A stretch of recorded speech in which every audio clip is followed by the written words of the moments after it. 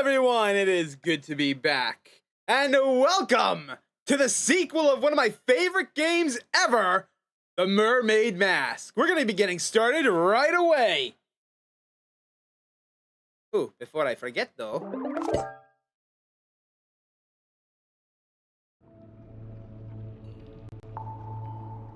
So.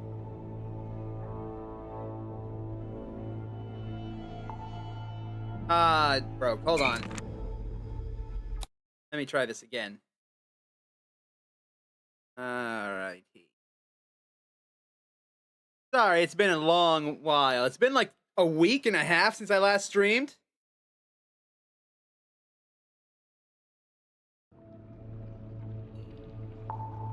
Alright, the audio's still working good. That's good. There we go. Welcome to the Mermaid Mask. This is a direct sequel to Tangle Tower, which is a sequel to Detective Grimoire. These three games make up one of my favorite game series of all time, since they were all spawned from a Flash game of all things. And it's just my kind of game. I love it. So, I played the demo of this. Other than that, I don't know shit! So let's get started! With the beginning.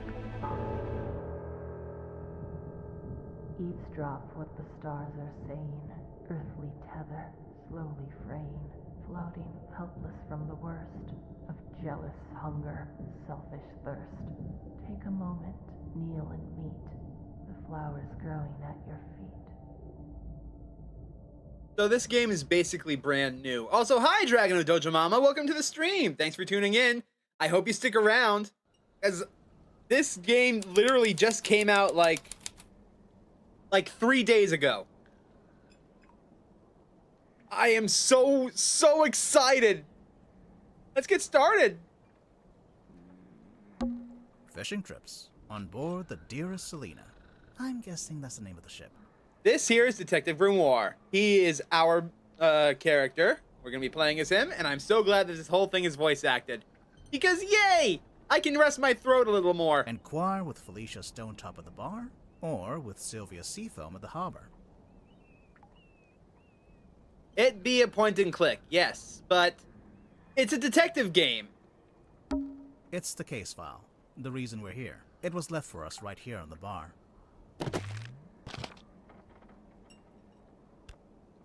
Unlike in the first three games, we can now manipulate the evidence, which is a really big thing that I was very happy to see for Detective Grimoire. Yeah, I love these games. Single handwritten letter and 2 photographs.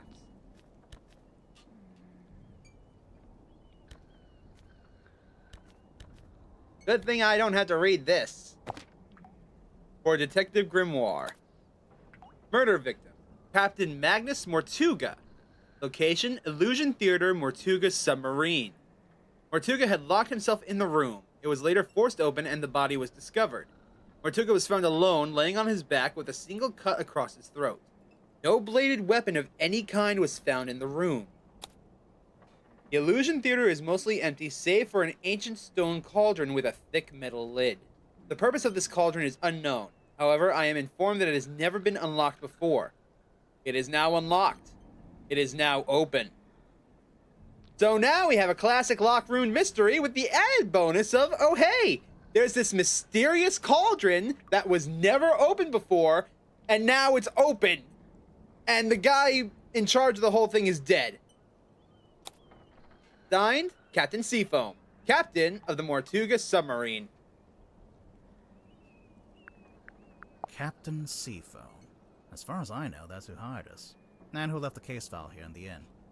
It's an Ace Attorney murder mystery game, but I'm guessing it's very magical. Well... But where are they now? Where is anyone? Well... It's a lot like the Ace Attorney, except instead of being in the courtroom, you're on the scene. You're going around investigating everything, going from room to room, clicking on stuff, investigating, talking to people, showing them clues, etc., etc., etc. And it's not magical. It's more like cryptids. It's more like Bigfoot and stuff. that could be here. Sally, what do you think? And this is our lovely assistant, Sally. We met her back in the first official game in the, I think it's the Mysterious Swamp?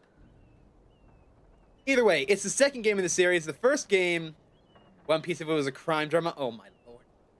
The first game was a Flash game, which is still very easy to find.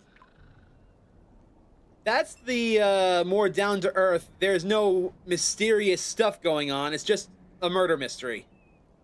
Then they decided, hey, let's go and do cryptid stuff, and now, 3 games later, here we are. Great contribution. Agnes Mortuga. Ex-captain of the Mortuga submarine.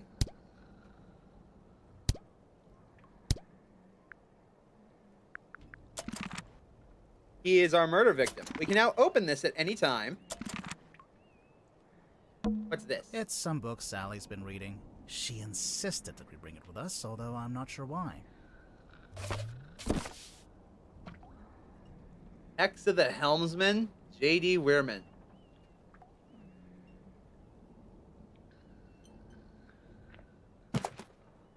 Photograph of a well-dressed man inside cover.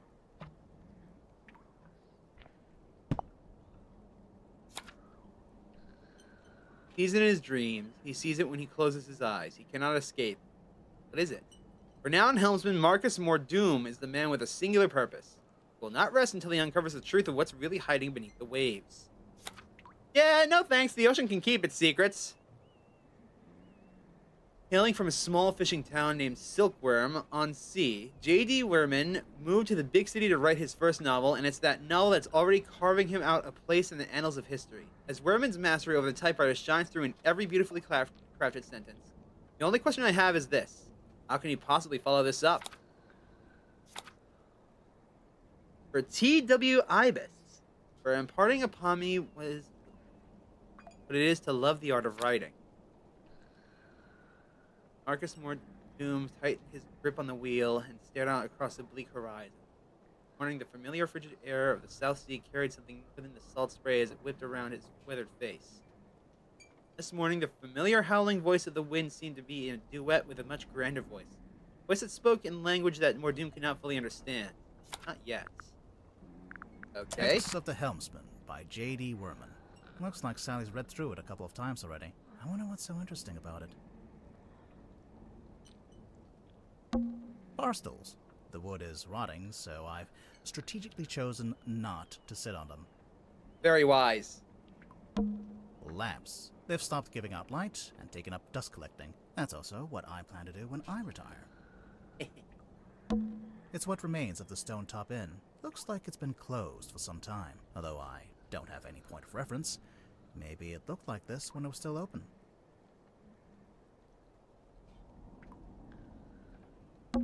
It's a painting of a sea serpent. Wait, is it a serpent if it has legs? What do you think, Sally? Ah, thanks for clearing that up. A crab. You know, just in case anyone missed the overt nautical theming. It also loves to make fun of the player and of other detective games. There's nothing written on the barrels. I'm sure they were once filled with some kind of wonderful, unsanctioned local ale. There's nothing I'm sure they were once filled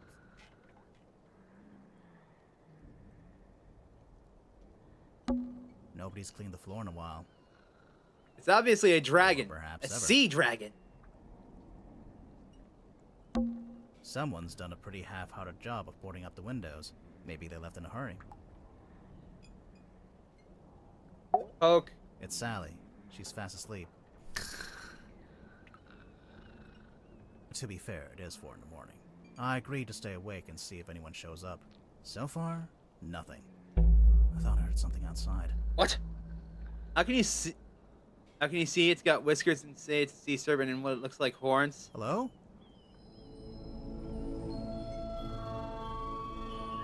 Oh.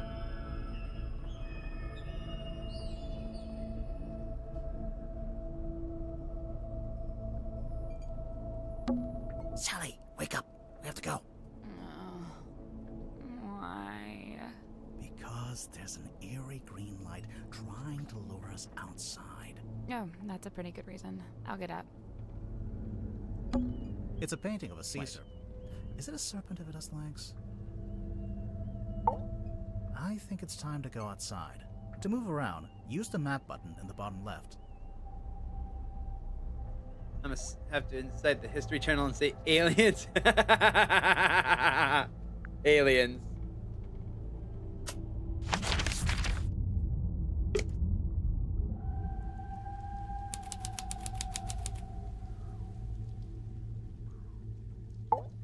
Are you awake?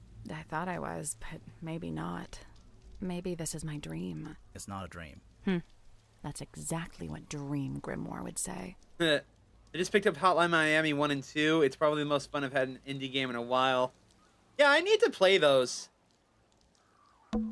The Stone Top Inn, the best inn in Silkworm on Sea, It's the only inn. and therefore the best.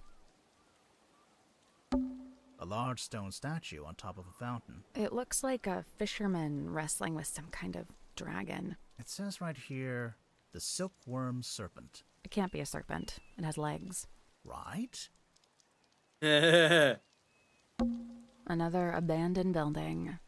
Mr. Grip's Emporium. What do you think they sell? Currently, nothing. He is very smart. Silkworm on Sea. It's a ghost town. A ghost town? I just meant since, it's abandoned. Yeah. But yeah, there might be ghosts. There's an old lighthouse up on the rock. Can we go up to the top? Do you have permission from the lighthouse keeper? No. Then no. Aw, sad. It's a billboard for a theater. Baroness Fortuna presents Fortuna Hall. Performing tonight, Waylon Wolf. Oh, tonight? Yeah, we didn't come all this way to go to the theater. The vibes are good. Love the atmosphere. Hey, Mega Man, welcome to the stream. Thanks for tuning also, in. the sign is several years old. It's the stone top emblem, I guess. Looks like a snowman. It's not. Why would it be a snowman? Alright then, what is it? I think it's 3 stones stacked on top of each other. Oh, that actually does make more sense. I love these people. I love these characters. There's something in the water. What is it? I don't know, but whatever it is the source of the green light.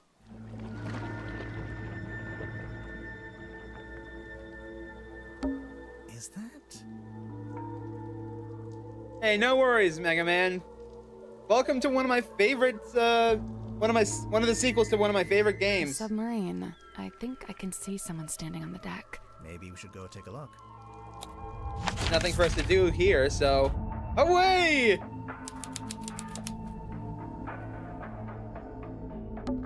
An old wooden boy with a face. Chained to the deck of the Mortuga submarine. Faint green glow in its eyes.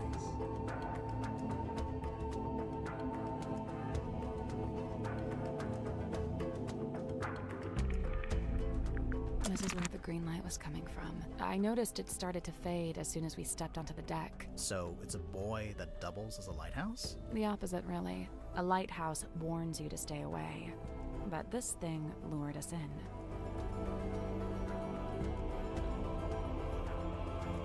Oh my god, the sound. I need to buy the soundtrack. An old rowing boat. Or What? it only has one oar. That buoy didn't look like it had. Yeah, no, it didn't. Oh! It's only got one oar. Huh. Currently, my biggest project for the channel just concluded. Nice. Looks like you when the week starts. Oh my god, listen to the music.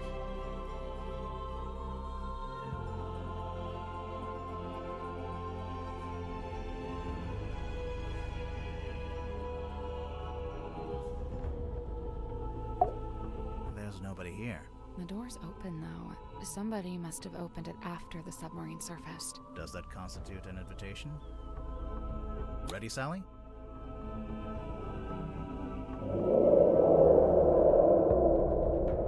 The fuck? What did you say?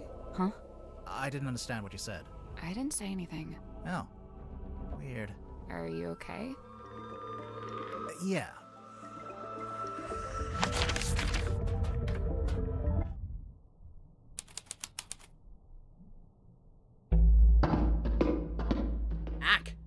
What's at the bottom of the ladder? I can't see. It's pitch black. Should we go back up? Wait, I think there's a lever. Oh, there's some light. It's like an old-fashioned drawing room. I don't see any drawings. It's short for withdrawing. As in, you withdraw there after dinner. I actually never knew that. Huh, learned something new. Whoa. What is that? Her painting. Large painting of some unknown being set in an ornate wooden frame. Who has an open fire and a submersible? The entire OST is free on YouTube. Well, I'm gonna still buy it to show my support because these people are amazing. Brass plaque displays a single word. Her. And usually it has been set directly onto the painting. That looks important there.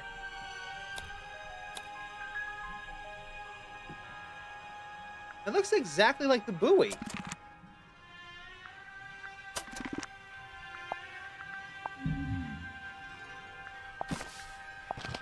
I'm not crazy, am I? That could be the top of the buoy. And this just has a whole bunch of kelp attached to it. Yeah, those that tend to sit at the bottom or the top of the painting. This one's just smacked on there. Lovecraftian horrors beyond our comprehension. Yay! I cleaned the couch. What? If we end up having to stay the night. Sally, we are not staying overnight on the murder submarine. But I brought my toothbrush. Aw. A Fine. glass of wine. Ominously left half finished. Maybe the wine was corked. Ominously corked. Ominous. What's in the frames? They're just ocean landscapes. The candles are actually lit. Some of them, anyway. I'm guessing this place hasn't booked its quarterly fire safety inspection. Why would it? I guess this is what lights up the room when you pull the switch. I wonder what they burned to make it pink. That's a good question. There's an old-fashioned speaker mounted on the wall. It's playing spooky music. It's the kind of music you'd hear at a fancy party for vampires. I hear it. But the vampires are all wearing masks, and there's one guy who's secretly not a vampire, and... Sally. It's like an old-fashioned... I don't... It's actually... I cleaned the couch. What? If we Sally. I brought my toothbrush. It's like an I don't old-fashioned... see... Oh, come on. Okay. Ooh, books. What kind of books have we got? Mysteries of the deep, wonders of the ocean depths, secrets of the darkest, deepest. Okay, it's safe to say a clear theme is emerging. Hee It's like an I don't old-fashioned... see... actually... I think this door leads into the control room. I want to go into the control room. Well... You can't. It's locked. It's taped up on the other side of the door. You don't need to come in here. The crime scene is one floor down at the very back of the submarine, Captain Seafoam. Thanks for the directions, I guess. Do you get the sense that the captain is hiding from us? Why would they do that? Well, that's quite rude. Were those holes there before? It's like an I don't old-fashioned... see... actually... Ah, whatever. Well, let's head to the crime scene. Hello? There's nobody here. Ooh, cards. Looks like someone got dealt a bad hand. Oh, really? I have no idea. I just thought that would sound cool. It's a big metal statue of a serpent. There's a cabinet built into it, but I think it's locked. Rotate the 4 dials into the correct arrangement. Okay.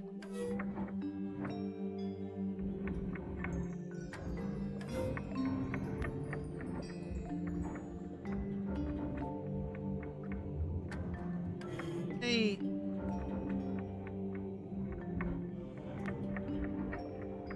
Here we go.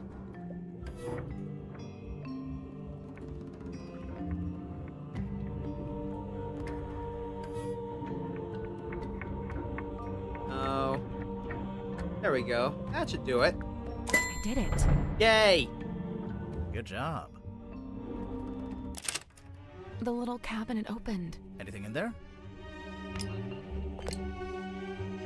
A brown glass bottle containing 3 varieties of tablets.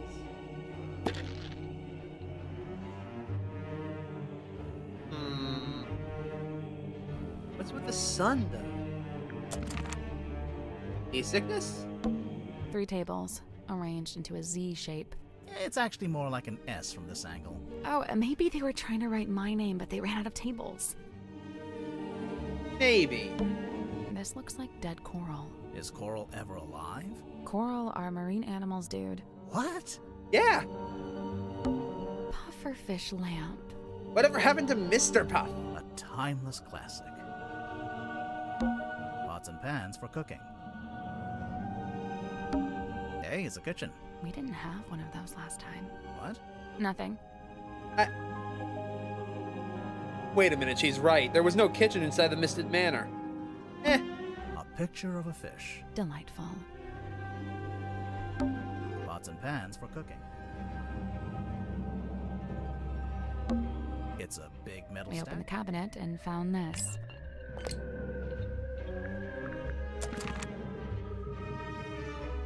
Oh, that looks like everything in here. Move on.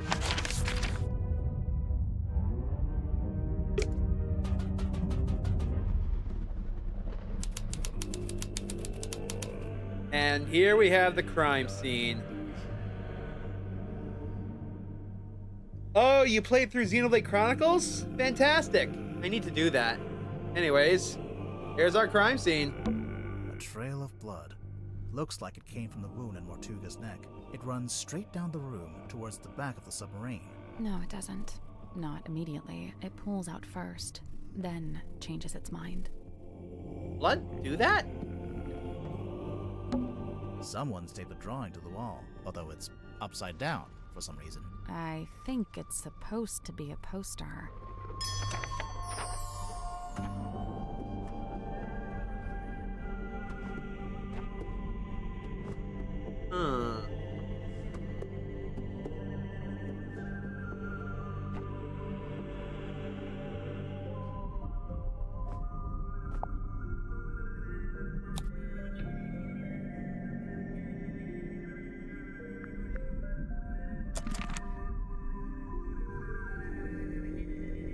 It does seem like a prominent clue. There's a little broken bottle on the floor. I'm guessing Mortuga dropped this when he died.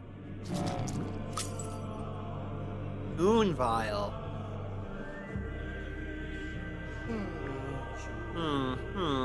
Subtle botanical scent. Okay. Flowers?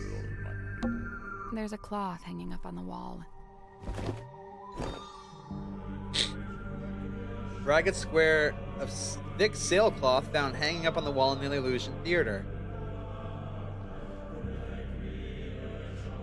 Stargazing girl, huh?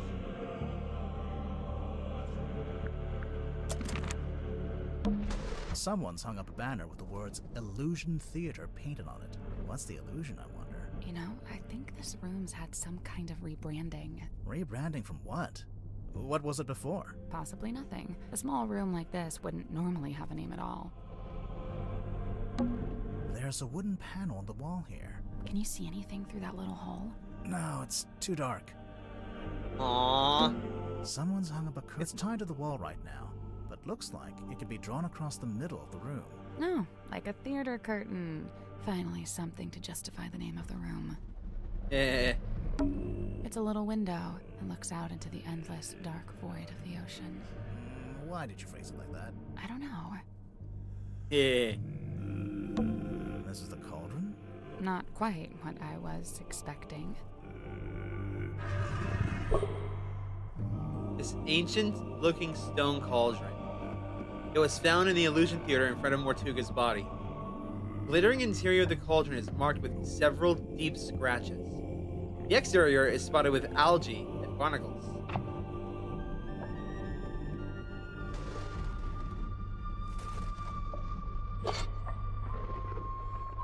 There was something. The case file said it had never been unlocked before.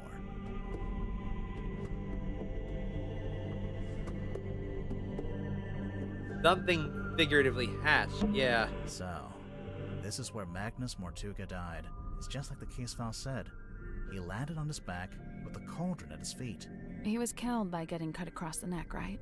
Yeah, you can see that's where the blood came from. But there's no weapon, no knife or anything. Nothing. This place gives me the creeps. That cauldron especially. I keep staring into it like I'm going to see something. And it really does seem to be empty. To quote from the case file, Mortuga had locked himself in the room. It was later forced open, and the body was discovered. So Mortuga was alone in a locked room.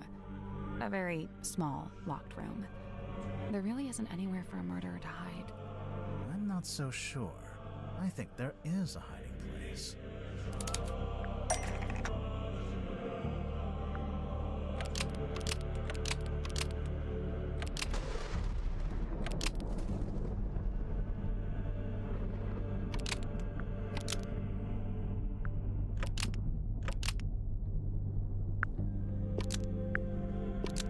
Magnus Mortuga unlocked the cauldron and was killed by what was inside. I really don't think a person would fit in that cauldron. And didn't they say it had never been unlocked before? If that's true, there couldn't have been anyone in there. Right, I agree. I don't think it was a person. Then what? I don't know. But you have to wonder why it was kept locked in the first place. I'm guessing there was something pretty bad in there. Look, Mortuga died from a cut across his neck, not from some vague paranormal entity. Unless you're suggesting it was a vague paranormal entity with a knife? Did you get a good look at the inside of the cauldron? There was something I noticed.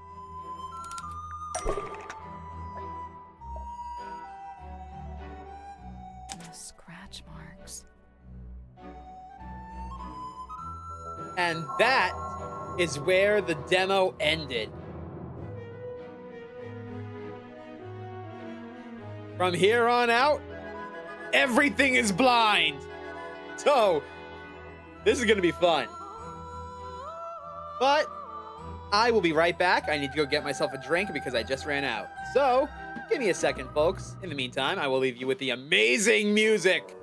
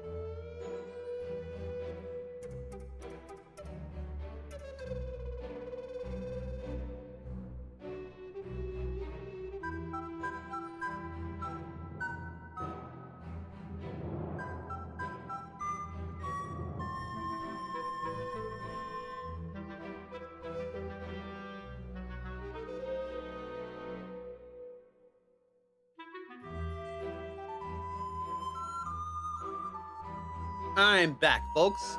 Oh goody, we're stuck in a xenomorph scenario from the first Alien, but with mythos beings instead. Hot dandy, why are we still on this thing? Because we probably can't leave.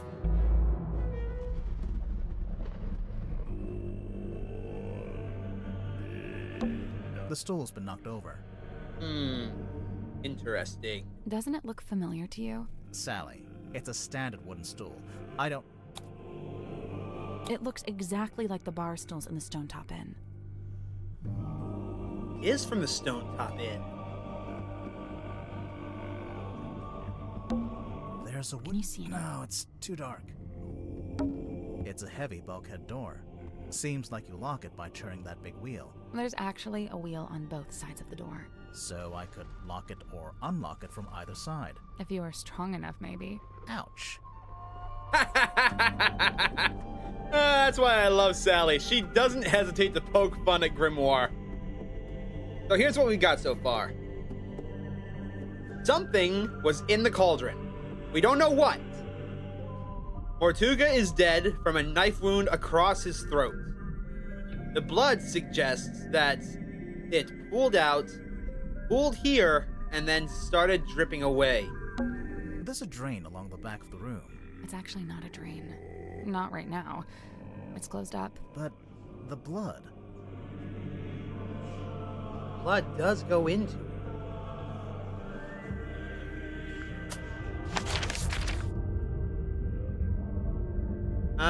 I don't know. I wouldn't be able to tell you without seeing the body. But apparently we're not able to. Locked. Locked? Hooey. Hello? Detectives? Okay, this is sufficiently creepy. An eerie painting of a girl standing in the woods. It is just a painting, right? Sure. Maybe. No. Maybe.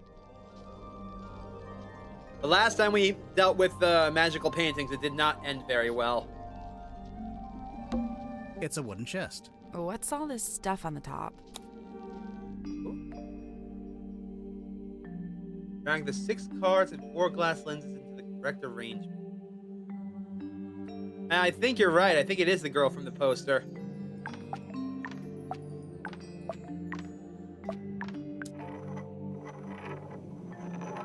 Jennifer and Margaret gaze jealously at Patricia. The doll is neither too large nor too small.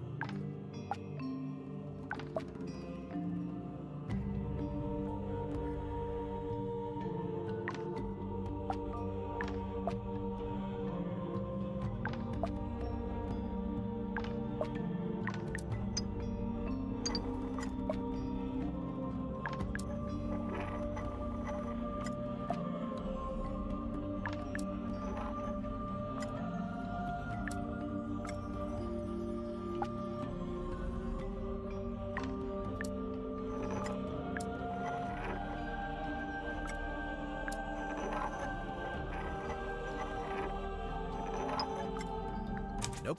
First things first, we need to make sense of that clue written on the box. Right. Surely it's the key to knowing where to put everything else.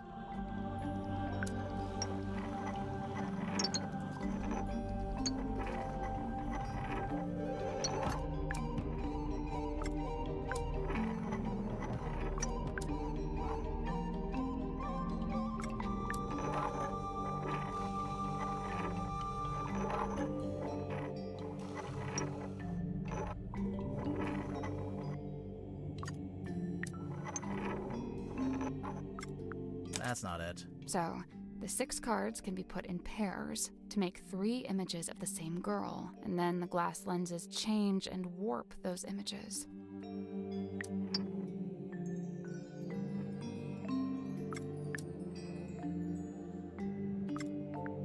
Nothing. 2 of the lenses use magnification to make things larger or smaller, and the other 2 use a kind of fisheye effect, which bends the images in different directions. Yeah, I know. I got it right, I think.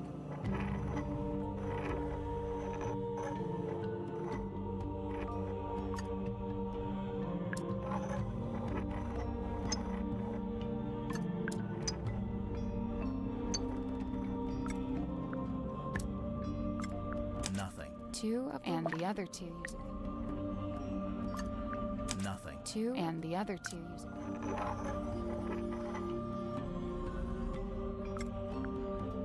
Should be it. Nothing. two and the other two use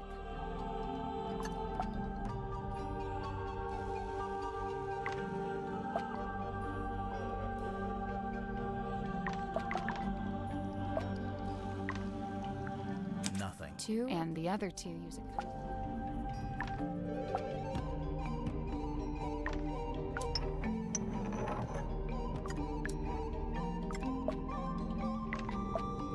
Because I don't have them in the right spot?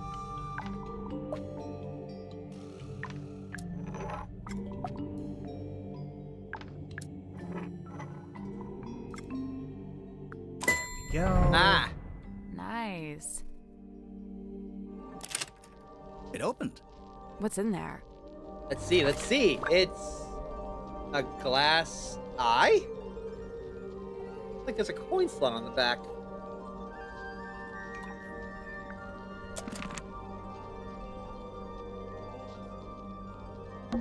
The walking cane is stick. floating. Standing up by itself. I think it's part of an illusion. What illusion? Invisible man, maybe? I don't see it.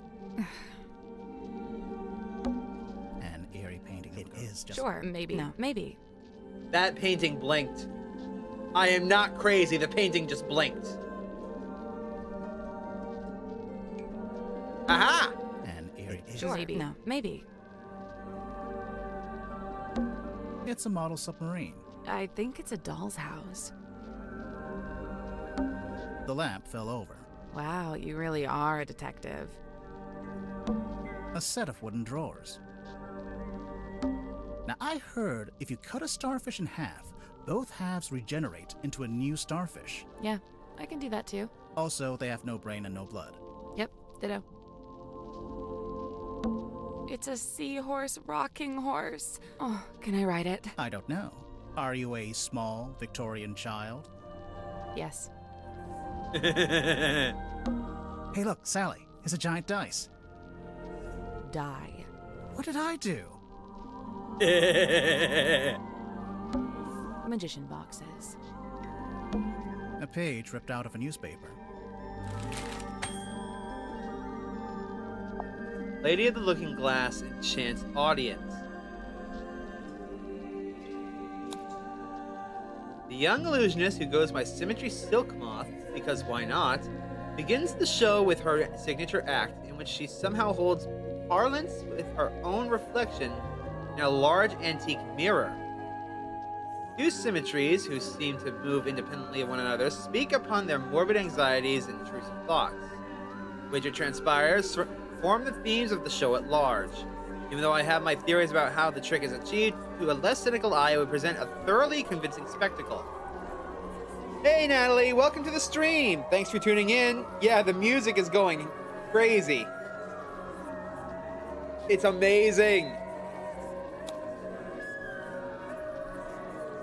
Yeah, this girl is popping up way too often. Mysterious Miss Silkmoth rounds off her performance with a surprisingly comedic set piece in which she attempts to communicate with her departed Uncle Gregory, who appears as an apparition within a crystal ball. However, it doesn't go to plan, and the audience laughs as Symmetry is put on hold in her disastrous attempt to telephone the afterlife. Overall, the show is a triumph, a brush with mysticism that stays with you long after the final bow. Okay, Godric Grips. Yeah, we saw that earlier.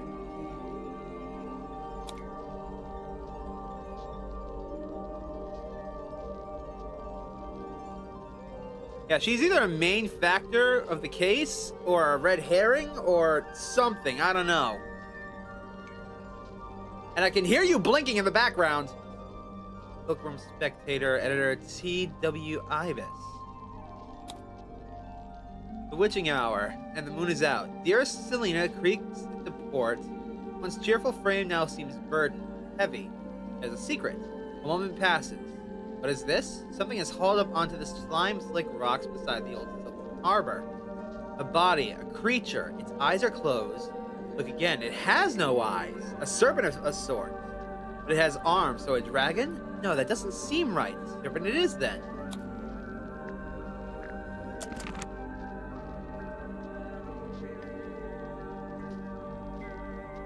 I wish I could call you out for blinking.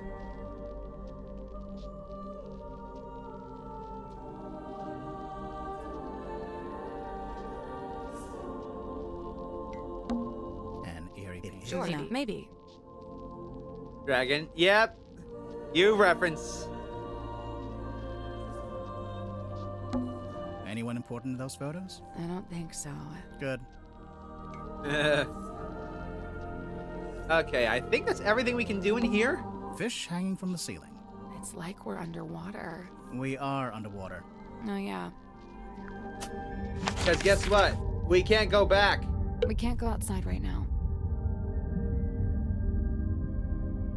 Oh, yeah. We're stuck down here. Ooh, something important is here.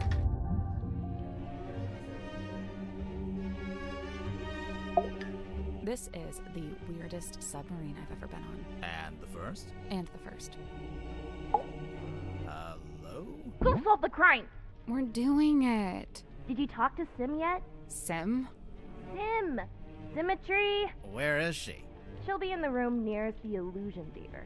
The child's room? The one with that weird painting? We checked in there. Yeah, no, there's no weird painting in that room. Just a weird girl. Tell her to knock it off and start taking this seriously. I knew it. The painting is Sim. Oh, alas, I am outwitted.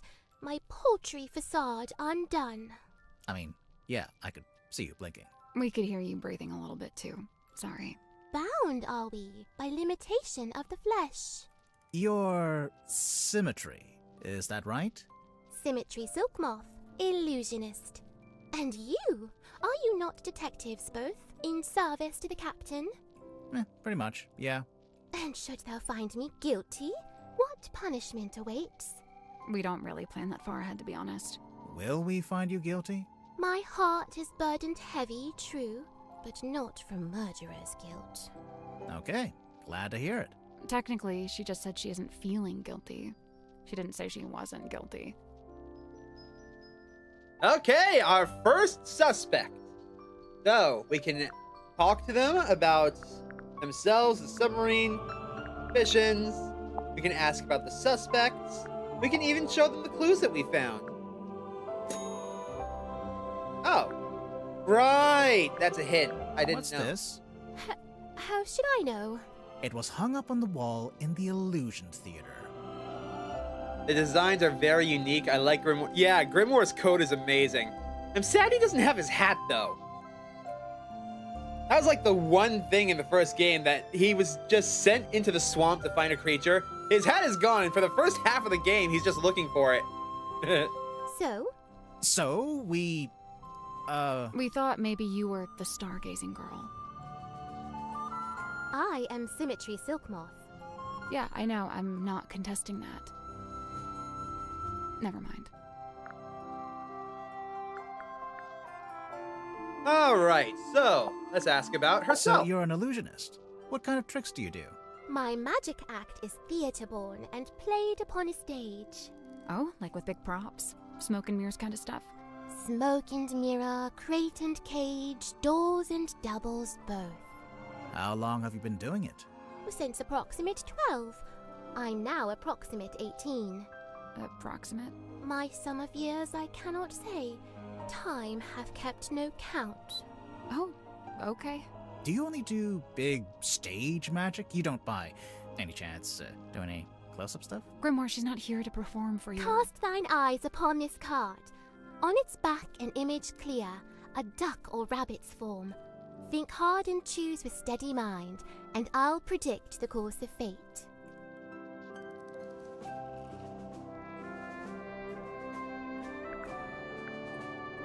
Okay. Okay, I'm thinking about it. That's the trick. Sorry, but this is like the most basic optical illusion. There'll be a drawing that looks like a duck or a rabbit, depending on how you interpret it. What does it say? That's the trick? Sorry, but this is like the most basic optical illusion. There'll be a drawing. Okay, I get it. Very good. Well done. Okay, that was good. I feel like the hair is a bit thrown off. It looks like 2010 Market Park. It did throw me off at first when they first showed it off that style in the previous game. Which, by the way, go and get it. It should be on sale for like $5 right now. It's amazing. Totally worth it. But I grew with it. Is this your bedroom? My chamber shared with Cynthia Fair. Take a left down the hall. Oh, so this room is, what exactly? My place of toil. What are you toiling on? Many a thing. All a manner of things. Keeping busy, huh? I must remain of some use, lest I should become useless. What would happen then?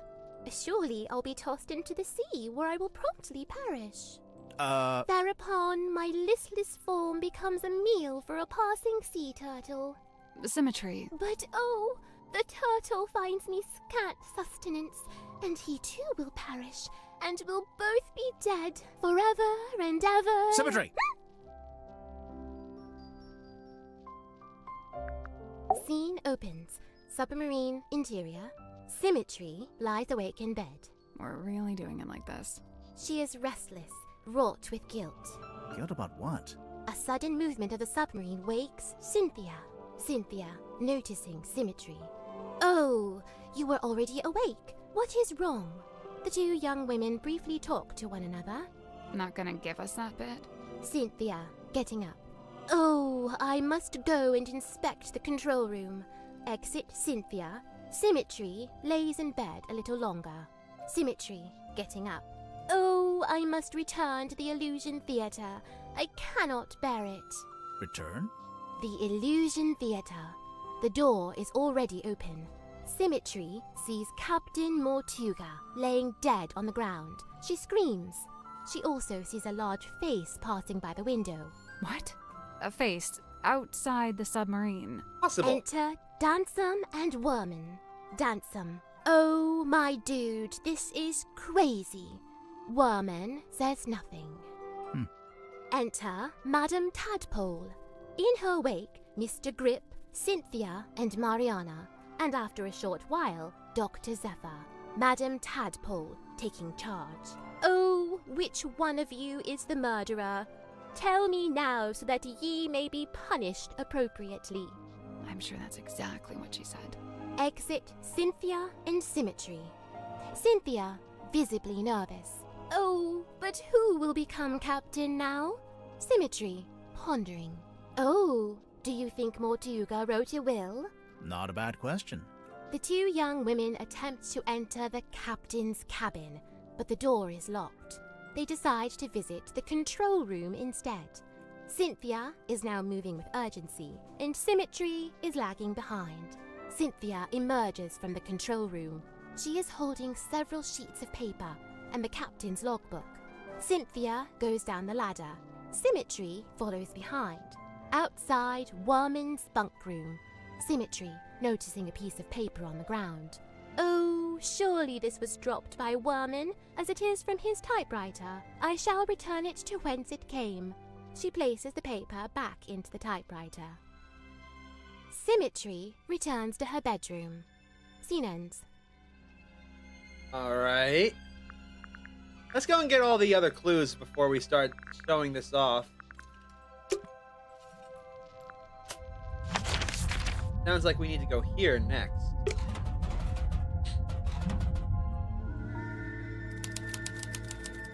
Ah, ahoy. It's some kind of doll. Sally, no. It's a collectible action figure. Same thing. The debate that never dies. Marcus Mordoon.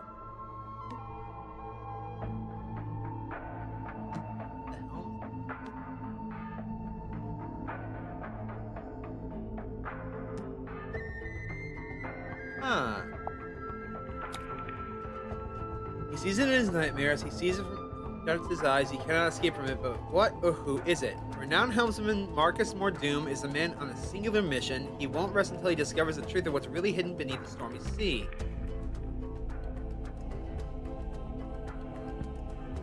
Well, I'm glad you're taking a brief break from all that, Mega Man.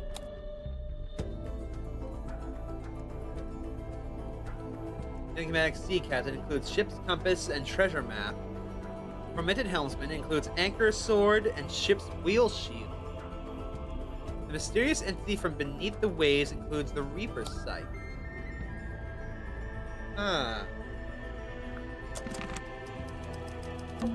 It's a huge iron dumbbell, made from nuts and bolts. So, you gonna pick it up? Might be a clue. I doubt it. Big, blunt object like that. Could be a weapon. I'd say it looks pretty suspicious. Worth investigating. I disagree.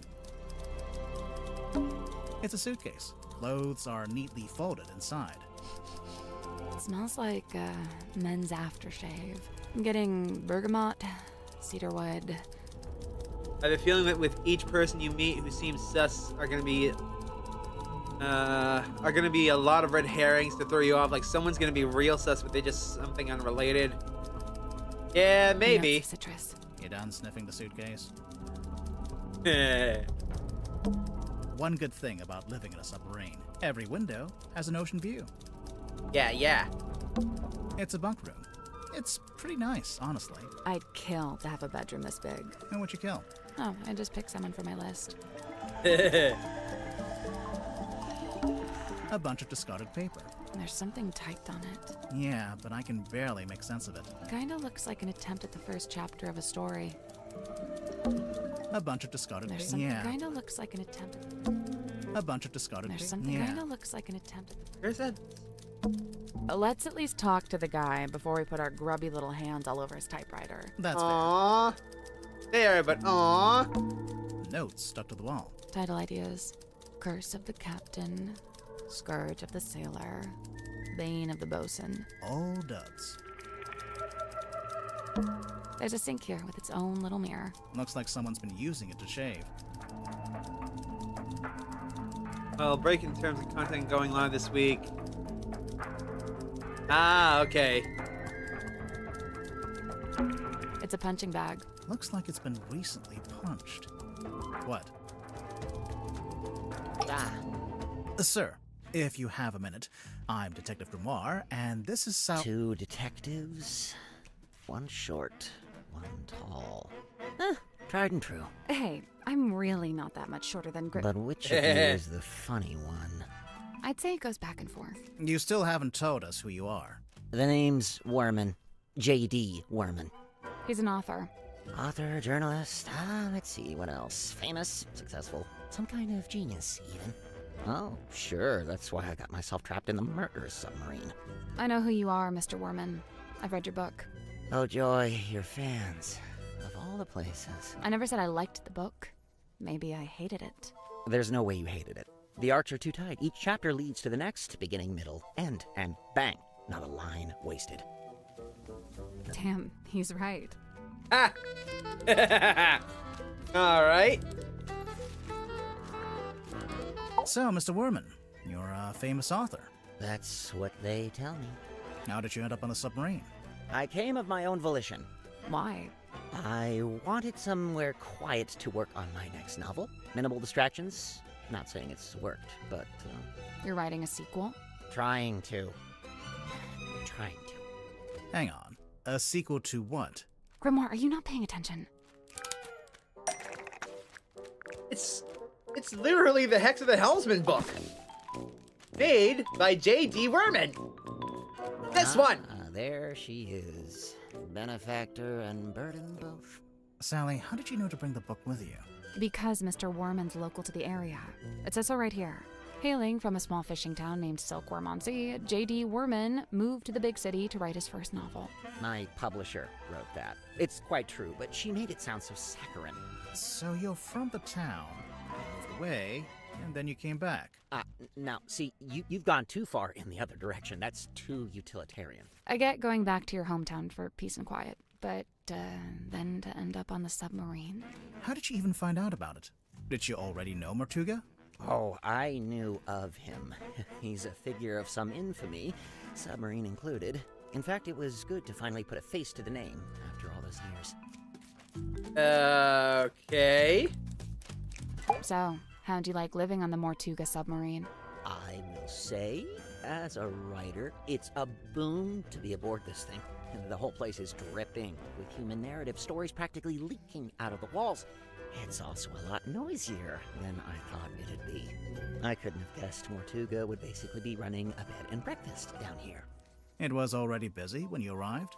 Mm-hmm. Before the arrival of Mariana Moon, Dirk and I were the last two to join the gang. It's kind of surprising there was still a bunk room free at that point. Well, I wouldn't look a gift horse in the mouth. What's it like sharing a room with Dirk? Oh, we get on like a house on fire, 2 peas in a pod, that's us. And what about everyone else? It's a fascinating little microcosm, utterly discordant and yet somehow harmonious. At least that's how it felt before the captain was murdered. Night rolls around and I can't sleep, as usual. I say night. I'm referring to the indistinctive block of time we on the submarine have agreed to collectively refer to as night. Anyway, I'm wide awake, so I stay up to get some writing done. I don't want to deprive Dirk of his beauty sleep, so I took my typewriter out into the mess hall. Was anyone else in there? Godric came up a few minutes later. Brought some kind of busy work with him. So there we were, whiling away until I look up and see this woman. Mariana Moon, apparently. Good name. Probably fake, but good. She got straight to work trying to extract my entire life story, but then Mortuga shows up and we all go quiet. The guy looked miserable, and he passed straight through the room like a ghost.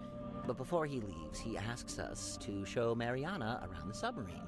I really didn't have the energy, so I made an excuse and left. I slept for barely an hour before a big jerk wakes me up. I'm not talking about Dirk. I mean, the submarine, it moved, tilted. Anyway, I tried to get back to sleep, but no. Now there's a scream. Dirk and I follow the sound all the way down the corridor. Symmetry's frozen in place in the doorway at the end. And behind her, Mortuga, dead, laying in front of some ancient stone cauldron. The lid of the thing flung open, like something had just burst out of it. The whole scene was otherworldly, like a painting. Then Madame Tadpole arrived, with just about everyone else trailing behind her. Tadpole brought everyone with her, so she already knew about the murder. From what I gather, she discovered the body and then left to go get everybody else. And you know, I really didn't want to get in her way, so I returned to my room to await further instruction. Did you go back to sleep?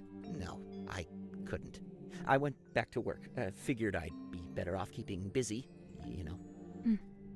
Makes sense. Alright. It's Worman's typewriter.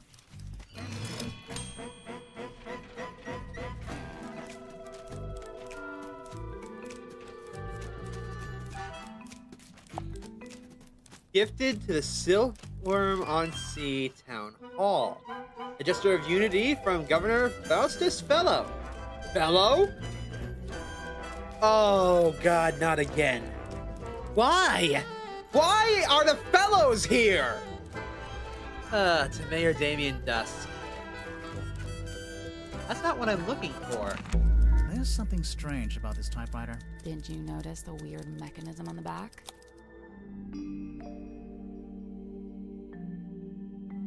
Okay.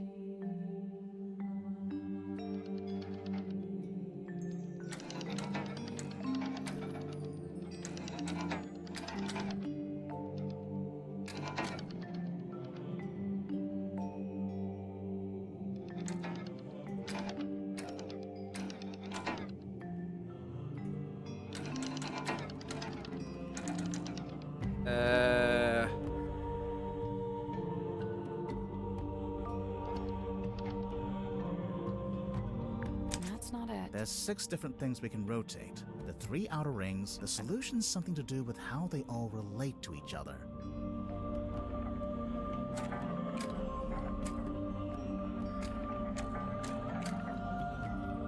Uh-huh. Okay. I got that part.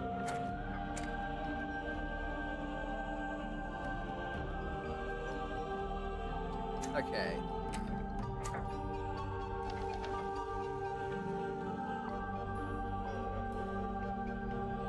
Building circle should be on the bottom.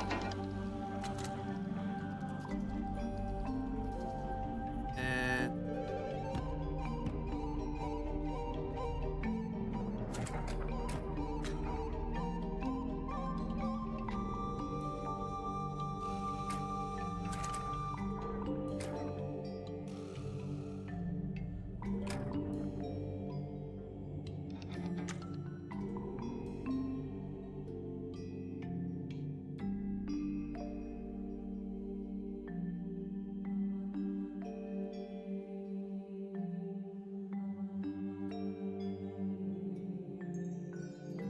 need the empty square on the right.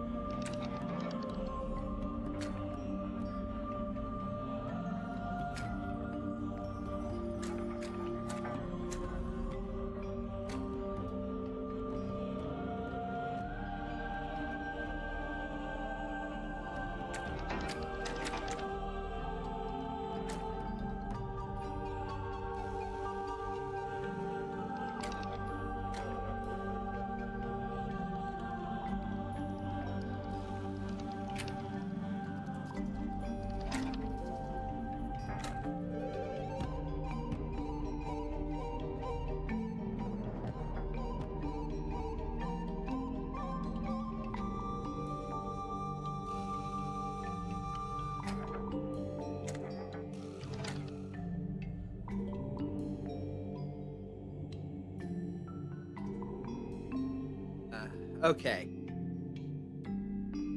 Basically, I need to turn this image 90 degrees. So, I need a diamond on the right.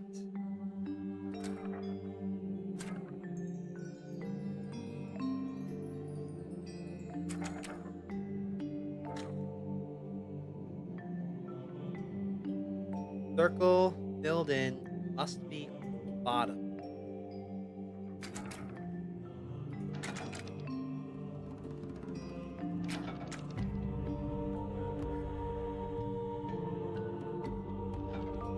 Oh, I see. Thank you.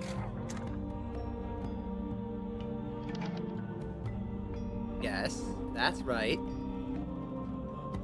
Now what I need...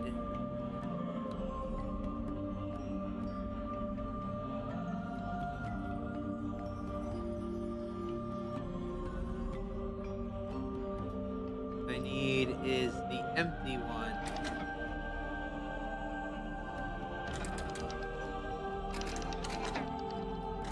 This.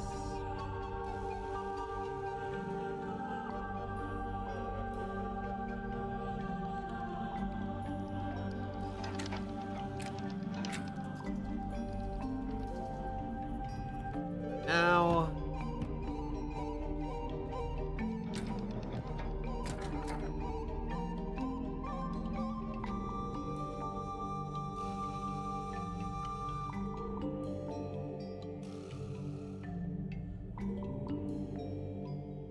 So heartbroken, I finished reading a full-length high-end novel and 2 comics in preparation for Darksiders 4. Because those had good lore and stuff, and I just found out they were all decanonized. Oh, that's a damn shame. By the way, that reminds me. The first game I'm covering as soon as the year of Yakuza is done, Darksiders 2. That's set in stone now.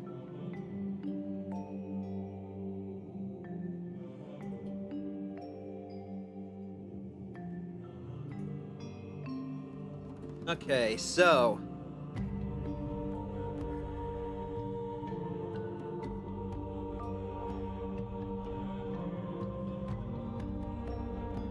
Yay, death is the best horseman. Nice. Okay, so what I need to do is get rid of the circle on the bottom. It needs to be filled in, doesn't it?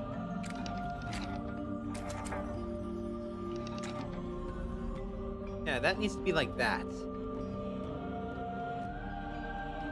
No, it doesn't. Okay. What I need is filled in circle. I need the T on the bottom right, like this.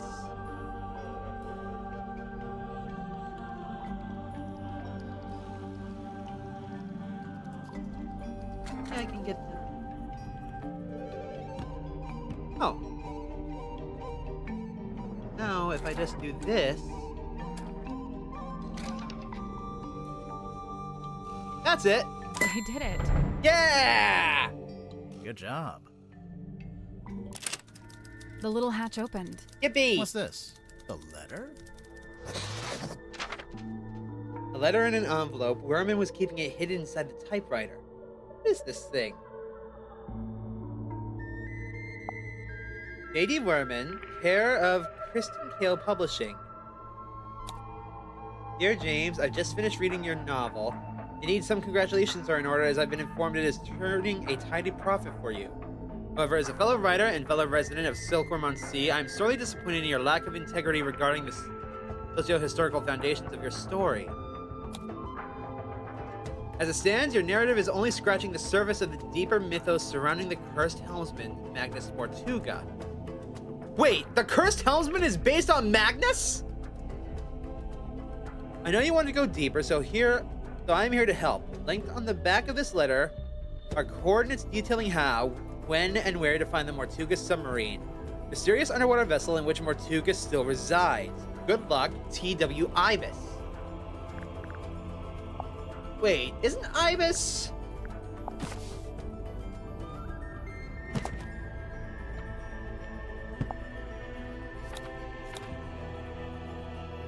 I swear I've heard that name before. Ah, here it is. Weird. Is that a tuxedo? A tuxedo? You never know when you might have to go to a fancy party. There. What's this in the front pocket? What? It's a cell phone. It's locked. What do you mean it's locked? How can a phone be locked? Oh, that's how. And sub-diagnostics and moon cycles. That's not it. It's kind of like a crossword, but for shapes instead of words. There are 4 sets, and they all have a certain shape we need to match. Okay, hold on. In that case, I think I can figure this out.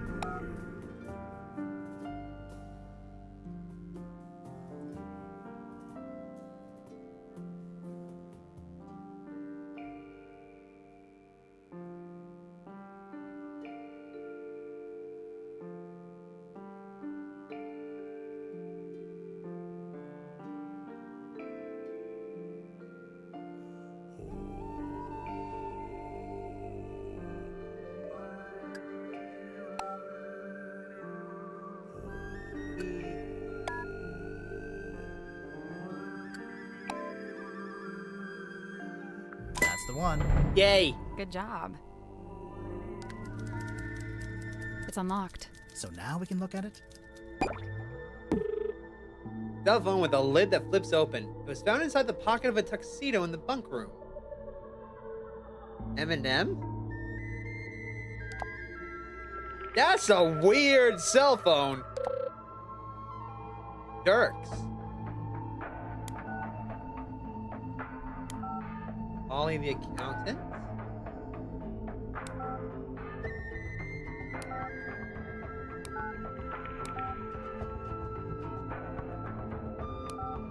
Wait.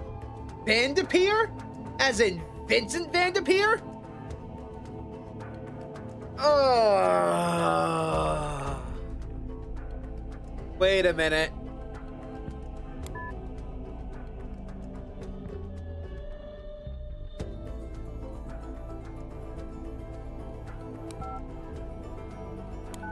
Offer still on the table. 500,000 with no multi-picture deal.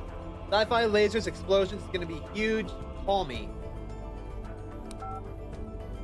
Hi, Dirk. The name is Jimmy. I'm a big fan. I have lots of ideas for movies you can do. You can use them for free, but please put me in the credits. Okay, thanks. Okay, please write back. Hey, no worries. Thanks for tuning in, Dragon.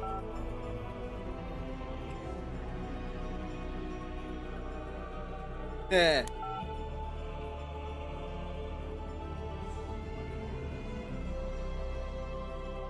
Steve admitted he emailed you again. This is a reminder that you are not free to take his offer.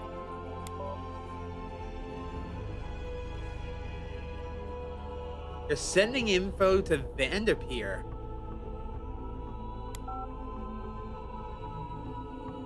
Vanderpeer, remember, we need several new characters, lots of action.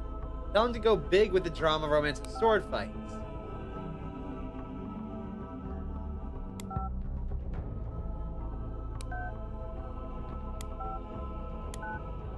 Five 17 202 555. It's not in his.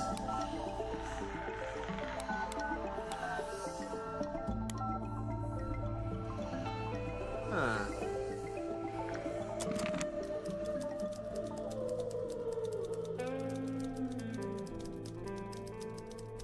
It's not that guy, is it?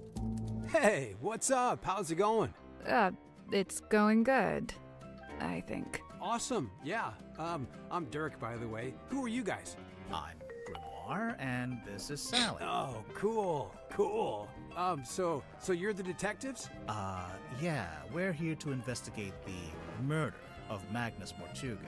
Oh, yeah, it's a major bummer, honestly. He was a pretty stand-up guy. I mean, sure, kind of an oddball, but like in a good way, I mean, he was Dirk, you didn't tell us your surname. Oh, right. Sorry. Dirk Dansom, actor. So, yeah, anyway, hi, and what can I do for you folks? He's adorable. Can we keep him? No, you'd forget to feed him. I would, yeah. Oh, this game's fantastic. So, Dirk, you're an actor. What kind? Oh, well, so for ages, I just did commercials, and then about a year ago, I finally got cast in a movie. Nice. Anything I've seen? Well, it's called Hex of the Helmsman. I played the helmsman. Marcus Mordoom? Oh, you've seen it? No, but I read the book. Oh, man, the book is gnarly. I mean, I'm not usually one for reading, but I actually finished it. Yeah, the whole thing. Congrats. The author's a stand-up dude, too. J.D. Worman. You know him? Well, yeah, he's sitting right over there. You should go talk to him. Super friendly, loves meeting new people.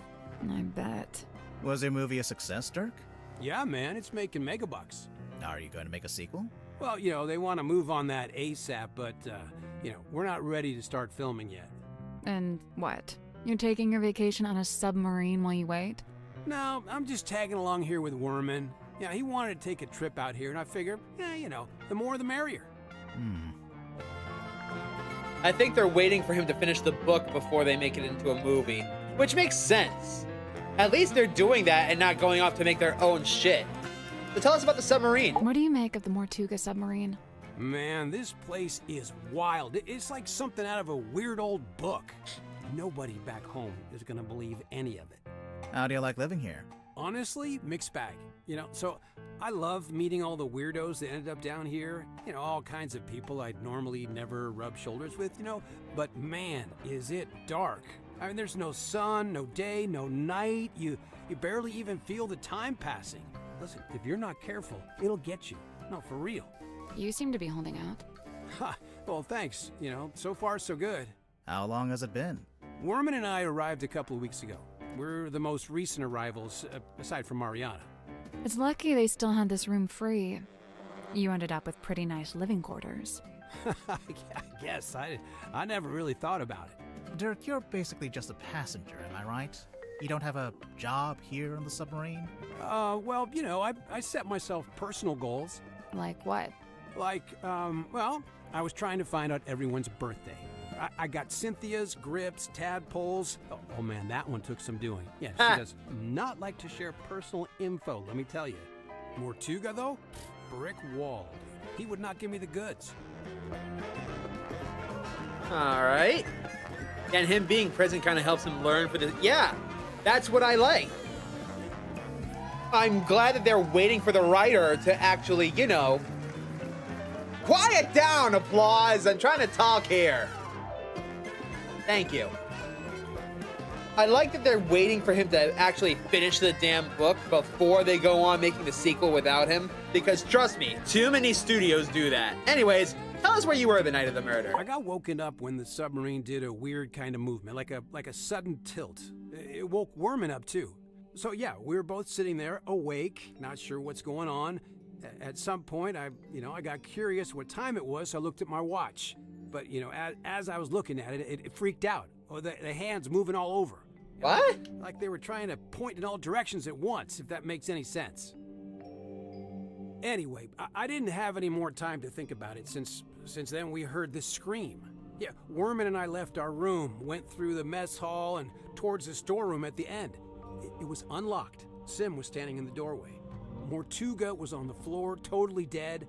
I tried to help Sim, pull her away. Worman, though, he just stood there, staring. Like, didn't look away once. It was like he was trying to commit it to memory or something.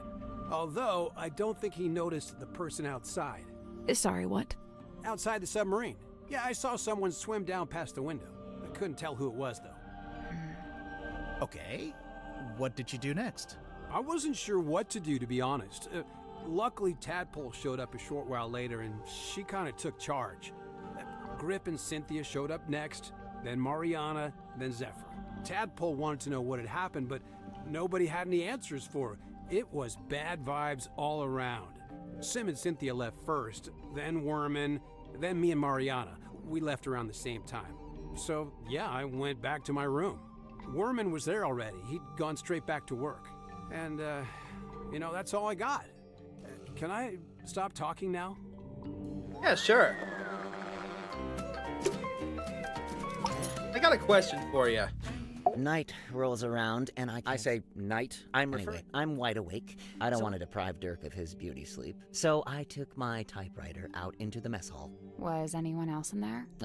Godric came up a few minutes later. So there we were, while Mariana Moon, apparently. She got straight to work trying. I looked miserable. But before he leaves, I really didn't have the I slept for barely an hour before a big jerk wakes me up.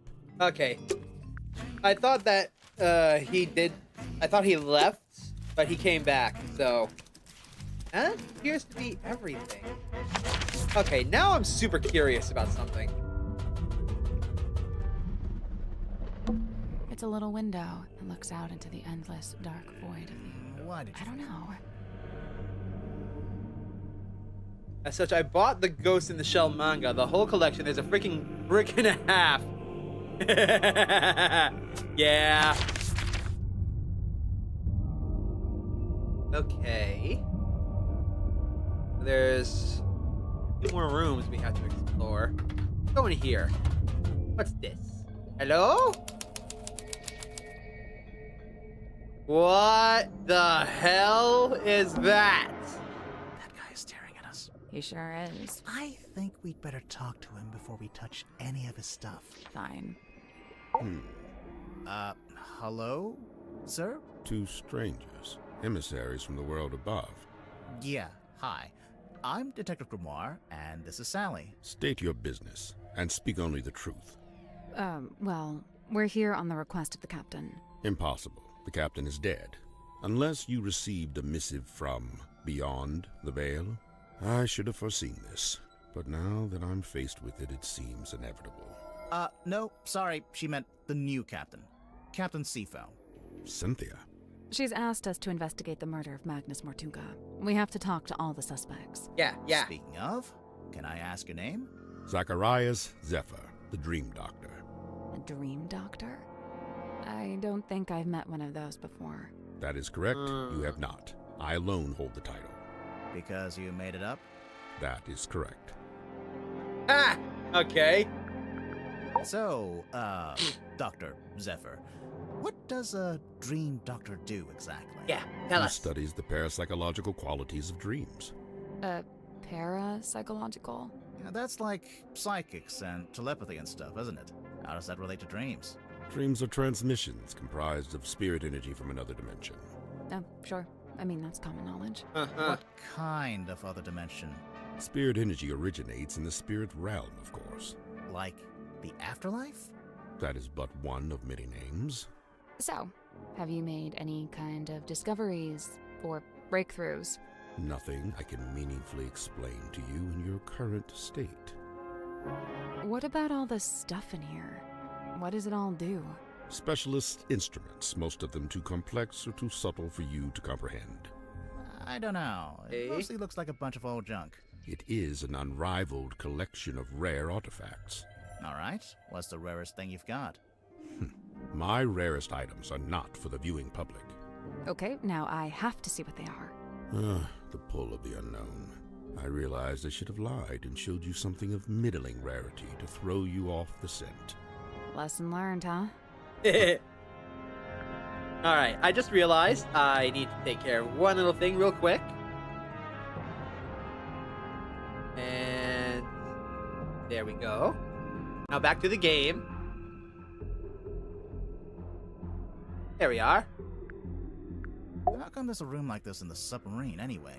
When I arrived, it was but a simple infirmary. After I set up my equipment, we renamed it the Dream Chamber. And how long have you been here? I was the first person to be invited on board. I joined Magnus here shortly before the submarine's maiden voyage. So, presumably, you know why Mortuga became a submarine captain? Why? Yeah, like, where was he going? What was he doing? He simply told me he'd acquired a submarine and would be living in it for an undisclosed amount of time. That's all he told you? Yet surely there was more to it. I don't doubt it. He was a man of secrets, every bit as much as I. So when you started off, it was just the two of you. But now it's, what, 8 people? We were 9 souls, now 8. I'm not counting either of you. Yeah, I figured. Why did Mortuga want so many people on the submarine? Only a few of them were invited on board by Magnus like I was. The others crossed paths with him merely by the winds of fortune. A chance? Okay, where were you the night of the murder? The last dream before waking. A single phase, non-lucid, focus is soft but heavy. All is dark, the endless void. A low voice speaking a forbidden language. Emerging from the beshroudal of the night black sea. A face. Larger than I had known a face could be. I wake. The room is bathed in green light. A green light? Like from the wooden boy? Not dissimilar, but 1,000 times more potent. I leave my chambers, heading for the airlock in which I have some business. I meet Cynthia in the parlor as she emerges from the control room. I notice she is clutching the ship's compass. She also appears visibly upset. Like me, Cynthia's on her way to the lowest deck. She departs and I follow behind. I wait as Cynthia converses with Madame Tadpole at the base of the second ladder. Madame Tadpole ascends the ladder. She is moving with haste and purpose. She requests that I go immediately to the storeroom at the end of the corridor. Did you go? As soon as I'd concluded my business. Which was? Nothing of great import, merely something I needed to collect from the airlock. So you went to the airlock, and then you went to the storeroom? I did, right after I stopped off at my chambers. You understand I first needed to return certain items to their designated storage locations, after which I truly did do as Madame Tadpole had requested. I did ultimately regret my dallying. As it transpired, she had wished to inform me of Magnus Mortuga's death, and there his body lay, in the shadow of his stone cauldron, his blood pooling beneath him. A potent unease was already germinating amongst the group. Doubts were beginning to be sown, and fingers were beginning to point. Magnus Mortuga was a man of great will and great strength. It is hard, still, to accept that he has left us. Okay. A set of small glass bottles. Poison? Might just be perfume. I'll meet you in the middle at poisoned perfume. I agree, the face did look familiar for a second.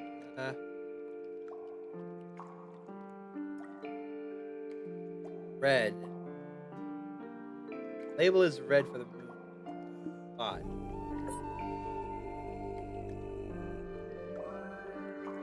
This has an X on the label. 3 to be.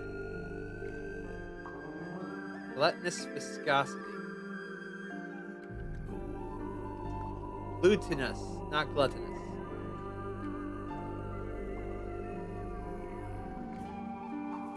Just with a hurried cadence.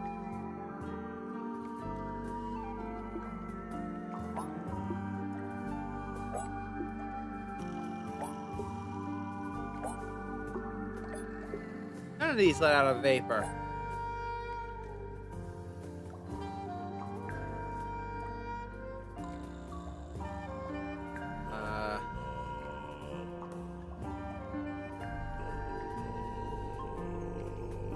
Don't know if it's important, but it felt like a reference to another mystery game. Okay, what's the other mystery game? I love learning about new mystery games. They might even show up on the stream sometime. Okay.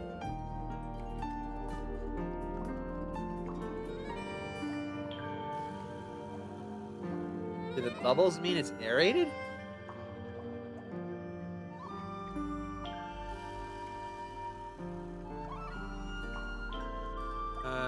No. 6 bottles, each with a dropper and a cap on top of that dropper. I guess each bottle has a specific cap that matches it. Oh, I can do that. Okay, you drip.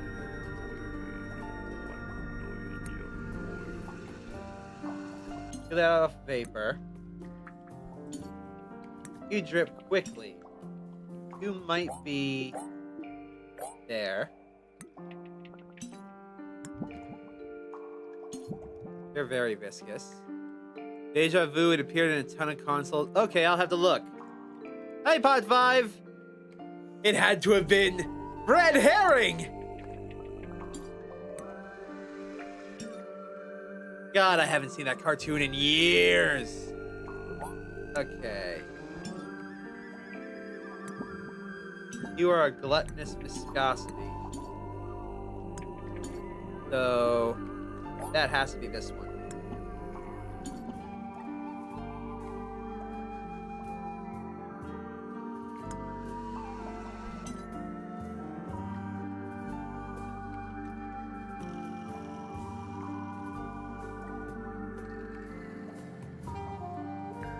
In that case, you should be this one.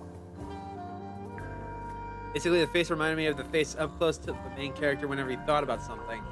Okay, I'll have to look.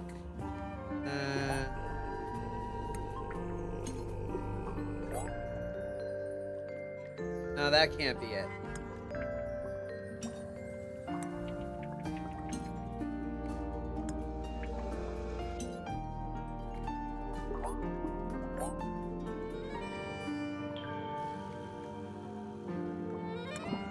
We know this one is true for a fact.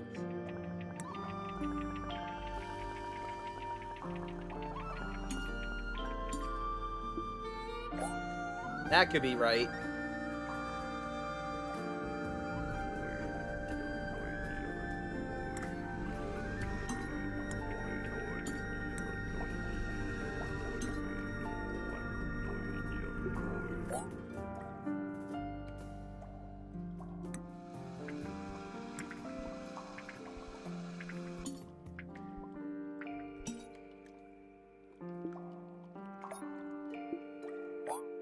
that? That was right. Yay! I'm impressed. Is anything going to happen?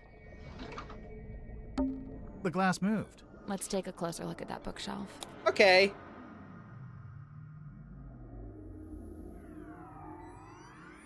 Oh, this game is fantastic. This is the third puzzle we've gotten to. The music alone could sell this game, but the characters that are written in it, this is a sequel to one of my favorite games of all time, Tangle Towers. I covered it on stream earlier, which in and of itself is a sequel to... I think I can see a face in there. That's probably just pareidolia. Who? The human habit of seeing faces where there aren't... Okay, no, I just saw it too.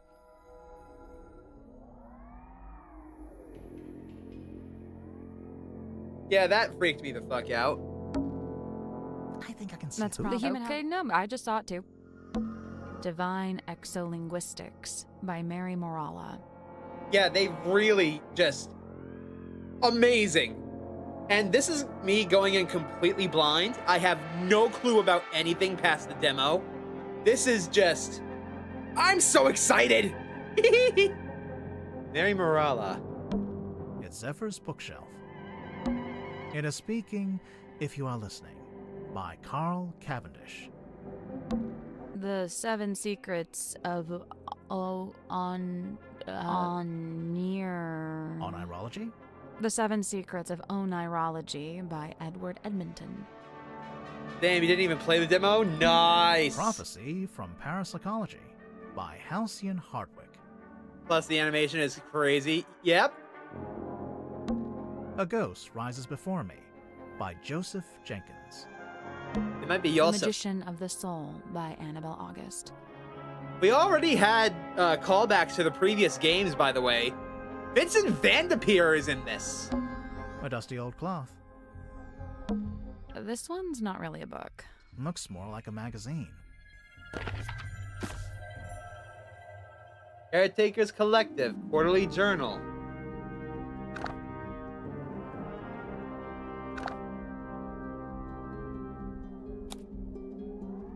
Lillian's Locket. Lillian Lucien was a witch of some infamy before her untimely end at the hands of a curse. Some say the locket protects from curses. Others suggest it absorbs them. Imbibing? I think that's supposed to be a D. Imbibing their power. 9 ounces. Silver Snake's Skull. The disembodied skull of the mysterious silkworm serpent. Notably, it has no eye sockets. Use discretion as several high-quality fakes are in circulation. His Golden Palm. Made from an unknown material 90% similar to gold. 90% similar to gold, you'd say. He has the mermaid's tongue. I'd say he also has the golden palm. But 90% similar to gold, you say? That sounds awful familiar to the golden beetle from the previous game. And is said to be able to touch ghosts. Said to facilitate communication with she who lies beyond the veil. Requires a special key to operate. Both the key and the mermaid's tongue itself are rumored to be lost at sea. Name your price.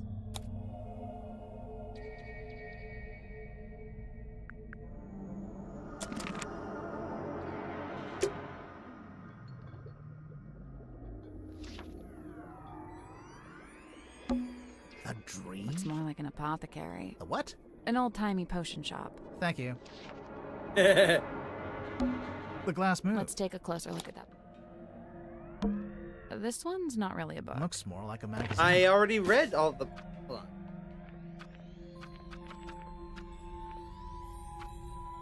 He's sitting on a fortune here. Either that or he paid a fortune for it. Has the golden palm.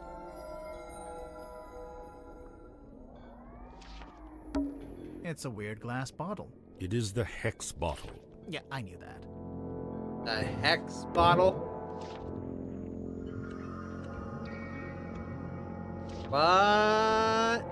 A glass bottle with a strange object floating inside. It was found in the dream chamber. Subtle floral smell is gently emanating from within the bottle.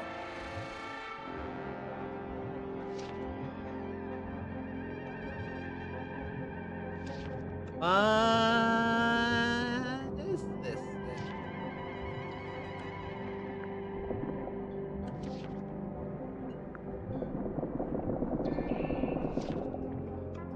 I had to.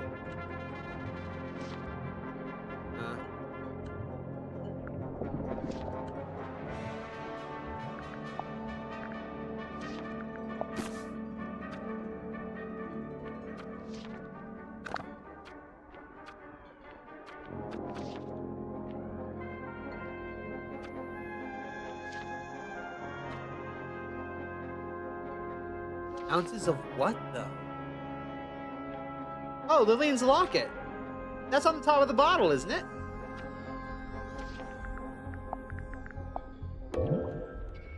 At least that I think it is. The cabinet's full of scrolls, but, Can't think of an excuse not to read them. they're too fragile, maybe? Hell, just say they're blank. No one will know. Fourth wall shenanigans. I love them. I can't see anything important on these shelves. Good, because I couldn't reach the stuff at the top if I wanted to. It's a weird crystal orb, It is the fog ball. if you say so. The fog ball. Strange glass ball found in the dream chamber. Something swirling around the side of it. Wait a minute.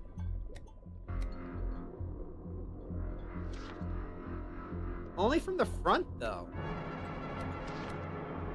I think this might be a bug. It's also battery powered. Who's gonna tell him that he paid for a fake? I'll just take Here. a look in this cabinet. Watch out for spiders. Yeah, I don't think there are any spiders. We're on a submarine, remember? I do seem to need constant reminding. Yeah. But is there anything in I'll there? just take a look in Watch this... out for yeah, spiders. we're I on a do sub- seem. Oh. I can't see. Good. Alright. Time for the elephant in the room. Big glass bell jars with creepy things inside. If I had a penny for every time we go somewhere and there's big glass bell jars with creepy things inside. What's on those wall charts? Sacred geometry. Is that a heavy metal band? I mean, probably. It wouldn't surprise me. Okay. Tired? I worry if I slept in that thing, I'd get transformed into a monster or something. I worry that sleeping at a 45-degree angle would be bad for my back. You are old. Ow! And it's a weird metal helmet. It is the dream helmet. Of course it is. Peculiar piece of equipment found in Dr. Zephyr's dream chamber. The large brass funnel is attached to the top of a pair of leather goggles. Curiously, the goggles are fully opaque. You can't see anything while you're wearing them.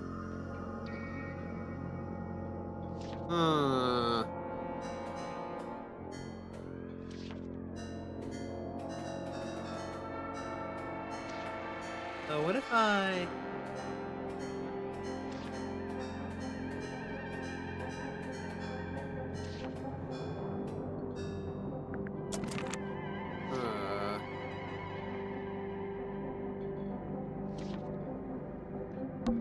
What's on those wall charts? Sacred. I mean, probably.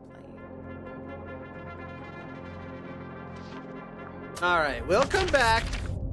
We'll come back. I want to gather as much evidence as I can before I start showing it to people. Plus, I need to meet everybody first. The bilge. It's almost pitch black in here. I'm guessing you didn't bring a flashlight. We can use the buoy. Oh, damn it. That's the first time that's happened in a while. Ah, that's not it. What? Bush. Bush, I say.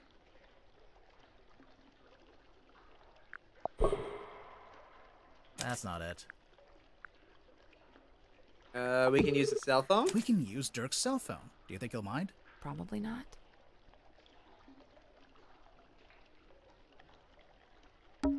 Point it here. Here. Not there. Over here. Like this? You're doing it wrong. Point it over here. Over here? A switch. See? I knew what I was doing. Dumb luck. It looks like some kind of dial.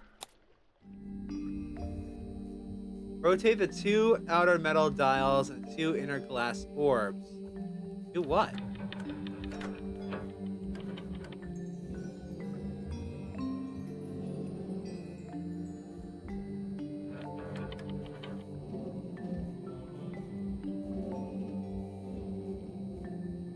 Oh, almost.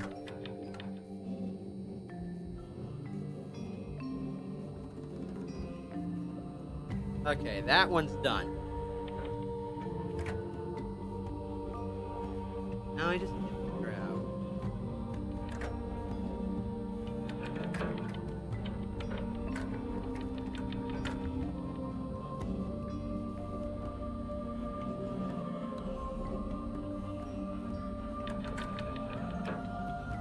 Oh, almost.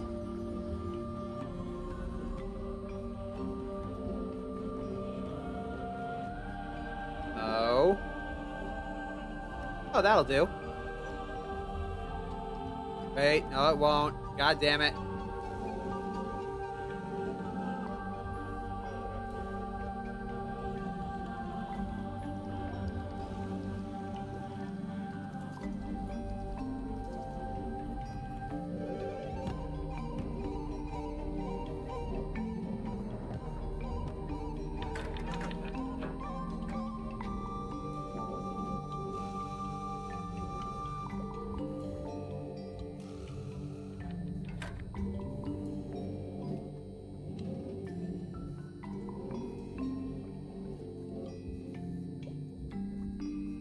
Less.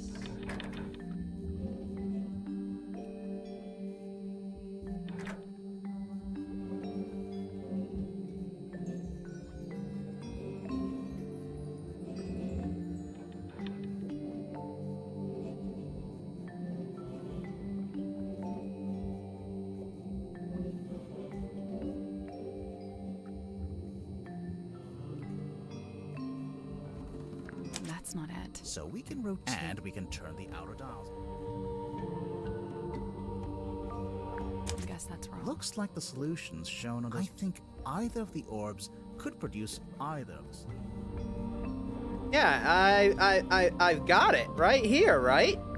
Nothing. We have to rotate the glass orbs. In that case, we'll need to make it so certain balls are hidden. Yeah, right here. Hello, game. Nothing. We have to In that ro- case, we'll need to make. Nothing. We have to In that ro- case, we'll need to make. 'Cause That was right. I'm impressed.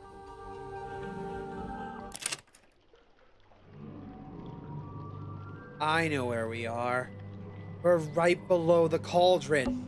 So the bilge collects excess water, Sure. meaning water is getting into the submarine from the outside. Best not to think about it. That's exactly where we are. That grate leads right up into the cauldron. The light is coming through an open drain in the ceiling. A drain in the floor of the room above, you mean? Literally the same thing. The fuck? Why do I hear whispering? Yeah, this room smells like rust and dirty seawater. I kind of like it. I knew you were gonna say that. You always like the worst smells. It's a thigh-high pool of dirty water. Don't say thigh high. Say knee high. Or waist high. But it was in between the two. What is that? I have no idea. It's some kind of strange device. What should we call it? Huh? Call it a ray gun. That's what I call it.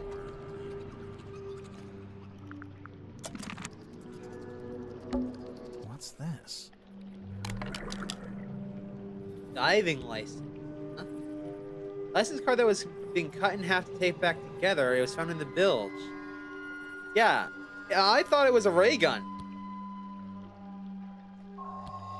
Anya Tadpole.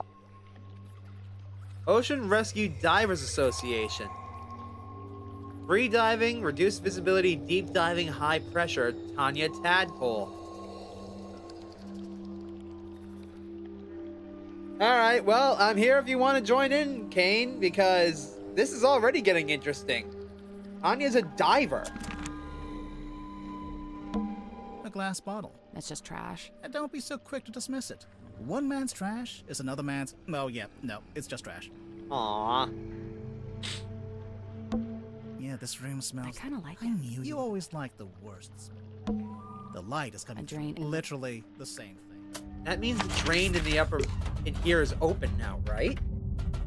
So... It's the drain. Hey, it's open.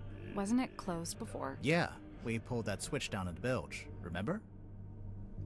A trail of blood. It runs straight down the room. No, it doesn't. It pulls out first. Hey, got a quick up to date since I just got in and playing FIFA. Well, TLDR, man is dead. We are inside of a submarine, and we're already meeting all the kooky characters. The room was locked. The only thing inside was the man and this cauldron. This cauldron, supposedly, has been shut forever. It is now open. It is full of scratch marks. And whatever was inside is gone. It's completely empty. So I don't know what's going on with that. So, let's keep looking. Hello? Detectives? Ah, you must be Tanya Tadpole. Oh. Hey, it's me, Madam Tadpole. Yep, that's my name. First question. Go. Are you a mermaid, or what's the deal? Great question. Half mermaid. The top half, obviously. From the waist up, all mermaid. And as you can see, I have the legs of an ordinary human woman. An ordinary human woman? Who happens to be an Olympic-level swimmer. Ah. Second question. Go. Okay. Straight to the point. I like it. So, Madam Tadpole, you're a professional swimmer? Or a professional mermaid? I'm not a professional anything, not anymore. I'm done with all that. Do you have gills?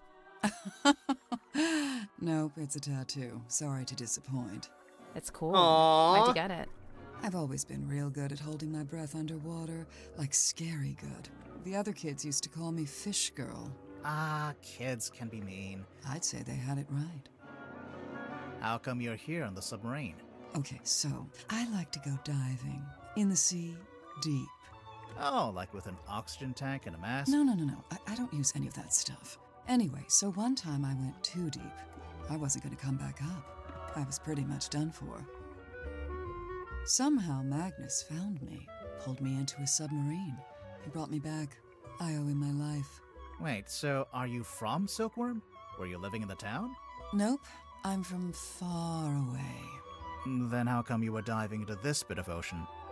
Oh, well, yeah, I was visiting the town. For work. What kind of work? Performance art. Kinda. Like I said, I'm done with all that. So, Mortuga saved you from drowning, and you just decided to stay? It's where I belong. The ocean. I had my fill of living on land. I've got no interest in going back.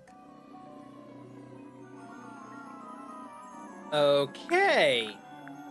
Looks like you've made yourself pretty comfortable down here. Magnus offered me one of the bunk rooms, but I turned him down. And yeah, over time I turned the airlock into a nice little home for myself. Where did you get all this stuff? The mirrors, the bottles. Shipwrecks, shipping containers, you name it. If it falls into the ocean, I consider it fair game. You go swimming out in the actual ocean. Of course. Isn't it cold? And what about the water pressure? What about him? That's for other people to worry about. So, how do you get out into the sea? Or do you just go from up on deck? See that hole in the middle of the room? Leads down into a big old water tank with a door that leads outside. I go out into the ocean every single day. Jeez, I'm impressed. Like I said, this is where I belong. How long have you been living here? I stopped worrying about times and dates. It doesn't mean much down here. but I know I arrived after Sim and before Dirk. Do you get on with the other suspects? Oh, sure. It's a nice group. I was closest with Magnus, though. He was one of a kind. It might explain the person out the window. Let's I ask. remember the sub did a weird kind of tilt. Don't know what it was, but anyway, it woke me up. So yeah, I'm trying to go back to sleep, but I can't because now there's all these footsteps outside my room. I get up and check outside. Nothing. So I check the bilge. Was anyone in there? No, but something's dripping into the water. I get a closer look, and it's blood coming through the drain that connects to the room above. So I head up there to check. The door's locked. I open it up. You unlocked it? How? By turning the wheel. So, okay, I guess it's not really locked. More like shut. Could anyone turn that wheel? Probably not. It takes some upper body strength. I go inside, and that's when I find him. Dead. Killed, looks like. I get angry. I'm out for revenge. I gotta find the guy who did it. So I run to the mess hall. Nobody. Climb up to the parlor. Nobody. Then I notice the hatch up to the foredeck was left open. Someone's making an escape, I think. Cowardly. I go up on deck. Nobody. I look across to the aft deck. Let me guess. Nobody. Nah, there was a demon. Yep. Glowing eyes, single horn coming out of the head, like an antler, kind of. Was it a person? I don't know, maybe. It was dark. I could only really make out the eyes, and it wasn't looking at me. It was looking out to the side, at the ocean, I guess? Then it starts talking. What did it say? No idea. Alien language. What? Okay, even I'm making notes now. This is the best statement we ever got. Oh yeah, there was this big green light. Not sure where it was coming from, though. It can't be anything good, I figure. Better put a stop to it. So I took one of the oars off the old rowing boat and threw it. Hard. Direct hit. Its head came off, pretty sure. I saw it fall into the ocean. Suspect vanquishes demon with improvised javelin. After that, the green glow went away, so now it's too dark to see anything. I want to be sure, so I jump off the side and swim over to the aft deck. But nope, nothing. Then I dive down past the back of the sub to take a look around. Did you see anyone? No. No. How should I put this? I'm pretty sure I was being watched. Like I could feel something was out there with me. I don't know. Sorry. Did you ever find the head of the demon or whatever it was? You said it fell into the ocean. Oh yeah, I did actually. It was right there, floating in the water. Turns out it was this leather mask kind of thing. A mask? Like a full head mask, you know, kind of like a balaclava. Do you still have it? Nope. I took it back inside the submarine, left it right here in the airlock, and, it's gone. I think it got stolen. That's, disappointing. Tadpole, you didn't finish your statement. Right. I left the airlock, told Cynthia to gather up the others and come up to the storeroom.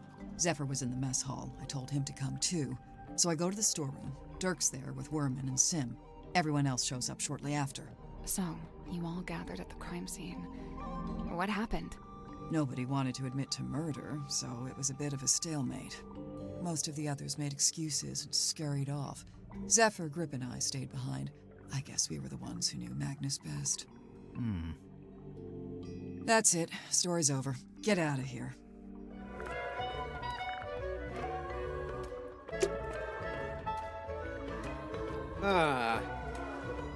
That might explain what happened with the window, but maybe it was Zephyr who took the mask and balaclava thingy. Maybe.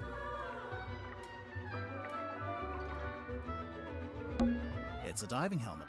One of those old, heavy ones. You think it's a safe? Nah, looks pretty dangerous. A safe. Oh. This would be the dopest safe. Bag a diving helmet to rotate it. I would need a combination, though. Huh?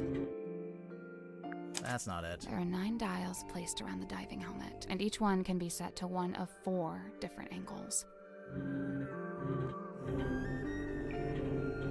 Oh, is this one of those matching things? Like I had to match all the dials to each other? Okay, in that case, it's best to work backward.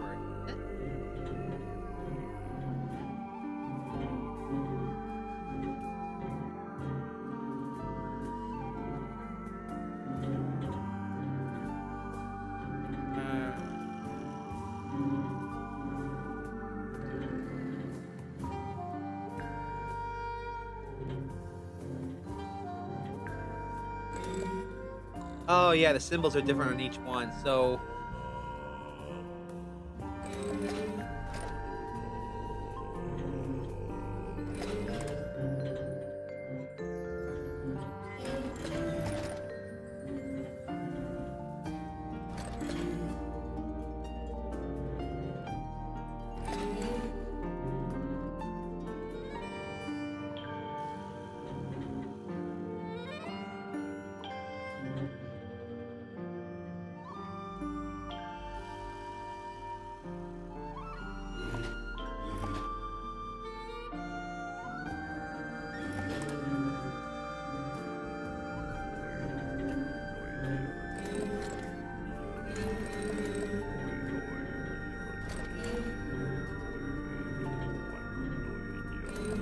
Circle, empty triangle.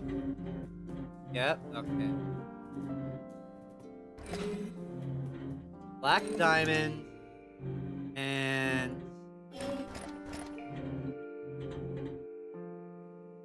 That's the one. Yay! Good job. What's inside? Let's see, peeky. Ooh, a pocketbook. It's rugged, blood-stained pocketbook, you say, that was hidden in the airlock. Something's rattling around in there. Aw, come on. I hate being foiled.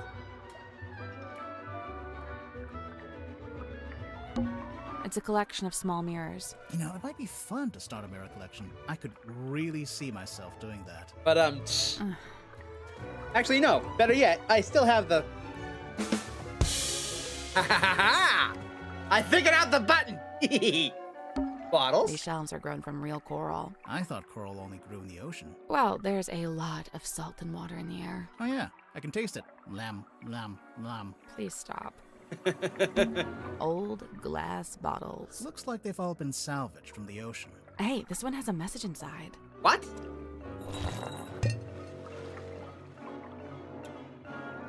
Glass bottle messily sealed with wax. A sheet of paper is rolled up inside. Purse in the cauldron, you say? A small room within the bowels of the ship. His lifeless body lies in the shadow of an ancient stone cauldron. The cauldron's heavy iron lid has never been unlocked and has never been opened. For all his strength, he ultimately proved powerless against the lure of the unknown. On this morning, the cauldron has been opened. On this morning, it is wide open. Huh? Okay, that symbol looks important.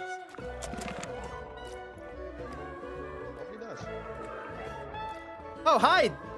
Hi, Kane. I can barely hear you. Hold on.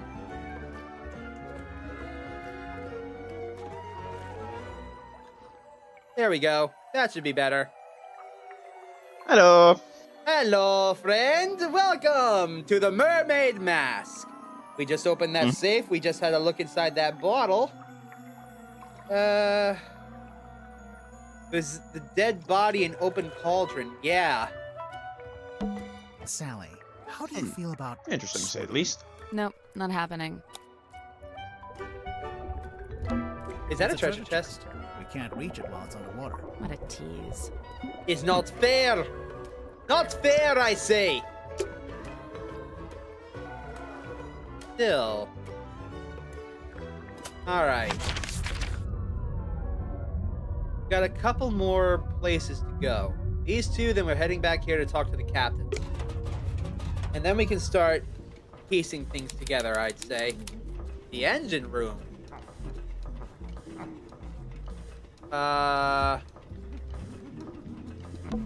Hello? Is anyone there? I think there's someone in that basket. Ah!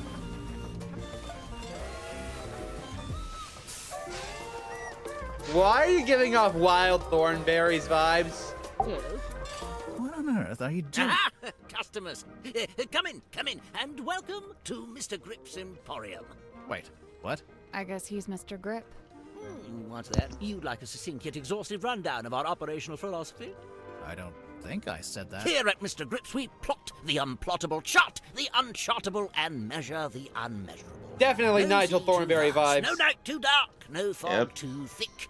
With the right contraption in your pocket, even the great unknown may be quantified and calculated. So fret not, noble navigator, as we stock all the essentials. All the essentials? I don't have any money, but if I find something... I'm sorry, you can't afford this item. I don't want it.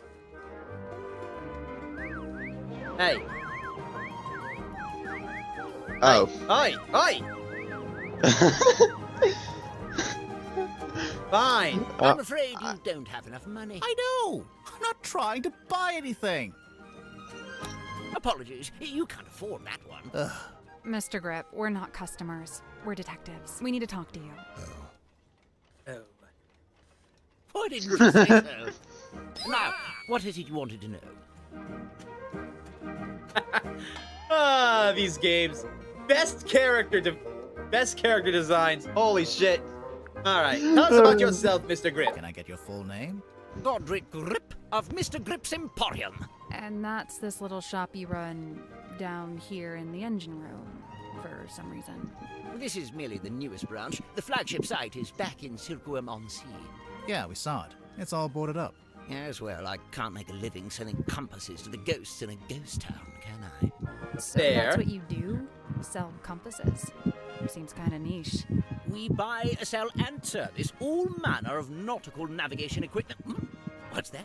Ah, yes, we also provide cartographic consultation. We'll analyze and decipher any map, all for a low, low fee. Any map? Okay. That could be useful. Low fee.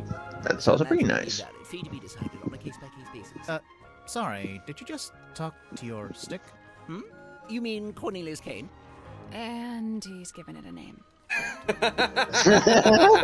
Ask any further questions. Maybe he'll let us move on.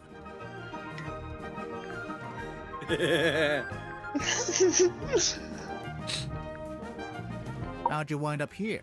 I crashed my hot air balloon into the ocean. Whole thing came down. Dreadful. And of course, I've never been a swimmer, don't have the upper body strength. How'd you crash your balloon? A rather spirited disagreement with a flock of migratory pelicans led to an abrupt... Hold on.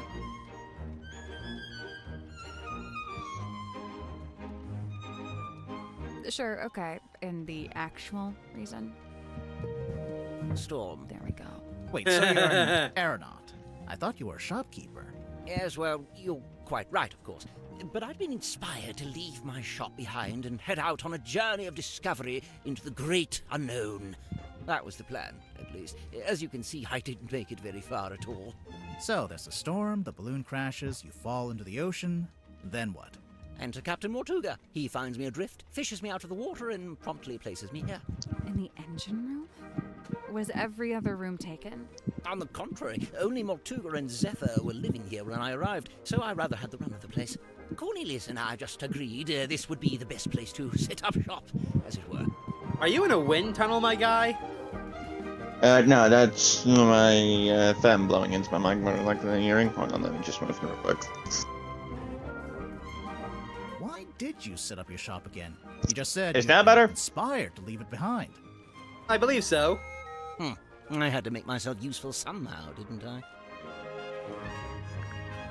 Alright, tell us where you were the night of the murder, dear boy. Let's see.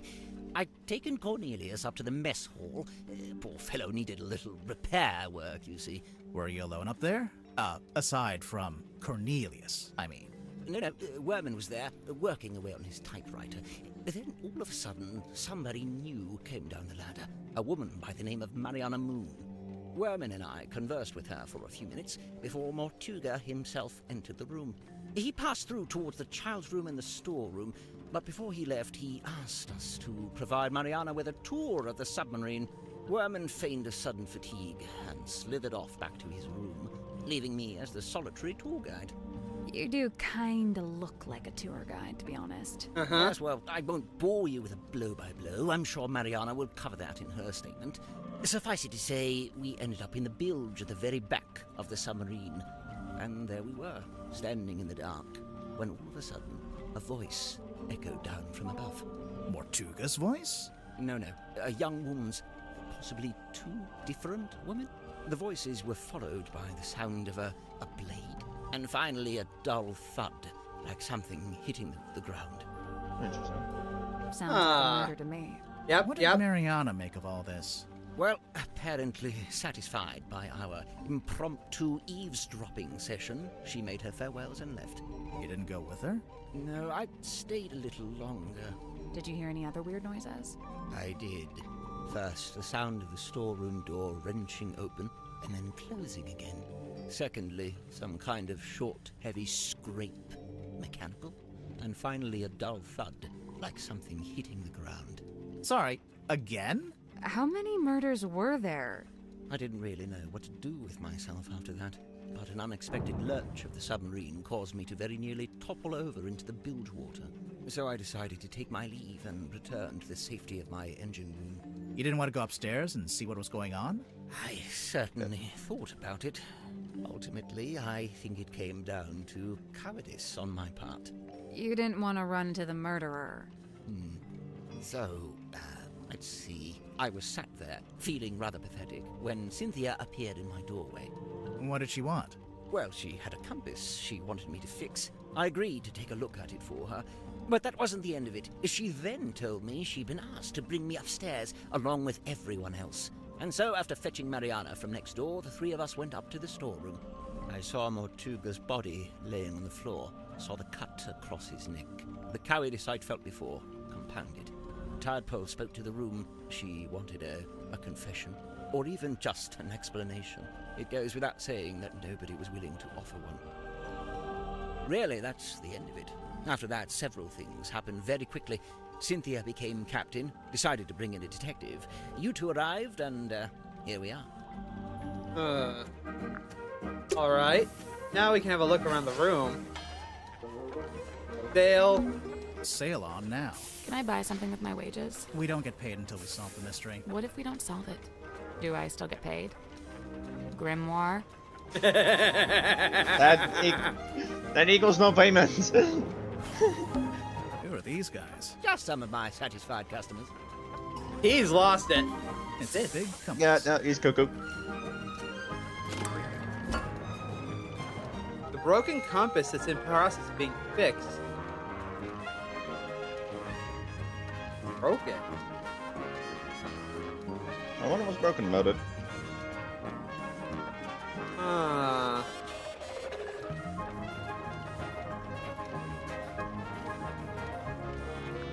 I don't know. It has too many needles for one thing. A selection of some of my more unusual compasses. That much is earned. Peruse at your leisure. Let us peruse then.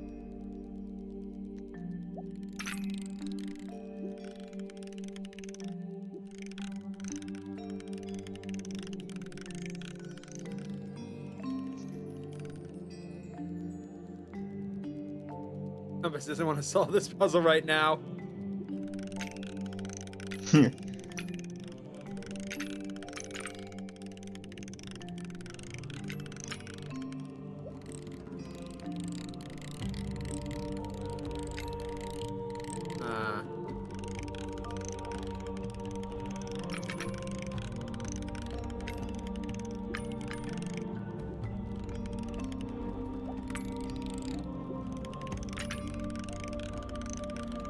I had a purple one? Why?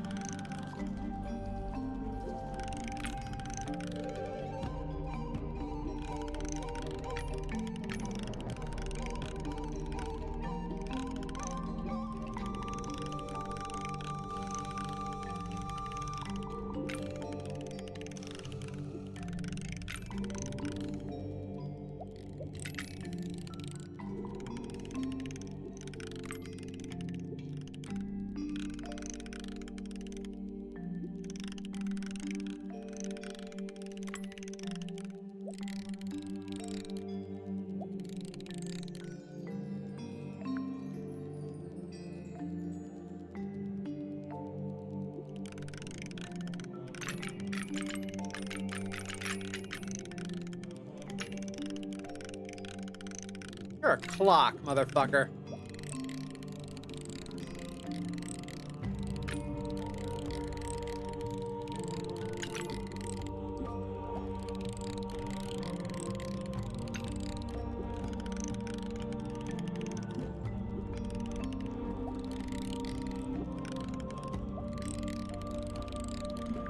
Nope. So there's 4 slots, and each one needs a compass to go in it. The labels are all describing a particular compass, I guess.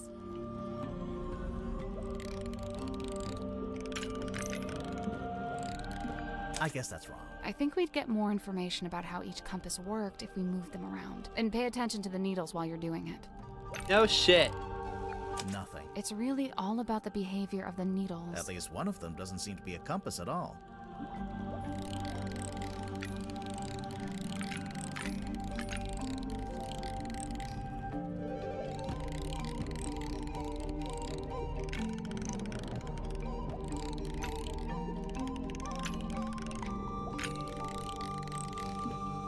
Nothing. It's really... At least one of them doesn't seem to be.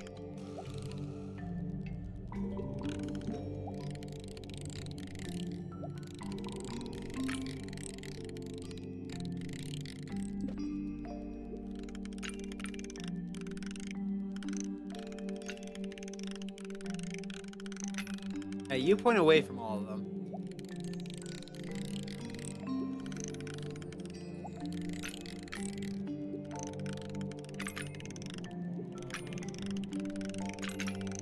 Maybe it's this one and this one just...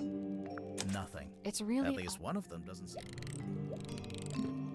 Nothing. It's At really... least one of them doesn't seem. For fuck's sake, is it you? Nothing. Nothing. It's At really... least one of them doesn't seem. For fuck's sake, is it you? Nothing. It's At really... least one of them doesn't seem. Interesting.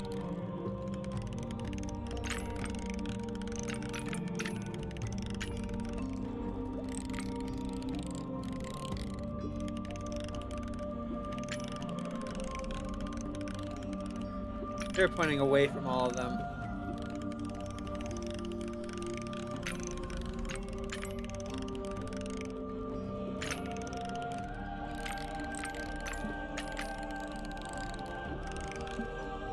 Nothing. It's really... At least one of them doesn't seem. For fuck's sake! Nothing. It's really... At least one of them doesn't seem. Nothing. It's At really... least one of them doesn't seem.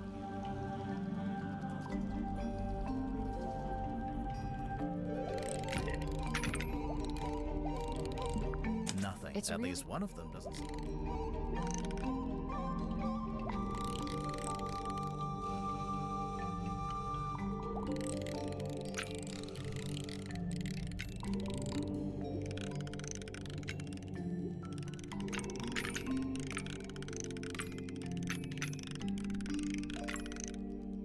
I don't know what you're doing.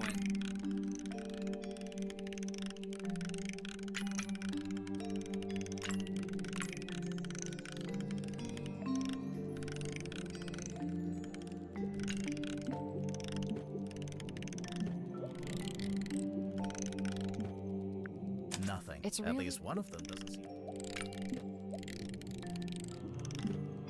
Nothing. It's At really... least one of them doesn't seem.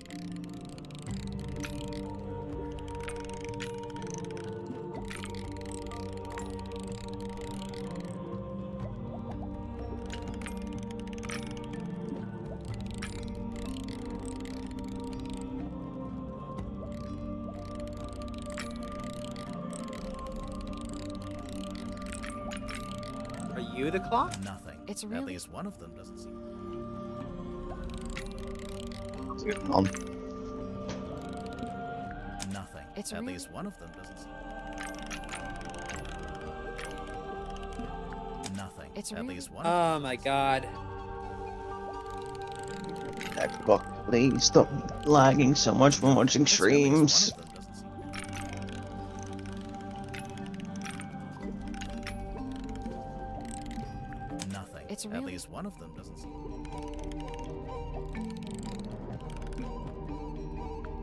Nothing. It's At really... least one of them doesn't seem. Are you just straight up gonna tick over to another minute? Yeah, you're just straight up moving. You're the clock. Nothing. It's At really- least one of them doesn't seem.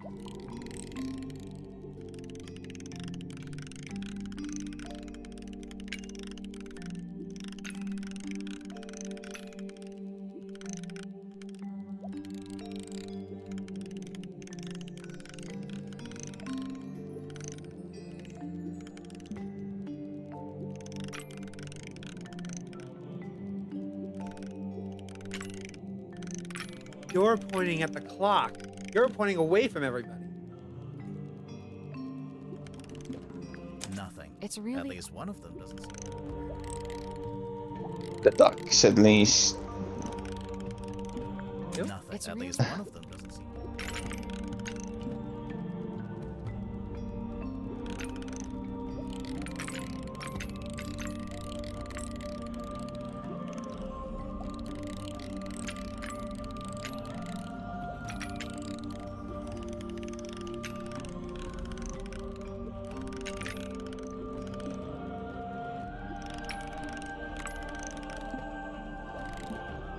Nothing. It's At really- least one of them doesn't. This clock is gonna. This Nothing. puzzle's At least gonna one. drive me insane. Nothing. It's At really- least one of them doesn't seem.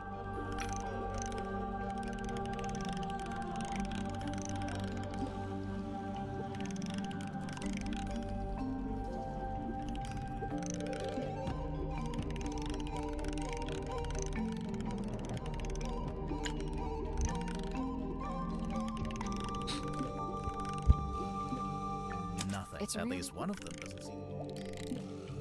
Nothing. It's At really- least one of them doesn't seem. Nothing. It's At really- least one of them doesn't Ah, god damn it. Thanks, clock. Green one points at all the other at the clock. seem.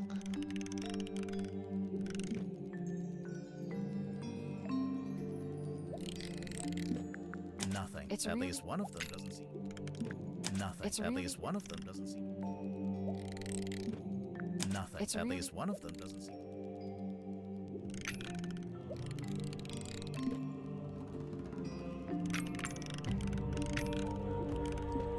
Nothing. It's At really- least one of them doesn't seem. Nothing. It's At really- least one of them doesn't seem.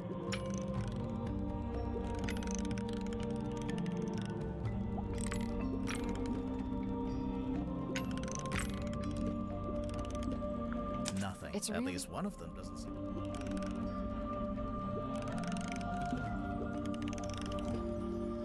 Nothing. It's At really- least one of them At doesn't. least I know the pink one is the clock. For sure. Yeah, agreed. Nothing. It's At really- least one of them doesn't seem. I don't understand. Nothing. It's At really- least one of them. What do you want from me, game? You're supposed to find another compass somewhere else. No. No, it's all supposed to be here.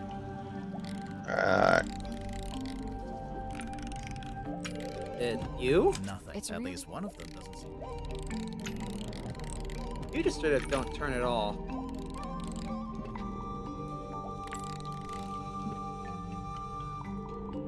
If only I knew which way north actually was.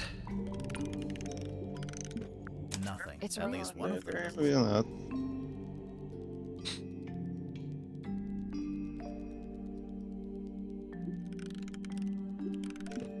You? Hey, I'm impressed. There we fucking go. did something unlock? Nope. Yeah, it did. I heard it. Sounded like a box opening. Pure conjecture. We already solved it. It's open. What is that? Some kind of scroll. That is not for sale. Please don't touch it. Too late. Sorry. Yoink! Yoink. Scroll hidden in the engine room. It's a Oh, let's map. open the scroll then. Ah. And with an both X on reveal it. a map. A red X is marked somewhere in the ocean. Service record. Map Jesus, coordinates if the 20 background for that. Map coordinates 2865 by -95 431. Approximately 2 miles from the Silkworm Coast.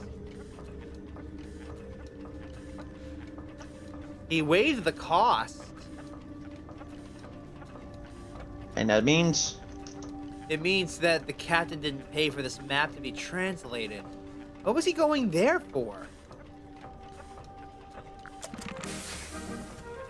Okay, something to ask him about later. Nah, I think there's 2 more people to talk to. So let's head on out. We've only got 2 places left to go. They are unlocked, of course.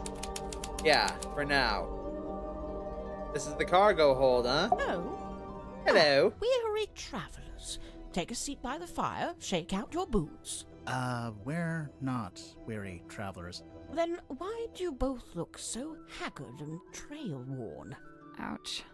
Ow. My self-esteem for the rest of the day. We're detectives. I'm Grimoire, and this is Sally. We're here investigating the murder of Magnus Mortuga, your previous captain. My captain? Never. My captain is the moonlight as it shimmers across the lake. My captain is the wind as it whispers through the valley. Who is this woman? No idea. Author? I like her though. My name is Moon. Mariana Moon. Aha. And what do you do? I do not do. I simply am. So, what, you're just some... Oh, great. random It's traveler? that kind A of traveler, person. yes, but random, never. I'm here because I chose to be. I've been searching for the Mortuga submarine for some time, you know. How come? How come? Yes. This thing is the motherlode. The motherlode of what? Of whispered half-truth, of murky rumor, of stories unspoken. No, like urban myths and stuff. Right. Urban myths and stuff.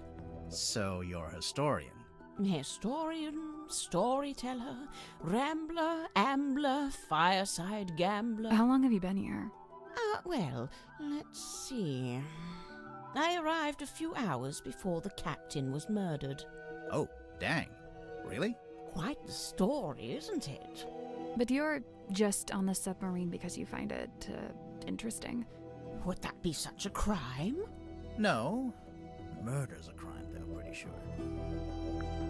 He was the last person to board before the captain died.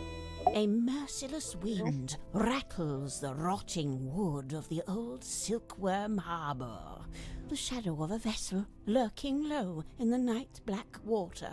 A mysterious stranger steps onto her foredeck. Cloaked in darkness, she slips inside the submarine. Who is she? What is her dark purpose? It's you. We get it. A mysterious stranger, I said. She descends into an ornate parlor, empty, save for a lone figure standing by the fire. So, not empty. He turns, his face still half hidden in flickering shadow.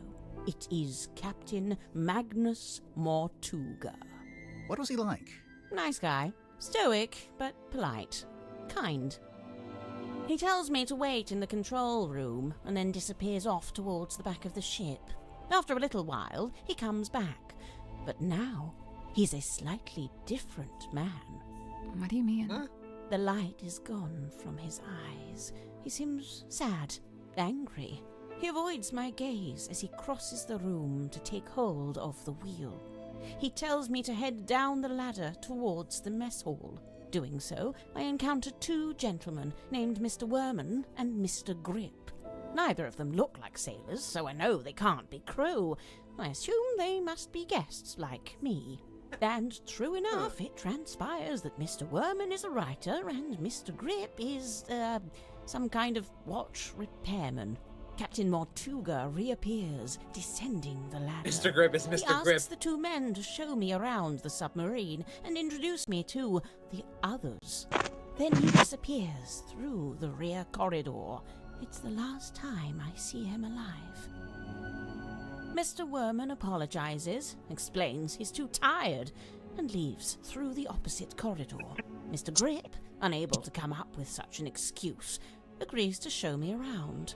Now, I wrote this down in my diary, so I may as well let you read it. Oh, thank you. Imagine my excitement to finally get a good look around the Mortuga submarine. I was even given a tour by one of Mortuga's subordinates, a Mr. Godric Grip. We began by visiting a bizarre laboratory known as the Dream Chamber. It smelled of dried herbs and dusty glass, but was devoid of its dream custodian. So Zephyr was missing at that point. An early disappointment. The captain's cabin was locked. Mr. Grip explained how Captain Mortuga mostly keeps this room locked when it's not in use. We need to get in there. We climbed down into the living quarters, where a pair of bunk rooms sat at the end of a corridor. The first smelled of crane dust and unwatered flowers. A young woman was laying in her bed, poring over an old document. She hastily hid the document away and introduced herself as Miss Cynthia Seafoam, a name to remember, dear reader, as she will shortly become quite important. The second bunk room smelled of aftershave and desperation. The two men within, Mr. James Werman and Mr. Dirk Dansom, both appeared to be asleep, so we decided not to intrude. Next on the tour, a room inhabited, by the looks of things, by a young child who is also a stage magician. Sadly, this mythical child magician is nowhere to be seen. The room at the very end of the hallway was sealed with a heavy bulkhead door. Mr. Grip dismissed it as a storeroom that only Captain Mortuga makes use of. Perhaps you'll agree with me, dear reader, when I suggest the peculiarity of a simple storeroom being sealed off with such a significant door. Yeah, that would be the brig. Mr. Grip took me down to the cargo hold. Smells of damp wood and tarred rope. Yes, I describe it in the present tense, for it is here I sit as I write this very diary. Next door, the engine room, burnished bronze and tea-stained parchment. I learned that it's something of a nest for Mr. Grip himself, and thus was currently unoccupied. Nest is a good word for it. Outside, I encountered Apparently. Dr. Zacharias Zephyr, the aforementioned keeper of the Dream Chamber. Surprised to see us, he nearly dropped the empty glass bottle he was carrying. Clearly wishing to remove himself from the situation, the good doctor muttered something inaudible and disappeared up the ladder. We continued on into the next room, which I was amused to discover was some kind of shimmering mermaid grotto. I smelled her before I saw her, the unmistakable mix of salt, seaweed, and sequined spandex. It can only be Madame Tadpole, a name which may be familiar to long-time readers of this diary. Tadpole and I caught up while Mr. Grip skulked in the doorway, clearly hoping this would mark the end of the tour, but it did not, dear reader. It did not. Right, so, yes, I can see there's one more room to visit. Mr. Grip insists it's just the bilge, a dark, dank and smelly place, ill-frequented by humankind. I tell him he couldn't have sold it to me better if he'd tried. We enter the bilge, but it's too dark to see anything. Mr. Grip, who is clearly tiring of my company by this point, opens the vent in the ceiling to let in a little light. Moments later, a voice is heard, echoing down from above. Whose voice? A young woman, and then an older woman. I can't remember exactly what was said, but I remember thinking it sounded a little like poetry. What happened next? The sound of a scream, and then a dull thud. Oh. Yeah, that sounds like a murder. But which murder? Anyway, by this point, I've used up all my patience, so I decide to take my leave. I thank Mr. Grip for the tour and return to my new lodgings in the cargo hold. I have to put up my tent twice, as on the first attempt, a sudden movement of the submarine undoes my progress. After some time, Mr. Grip and the young Miss Seafoam appear in my doorway. It seems they've come to fetch me for some kind of official submarine business. We head back towards the mess hall, Mr. Grip and Miss Seafoam heading up the ladder before me. I spot Dr. Zephyr emerging from the airlock. He has a glass bottle in one hand and what looks like an old leather bag in the other. I update him with what little Interesting. information I have and attempt to catch up with the others. Laying on the floor is the body of Captain Magnus Mortuga. Amongst the living, mutterings are breaking out. Murder and mutiny, cauldrons and curses. But with Zephyr finally in attendance, Tadpole calls for order, demanding justice for her slain captain. But nobody really seems to know what to say. The next morning, it's announced that Miss Seafoam has taken over as captain. And, well, here we are. Interesting. That bag has to be the mask that Tadpole found. I need to find that thing. Yep. First, It's a hello. big traveler's backpack. It smells like soil and grass. When you're done smelling it, there's something in the pouch I think we should take a look at. Oh. Square parchment found in the cargo hold has been folded up and tied with string. Well, let's open it. It's a map of the town. Interesting.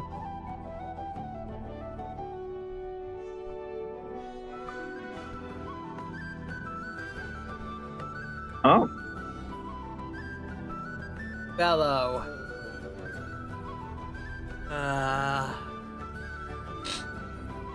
I read something along the lines of daughter adopted somewhere. Stone Top, Wait, but what? Dusk.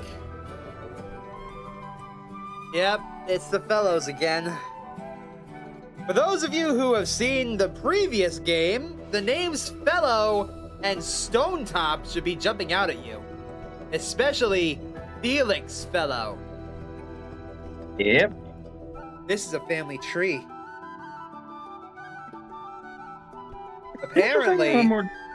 Apparently, it looks like the mayor of this town is connected to the fellows.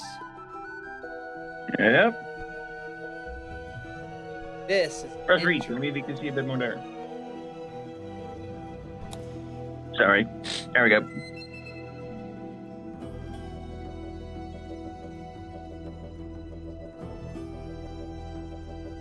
Hmm.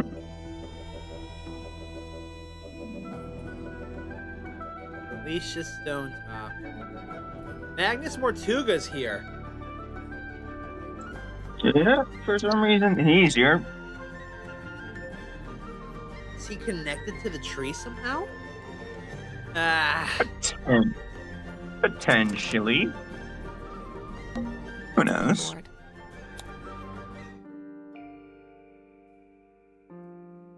Oh.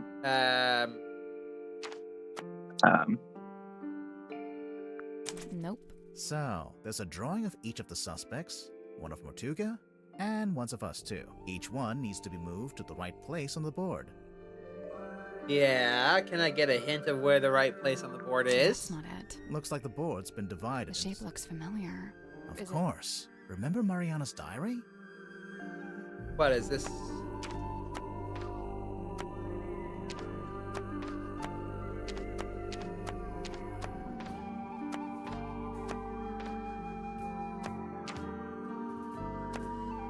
I think it's supposed to be where everyone is supposed to be placed at. Maybe.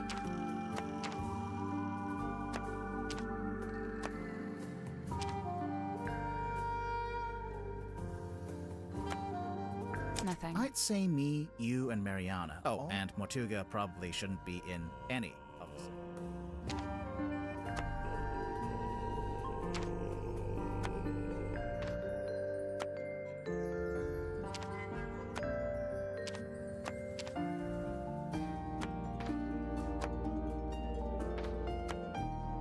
Nothing. I'd say me, and Mortuga probably. Nothing. I'd say and Mortuga probably. Nothing. I'd say and Mortuga probably.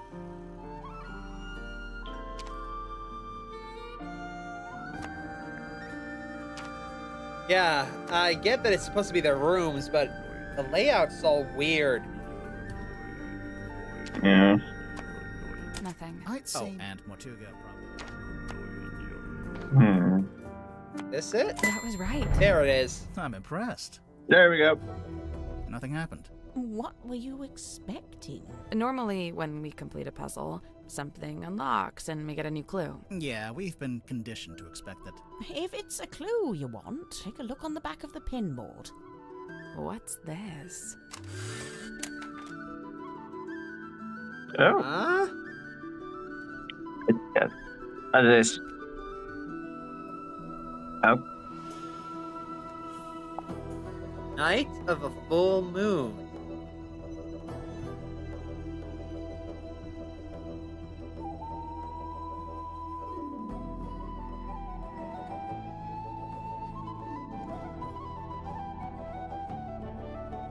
Interesting.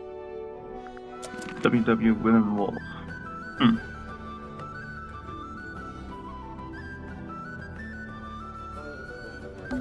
It's a pizza oven. No, it's a furnace. For heating the submarine. Right. But you could put a pizza in there. You could, but it would quickly turn black. I assumed it was tea. Yeah, no, Actually, that wouldn't it be smells pizza like anymore. coffee. It's unfiltered too, and there's no milk. Hardcore. What's in these old wooden crates? I don't know. I can't get them open. What did I tell you? Always bring the crowbar. Words to live by. What's this? There's a twig on the floor. Oh, maybe it's a dowsing rod. You know, for fighting water. Sure. Why not? What's in these old wooden crates? Always bring the crowbar. It's a tent. It's a piece of fabric draped over a rope. Yeah, a tent. Hold on there, bucko. That's private, all right? I enjoyed that she called you Bucko.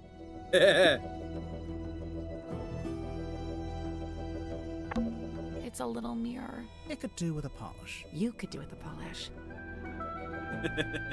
I love this game. Okay. I think that's enough for now. Let's go and talk to the captain again.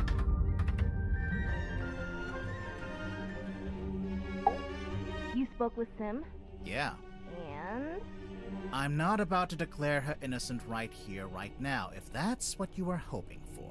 Aw, come on. Do it. We haven't even spoken to all the suspects yet. Oh, which ones are you missing? You. Open the door, Cynthia. Looks like she unlocked the door. Yeah. Finally.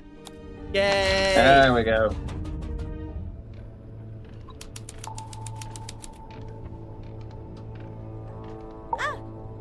Hey, so, thanks for finally letting us in. You know, I have to say, that really was pretty unhelpful. It is I, Cynthia Seafoam, fearless captain of the Mortuga submarine. Hi, I'm Sally. I doubt fearless. Then you must be Detective Grimoire. Correct? Yes? The world's greatest detective, here on my submarine. Not world's greatest. The world's... No, I'm not the world's greatest. Just a detective. She was probably talking about me. Now I assume you've come to make your official report. Let's hear it. I'm a busy woman, you know. Slow down there, Miss Seafoam. We just came in here to question you since you're one of the suspects. But I hired you! Yeah, no, that doesn't get you off the hook, I'm afraid. Womp womp. Really? Really? Ugh, Yes. so totally unfair. You weren't captain before this. No, she's the new captain. The old captain is the guy who died. Alright, tell us about yourself. So, how'd you end up as the new captain? It's just the way it's meant to be. It's all above board, okay? I didn't say it wasn't. I didn't actually say anything. Cynthia, what were you before you became captain? Do you have any credentials? 15 years experience as a nautical engineer and shipyard mechanic. Family business. You don't look much older than 15 now. I'm 18! Ugh. How does an 18-year-old end up on a submarine? I came by rowing boat. That's not really what I meant. Wait, the rowing boat we saw up on the foredeck. That's yours? Correct. You should know. It's in bad shape, and it's missing an oar. I'll add it to the list. So how come you wanted to hire Grimoire? Because there's a murderer in our ranks, and they must be rooted out. So what do you want us to do exactly? 1. You will investigate and ascertain the identity of the killer. 2. You will return here and report your findings to me. 3. You go home. 3. You pay us. 4. We go home. 3. She pays us. 4. We go get ice cream. 5. We go home. Deal. Agreed. Wait, I didn't... Meeting adjourned. You've been outvoted, sir. Why did you want to come to the submarine in the first place? To become captain? I sought an audience with Magnus Mortuga. I had things I wished to discuss with him. Like what? Matters of great importance. Affairs of great significance. Dealings of great... She's not gonna tell us. Not yet. We'll get there. How long have you been here, Cynthia? I arrived a few weeks before Mr. Mormon and Mr. Jansen. I'm assuming you don't live here in the control room. Where do you sleep? Oh, well, Mortuga put me in the bunk room at the bow end of the ship. I share a room with Sim. If you arrived before Dirk and Worman, the other bunk room would have still been empty. But Mortuga made you share. Yeah, I think he wanted to keep that other bunk room vacant. Oh, interesting. I'm not complaining. I really like sharing with Sim. She's great. So, what are you gonna do with the submarine now that you're captain? My first order of business, hiring you two. We really can't do anything else until this gets cleared up, you know? Sure, I get that. There. What about afterwards? We'll sail the 7 seas and have adventures. You know, that kind of stuff. You have no idea, do you? Okay, give me your alibis. I woke up when the submarine made an unscheduled maneuver. Everyone should have been asleep, but suddenly we were surfacing. How could you tell? When the submarine surfaces, the bow tilts up and the stern tilts down, and diving's the opposite. My bunk room's in the bow, and I could feel it tilting up. The bow is the front. I knew that. I wondered if someone other than Mortuga might be at the wheel. I was gonna go check, but then I noticed Sim was wide awake, looking upset. When I asked, she told me something had gone wrong with the new magic act she'd set up. I told her she could always take it down, rework it, and then try it again later. She seemed to agree with that, so I left her and went up to the control room. The control room was empty, but I could see we had actually surfaced, so I went up onto the foredeck to check. There wasn't anybody out there either. I had this weird feeling and really didn't want to go back to bed, so I went back to the control room. I took a closer look at the control panel to see if I could work out why we might have surfaced. Suddenly, the readings all started to go haywire. The ship's compass, the needle, it was, malfunctioning. So I pulled it out of its socket. Yeah, I figured it would need to be taken for repairs. So I left the control room but bumped into Dr. Zephyr in the parlor. He was carrying a little empty bottle made of green glass. I don't know why. I didn't ask. I went down the 2 ladders and towards the engine room, since I wanted Mr. Grip to take a look at the ship's compass. But then Madame Tadpole appeared and called out to me. She wanted me to bring Grip and everyone else and meet her outside the storage room upstairs. I went into the engine room and gave Mr. Grip the compass. I told him the needle would need replacing. Did he agree to fix it for you? Yeah, of course. He even said he had a bunch of replacement needles he could try out. Anyway, then we went to the cargo hold to fetch Mariana Moon, and the 3 of us went up to the storeroom like Tadpole had asked. We went down the corridor. The others were gathered outside the little room at the end.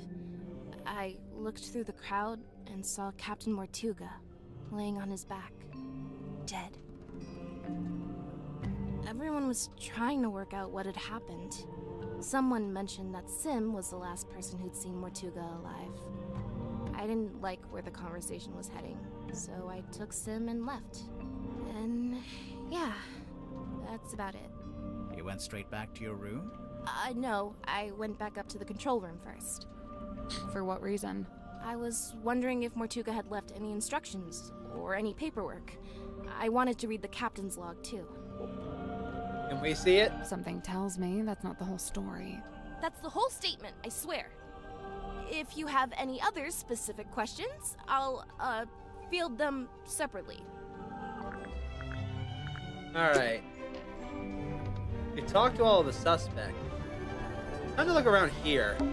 Don't touch that, please. It's behind glass for a reason. It is a garment of great historical significance and must be preserved. What if we just look at it? from a distance. Fine. Captain's jacket. An ornate jacket displayed on a wooden mannequin in the control room. We can't touch it, as it's kept locked behind glass. Nothing strange about that. There's even an arts and crafts table. It's a normal table. Currently being used for arts and crafts. Yeah. The surfacing might explain the jerk, but... This is the Mortuga submarine? It's...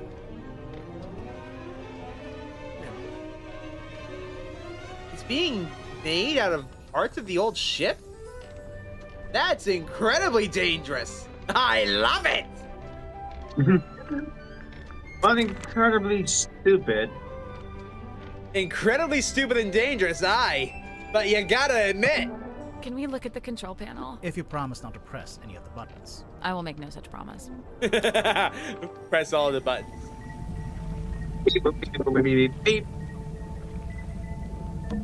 It's an electrical switchboard. Something's bound to happen if we mess around. If we carefully and sensibly interact with this precision equipment. No. Looks like something's missing here. Something with 3 small holes. Bowling ball? Coconut? Compass. Pretty sure the same compass we saw earlier as well. Maybe some kind of underwater imaging system? Either way, it's a machine that looks out into the ocean. A radar? Either way, it's a machine. A radar? Either way, it's a machine. It's a kind of waveform. I think this is for listening to the ocean. What are they expecting to hear? It's a lever. Pull it. It's an Something if we... Let's look closer at the switchboard first.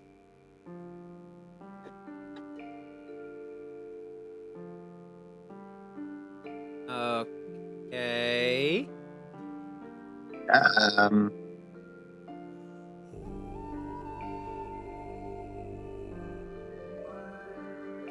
Well, starters.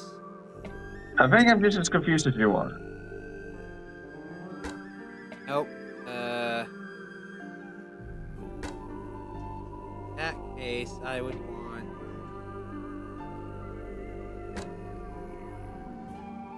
red. There. That works. That works. Get yellow off of this.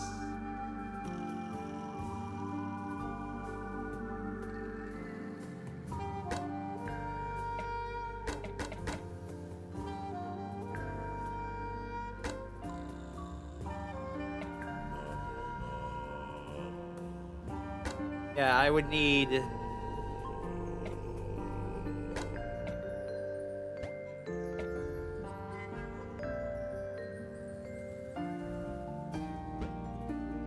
Oh, get down here. I would want...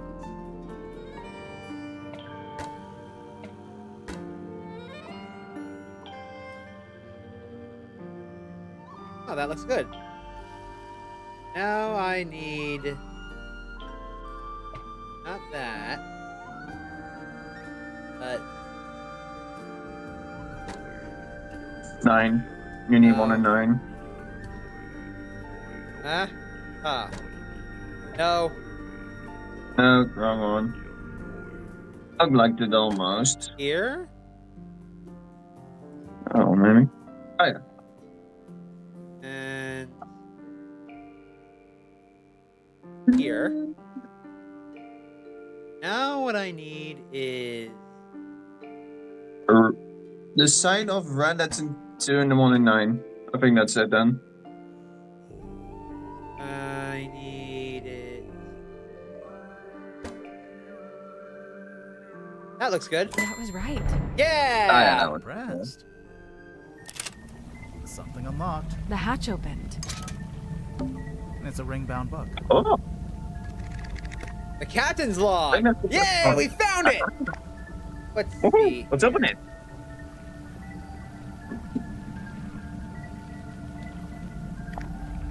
The...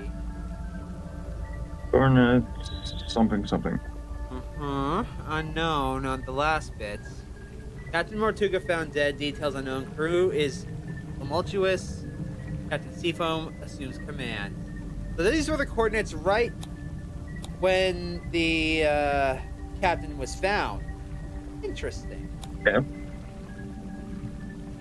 James Dusk arrives on submarine, and a man named Dirk Danson. Wait, we never met a James Dusk. Wait, maybe this was before this. Maybe. Hold on a second. I think the name appeared on the fucking... It did appear on tree. the family tree. Interesting. Hold on. Silkworm web. Open. James Dusk is a journalist. Yeah, he's right here. Yeah. Yep, and it's related to one Damien Dusk. Did Felicia and Damien have a child? Who? Agnes? Damien Dusk got a... Maybe. That could be a theory. Either way. Let's keep reading the log. Dirk A girl Danson. named Cynthia Seafoam contacted me on submarine by radio from a rowing boat. That checks out to a degree. Yeah, this is when they first met Cynthia. Yep. This is where he found Madame Tadpole. Zephyr invited Sim? Roderick Grib was rescued from the hot air balloon.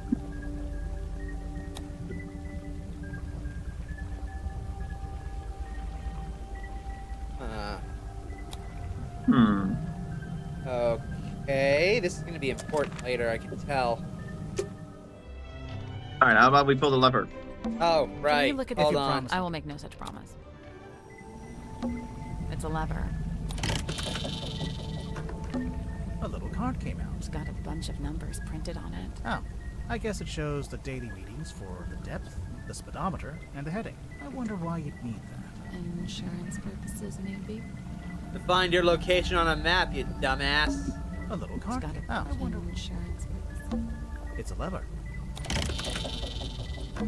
A sheet of glossy paper came out. I think this is how they print out stuff they see with the radar machine. So, is there anything on it?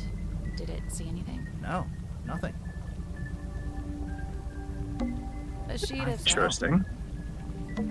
It's a lever. I'm going to pull it again. You can't. Oh. Shame. These look like the dials on my oven. You don't have an oven. I meant my microwave. Well, now I just feel bad. I'm a rule. Oh, I got an achievement for pulling both of the levers. Oh, I'm a... ship's wheel. Don't touch it. I won't. That was not convincing. Agreed. There's two parts of it. Interesting. This ship wheel has been melded together with other wheels. Look. This is the original wooden wheel. This is a new metal wheel. This is just... Interesting. Periscope. Down periscope. Down periscope.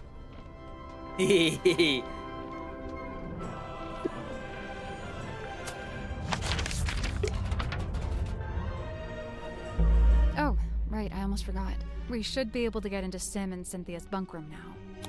Let's go.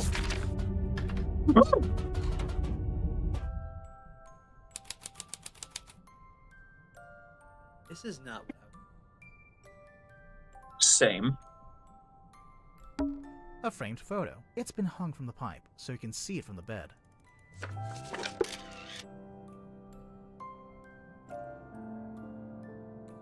Oh, the coat belongs to... I see.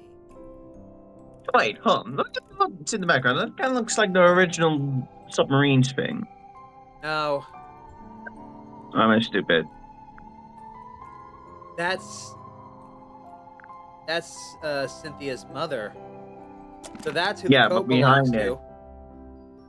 Yes, I know behind A it, framed but photo. It's been hung from the pipe, so you can see it from the bed.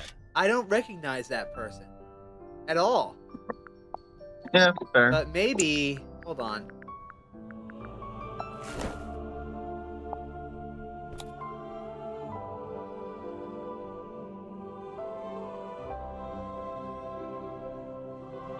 No, the name's not here. A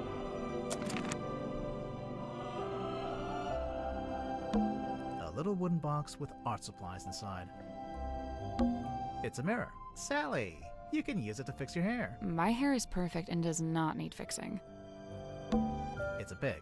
It's a safe in the shape of a pig.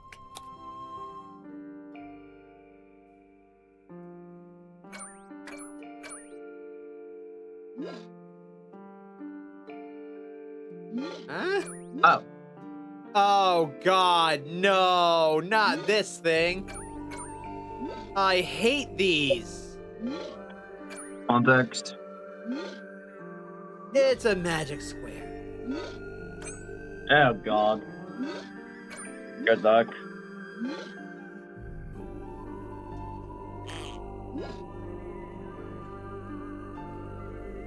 Eh.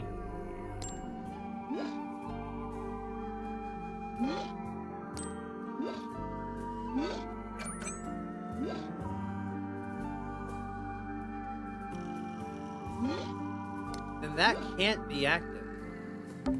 These ones aren't buttons. It's just.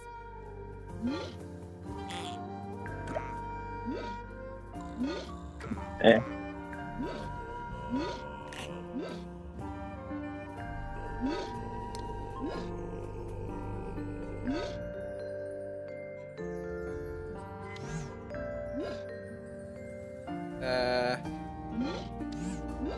Ah. Okay, that's correct. Now I need to figure out how to...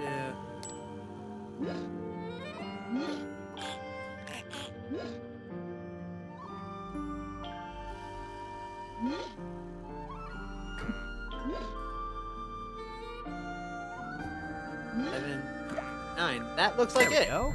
Nice. What's inside? I am getting very good at these. Whoa! Stop.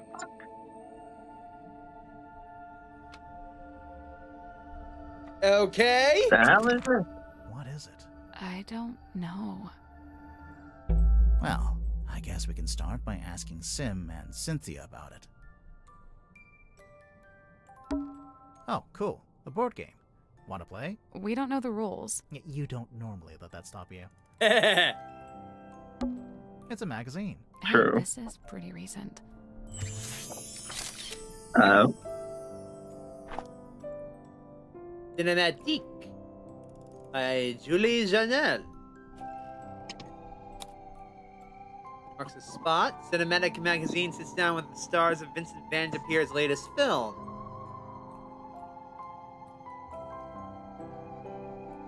Julie, since we last saw you, you've won Best Actress twice and released an eponymous folk rock album. How do you find the time? I always say I have the same 24 hours in the day as anybody else. So, Julie, what attracted you to the Hex of the Helmsman? I always loved the mystery and romance of the sea. The script was a beautifully dark love story. Most of all, I just like working with Vincent Van de Peer. There's a feeling of security there since he produces too. At this point in your career, you're clearly in high demand. We heard a rumor of the majority of the budget for this movie went on your salary. I very much doubt that's true, but yes, these days I'm the one holding the cards when I approach a contract situation. I'm a bit of a shrewd negotiator, to be honest. The film is an adaptation of a novel by the same name by author J.D. Werman. I'm meaning to read it. Let's talk sequels. Well, you just mentioned the novel. There's only one, isn't there? For now, anyway. We heard that you and Dirk both signed multi-picture deals. Yeah, we did. I know Vincent is keen to make as many of these as he can. So you'll keep playing Belisha Bonetop? Unless the writers kill her off. Dirk, how did you get in shape for the role? Well, the production paid for a personal trainer, and I'm not allowed to eat bread. Hex of the Helmsman is out this weekend. Check out the next issue for a full review. Why would you not be allowed to drink and eat there?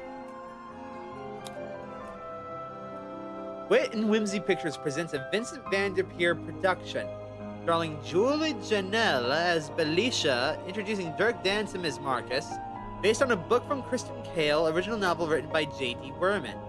Screenplay by Kristen Cale and directed by Vincent Van der Peer. Interesting. Achievement! Yay!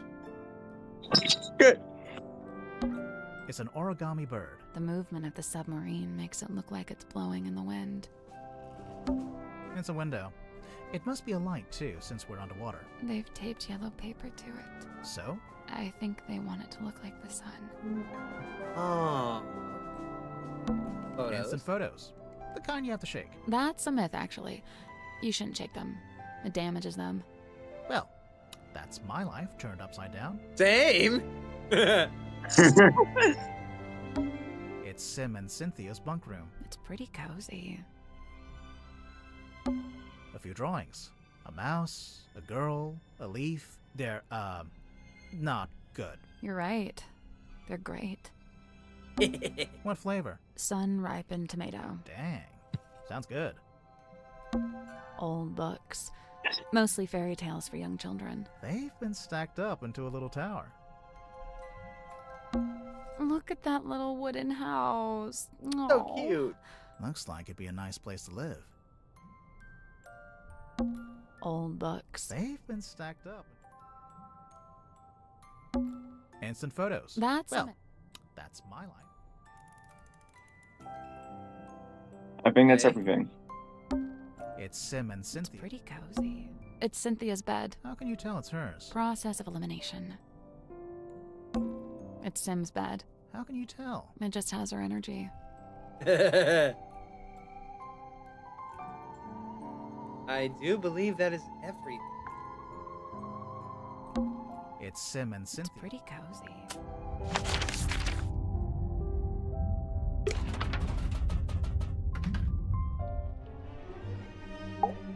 This is the And the first. Alright. So, we have a lot of clues. A lot of things that need clearing up. But first, I'm gonna be right back, folks. So, I will leave you with the soundtrack. Be back in a minute.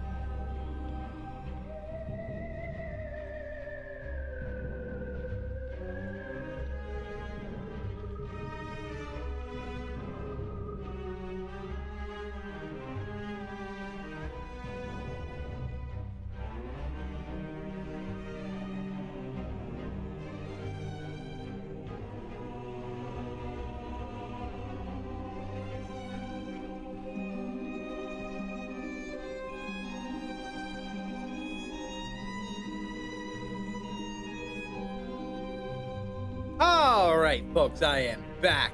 It's time for us to start asking questions. So, my dear friends, who should we ask first?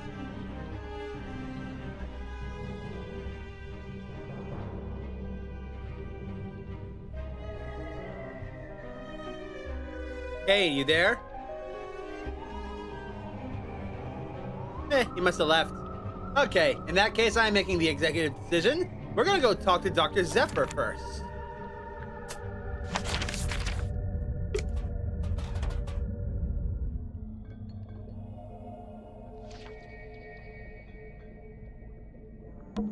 What's on those wall charts? Sacred Is that a geometry. heavy...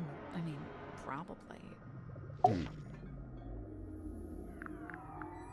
Now, you can ask him about every one of the suspects, and Mortuga, and every single clue. So we're gonna be here a while. It really is fortuitous that Madame Tadpole found her way to the Mortuga submarine. Not only is she unusually well suited to living within the confines of the ocean, but she was also unusually compatible with Magnus Mortuga. As far as I know, the two formed a sincere friendship. Huh. I wonder if she knows any of his secrets. She may just. I'm to believe Tadpole had taken it upon herself to discover the source of Mortuga's internal anguish. In her words, she wished to understand him so that she could help him. It was in the course of this endeavor that she began scouring the ship for information. On one occasion, I entered the captain's cabin to speak with Magnus, but instead I discovered Tadpole quite alone, trawling through his bookshelf. I asked her what she was looking for. She said she didn't know. We have yet to get in there. I noticed Mr. Dansom was quite determined to hold conversation with Magnus. What did Dirk want to talk to Mortuga about? Nothing. It was the act of conversation itself he was after. First-hand experience of Mortuga's mannerisms, affectations, and vocabulary. When I inquired as to why Mr. Dansom held fascination for such things, he said simply, research. So, Dr. Zephyr, I'm guessing you don't have an actual doctorate. Correct. I walk not the path of formal academic recognition, not for lack of trying, you understand. 8 separate institutions turned me away, asserting that my ideas were, quote, incompatible with our modern world. They forget, of course, that the modern world is a fleeting and ever-changing thing. Indeed, all of history's greatest scientists battled with such short-sighted stubbornness. So, you want to be one of history's greatest scientists, and fundamentally change how we view the world? Is that so much to ask? I mean, yeah, it might be. So it is a how lot. did you end up studying dreams? It was the result of acquiring a particular specimen. It opened up new ways to study the subconscious mind. A specimen? Like what? An animal? Yeah, I'm picturing like a lizard floating in a jar of formaldehyde. Something like that. So, what are you working on now? Here in your dream chamber? I'm studying subconscious spirit transmissions, analyzing their meaning, their intention. Do you need to be in a submarine to do that? Of course not. However, positioning myself here affords me other opportunities. Like what? The possibility of studying the most important specimen of all. If her transmission could be analyzed, interpreted, it would be an unparalleled discovery. Her? She is all that stirs in the minds of men that they shall never know. Known only as the Mermaid. A person? I've told you all I know. Then apparently you don't know much at all. Correct. Fair enough. I have a curious observation about Mr. Werman. Unfortunately, I haven't had the time to perform an analysis, let alone propose a hypothesis. That's okay. Just tell us anyway. I observed that he did not seem at all saddened or sorrowed by the death of Magnus Mortuga. You can't know that. Some people don't always show emotion on the surface. Of course, quite true. However, Mr. Werman did display an emotion. Relief. Relief? Gazing upon the crime scene, much of the tension coiled up in Mr. Werman's body visibly dissipated, and thereafter he seemed energized, galvanized. Maybe inspiration struck him? How did you meet Mortuga? It was on my first visit to Silkworm many years ago. I was merely passing through, so I stayed at the inn where Magnus was working at the time. So Mortuga was just an innkeeper at this point? Not even. The innkeeper was a woman named Felicia Stonetop. Magnus merely worked under her charge. The two of them split their time between running the inn and running a small sailing ship. Sounds like quite a nice life. He joined us about a week or so after we first left port. He caused problems almost immediately.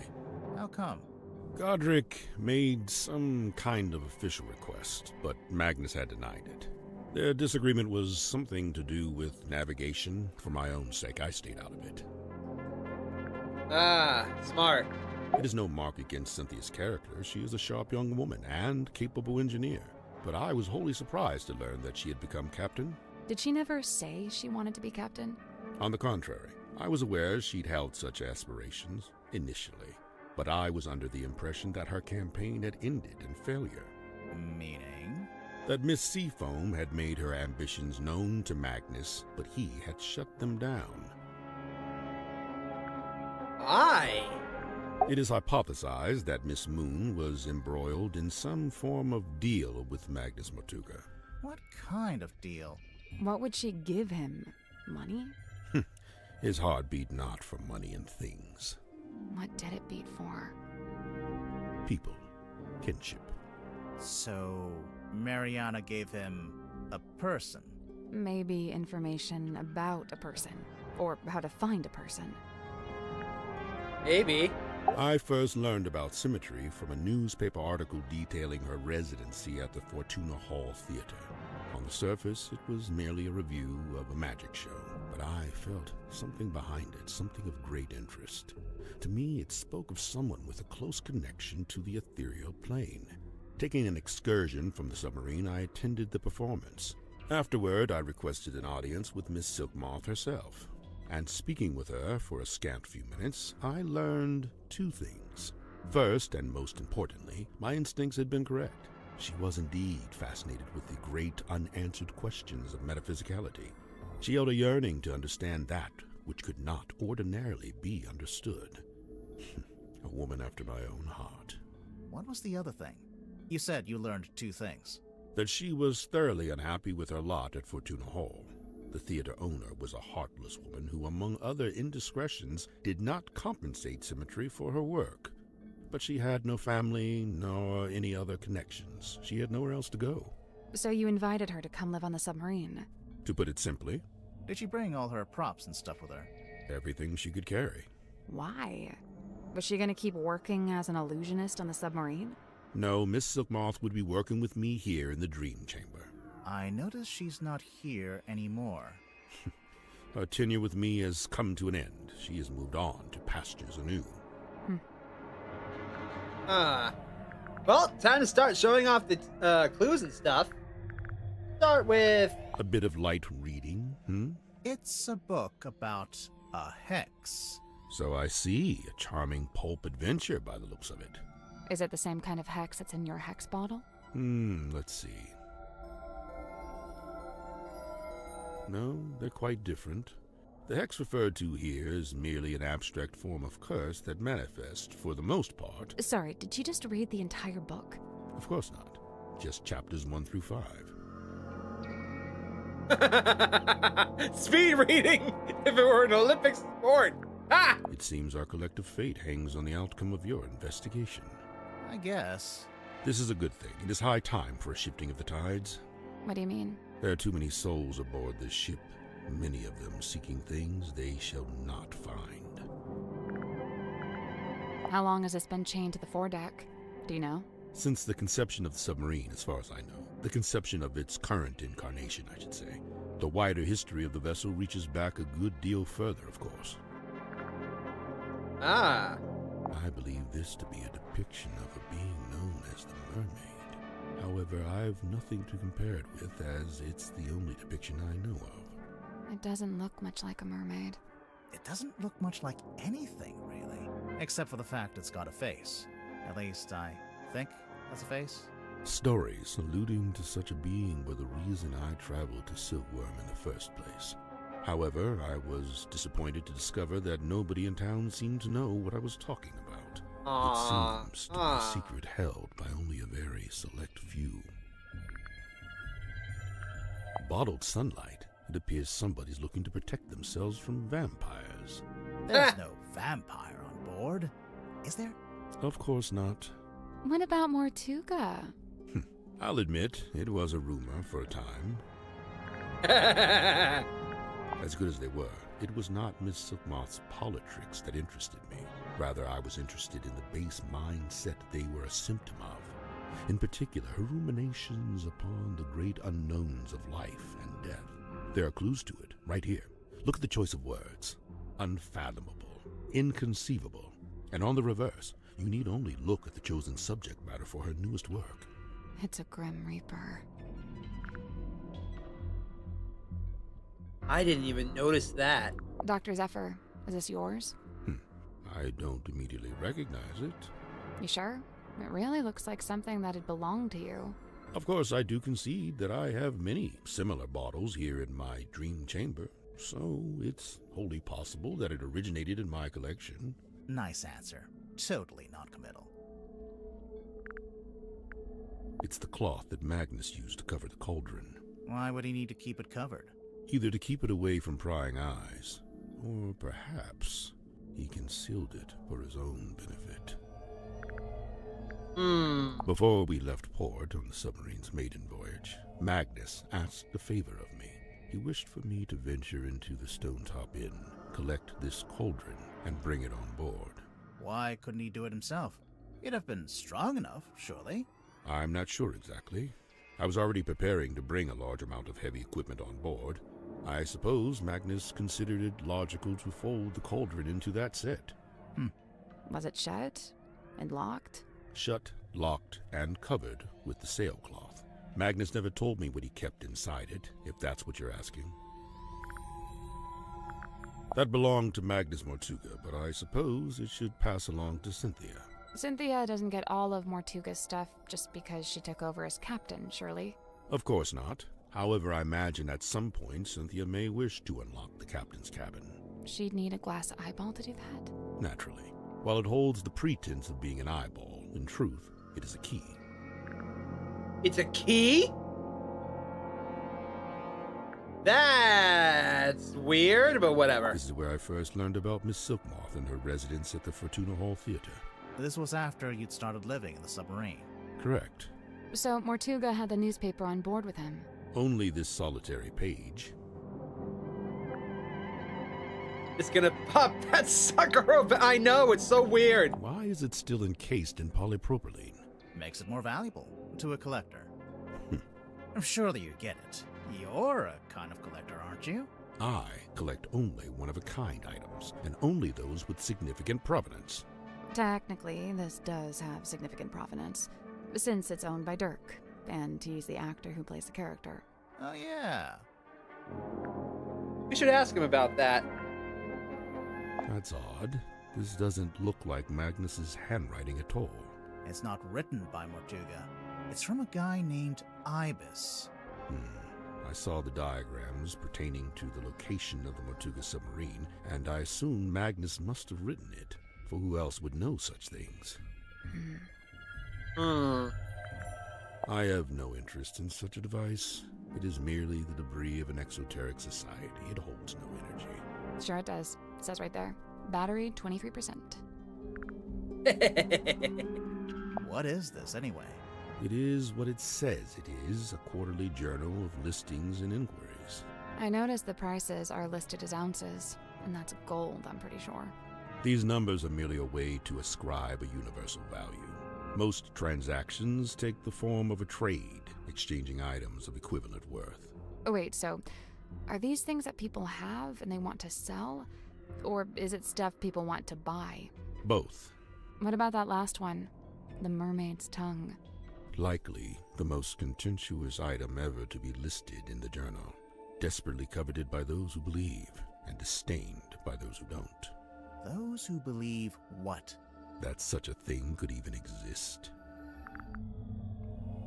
We know it could. Okay, I'll bite. What's a hex bottle? It is a glass container with a hex inside. A hex like a magic spell? I've been forthcoming thus far. Unusually so for a man of my nature. However, certain things I shall be keeping to myself, especially if it has no bearing on your investigation. What if we can prove it's got something to do with the murder, or the crime scene? Ah, well then you'd have forced my hand, wouldn't you? Fair enough. Fair enough. Where do you get this from? It is on loan from Miss Silkmoth. So it's for some kind of magic trick. I thought it was a crystal ball, like a fortune teller would use. Indeed, it is a divining orb, of a sort. However, I am not using it to see into the future, for such a pursuit is not but folly and nonsense. Right, but I'm sure whatever you're using it for is totally rational and sensible. Do not question the orb. I'm always telling you that. Oh god, these people are hilarious. How come the goggles are blacked out? It is a weighted sleeping mask. To induce REM sleep? Correct. What's REM sleep? That's the kind of sleep where you dream. Aha. So what's the big funnel on top? It is an energy filter. So it filters the dreams as they come out of your head? The opposite. It filters the dreams on their way into your head? Correct. Oh yeah, dreams are transmissions from another dimension. I forgot. But what's the point of filtering them? What does it do? To study the transmission, it is first necessary to change the format of the energy signature. Oh, like when you change a WAV to an MP3. This is a syntax with which I am not familiar. You're not wrong. A shrink ray, I assume? It actually does look like a shrink ray. All right, Grimoire, I'll be the guinea pig. Zap me. Of course, it could be an enlightenment ray. Perhaps you ought to zap me instead. No one's getting zapped. Aw, come on. You want to see what it does? An epitaph to human desperation. A totem of yearning for a time long past. If you say so.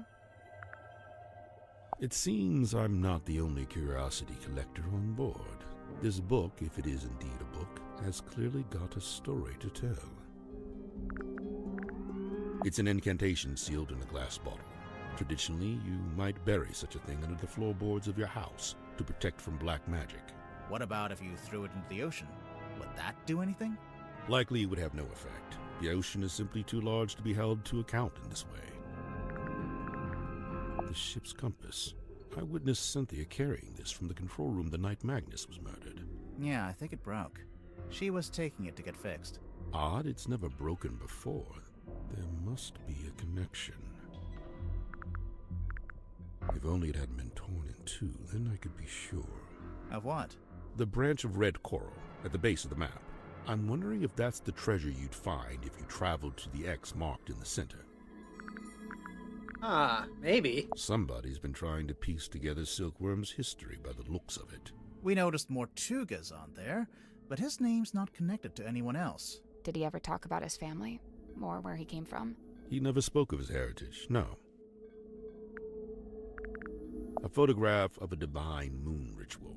The man holds the orb aloft, and the being within is imbued with rays of mystic light, granting eternal moon wisdom.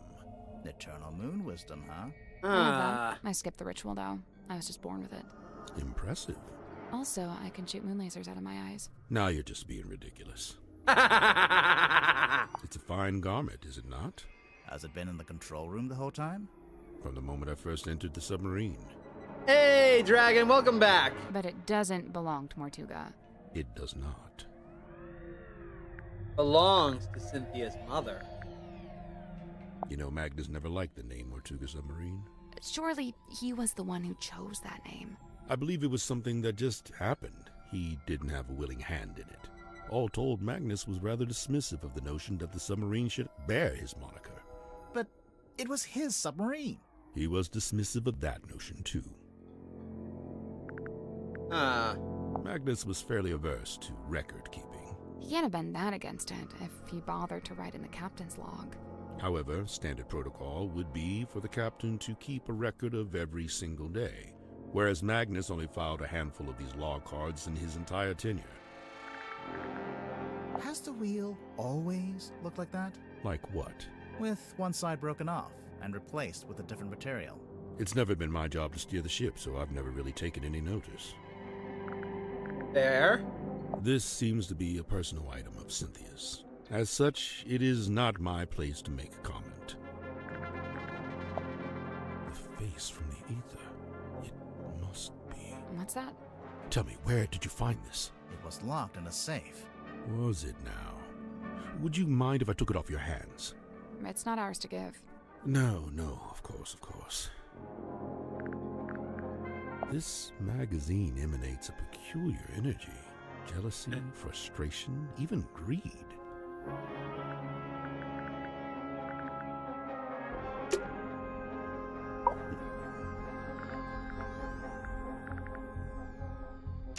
That's everything we can ask him about. Okay. Locked. We can use the eyeball key now.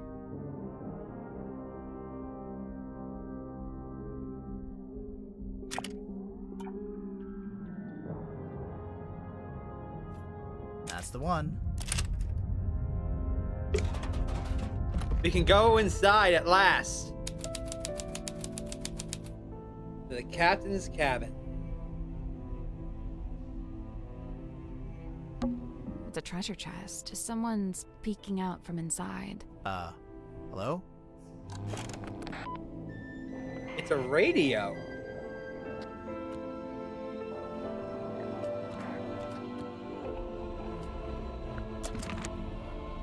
I thought that was a person in there.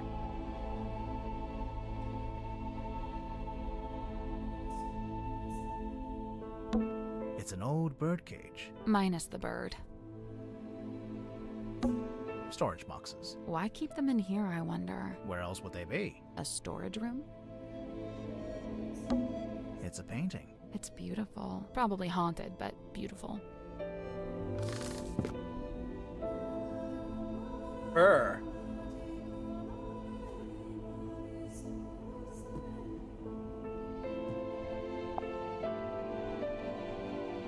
And Mother finally let me have the map. Most of it, anyway. The important bits are all still here. Problem. I spent all last night trying to decipher the actual coordinates. I couldn't do it. Magnus couldn't do it either, but he said we could pay someone to do it for us. So I put him in charge of that while I make preparations on the ship. Wanted to turn around and go back to Silkworm. Empty-handed? Never! So all the way there, he was sulky and moody, even more so than usual. I mean, he can be such a baby sometimes. I didn't let it bother me, because, as I'd known it would, the moment we saw the green light, curiosity got the better. Hauled it up. Took forever. It's super heavy. I really didn't want any of it to get damaged. Once it's on the deck, Magnus put his arms around it to turn the things. He can just about reach, but I told him not to do it like that. Might not be safe, since we don't know exactly what'll happen. So I said we could do it together, one each. That worked just fine, but we... So, who is... Grimoire. Let's make sure to ask everyone about this. Everyone? Yeah, I'm curious to see what kind of responses we get. Interesting. What's that saying? If walls had eyes? Something like that. Is that a bell? I think so. Why is it hanging over the desk?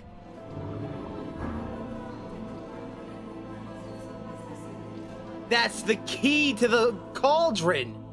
How on earth?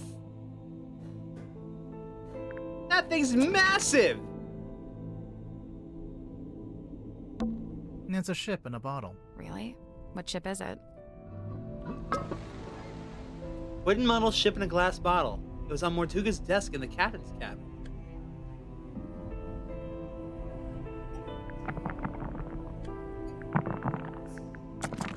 Would you not shake it like that? You're gonna break it. I think it already is broken. Listen. Something got loose on the inside. It's a ship. Really? What ship is it?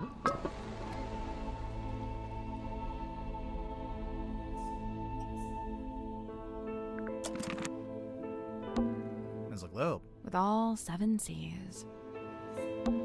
Mortuga's desk. Anything in the drawers? Just dust. A candle on a skull on a book. So was Mortuga a pirate or what? I don't think he actually did any pirating. I'd say he was pirate adjacent. Yo ho! Well, that's one impressive chair. Fit for a captain. It's Mortuga's bookshelf. A lot of these aren't books. They're scrolls. Scroll shelf. What's that on the wall? No idea. It's written in a language I don't recognize. That everything?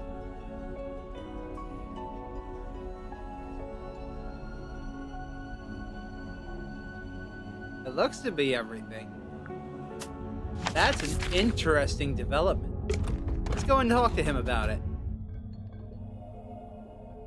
Yeah, I looked in the chest, Mega Man, but It's a weird. It is the. If you say so. Yeah, I misclicked. The only thing inside was the handheld radio. Fascinating. Some unseen entity is attempting to speak with us through the radio. I think it's just broken. Of course it's broken. That's precisely what opens it up to ethereal transmission. Sure, buddy. Let's ask about everything and then the painting. I'm missing so many clues now.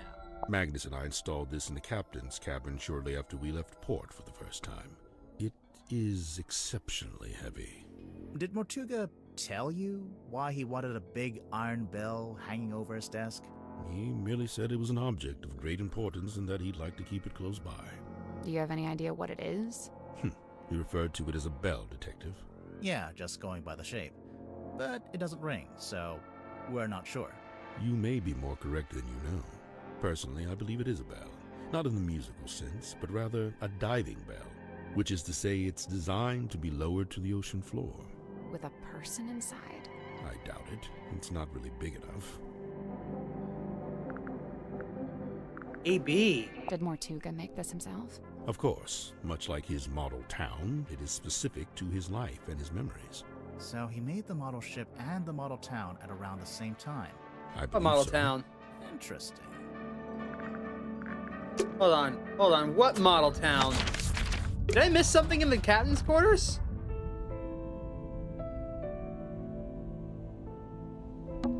A candle? So I'd say was pirate.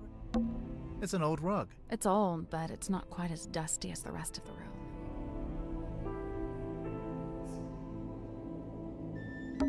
It's a treasure chest. Someone's... Hello?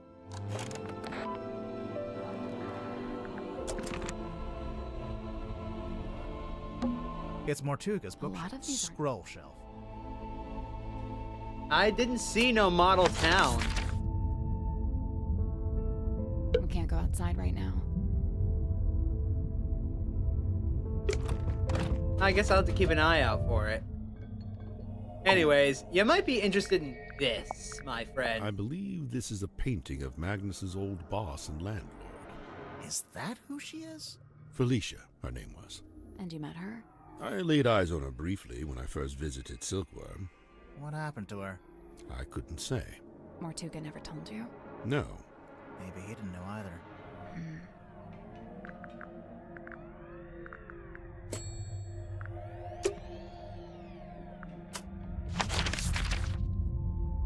Alright.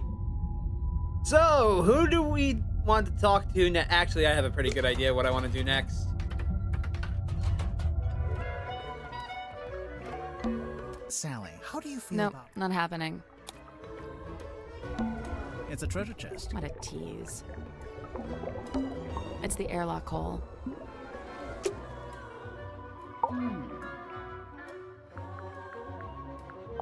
Alright, let's ask about everybody. Miss Tadpole, you said you were an Olympic-level swimmer.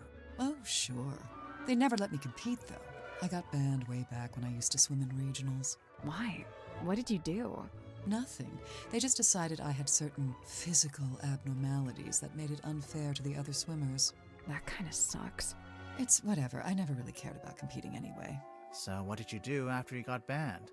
Oh, you know, left home, traveled, got a job, quit that job, traveled some more. And, have you always been green?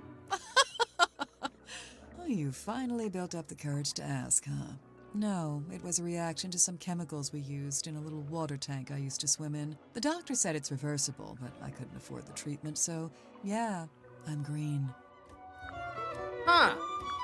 Well, at least Grimoire had the balls to ask. Dirk's got a little crush on me, pretty sure. Cute. He's a good egg, but he's not my type. I don't go in for the Boy Scout look. Now, if he grew a beard, then I'd be open for negotiation. Sure, I could see that. Sorry, could we maybe talk about something more relevant? Yeah, Zephyr and I had a little falling out. Over what? Something to do with his experiments? In theory, I really don't care what he does in his lab. I just didn't like that he dragged Sim into it. What do you mean? When I first got here, Sim was working for Zephyr in the Dream Chamber. What were they working on? Researching dreams, I guess? Well, sure, that was part of it. They even had Mortuga as a test subject at one point. They were researching Mortuga's dreams? Look, it's not the dreams that were the problem. It's the communicating with spirits from the other world stuff. Oh, like talking with the afterlife. Zephyr's a grown man. If he wants to research that stuff, he's free to do so. But Sim's still young. I didn't want her getting misled, so I put a stop to it. How? I made Zephyr tell Sim he didn't need her anymore. Ouch. It's for the best. Now, when Werman got here, that's when things got interesting. Why? Because he's a famous author? Oh no, I don't care about that. I don't read pulp literature.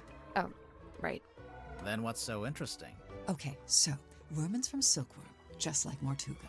And after he arrived on the submarine, Mortuga spent a lot of time talking with him. Wait, you think they knew each other from before? From when they both lived in the town? No, Ooh. but I do think they share a connection. Like maybe they have a mutual friend or something? Something like that. Then it seems like Mortuga would have wanted Werman on the submarine if he had something to gain from it, even if it was just information. What information, though?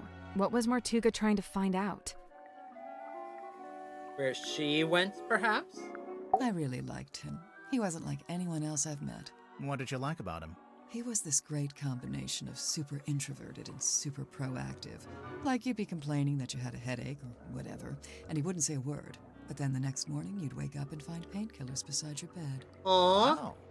Kinda creepy, sneaking into your room at night. And where would you get painkillers on a submarine? The point is, he actually cared about other people. Really, the only person he was hard on was himself. Go on. Well, for one, he never let himself leave the submarine, even if he wanted to. Did he want to? I think so. Then what was stopping him? I wish I could say. Interesting. All right, how's about Mr. Nut 1,000-yard stare over I know here? He used to run a shop selling compasses or whatever, but from what I gather, he knew it wasn't really his life's calling. Although he seems to have fallen back into it, so I don't know what's going on there. Creature of habit, I guess. If Grip didn't actually want to work in a shop, what did he want to do? He wanted to be the navigator for the submarine. He'd probably be pretty good at that. Problem was, Magnus didn't need a navigator.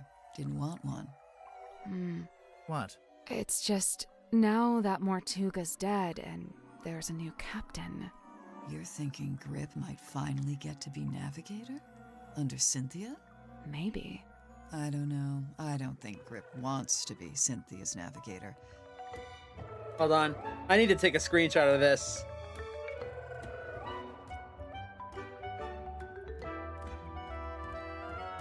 Give me a second, folks.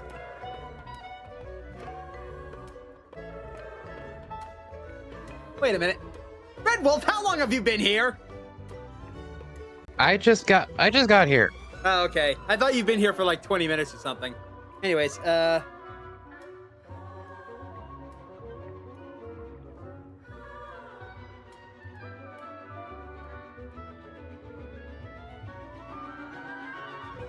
we are.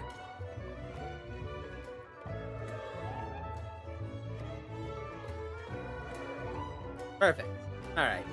So how have you been, Red Wolf? I think he wanted to be Mortuga's navigator. Not too bad. That's good. This is basically a brand new game. It's the sequel to Tangle Tower, one of my favorite games of all time. We're quite a ways into it, though. Little Cynthia. She's cute, huh? I don't know if that's an appropriate way to talk about your captain. I'm only here already You're so because right. of what the weather might do later. What? Oh, Lord. Don't tell me there's gonna be a storm. There's a storm warning in the area. You think her being captain is kind of a joke? It's not a joke to her. She cares a lot about the submarine. I just don't think it's doing her any good to care that much. It's just a hunk of metal after all. Anyways, meet the fish woman. And wood. Some of it is made out of wood, I noticed. Did Mortuga want Cynthia to succeed him as captain? Did he ever mention it? No, I'd say he probably felt the same way I do about it. Which is... That she's too young and too bright to be living down here in the dark. I couldn't believe it when she showed up. I swear this submarine is like some kind of giant sink strainer. You know Mariana Moon from before? Yeah, we've crossed paths. We very briefly both worked for the same guy. What guy? Doing what? Performance art. Mariana's act was storytelling. What about? The show I saw was about the history of silkworm on sea, with a focus on all the rumors and urban myths. This was before I'd even been there myself. She even mentioned the rumor of the Mortuga submarine, how she'd been in Silkworm looking for it. What was the rumor? Just that there was supposed to be this haunted submarine with a captain who got cursed to live underwater forever. Sounds made up. I know, right? Uh-huh. Sim's quite delicate. She's got some real self-worth issues. She's kinda eerie. Mm-hmm. And she's got this 1,000-yard stare, like a rabbit in the headlights. She's got a unique way of speaking, too. Yeah, I'm still not sure how much of it is sincere and how much is residual from her time performing on stage. I have heard her talking more normally, though, when she's with Cynthia. What about Sim's parents? Orphan. As far as I know, she was homeless for a while, until the system picked her up and she got moved into the theater. So, she's never had any kind of normal life. Nope. That 1,000-yard stare's starting to make a little more sense now, huh? Let's start asking about the clues, because we got a bunch of them. Cynthia had to ask my help in writing this up. She wanted to put Magnus's age, but she didn't know it. How come you did? He and I were friends. I was really trying to get to know him. Sounds like that might have been kind of an uphill struggle. Yeah, he didn't really like to talk about himself. So the main character is inspired by Magnus Mortuga? I think so, but Worman changed his name to Marcus Mordu. Nice. Real subtle. Magnus wouldn't bring this inside the submarine, but he didn't seem to want to get rid of it either. So it must have some kind of purpose. We already know what it does. We saw it on the way in. It shines a big green light so you know where to go to find the submarine. What? I feel like I know what this is. The thing in the painting. You've seen it? Tadpole's voice sounds like I've heard it somewhere before. Well, maybe. Not seen it. More like felt it. I'm pretty sure it's out there. Maybe even right now. Should we be worried about this?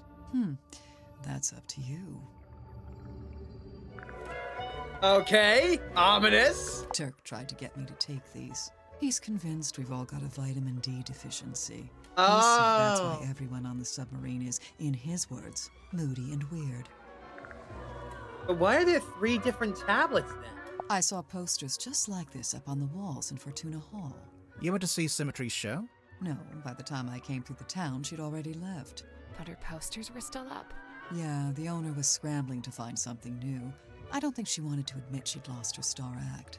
The theater owner, that's Baroness Fortuna? That's her. And did she ever find a new show? No. It didn't work out. This was on the floor of the crime scene. Do you know what it is? Poison, maybe? We don't know that. We don't know what it is. Doesn't make any sense for it to be poison. Magnus was killed with a blade, something sharp. You played Medea in Hades too? Ah! I haven't played Hades. Right, but there wasn't anything like that at the crime scene. Well, then it must be somewhere else. There. That's still another thing. We haven't found a murder weapon yet. I'm pretty sure Magnus kept this in the storeroom. He had it covering the cauldron, I guess? It seems likely. Just to protect it from dust? Or maybe he was specifically keeping it hidden. Maybe. I like how all three of us are kind of conjecturing together. All I can say for sure is that at one time, this cauldron spent several years underwater. Not just underwater, but in the ocean. I can tell by the growth of the barnacles and algae. There's no growth on the inside, though. Or on the lid. Yeah, I noticed that too. I can tell you why. It's because the bell is supposed to go on top of the cauldron. It's the key. Where did you find that? Yeah, it was in Sims. We just found it lying around in a corridor. What is it? It's Magnus's key. It unlocks his cabin. Where did you find this? Symmetry had it. Does it not belong to her? No, it belongs to Magnus. Just the front page? Or did he have the whole newspaper? Just this one page. Why is he so interested in Sim's old magic act? He's not.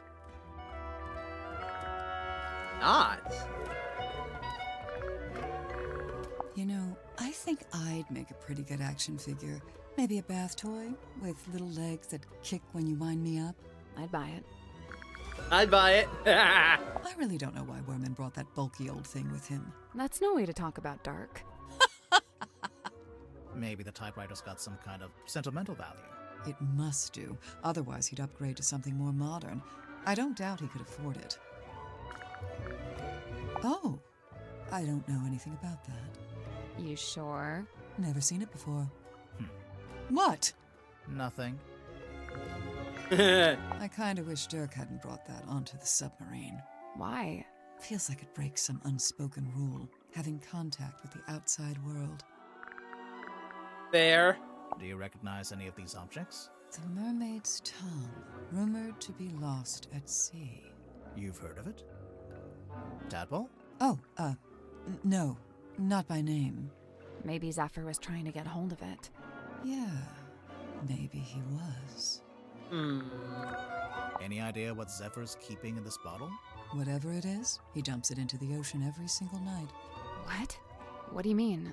Every evening, he comes by the airlock and empties the bottle into the water tank below.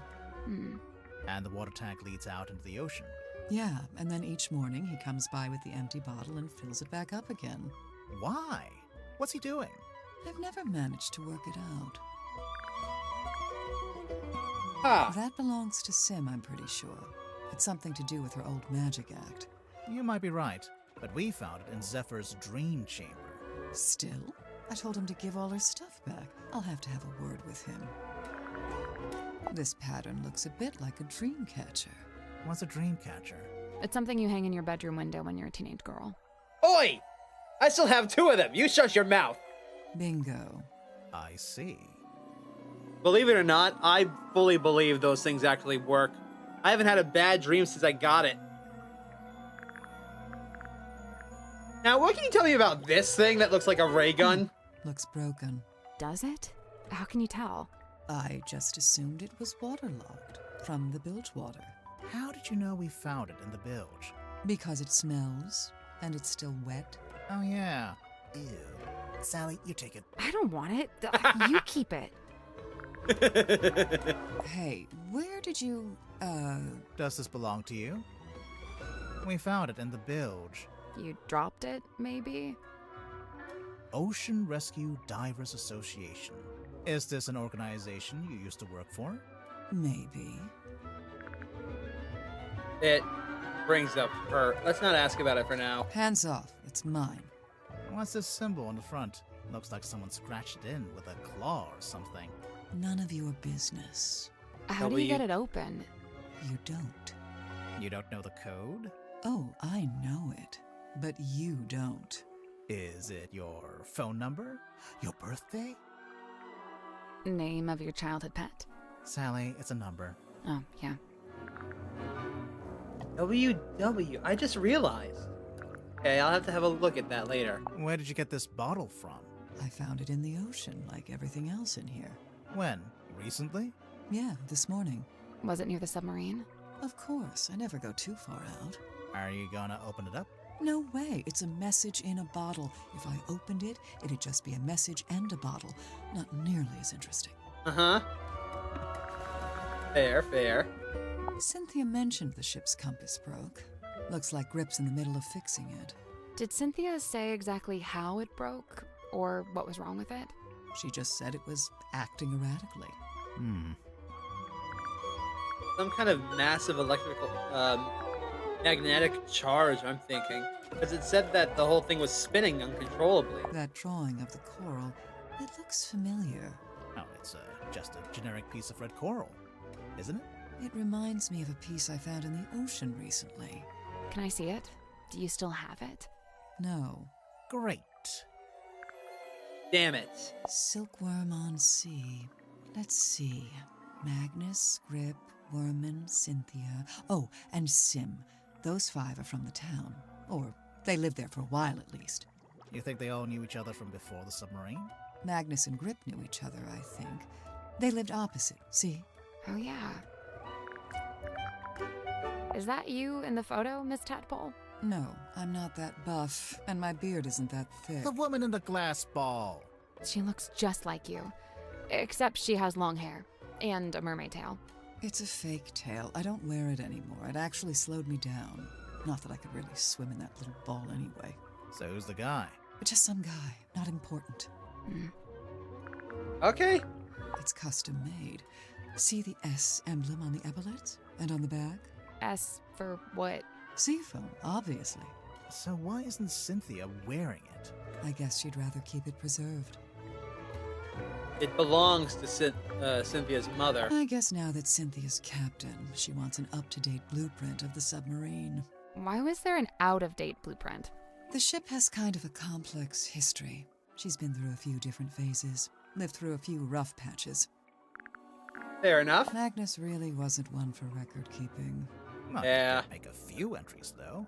Looks like it's just each time someone new arrives on the submarine. That makes sense. He was always people-focused. Human interactions, relationships. It's what he considered most important. Magnus used to let me steer. He even taught me how to do it. Sounds like he was setting you up to be the next captain. I don't know about that. But there it is, on the left-hand side, in the big tank of water. What is it? Some kind of sea creature? I think it's the reason they built the submarine. They built a submarine to house a sea creature. Mm-hmm. I don't understand. Where would it live? Wouldn't it need to be in water? Yeah, there's a special area of the submarine that can fill up with seawater. Where? You're standing on top of it right this second. Okay, so what's this? Is this a photo of you? Why'd you say that? It's an underwater photo, and it kind of looks like a woman's face. I just thought... All mysterious underwater women look alike, is that it? No, I'm kidding. For the record, I don't think it looks like you. Right, it doesn't. In fact, it doesn't look like anyone. Ooh, spooky. Yeah, see, this is what I'm talking about. Dirk looks way better like that. The beard, the long hair, the outfit. You like the rugged pirate look, huh? I can't help it if I have a type. It's a radio, dressed up like a little doll. Do you know who it's supposed to be? Is it not Cynthia? I don't think so.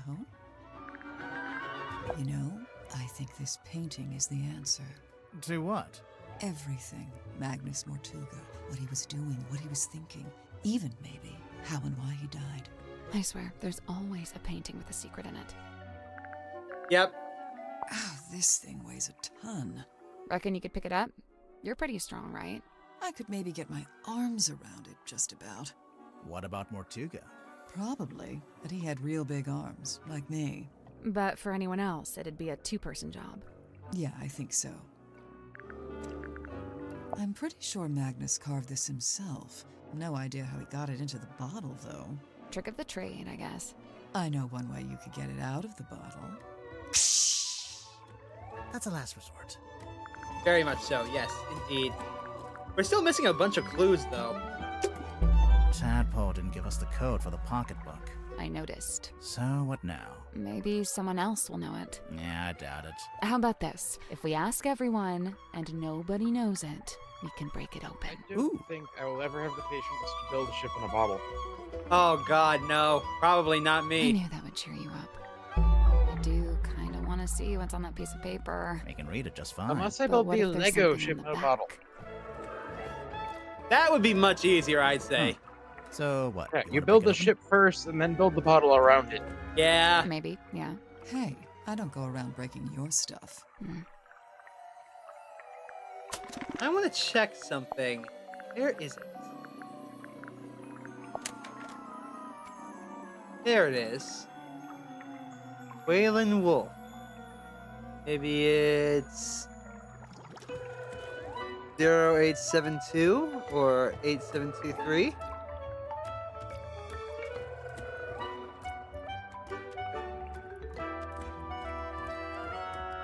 Eight seven two three one.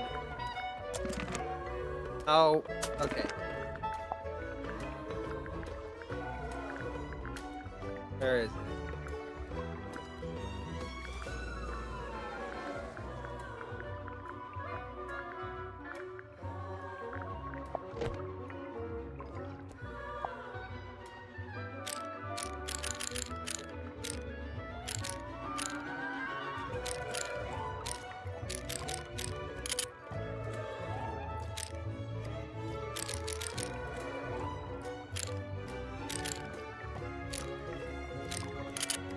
Damn. Well, that was my best guess. All right.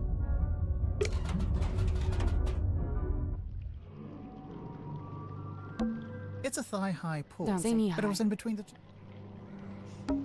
Yeah, this room smells like I rust. kinda like I it. knew you always liked the worst.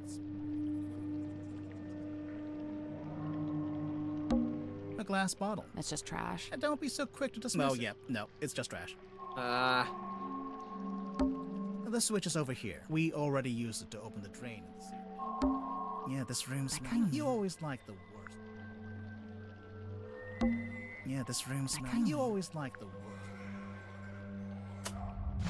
Still trying to figure out where the hell that model town is.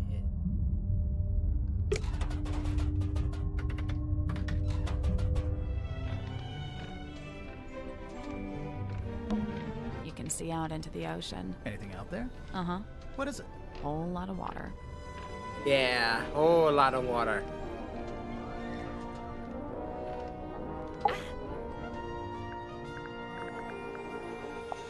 Alright, let's ask the captain everything, shall we? Madam Tadpole's so cool.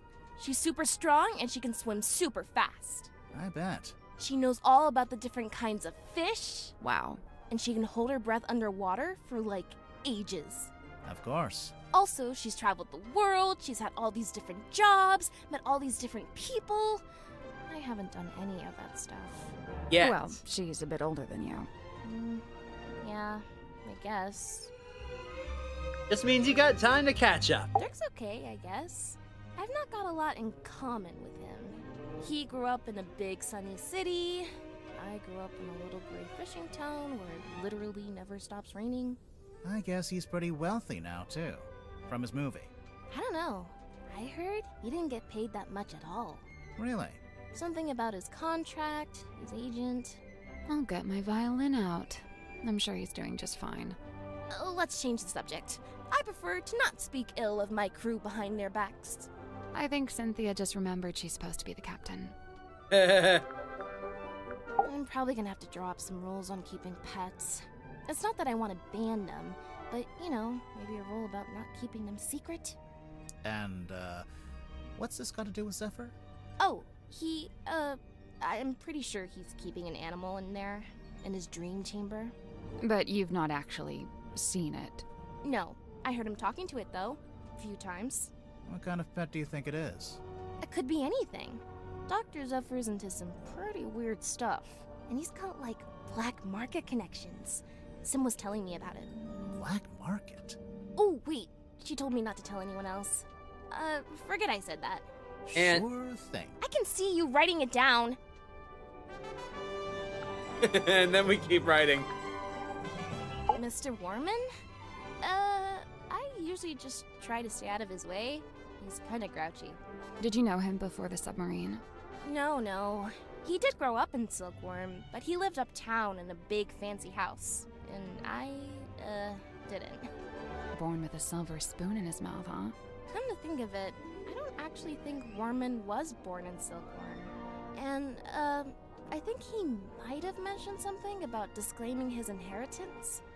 I guess he wanted to make his own money. Which, by all accounts, is exactly what he did after he left town and wrote that book. So why would he need to come back? He just really wanted to meet him, I guess. Meet who? Who else? Captain. Captain Mortuga. Speaking of which... When did you first meet Mortuga? When he let me into the submarine. Oh, it's just, you're both from Silkworm. I thought maybe you'd have run into him before that. My parents did. I know that much. Remind me. The harbor master and the shipyard mechanic. Ah, that tracks. So Mortuga lived an active life back then. He wasn't like, recluse? I don't think he's ever been outgoing, but from what I gather, he was very loyal to the few friends he did have. In fact, I'm pretty sure he was trying to reconnect with someone he once knew from the town. Who was it? Did he say? No, I never found out. I found out Mr. Grip wanted to be the submarine's navigator at one stage, but Mortuga never allowed it. After I became captain, I half expected Grip to come and ask about taking on the role. But he didn't? Nope. Would you have said yes? Of course. I have no idea why Mortuga didn't allow it, but Mr. Grip's clearly an expert. I would have welcomed his help. I wonder why he didn't ask. I'd guess he assumed Cynthia didn't want any help. Sorry, Cynthia, but you do give off a kind of I can do everything by myself vibe. Just a little. Feedback duly noted. Maybe you should go and ask him. Now, about yourself. You said you're 18? Where are your parents? My stepfather's still in Silkworm. He's too stubborn to leave, even though the town's pretty much dead. Whereabouts? The shipyard beneath the lighthouse. That's where I live, too. Sounds like it might have been an interesting place to grow up. It used to be. Nowadays, it's basically just a big pile of rust. What about your mother? I'm sorry. It's okay. So, Cynthia, why did you want to become captain of a submarine? Not a submarine. This submarine. Like I said, it's just the way it's meant to be. Was your mother the captain? Mariana Moon? I've barely known her longer than you have. Do you know why she's on the submarine? I have to assume she was invited. So, what? Nobody's allowed on board without being invited? Naturally. Who invited you? Okay, maybe I'm an exception, but Captain Mortuga granted me access and he let me stay. So it amounts to the same thing. Now that you're captain, you could tell Mariana to leave if you don't like her. I never said I didn't like her. I think she's very interesting. Wow. Just wow. Sim's my best friend. Well, that's nice. She's really cool and weird, and she knows all kinds of stuff about illusions and magic and curses and psychics and haunted dolls. What a ringing endorsement. Curses? Oh yeah, Sim's obsessed. She's convinced that she's cursed. Or even that she is a curse. That's why she wears that locket. I don't know. This sounds like kind of an unhealthy predisposition. Oh yeah, totally. I'm actually pretty worried about her. Especially since, you know. No? So it's looking like Sim was the last person to see Mortuga alive. They were both in that storeroom the evening he died. The Illusion Theater. Well, let's start asking about the case. Aha! I see you found my case file. Sure did. How come you knew about Grimoire? Oh, I read all about the Tangle Tower case in a newspaper. I didn't know that got any press. Someone must have sold their story. I gotta ask, did Fiona end up leaving the tower? Or is she still there? Fifi? Yeah, she and Poppy moved out. Oh, good for them. They got a real nice place out in the countryside. That's so nice. I'm jealous. this! Uh-huh. So this is what Mr. Worman did after he left town. Why would he need to leave town to write a book? I feel like you could do that from anywhere. It was probably more about making connections. You mean like in publishing? In anything. Silkworm's a real dead end if you got any kind of aspirations. There he is, Mortuga's little mascot. What does he do? Well, you know, bit of this, bit of that. A big green light shines out of his eyes sometimes. Yeah, we saw it. It lured us onto the submarine. That's the idea. How does it work?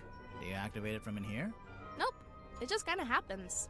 Wooden buoy is confirmed to be magical. I'm considering having this taken down. I'm captain, so I'm allowed to do stuff like that. Why would you want to take it down? It's just unnerving. It's making some of the crew uncomfortable. Some of the crew? Only you, huh? Sun tablets? Yeah, for when you need sunlight, but you can't get any. Like if you, I don't know, random example, lived in a submarine.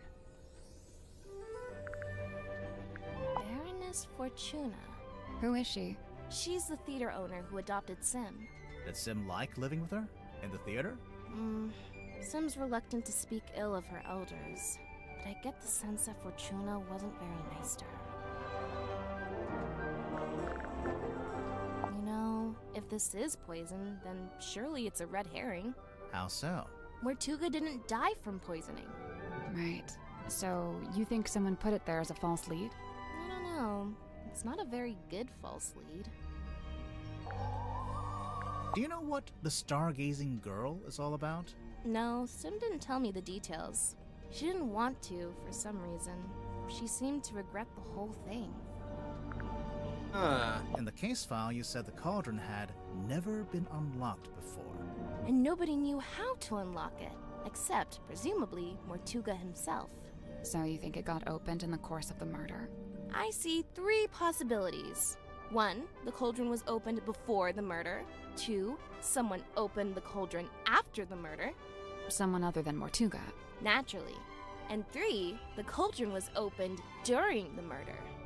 Like the murder happening and the cauldron opening are one and the same? Maybe. Do you know what this is? I don't know.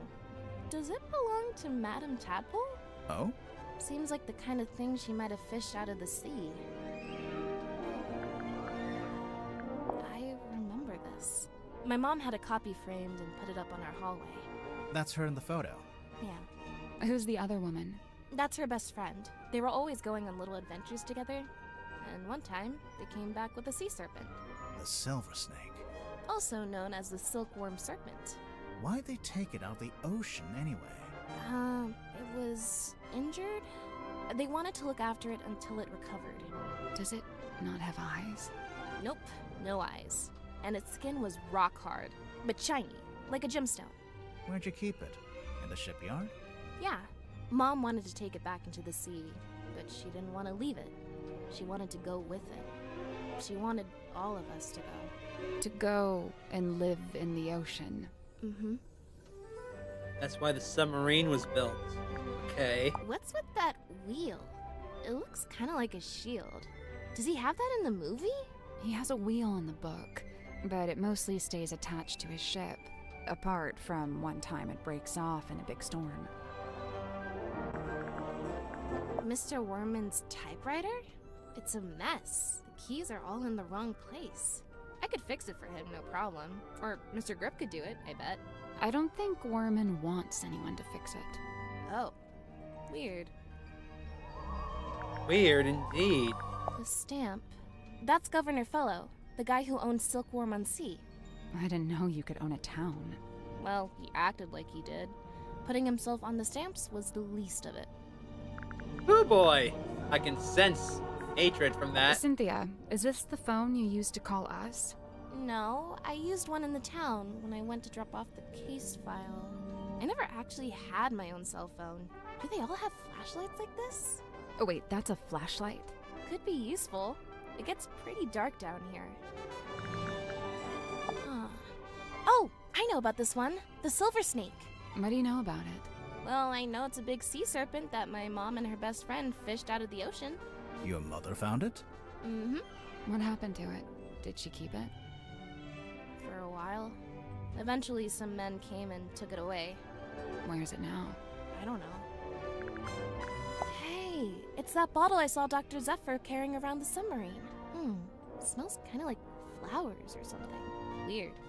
What about the thing in the bottle? I don't really want to know what that is. Fair. Very fair. Oh, Sim's fog ball. What's this weird little antenna thing? Is that not just part of the design? No, I don't think so. What does it do?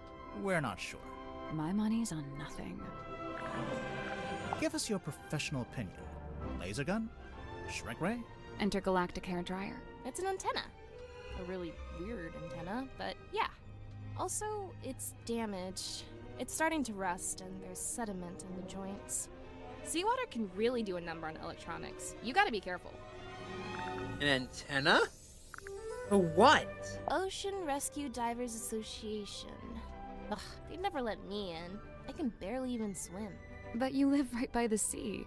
Pardon me for not swimming in the deep, freezing ocean. Points to her. That's one creepy book. Wait, are those initials? M? You're looking at it upside down. It could be Magnus Mortuga. Hey, there's a document in there. It's a piece of paper. I don't know if I'd call it a document. It's been typed. Apart from the title, which is drawn by hand. Oh yeah, it almost looks like a logo for something. This is the ship's compass, from here in the control room. Mm-hmm. Looks like Mr. Grip's already working on fixing it. Good! That's good. Why so many needles? The original needle was broken. Mr. Grip said he had a few he could try out as replacements. This one's the original? Yeah. Looks fine to me. Just put it back in. Nope, wouldn't work. It's malfunctioning. It needs to be replaced. This weird little drawing. It looks kind of like that thing Mortuga kept up on the foredeck. The buoy, yeah.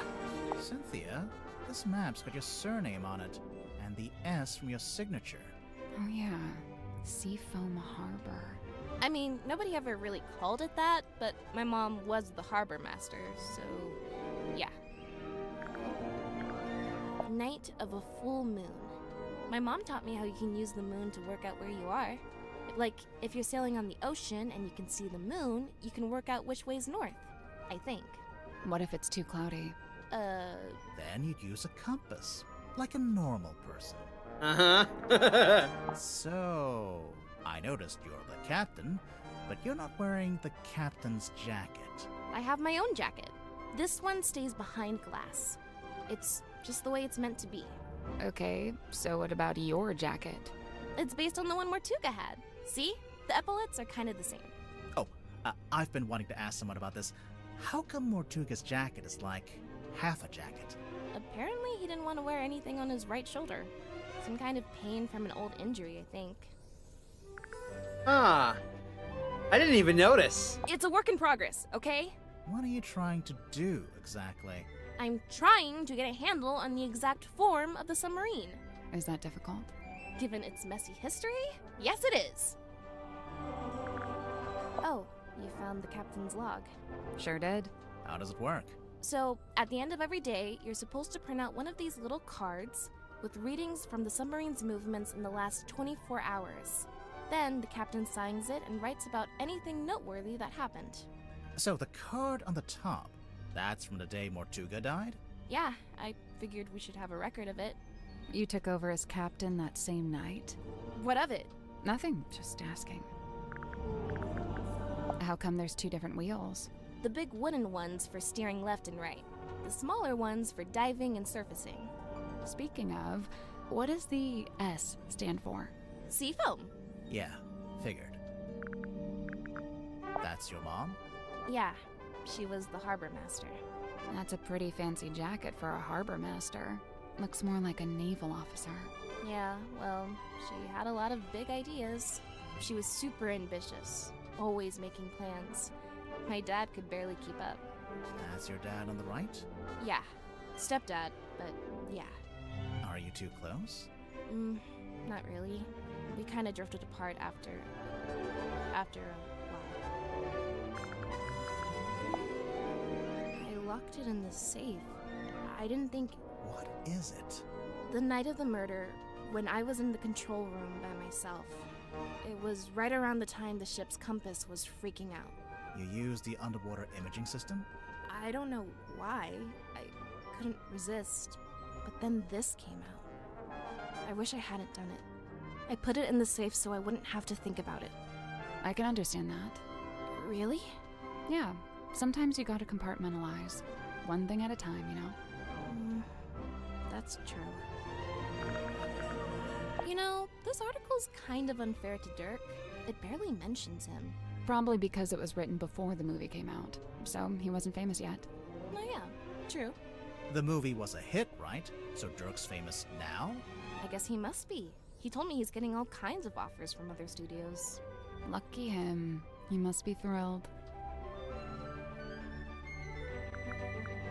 Cynthia, this radio looks kinda like you.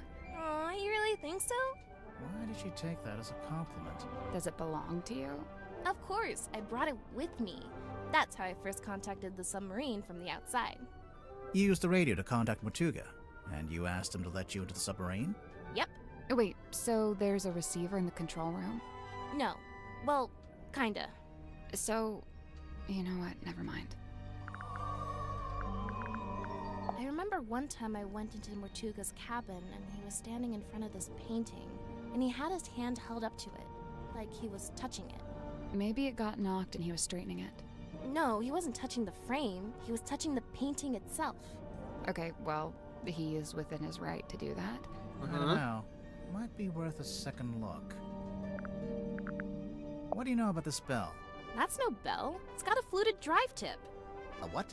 For a fluted socket with 6 flutes. Oh, yeah. I agree completely. I know this ship. I used to look out my bedroom window and see it sitting in the harbor. Does it have a name? Something... Selena?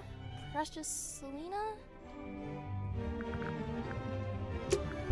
I wonder if Sim would let us take a closer look at that locket of hers. Can't hurt to ask. Let's go look at that painting again.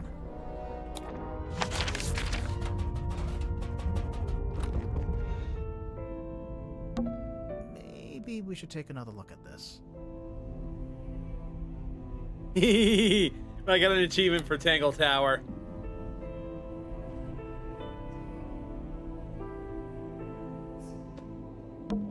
Is that the sun?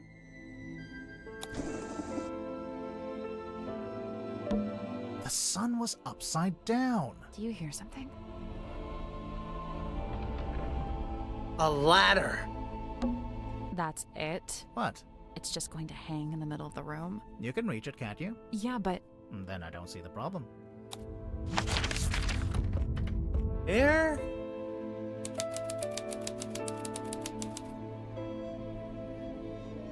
Oh, yeah.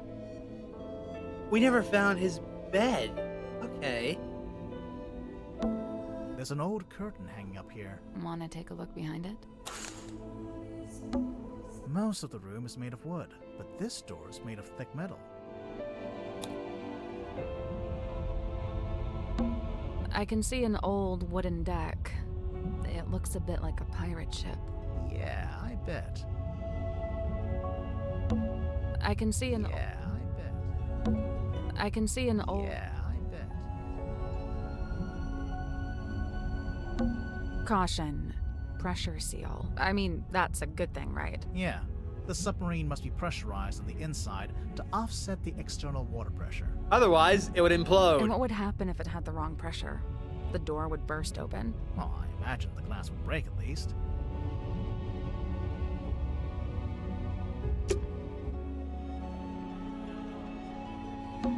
Should we put the curtain back?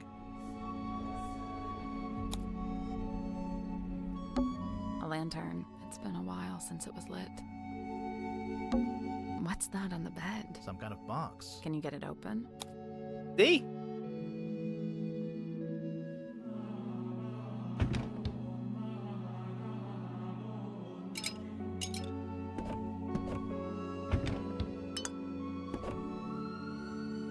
Yep, the town model is there too.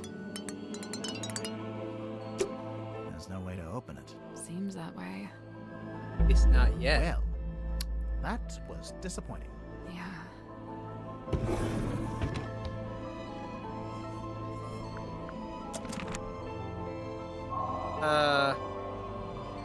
This is chapter 2? We're only on chapter 2? Oh, Lord. What is that? It's a model town.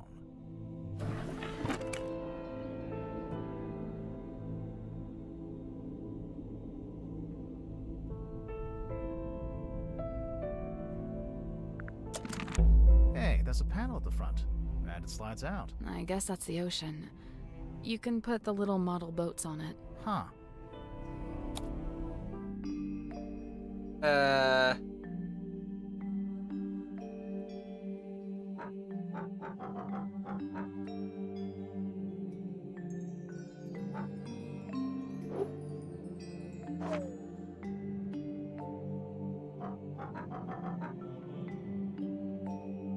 That's not it. So, we can swap the sails between the 9 boats, and we can tap the boats to turn them, making them face different directions on the grid.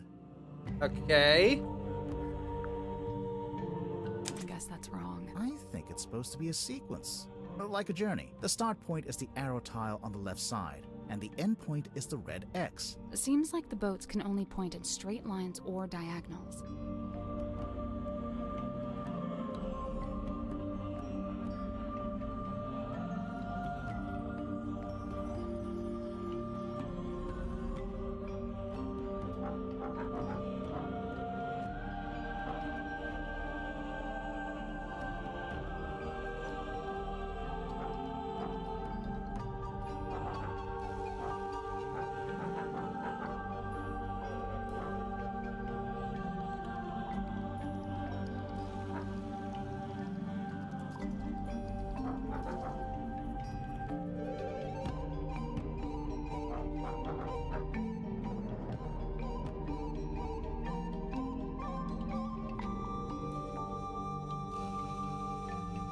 Okay.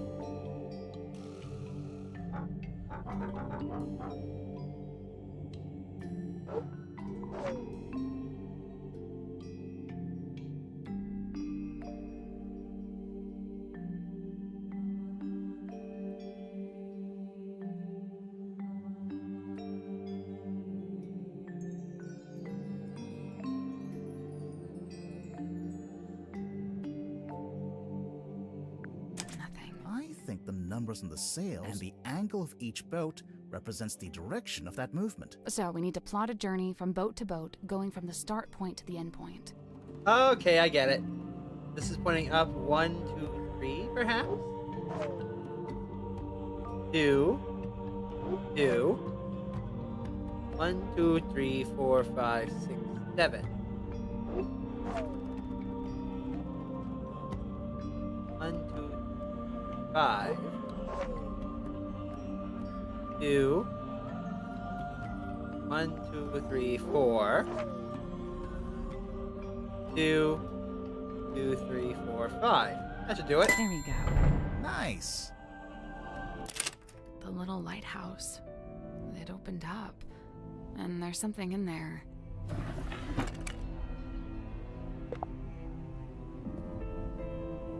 Film reel hidden inside?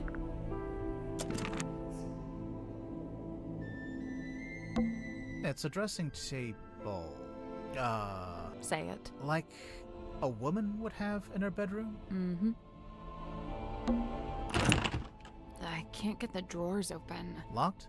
No, I don't think so. I think the wood just rotted. An empty box. It's a barrel. A barrel of fun? No. A barrel of laughs? No. It's a barrel of seriousness. Aww. Try collecting the film. It's okay. a model town.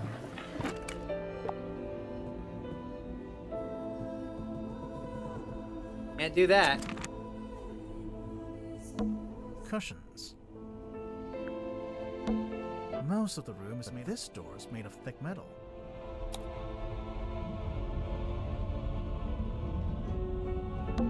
I can see an old. Yeah, I bet. I can see an. Yeah, I bet. Should we put the curtain back?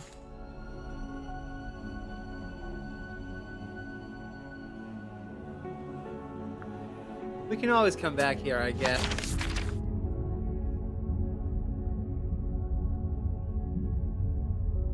Alright.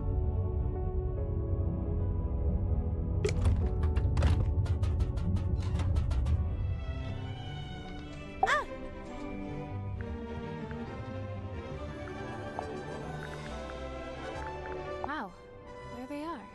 That's my mom, standing in the harbor, and that's my dad, standing under the lighthouse. Cute. Hey, the lighthouse opens up, and there's a film reel in there. That is not accurate. We did not have a giant film reel in our attic. I don't like it. You don't want to know what's inside? I do, and I don't. What if it's bad?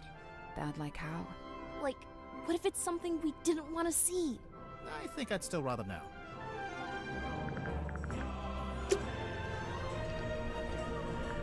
Well, we still don't have any idea what it could be.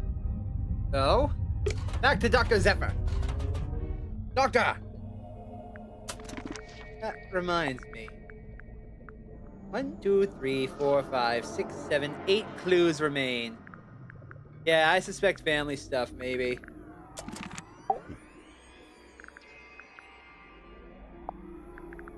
Magnus built this himself, from the scant materials we happen to have on board. So he made it while he was living on the submarine? Yes, but I believe it's a vignette of a particular time in his past, back when he was living in Silkworm. But you knew Mortuga back then, didn't you? How come there's not a model of you in there? It's specific to the town and its history. As an outsider, I would have no place in it. I am unfamiliar with this. Where was it located? It was in the captain's quarters. Ah, then it is no mystery, for I have never set foot in that room.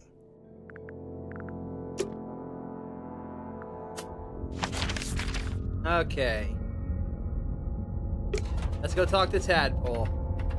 After this, there's only like 5 more characters to speak to. Magnus carved and painted it himself, so it's very specific to his life. It basically only shows the buildings and people that were relevant to him. I noticed Mortuga himself isn't on there. No, I think he's somewhere else.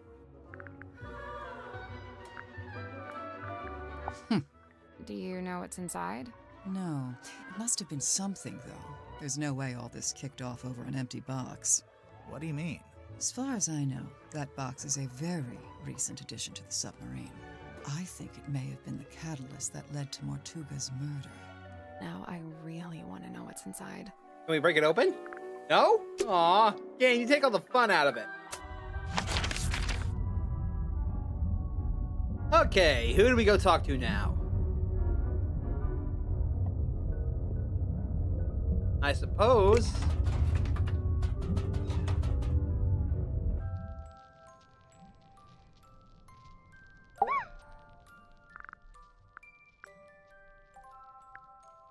Sim, could we take a closer look at your locket? I suppose so. Please be careful. We promise. You really think we should open it? I don't know. Maybe. It's up to you.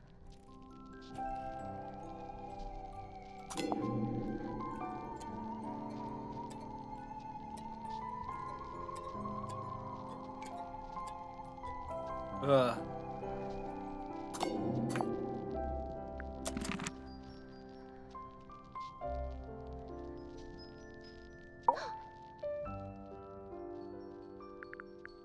All right, Sim. Let's ask about everybody else and then all the clues. Likened to the orchard oak, sturdy, stout, and towering tall, but bears she a quietsome grace, like a windless night on sail-still sea. I ponder, could some such thing be mine to know? I don't see why not.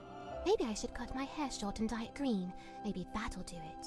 What's that? Madam Tadpole, number 5. The Still Waters.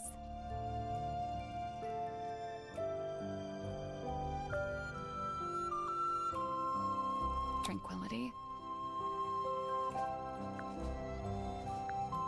An actor or a mage in guise who sways men's souls with artful feigned truth. You, think Dirk might be swaying our souls? Fret not, as dwell he in this deep sea womb, his strengths divorced from skyward source. Skyward source? The sun, I'm guessing. How do you know he likes the sun so much? Alone he's oft espied, atop our ship, and stood enrobed in warmer light. Dirk goes up on deck a lot, huh? By himself, I wonder. Dirk Dansom, number 8. The Shiny Penny.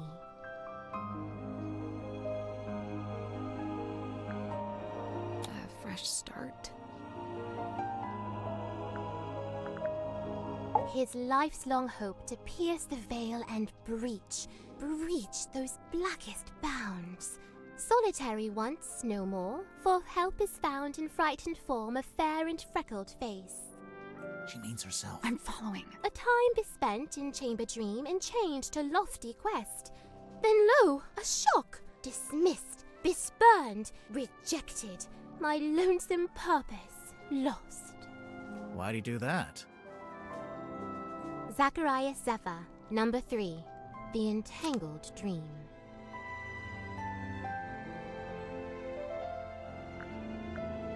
Losing your way? He'd dreamt our ship some boisterous boat, where tensions flowed and tempers boil. Alas, upon inspection showed, our home fell plenty short. Still he yearned for storm to swell, for keel to list, for sail to sway. He was waiting for something to happen. Something did happen. The captain was murdered. And crime dark scene, but consequently came the freshest focus for his ever ponderous gaze. James Werman, number 7. The Empty Inkwell.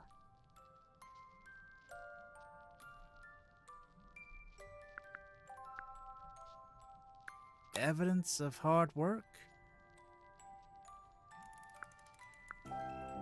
Like jagged face of coastal cliff, cut coarse by storms and swells of life long spent. Sleep a scant solace, bedeviled by a dream dug deep in folds of ever-furrowed brow. His broad form stood, once ox-strong and stout, now more malediction than man. Doomed to dwell down in the dark, the once light of a life once lived, now too luminous to look upon. Magnus Mortuga, number 1. The Turning Wheel.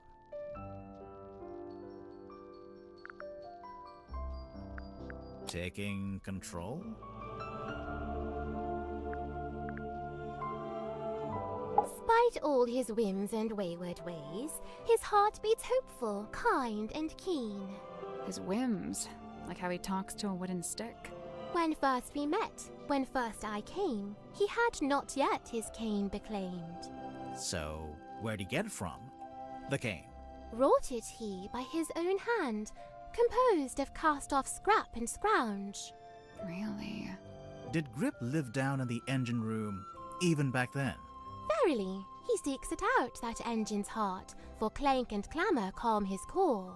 He likes how noisy it is. What's wrong with him? Roderick Grip, number 2, The Broken Compass.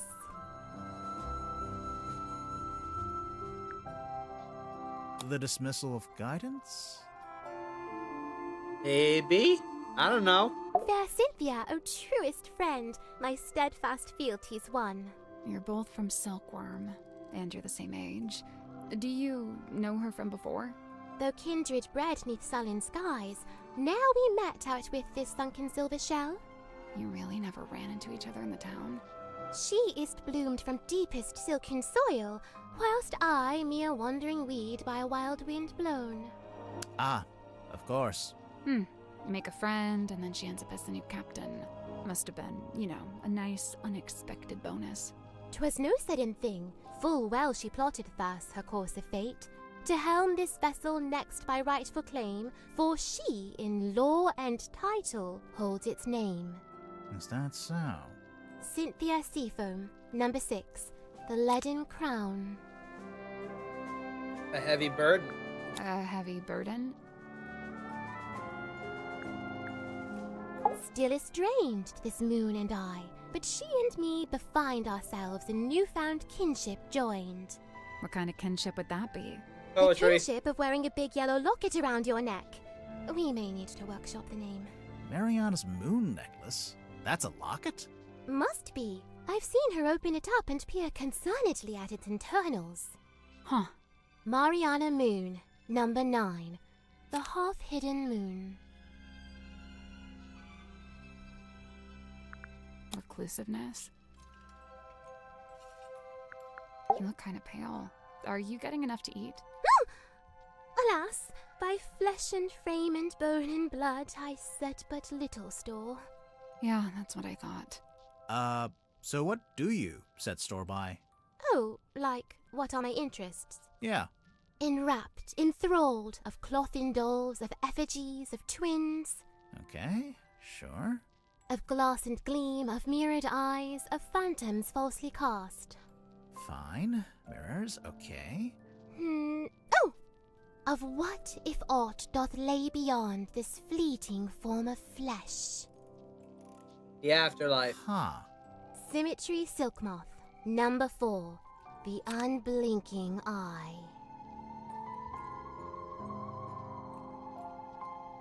Obsession? That's all of them.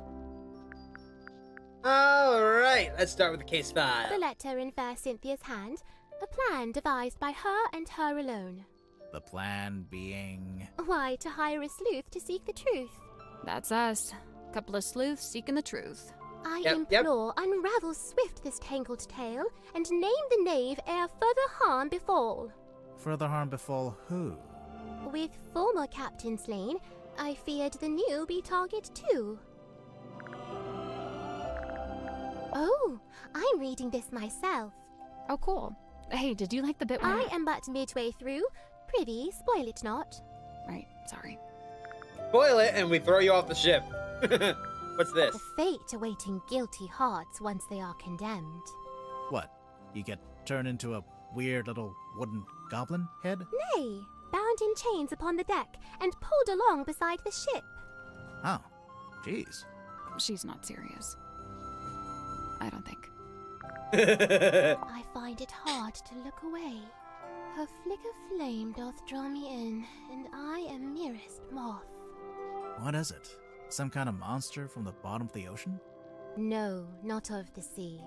She's of an even darker place. Why would someone bring along a bottled form of sun? Sunlight's good for you. Vitamin D, I guess. What does it do? All kinds of stuff. If you don't get enough, it makes you sad. You know how people tend to be happier in summer and sadder in winter? Silkworm sun is scantly seen, even in a summer sky. I swear, sometimes she just gets lucky with the alliteration. You drew this sim? I did. And you hung it up on the wall? In the Illusion Theater? I fully meant to take it down, but never had the chance. What is it exactly? Imprudent plans gone swift astray. Plans for a new magic act? Why'd you hang it upside down? Upside down? Yeah, I thought maybe it was part of some kind of trick or an illusion. I didn't hang it upside down. I hung it right side up. Really? Really? What is it? I do not know and dare not guess. Ah, come on. One little guess. It's not my place to muse upon the things in Chamber Dream. It's from the Dream Chamber? This cauldron to Mortuga held deep worth, it seemed to me. When speaking of its somber form, his words were most severe. What did he say about it? Lay not thy hand upon its lid, lest thou be bound to ceaseless sorrow. Is that a direct quote? Close enough. Care to explain what this is? Nay. Do you know what it is? Aye. I'm not sure if that was a pun or not. Where'd you find it? In the parlor, on the floor. So someone dropped it? So it would seem. Sim, look, it's you. Oh, long faded yesteryear. I'm shocked you knew that she was me. Yeah, I'm not sure you're old enough to say yesteryear in any context. In review, it sounds like your old magic show is pretty good. I filled the house up every night. So why'd you give it up? There were other things I wished to learn, things not found upon that stage. An effigy of Dansome Dirk, or doth it bear the form of former falling captain? Technically, neither. It's so heavy. I can't imagine lugging this around everywhere. Werman likes writing on it, I guess. And supposedly, that's the whole reason he's here? To write his next book? I think it's just as likely to be the exact opposite. That he's here because he doesn't want to write that book, but is here to hide from it. Who penned this page? We don't really know who they... Is she not aboard the ship? She? What makes you think it's a woman? What makes you think it's a woman? The handwriting? That's girl's handwriting. Employed it be to speak with unseeable souls? Assuming you can get signal? Who'd have thought that Dansome Dirk, of all our kin, is playing host to Hidden Ghost? Lillian's locket. Looks familiar, don't you think? I didn't know it had a name. Kindly close the book. I have no desire to look upon it longer. Oh, sure. Here you go. That face! You know what it is? Mine eye but chanced upon it. Nothing more. Something's going on because that face looks awfully similar to the one in the photograph. The moon photo. Hey, Sim, do you know anything about this? Speak it soft. Okay? Do you know anything about this? Nay. Didn't even play the... Yeah. Oh, my fog ball. Your fog ball? As carved and crafted. You made it? What for? Well, thou mayst use it to speak with Gregory. Sorry, Gregory? We never met a Gregory. You wouldn't have. He lives inside the ball. Oh. And he's my uncle. Oh. And he's dead. Oh. And fictitious. Oh. Oh. Do you know how Zephyr's dream helmet works? His secrets are his own to keep. Okay, but just for the record, you do know his secrets. I am bound to share them not. A gun! It's not a gun. What is it? We don't really know. The unknown! Okay. That was funny. That was cute. Dost thou require this card's consent when saving souls from drowning deep? Well, no, not really. Then what purpose doth it serve? Bureaucracy. A book adorned by bloody stain? Might be. Might not. It might not be a book. No, no. I meant the blood stain. What would you say that is? Sealed within the glassy tomb? Yeah. A mistake? A regret? I thought it was a piece of paper. Shows what I know. The compass lies on deathbed dark, its many pointed bones askew. Hush! It now endures a surgeon's steady hand. You'll pull through, little compass. You'll pull A through? map that leadeth unto naught. What do you mean? It leads to that big red X. Yeah, but it's a big red X in the middle of the ocean. It comes to mind I saw this map upon the captain's cabin desk. When was this? Soon after I arrived. Just once, and then it vanished. Well, now it's reappeared. Ta-da! Against all odds, I've been inscribed upon this family tree, bound only by the bloodline of my matron's former kin. Your matron?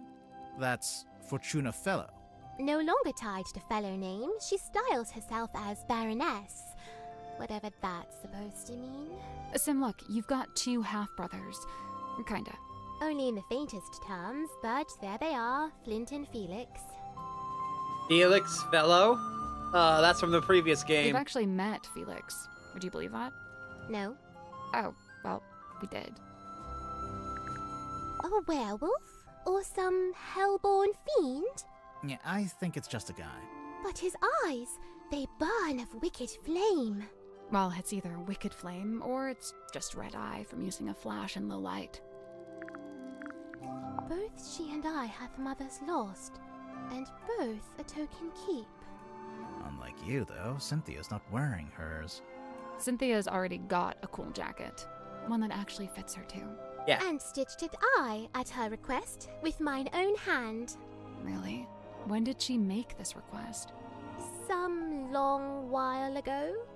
Before the murder, huh? She tries her best to honor fate and call it by its newest name. Cynthia? I will admit, in quiet hours, the former name returns. What's the former name? Need you only glance beneath a single slip of paper. We never did take it off. The numbers spoken by the ship, they falter, flailing weird and wild, as if she seeks to speak, yet lacks the tongue to voice her troubled thought. Like I said, I'm thinking large magnetic pulse of I tried some it kind. once. Tried what? To turn the wheel, to steer the ship. Oh, how'd it go? It did not. I was too weak. A portrait of fair Cynthia's youth. Sim? What's wrong? Mine eye is drawn against my will to she that lingers far from frame. The ship, in the background. What about it? A sorry, sorrowed tale has she, for never fully wrought. Left to rust in stillborn state, the dream forever gone undreamt. There she is. Who? I don't know. I've never seen her with my eyes.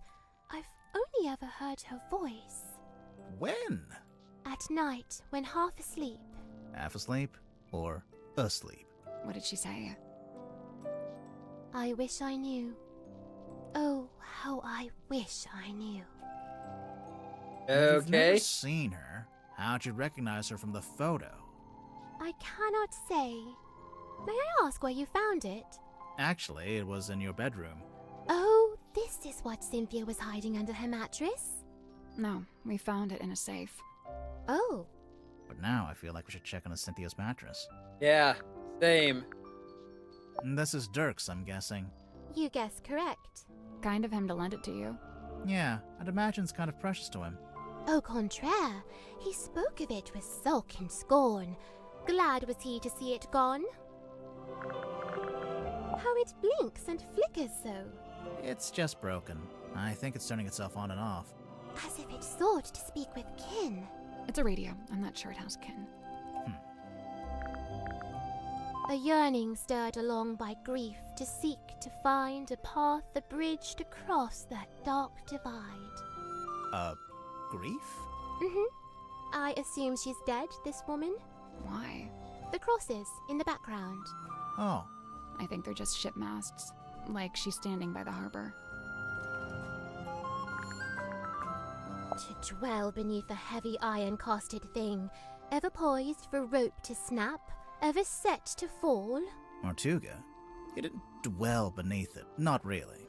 I don't know. It's hanging directly over his desk. That's a choice. Uh-huh.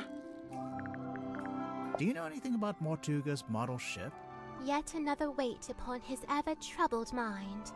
Although, given that it's sealed in glass, I imagine it's now very hard to fix. What are you talking about? It's broken. Some part of its innards has come loose. Dusky box of dark allure, I cannot turn mine eyes. What lies within? We're still trying to work that out. Any guesses? Surely some solemn secret, dark and dreadful. Oh, it better be after all this. A teeny tiny town of toys? Or fossil formed of... Oh, that's my house. Right there. Your house? Yeah, the theatre where I lived. Cute. 'Twas my mother's own, or so I'm told. You don't know for sure? I was too young. I don't remember. I dearly hope to ask her and know the truth at last. Do you think you ever will? The question that bestirs my soul. I wonder if Grip would let us take a closer look at that cane of his. Can't hurt to ask. I guess we should go look under Cynthia's mattress. Let's go!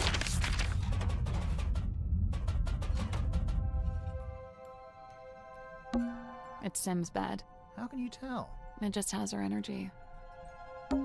I hate to pry, but... I was spoken with a much deeper tone than before. Yep. Indeed.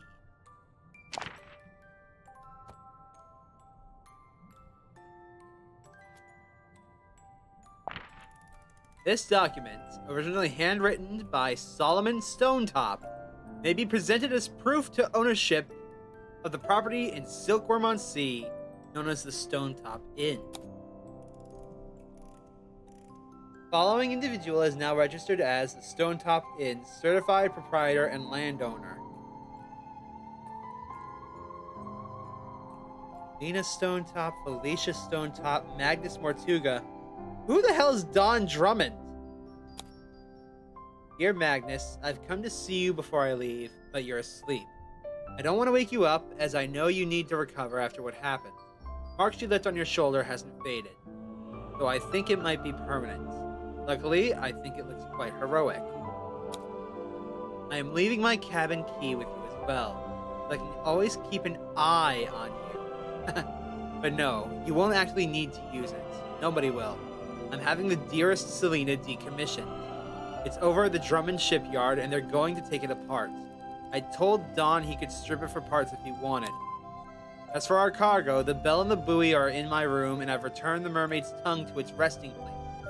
Please try not to dwell on it. Magnus, I have to leave Silkworm. Tonight, I'm giving you the inn. It's in your name now. Hopefully I'll see you again, Felicia. This answers a lot of questions.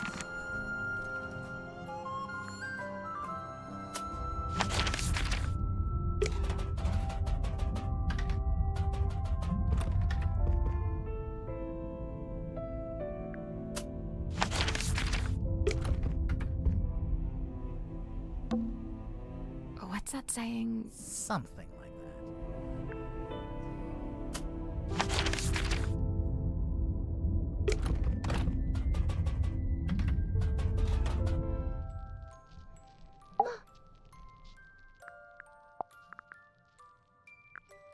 "'Twas Cynthia who had it when first she came aboard.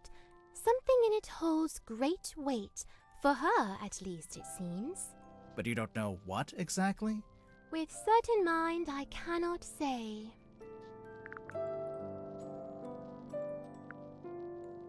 How has it already been 5 hours?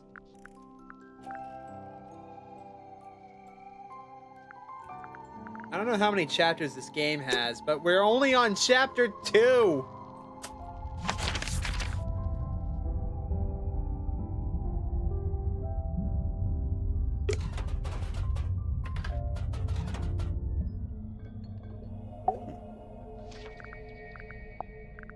Now this is a talisman, surely. On the surface, it appears so. However, in this instance, I think the concept has been inverted. A reverse talisman. I stayed at the Stonetop Inn myself. Back then, it was under the care of a woman named Felicia, but it seems to have passed on to Magnus sometime later. I find this strange, for he was not a member of a Stonetop family. That is quite strange, now that I think of it. Anyways, let's go see what Sin has to say about this. Ooh. Sim let you see her locket? Do you know what's inside? Did she ever show you? No, and I didn't ask. She's allowed to have secrets. Wait, you didn't open it, did you? Nah. I should think not. You found it, huh? We did indeed. Indeed. We did indeed. Yep, we got it. Good joke. Let's move on. Why did you hide it? I'm allowed to keep stuff under my mattress. Is it yours? It doesn't have your name on it. No, it doesn't. That's exactly why I brought it with me, actually. Go on. No. I'm done talking. Indeed. Oh, shut up.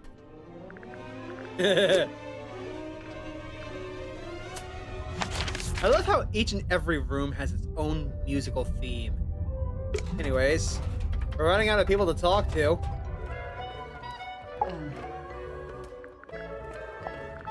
I'm surprised Sim let you see it. She's normally pretty guarded about it. Do you know why she wears it all the time? It's some kind of family heirloom, I think. The Stone Top Inn. That's where Magnus lived, back before the submarine. He lived in the inn, but he wasn't part of the Stone Top family, surely. No, I don't think he had any family in the town.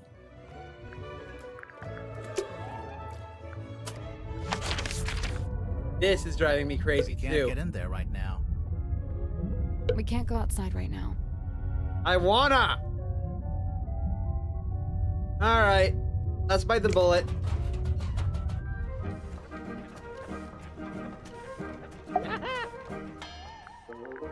Hey. Grip, can we take a look in the basket? Yes. Will you be getting out of the basket? No.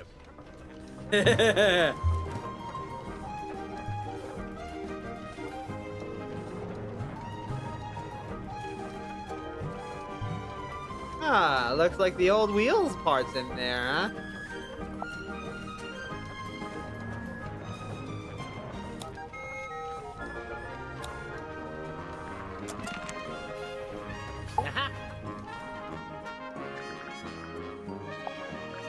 I'm convinced Tadpole's just branding. Nobody names their child Tadpole, come on. Why would she need branding? You're serious? She's all branding. The name, the look, the identity as a half mermaid, it's all theatrics. I just don't get why she'd need to have a fake identity like that. No, she doesn't, not anymore. It's vestigial, I think, left over from some previous endeavor. Weird, isn't it? Bringing your old branding with you onto the submarine. What would be the point? Wow, okay. I noticed Dirk seems to be trying to tell Werman what to write in his book. Is he just trying to make sure Worman gets it done? Or is he trying to get him to write it in a certain way? A little of both, I'd wager. Maybe he's in league with Worman's publisher. Dirk? That can't be right. If I recall correctly, he told me he worked for something called, oh yes, thank you, Cornelius. Wit and Whimsy, that was it. But I'm not sure what It's a movie production company. It's owned by Vincent Van de Peer. He's a director and producer. Well, someone's well informed. Vincent once went location scouting in the swamp where I worked as a gift shop sales clerk. Ah, of course. What'd you make of old Dr. Zephyr? Not a fan? There's been some speculation that his experiments may be dangerous or even harmful. Although it's hard to be sure, since he seems so reluctant to admit what they actually are. You don't even know? I would have thought, since you've both been here for a while. Well, yes, Zacharias was one of the only 2 souls aboard the submarine when I arrived, but he never made me feel especially welcome, and he certainly wasn't keen on me poking around his dream chamber.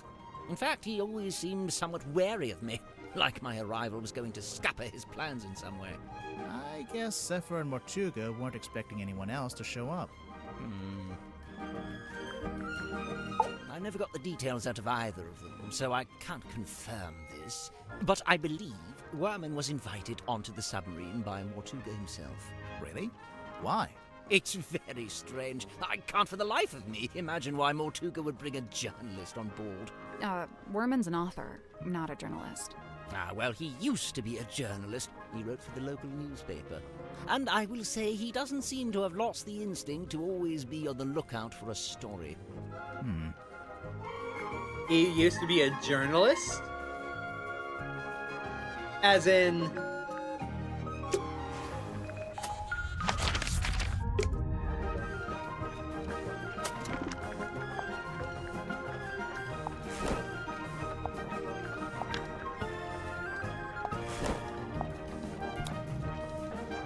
As in James Dusk, the journalist?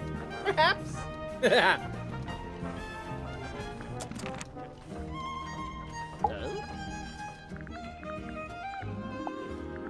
He lived and worked in the inn opposite my emporium. I'd see him when I offered my custom at the inn, and in return, he'd come by my shop. As a sailor, Mortuga shared in my interest of nautical navigation. He even hired me for a job once. Did he tell you he was planning to go live on a submarine? I don't think he told anybody.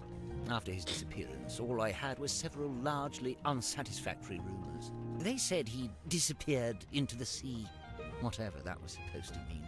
The first time I laid eyes on his eponymous submarine was when it rescued me from my fallen balloon. I can't tell you how surprised I was to see Magnus Mortuga step out onto the foredeck. Although, he wasn't quite the same man I'd known before. How do you mean? The light in his eyes was dulled, like he wasn't really there. What had happened to him? Well, I'd never found out, but you know, perhaps the rumors were true after all.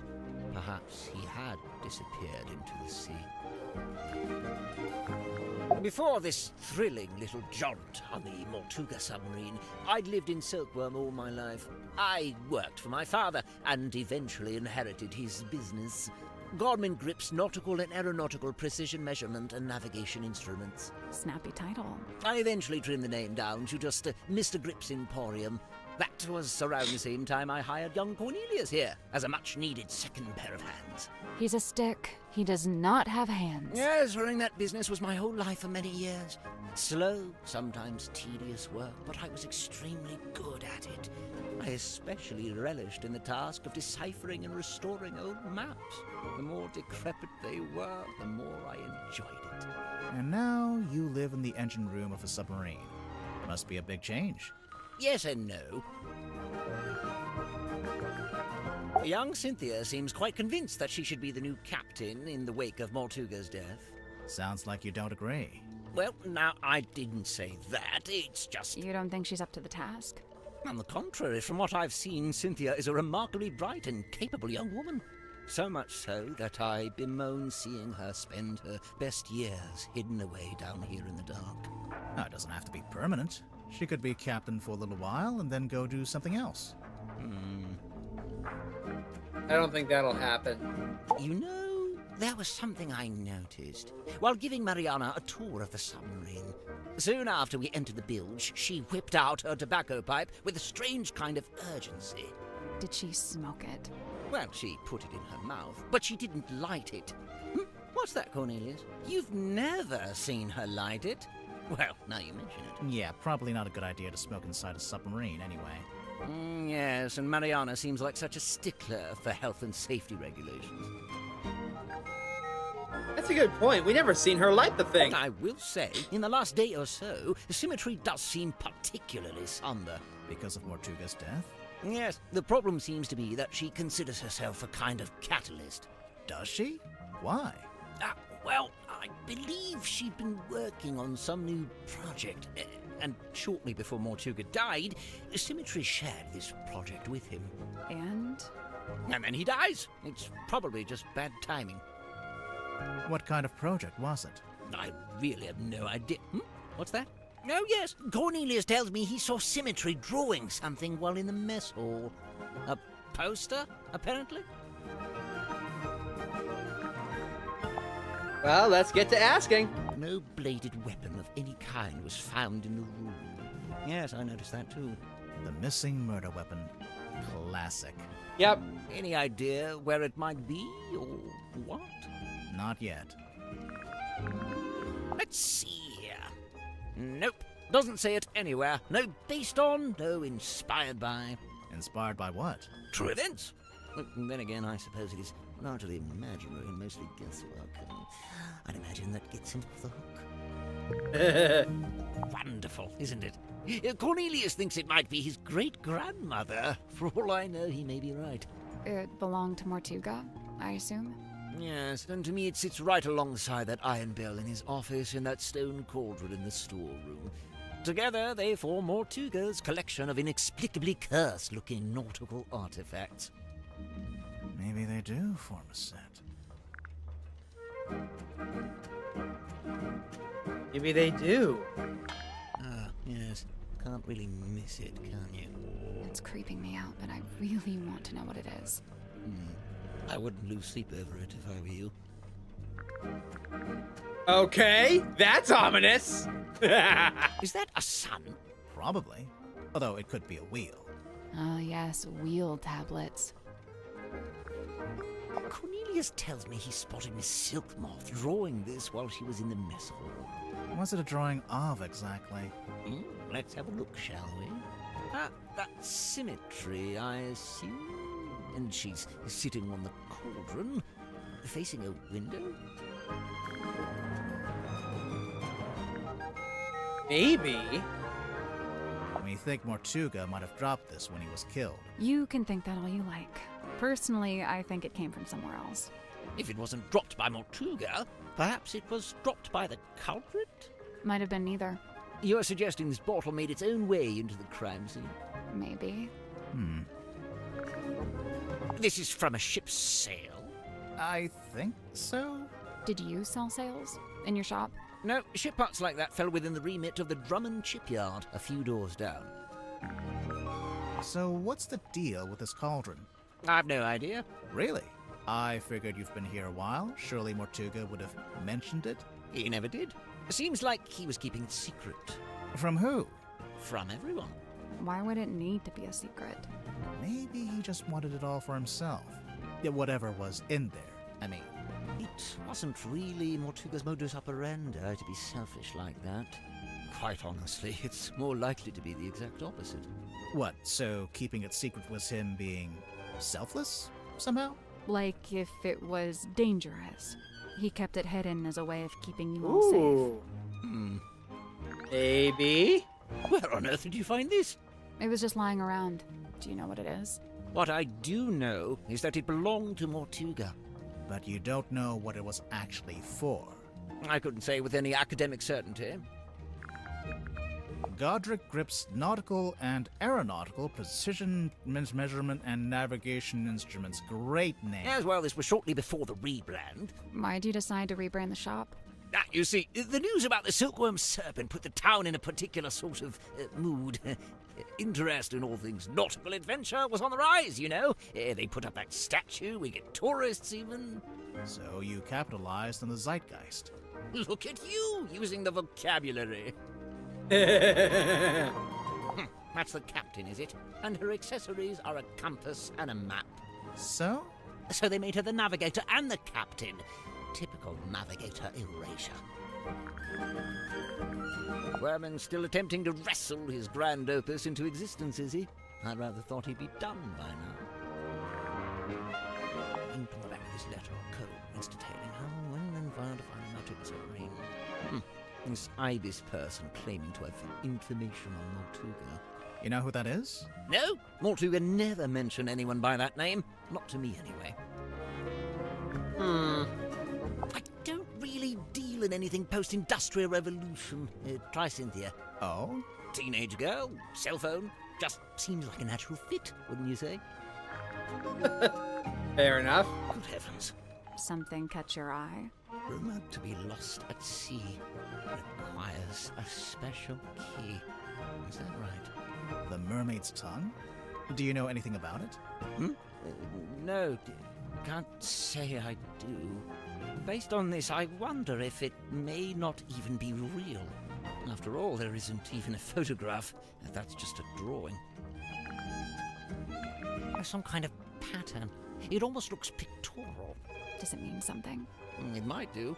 I imagine poor old Zephyr's been trying his best to figure it out. Aha! A crystal ball! Oh, how quaint. What's that? What's it for? Oh, you know, the usual. Whispering questions into the great unseen beyond, hoping without hope to get a response. Do you know if Zephyr made this himself? He must have done. He didn't have it when I first got here. In fact, I'm pretty sure he measured Mortuga's head to get the shape right. Ah. Do you know what this does? Doesn't appear to do anything, does it? Perhaps it's broken. Could you fix it? I only deal with the mechanical, the clockwork, and, at a push, the hydraulic. I'll be right back, folks.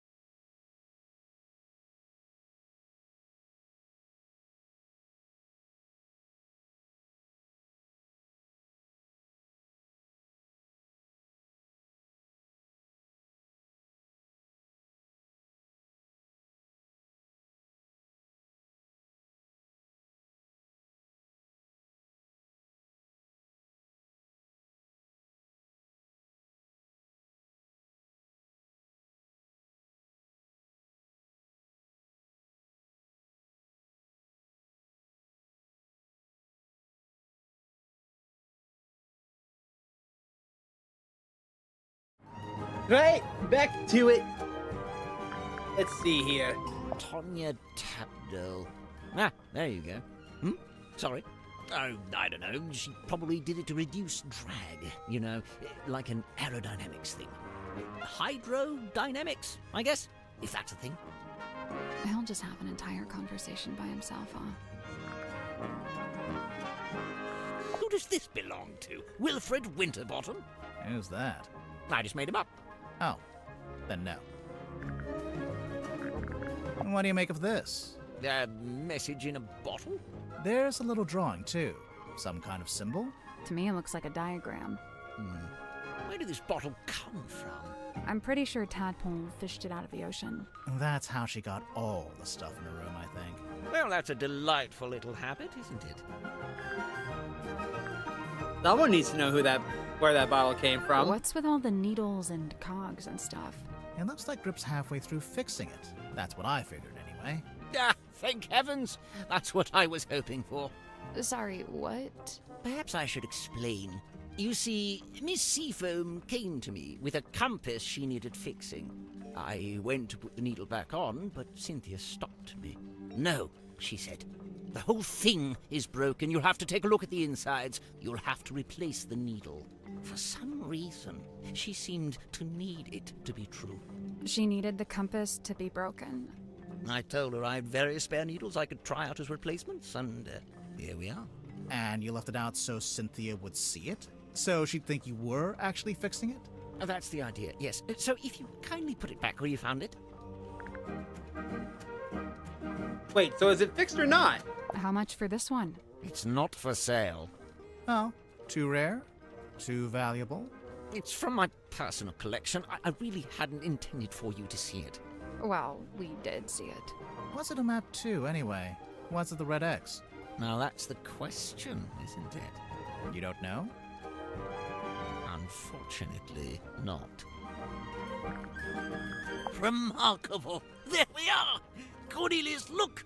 I told you all our hard work would put us on the map someday. How come your logo is a hot air balloon? I thought you sold stuff for boats. Officially, we deal in the nautical and aeronautical. But in truth, the balloon motif was mostly just for fun. I'm not sure there were ever any aeronauts in Silkworm. Aha! This must be where Madame Tadpole got her stage name. You think? She's not called Madame Mermaid Orb. Yes, this was clearly made by someone who understands the value of iconography. You mean the S emblems? The whole thing? What's the deal with this blueprint? It's kind of a mess. They say Mortuga bought an incomplete submarine and then paid for it to be completed. So it only makes sense that the blueprint's as ramshackle as the ship itself. Where'd he buy it from? How'd he pay for it? One, the shipyard, I imagine. And two, I have no idea. He'd never seemed to have any money. I think you straight up stole it. Mortuga's log. Let's find the entry about me, shall we? Here it is, right after Zephyr's. Godric Grip rescued from hot air balloon accident. To refer to it as an accident, a merciful gesture indeed. Do you know how the wheel got damaged? It looks in working order to me. No, look. Some of the spokes are different. It looks like they broke off and got replaced. You're quite right. Although it's not exactly at odds with the ship as a whole, is it? Meaning? Look around you. She's a ramshackle old thing. Sturdy, yes, even handsome in places, but undeniably a patchwork of sorts. Oh, yes, I remember hearing about this. A submarine constructed by the harbour master and the shipyard mechanic, who I believe was her husband. Where'd you hear about it? Just gossip from around town. Goodness me. What's it a photo of? Well, it's a face. I suppose we can agree on that. Doesn't look like any face I've ever seen. No, well, perhaps you ought to count yourself lucky. What was that? Are there really only two characters? It's just a poster. I'm sure there are more in the actual film. If it sticks to the novel, there actually might only be two characters. Could this be Cynthia's attempt to get our submarine up to code and finally install a radio? Why doesn't the ship have a radio? One, Mortuga didn't like to use technology if he could avoid it. And two, he didn't like to communicate with the outside world if he could avoid it. I'm not sure I agree with that second one. There's no way all these people showed up on the submarine if Mortuga wasn't contacting the outside world. You know, there may be something to that. Undeniably forlorn, isn't it? What do you think, haunted? It's probably haunted, right? If it was haunted, then it was only because Mortuga himself was its ghost. He seemed drawn to it, entranced, always held within its orbit, unable to drift away. I'm guessing you never dealt with anything like this in your shop. No, it's too big for one, and it's not exactly navigation related. What's wrong? I don't suppose you know what this is. This little part sticking out the back. Where'd the music go? No, I barely noticed it, to be honest. Oh yes, Mortuga's little model ship. He always kept it on his desk. Although I'd wager it's more than just a paperweight. Is it based on a real ship? It's likely. Mortuga did have a ship, or rather he worked on board one. I very much doubt he was the owner. Do you know what this is? Oh, I'm not sure. Maybe something left over from when it was painted? Did you open it? Not yet. We don't know how. Have you tried pushing the diamond thingy? That was the first thing we tried. Perhaps you need a key. Personally, I think we just need a crowbar. A quaint little pretense of silkworm on sea, as beheld in the mind's eye of one Magnus Mortuga. Did you know Mortuga had made this? I'd seen it once or twice when he was first working on it, but I always got the impression it was something he wished to keep to himself. Bingo! Lillian's locket in the flesh! And Lillian is... who? By all accounts, some kind of sorceress. How come you know about this? Well, it's a brass trinket, and thus it's often placed within the jurisdiction of my expertise. Grip, what do you know about this document? Ah, yes. I believe it belongs to Cynthia, and she gave it to Mortuga shortly after she first arrived. Okay, so you're not really an aeronaut, but you did own a hot air balloon for some reason? For most of its life, it was just ornamental. We put it out the front of the shop as a billboard. No wonder you crashed if you were trying to fly an ornamental billboard. And then after you crashed it, you brought it inside the submarine? You'd rather I just let it sink into the ocean? Besides, it's useful. Anytime I want to reread our company mantra, it's printed right there. And anytime you wanted to check your opening times, they're right there. Quite right. Oh look, there you are, with the cane, as ever. Of course, Mr. Grip always has Cornelius Kane by his side. But why? What's the point? I don't know what to tell you. It's just my shtick. Oh my god. I wonder if Mariana would let us take a closer look at that pipe of hers. It can't hurt to ask.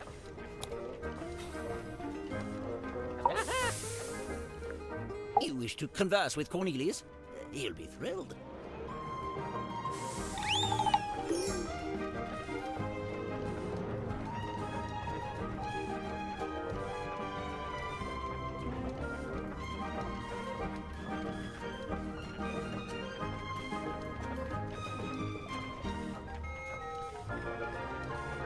Okay. Remove what? The bandage around the middle. Why? I'm just curious.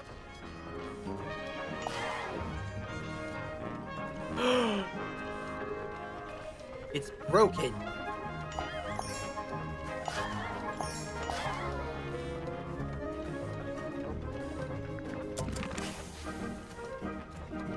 That's an achievement.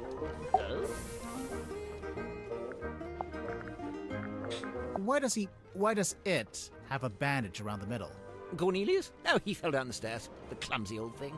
On a submarine. It's all just ladders, isn't it? I promise you that's not the issue I have with that statement. Alrighty.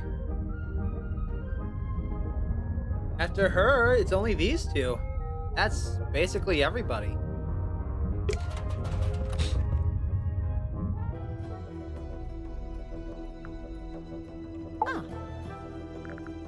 You want to look at my pipe? If you don't mind. By all means.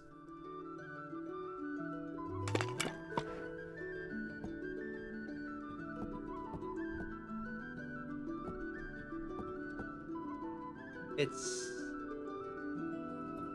Sally, despite what you may have read in popular detective fiction, this is no time to smoke a pipe. I'm not gonna smoke it. I want to listen to it. You... what? It's a little tape player. It is. Come on, give it up. Just let me take it. I'm sorry, Tanya. I cannot. But why'd you even need... I've told you before. No, you haven't. All you've ever told me is that I'd like to request that you return to your room. I have something I must attend to. Okay. Hey, listen, why don't we just kill him? Now, that helps both of us. If he dies, we're both free, right? Come on, I know you don't have any better ideas. The stargazing girl stares into the ink-black void. Upon her trembling lips, a question born. A forbidden query of what may be and what may not be. The void, unyielding to the girl's plight, stares back. It speaks. Close your eyes, my love, and be still, for this is the end and the beginning.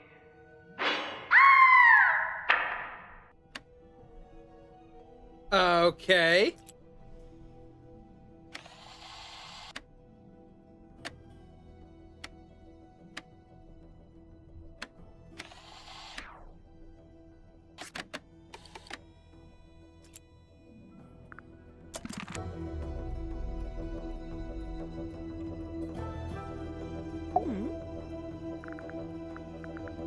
All right, that's interesting to know. I first met Tadpole when she was on the road, travelling with a group of performers. She had longer hair back then, of course. Did you see her perform? I got to see a rehearsal, but that was it. After that, I joined their camp for the night. Tadpole and I shared some stories, you know. I told her how I'd just been on a research trip to a town on the coast called Silkworm-on-Sea. She told me how their group went around performing in local theatres and town halls and whatnot. I mentioned that Silkworm actually had a little theatre that might be a good fit. How come you didn't stay with them longer? Their leader was a real bad apple. I was rather keen to be shot of him. Fair enough. I saw Dirk wandering the halls this morning, like he was looking for something. I asked him what it was he'd lost, but he said he couldn't really describe it, but it looked a bit like a gun. What? So, something that looks like a gun, but isn't actually a gun. I can't imagine what he was talking about. We know what it is. I didn't expect to find a fellow herbologist on board. Dr. Zephyr really knows his rosehip from his rosemary. He's a chemist, too. Impressive, don't you think? I don't know. I get the sense his work is more alchemy than chemistry. He does seem rather secretive about it. I tried asking him about his experiments, but he seemed awfully reluctant to divulge any details. Sounds familiar? Worman, I know he once worked as a newspaper journalist. Oh, that's before he changed his name, of course. Have you read his book, Hex of the Helmsman? I, leafed through it. I must say he's got some good research skills. I'd love to know what his sources were. What do you mean? The book is very clearly a loose retelling of the real-life story of one Magnus Mortuga. Broad shoulders, long arms, good for reaching across a wheel. I'm curious to know what that scar is about. He had a hard face, but soft eyes. I'd wager he was once a very handsome man. Do you know anything about his life before the submarine? Like, if he had a family? I'd never heard mention of his parentage, no. But he lived in Silkworm. Do you know where exactly? The only record I found lists him as living at the Stonetop Inn and working on board the Stonetop family sailing ship. As the captain? As a deckhand, and eventually as the helmsman. So how'd he end up as the captain of a submarine? All I could dig up was a rumour that he bought the submarine from the shipyard. He bought it? Or maybe he commissioned to have it built. Accounts vary on that. Either way, how could Mortuga afford to buy a submarine? My guess is that he didn't pay with money, but made some other kind of trade. It said she gave it to him. Yeah. It looks kind of like a jellyfish scar. So, Mariana, what do you make of him? Godric, I mean. I will say, for someone with such a novel outfit, he's ever so quiet. Not a thought behind those eyes. Quiet? You disagree? I thought his whole thing was to be deliberately obnoxious. He wasn't like that with you? Not at all. Whilst showing me around the submarine, he was mostly subdued. Didn't say an awful lot. Maybe you make him nervous. Maybe you make him nervous. Cynthia Seafoam, the daughter of Harbour Master Sylvia Seafoam, and the step-daughter of Donovan Drummond, the shipyard owner. That's a pretty solid nautical heritage. by all accounts, Sylvia Seafoam was an ambitious and outgoing sailor, but I believe they raised Cynthia to be a mechanic. Still, sounds like Cynthia actually does have the expertise to be captain. Donovan Drummond is the owner of the shipyard? That means he also owns the inn now, right? Who said she doesn't? So, Mariana, where are you from? No fixed address. That's the way it's been for some time. Oh, I see. But you came to Silkworm looking for the Mortuga submarine. How come? I go wherever I please, which usually amounts to wherever has the most interesting rumors. I don't want to be rude, but do you ever have to do work to get money? From time to time. I've taken up work as a tour guide, a historian, a performing storyteller. But how did you wind up getting onto the submarine? Isn't it a secret? Well, if it's such a secret, how did you do it? Well, I got a phone call from Cynthia Seafoam, and she told us to come to Silkworm. And then the submarine came up to the harbor so we could get on. Well, there we are. Perhaps that's how I did it, too. Symmetry was the only person I didn't see on my tour of the submarine. I realized later that she'd been with Mortuga at the time. In the Illusion Theater? You know what's funny? Nobody else calls it that. They all just call it the storeroom. I'm led to believe Illusion Theater is a name Miss Silkmoth came up with herself. Rather like how she came up with the name Symmetry Silkmoth. That's not her real name? It's not her birth name, no. Fascinating. I see Cynthia's proudly wielding the Seafoam S in her signature there. Why shouldn't she? Of course, she's well within her rights to do so, but I do think perhaps it sends a certain message. What message would that be? I claim this submarine in the name of the Seafoam family.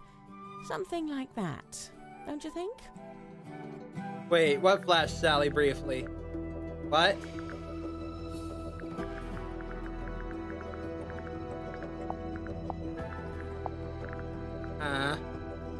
Pass it here, I'll show you something amusing. See this photograph on the inside cover? It's a picture of Worman, isn't it? If it is, it's a very flattering one. It's not Worman at all. It's his rather more handsome father, Mayor Damien Dusk. Get out. Really? No word of a lie. I was right. His name is Dusk. So talking about symmetry? Symmetry was the I realized later. In the Illusion Theater? You know what's funny? I'm led to believe rather like how she came up with the name Symmetry Silkmoth. That's not her real name? Yeah, Sally, right here. It's not her birth name, no.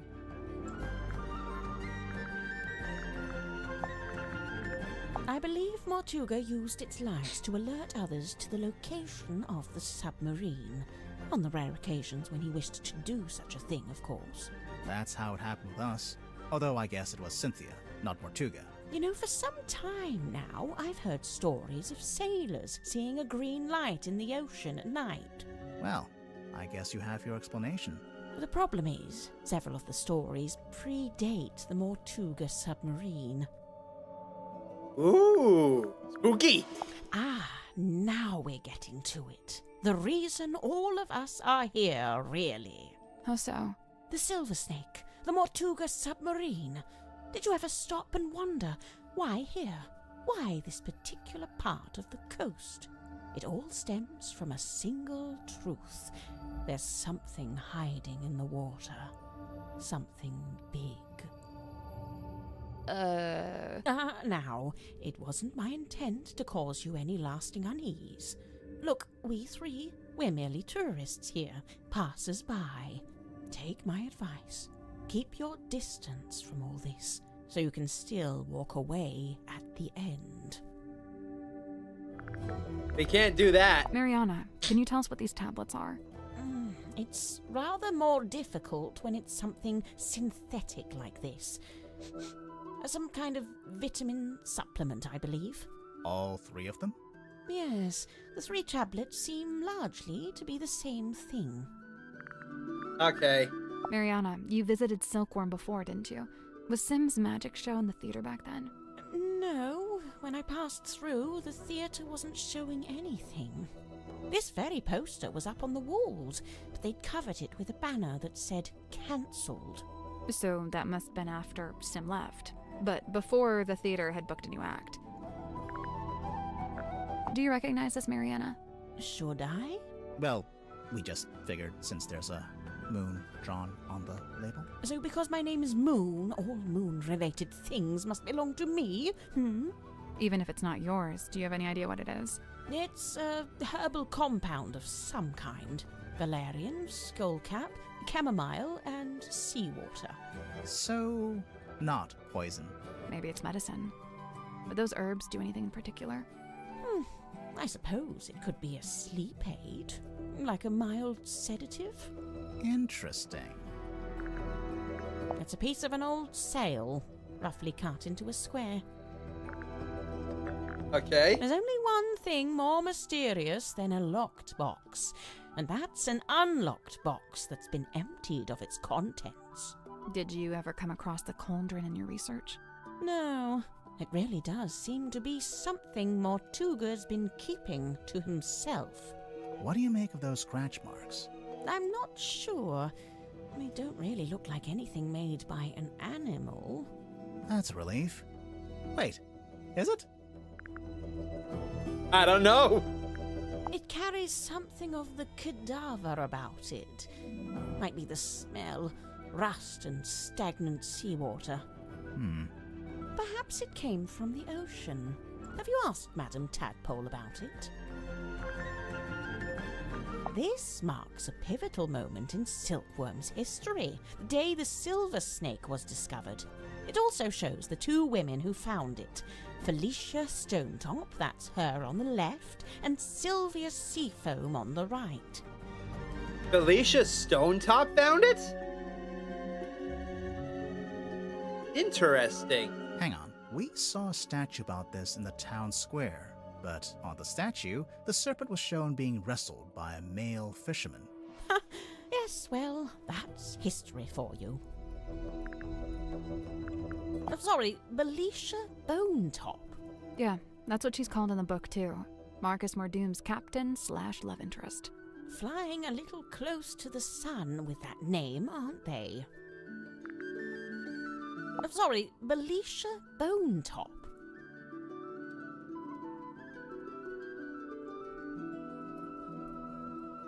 So, from what I gather, this is Felicia Stonetop. And apparently, Mortuga had a love interest with her. Yeah, that's what she's called. Mr. Werman's typewriter. It's got a good example of the fellow emblem there on the back, see?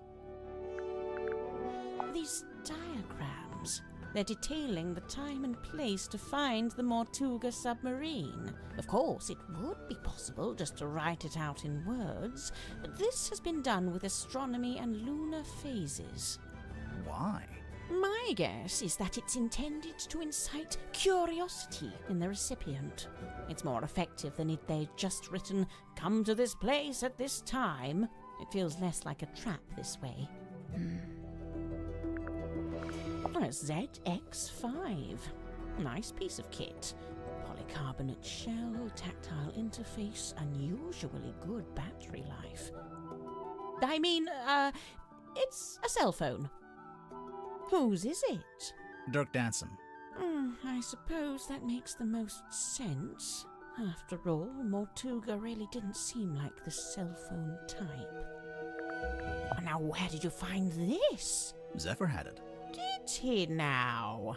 Lillian's locket, silver snake, golden palm, mermaid... The mermaid's tongue. You've heard of it? Only the name, and only when people were telling me it doesn't exist. Maybe it doesn't. But there's a photo. It's a photo of a drawing. What's it supposed to do, anyway? The description in the book here is pretty vague. And they say it allows humans to commune directly with God while they're still alive. What? god? In That- here it said to facilitate communication with she who lies beyond the veil. She who lies beyond the veil, God, other dimensions, aliens, the afterlife. You know, it varies. But the sentiment is the same. Though it's a wretched thing, really. An echo of man's desperate, futile desire to wring answers from a silent universe. I can see why people would say it doesn't exist. But Zephyr's trying to get hold of it. Well, he may be. It depends. On what? The strength of his will. Well, that was interesting. I can't speak to what that is squirming around in the bottle there, but the liquid is salt water with a mix of herbs. I suppose Zephyr must have a pestle and mortar. I might ask to borrow it. Which herbs? Valerian, skullcap, and chamomile. There's something suspicious about Zephyr. Let's go talk to him. If I'm not mistaken, this little part at the front is actually a microphone. Mariana, I was wondering if you could tell us who's worn this. How's she supposed to do that? You know, by the smell. Oh, gross. Very well. Let's see. I'm getting wind-battered mahogany, ice-cold sea spray, and mostly melted candle wax. Great, thanks. I don't know what that is. Me neither. Tanya Tapdole. Ah, I see what you did there. I didn't do anything. She's not talking to you. Oh, that's quite some book. Did you take it from a werewolf, perhaps? Ah, that explains it. No, it doesn't. Sniffing it and saying that explains it does not, in fact, explain it. That algae is still young. Meaning? Meaning the bottle's been in the ocean, but not for all that long. I never needed a compass. I prefer old-fashioned methods of navigation. I'm pretty sure a compass is the old-fashioned method. Not as old as the sun and stars, and unlike this compass, they never break and need repairing. I'm not sure it is broken, actually. As much as I love an old map, I wouldn't know where to start with his. I prefer maps that show some sort of land. Or, you know, some sort of anything. Yeah, basically. I see you've been enjoying my map. It's barely a map. It's closer to a list. What about the family tree on the back? Most of my research into silkworm has been focused on these two family lines, the Fellows and the Stone Tops. Seems like you haven't worked out how Mortuga fits into it. His name is just floating out there by itself. I'm not sure if he does fit into it, to be honest. Mariana, you've got a question mark there. Someone you don't know the name of. Ah, yes. Quite the mystery, you see. I'd heard about... We know her name. It's Freya. You're welcome. Freya. Yeah. When did you take this photo? Says it right there. On the night of a full moon. How come that guy has glowing red eyes? Perhaps it's because of his demonic essence. Or you used a flash. Perhaps it's because I used a flash. Who's the woman in the ball? Well, that's no woman. That's a mermaid, slumbering in an ethereal bubble. You're not going to tell us, huh? Oof. Emblazoned with the seafoam S, I see. It's quite an elaborate... Oh, how strange. It's never been worn. Never? Once or twice, at the very most. Huh. I'd love to know where Cynthia got the diagram of the wooden ship. I thought it was supposed to be a submarine. Oh, no, the yellowish parts. They're from an old drawing of a sailing ship. Looks like it might be from the original, too. I just wonder where she got it. Huh. I'd heard Mortuga wasn't one for writing things down, so I'd given up hope of finding a diary, but this might be the next best thing. You made a record of every time a new person joined the submarine. Except for when you joined, Mariana. Well, I suppose he'd never had the chance. Let's see. The thicker wood is mahogany, very old mahogany. The thinner wood, oh, I don't know, some kind of cheap timber, perhaps. Somebody skimped on the repairs, huh? Oh, good. I was worried this wasn't going to come up. What? Cynthia and her family? The submarine in the background? Yes and yes. But also no. The best part of this photo is the thing on the left-hand side. It's in a glass tank. Do you see it? Barely. Is it a snake? It's the silver snake, also known as the silkworm serpent. Oh, you've heard of it? We might have. But what's it doing in the photo? So, that submarine in the background. The silver snake is the reason that was built. Sylvia Seafoam, pictured there in the fancy jacket, she was quite fond of her serpent friend, you see, but the powers that be were demanding she hand it over to be studied. So Sylvia made a plan to go and live in a submarine and take the silver snake with her. That's, quite ambitious.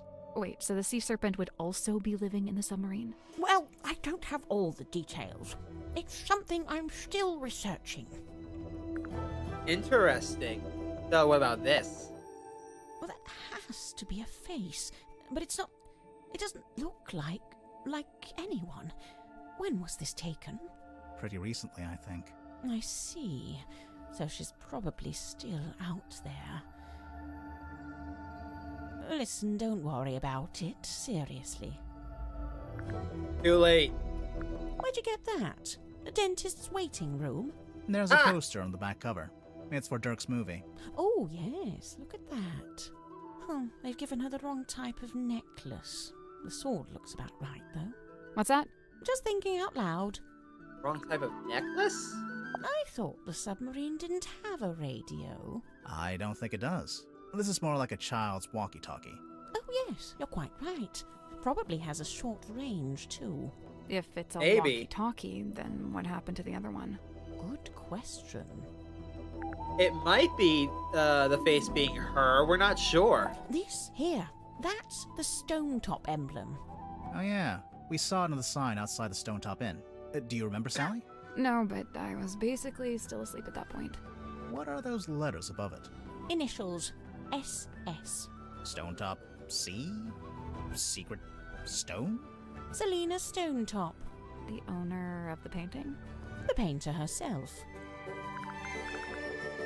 It has the smell and feel of something that's been in the ocean for quite some time.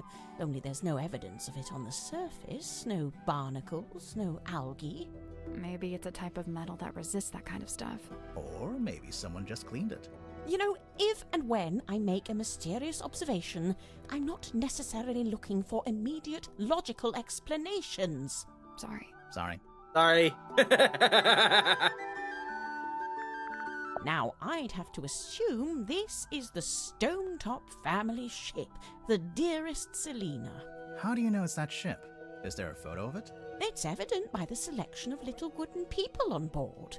The Dearest Selena was captained by Felicia Stonetop, that's her there, and one Magnus Mortuga was her helmsman. What did they use it for? Oh, I don't know. Fishing? Tourism? General gallivanter? We are. Deal with it. It's our What job. about the woman tied to the front? Well, that's a representation of the ship's figurehead. Any idea what this is? No. Really? You're not even gonna tell us what it smells like? Old moss and jealousy-ridden oak or something? It's not oak, it's cedar. Aha! She still didn't actually tell us anything. Yeah. I retract that aha from the record. Do you recognize any of the little wooden people? I believe this is supposed to be Silkworm's governor, a man named Faustus Fellow. Interesting. He was a wealthy landowner who bought the town in order to bring it under his control. He bought the whole town? Why? I couldn't say. He wanted the serpent, most likely. Looks like gold to me. No way. Real gold. Why not? I thought Symmetry was supposed to be an impoverished orphan. Well, it's not worth anything unless she's willing to sell it. There. Where on earth did you find this? Cynthia had it. I don't know. You two have all the luck. I spent a year researching silkworm and never found anything this good. What's so good about it? It's penned by Solomon Stonetop himself. They say he built the Stonetop Inn with his own hands, and in doing so, he founded the town of Silkworm-on-Sea. I'm getting mahogany, embedded with sea salt.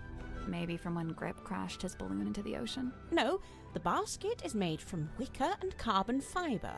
The wood inside the basket, that's the mahogany. Huh. The bandages in the centre smell of fearful sweat. The wood itself, it's mahogany, but it smells of salty ocean air. And the little hat smells like a dress worn by a doll. Dress worn by a doll. Lovely. Did he break the wheel just to make Cornelius? What do you think of the pipe? Fine craftsmanship, wouldn't you say? It's not a pipe at all. It's a secret dictaphone. That's not a secret. You're clearly recording people without their permission. So? So it's immoral. Well, if you're going to kick up a fuss, I'll just take it back, shall I? No, hang on. It might be useful. Aha! I knew it. Tut at me all you like, but you can't deny the value of hard evidence. And she tut. Okay.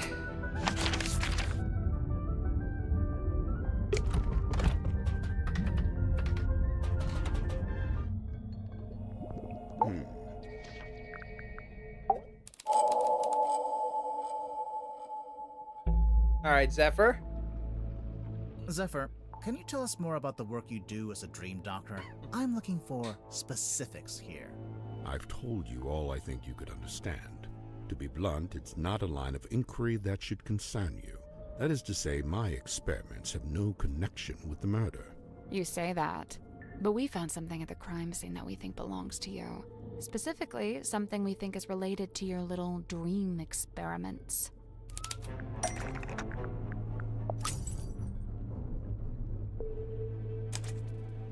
That has nothing to do with my research. What makes you so sure it even belongs to me? A moon label. Really? I'm gonna try that That has again. nothing to do. What makes you so sure it even belongs to me? The smell. According to Mariana Moon, the liquid from the bottle is seawater mixed with 3 particular herbs.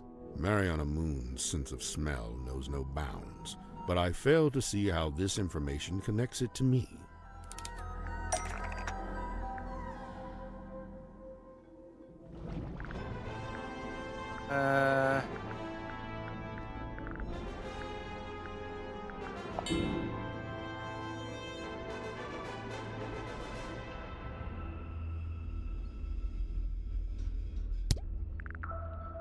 Where was it? Where was it? Here it is. The liquid in your hex bottle has the exact same 4 ingredients. Irrelevant. The Hex bottle isn't anything to do with my dream experiments either. So what is it? What's in the bottle?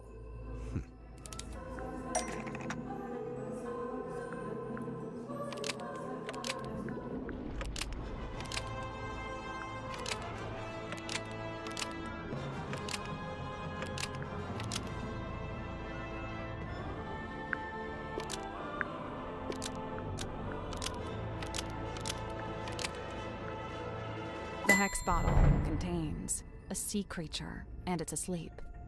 A sea creature?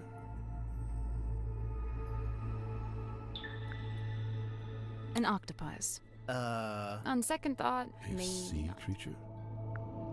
a hexapus. It's not called a hex bottle because there's a magic spell inside. It's called a hex bottle because there's a sleeping hexapus inside.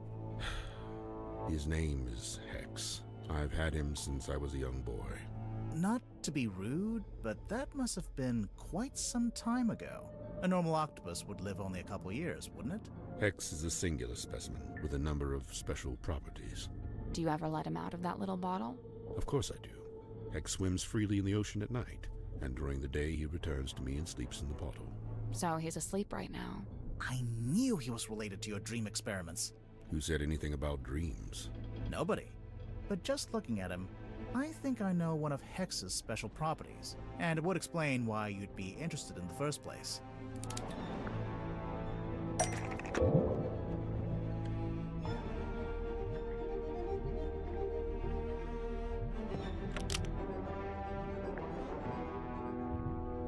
Maybe? Pure subconscious projection, unmarred by the insecurities of the waking mind. That's pretty cool. I can see why you became a dream scientist. So the Hex bottle was the original, and then you made the dream helmet more recently. They are two distinct objects. There is no such connection. No.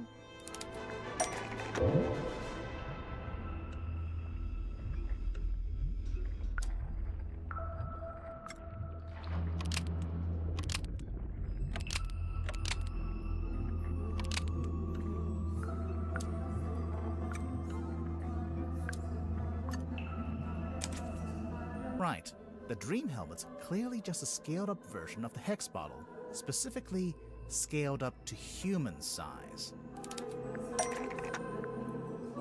We heard Mortuga was experiencing a particular recurring dream. I think he was your test subject. So, Mortuga wears the dream helmet and lays on your weird chair thing. And then you give him some of the moon potion to help him sleep. And as he dreams, the dream helmet collects the spirit energy and sends it to... If I had to guess, the fog ball. That's where the other antenna is for.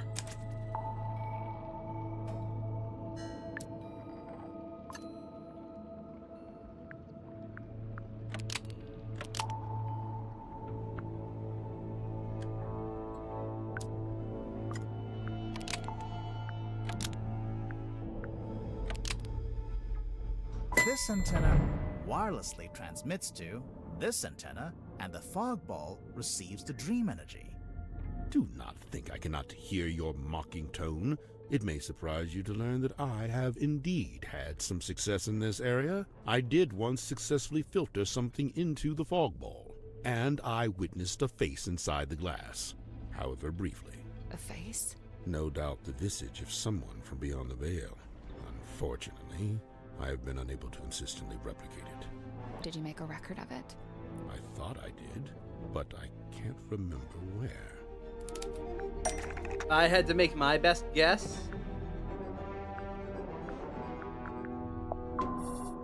That's not it. Okay, my best guess is a dud. That case...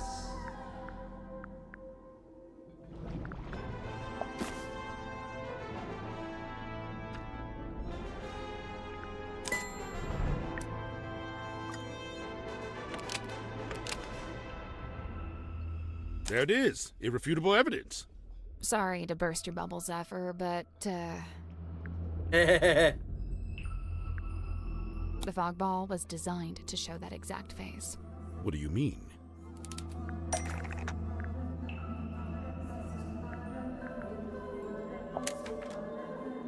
That's not it. Aww.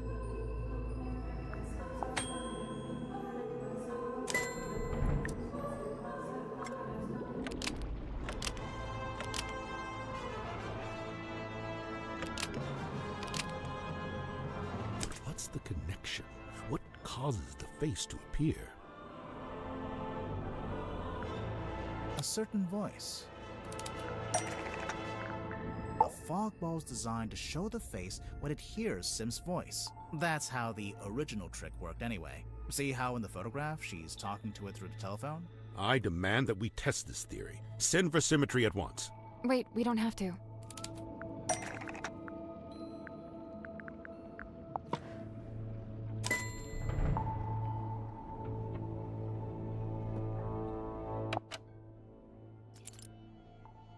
Stargazing girl We have a recording of Sim's voice right here. The stargazing girl stares into the ink-black void.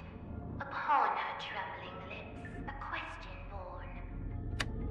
I don't say this to be cruel, but it seems like your dream experiments are, inconclusive. I'm just glad to have some clarity about what they actually are. And as far as I can tell, it all seems pretty harmless. Right, and the moon potion. As you said, merely an herbal tincture. But then why was it found at the crime scene? That I do not know. Do you know if Mortuga had any on him? Did he ever borrow a bottle from you? It's a possibility. Okay.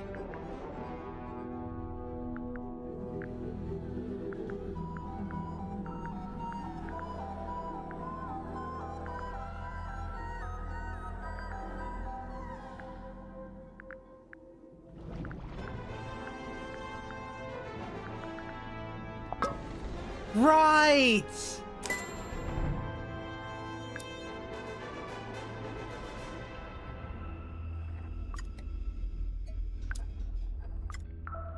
If Mortuga had the dropper, I'm assuming he had the rest of the moon vial somewhere nearby. Curious. Where exactly did you find this?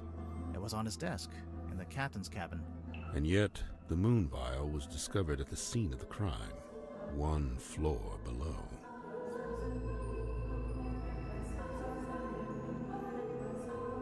So, Hex actually shows his thoughts on his skin? Yeah, it's incredible. Hey, what if we got him to think about something else?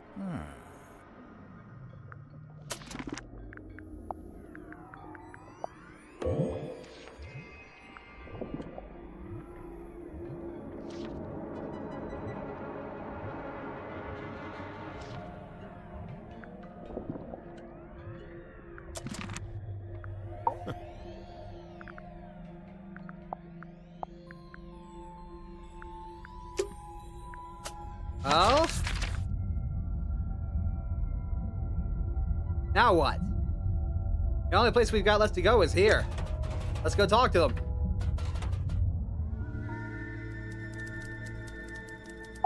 Hey, Dirk.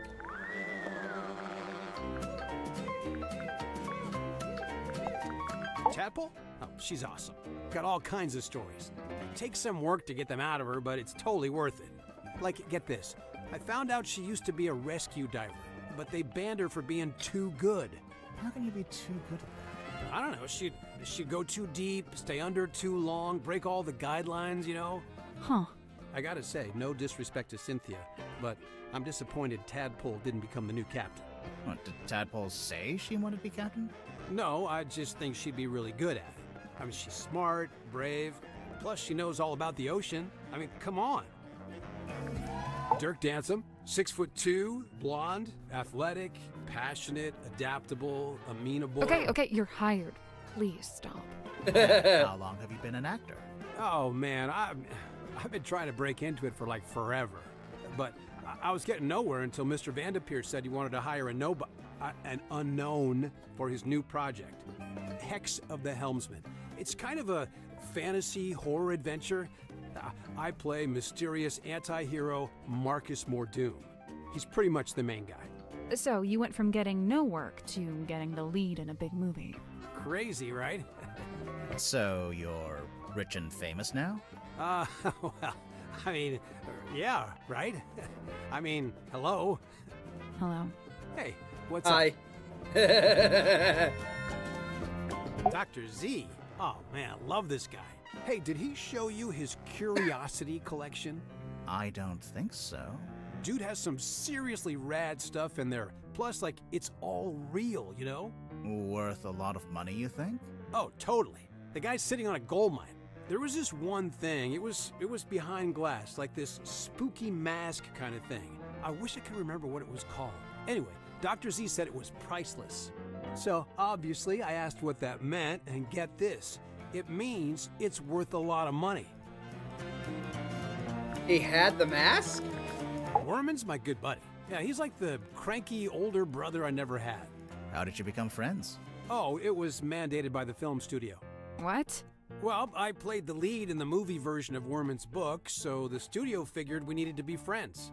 At Now he's writing his next book, a sequel. Yeah, dude. Hex of the Helmsman 2. The Revenge Unleashed. Or whatever. I don't think he actually has a title for it yet, or a story outline, or actually anything. I kind of feel bad for him, honestly. It's a lot of pressure, you know? Dirk, your work and Worman's work, they're kind of intertwined, aren't they? How do you mean? You can't make your next movie until Worman's written his next book. Oh, sure. I mean, that's true, I guess.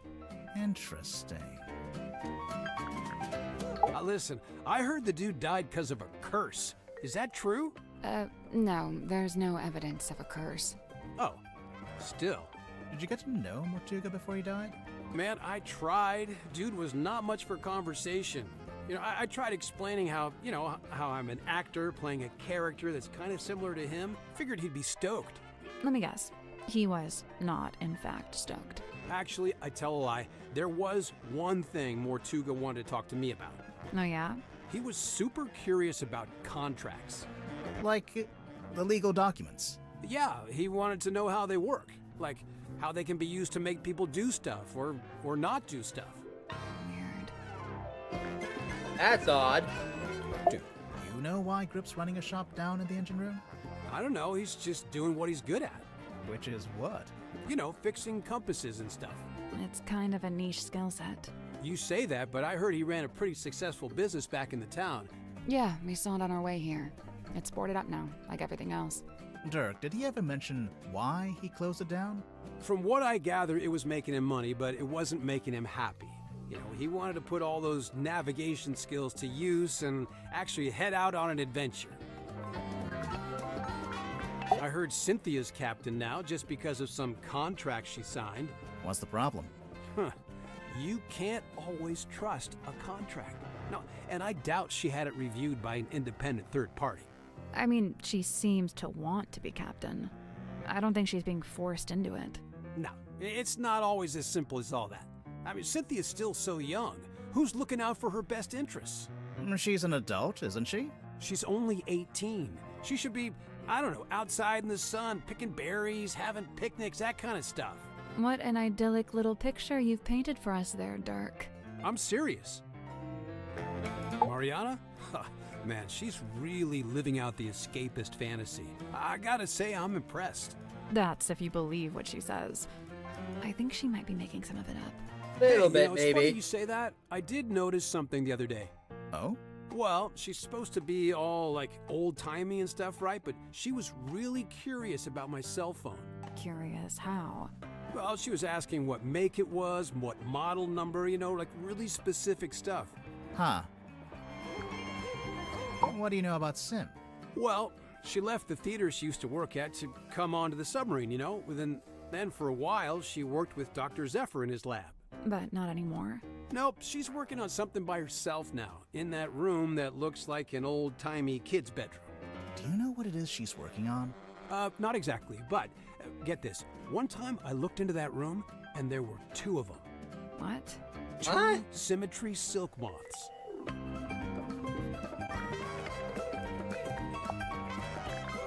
Ah, interesting. So, Cynthia hired you to solve the murder, huh? Pretty much. How much do you charge? Is it like a day rate or what? Oh, it depends. Just ballpark it. How much did you make from the last case you solved? Good question. Grimoire, how much did we make from the Tangle Tower case? Well, you know, extenuating circumstances, being what they were. You never secured the payment, huh? Grimoire! Whoa, this is a first dish. Yeah, whose is this? It's mine. You gonna get Wormo to sign it? No, I hadn't planned on it. He'd do it if you asked. I bet he'd even do a little doodle on the inside cover. Okay, maybe I do want that. I assume you read it, Dirk? Of course, dude. First thing I did when I landed the part in the movie. What did you think? Loved it. I never thought about the sea so much in my whole life. It's almost like the ocean in the book. It represents something bigger, you know?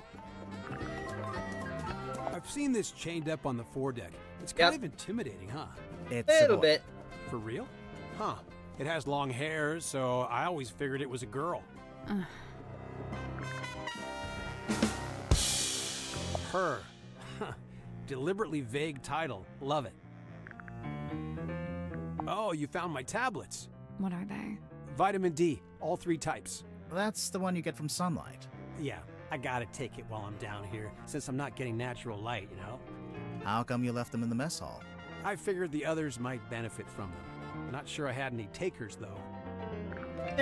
Maybe, maybe not. Who knows? Huh. Who's that little Grim Reaper guy in the drawing?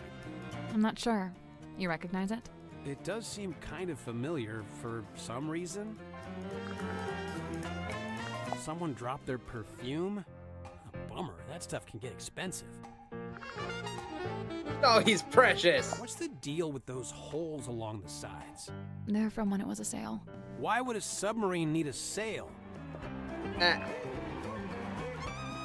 Huh. Man, Mortuga really was an odd duck, wasn't he? I mean, who owns something like this? What's it even for?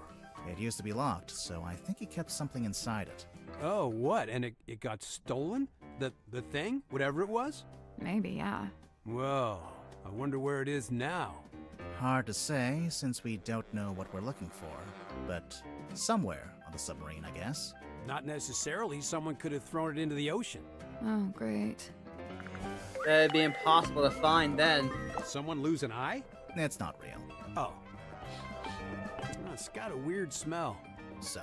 So maybe try asking Mariana about it. She's got a wicked sense of smell, like a dog. I'm serious. He ain't wrong. Hey, the guy who wrote this review has the same name as who? I'm not sure if I'm allowed to say. Don't worry, we know. I am officially living the dream. How many people can say they're an action figure? I'll admit it. I'm jealous. Little You carry bit. this thing around everywhere you go, Dirk. Of course, but I'm super duper careful to keep it in mint condition. Mint condition? I really wouldn't say. Yeah, they told me if I leave it in the box, it'll be worth way more in the future. Do you have the whole set? Looks like there are 2 other figures in the series. Oh no, they only gave me this one. My co-star Julie has the other 2. Wormo's typewriter. He lugged it all the way here. I tried to tell him about modern alternatives, but he wouldn't hear it. Why do you think he insists on using it? Other than the fact that he's a big old poser? I mean, probably because it used to belong to his dad. Oh, hey, you found Worman's letter. Have you read it? No. Generally speaking, you do not read another dude's fan mail. What makes you think it's fan mail? Worman read that thing 100 times over on the journey down here. I just figured it must be something nice, you know? This is yours, Dirk? We literally found it in the pocket of your tuxedo. How'd you know for sure it's my tuxedo? Dirk, show me one other living soul on this submarine that could even conceivably own a tuxedo. Where I does love this Zephyr game. Find this stuff. I'm pretty sure they don't sell this magazine at my local newsstand. Maybe on mail order. I think it's more of a black market thing. Huh. Some of the listings in here, the prices are in ounces, and there's a symbol. It's the alchemical symbol for gold. For real? Man, is Zephyr like secretly super rich? Probably. Hey, so remind me what a hex is again? Didn't you just make a movie called Hex of the Helmsman? Right, but look, I'm bad with learning what the made-up words mean. It's not a made-up word. A hex is a magic spell, kinda like a curse. Or it can mean 6, as in hexagon. Oh, gotcha. Okay, thank you. I was hoping that would clear up what a hex bottle was, but no dice. Is that a crystal ball? Yeah, I think it's made of glass. Right, but a crystal ball in the sense that it's a magic ball you look into and you see your future or whatever? Oh, yeah, I guess. Why don't you look into it, you'll see yourself solving the murder, and then you'll know who did it. It's genius. He's a genius. Dr. Z told me this is a dream helmet. Have you tried it out? Nope, I don't dream. What? Yes, you do. No time, bro. Gotta optimize that sleep cycle, you know? If you're dreaming, you're not resting. You're insane. A little bit. Oh. You know what this is, Dirk? Laser gun? A laser gun. Well, whatever it is, I think it's broken. Wait, really? I mean, oh, what a shame. Yeah, you know what this is. We're gonna call you out on it. Hey, wow. Did Tadpole give you that? No, we found it in the bilge. Do you think it belongs to her? It would make sense. Although the woman in the photo looks a little different. No, it's gotta be hers. You're right about the photo, though. Her hair is brown here. I guess she dyes it green nowadays. So what? It's a free country. Oh yeah, forgot. She has green hair. What's that? It belongs to Madame Tadpole, but it's locked. Oh, a combination lock. Let me try. Yep, got it. How did you know the code? Easy. It was her birthday. Huh. Huh. Well, cool. Thanks. We'll take a look at it. You know what? No, we'll take a look at it. What?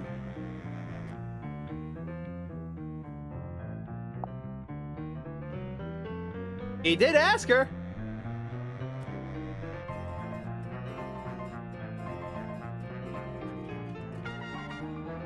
Tanya, professional swimmer, currently traveling, looking for work.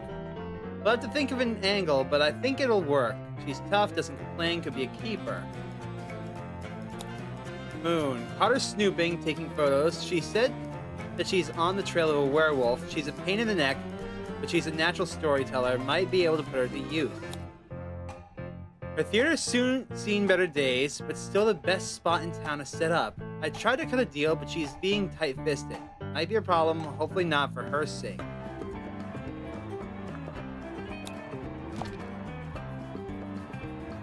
Inside of the box smells of cigar smoke and alcohol.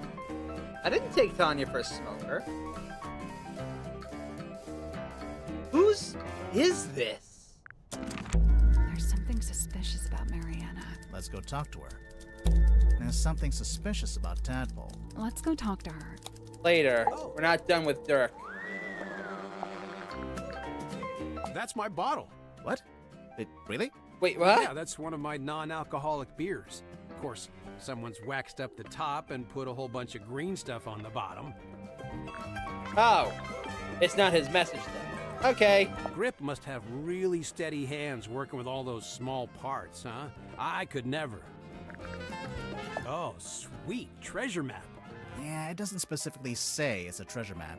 Dude, there's a big red X. You gotta assume that's a treasure. Fair. A chest of gold doubloons, you think? Oh man, that would be awesome. Although thinking about it, do you think anywhere still takes doubloons? Museums maybe? It's a map of Silkworm? I don't know much about the town. You'd be better off asking someone else. Holy moly, look at that. I know. That werewolf-looking guy is really... Is that Tadpole with long hair? Yeah, maybe. She never told me about that. It's a strong look. Oh yeah, I've seen that in the control room.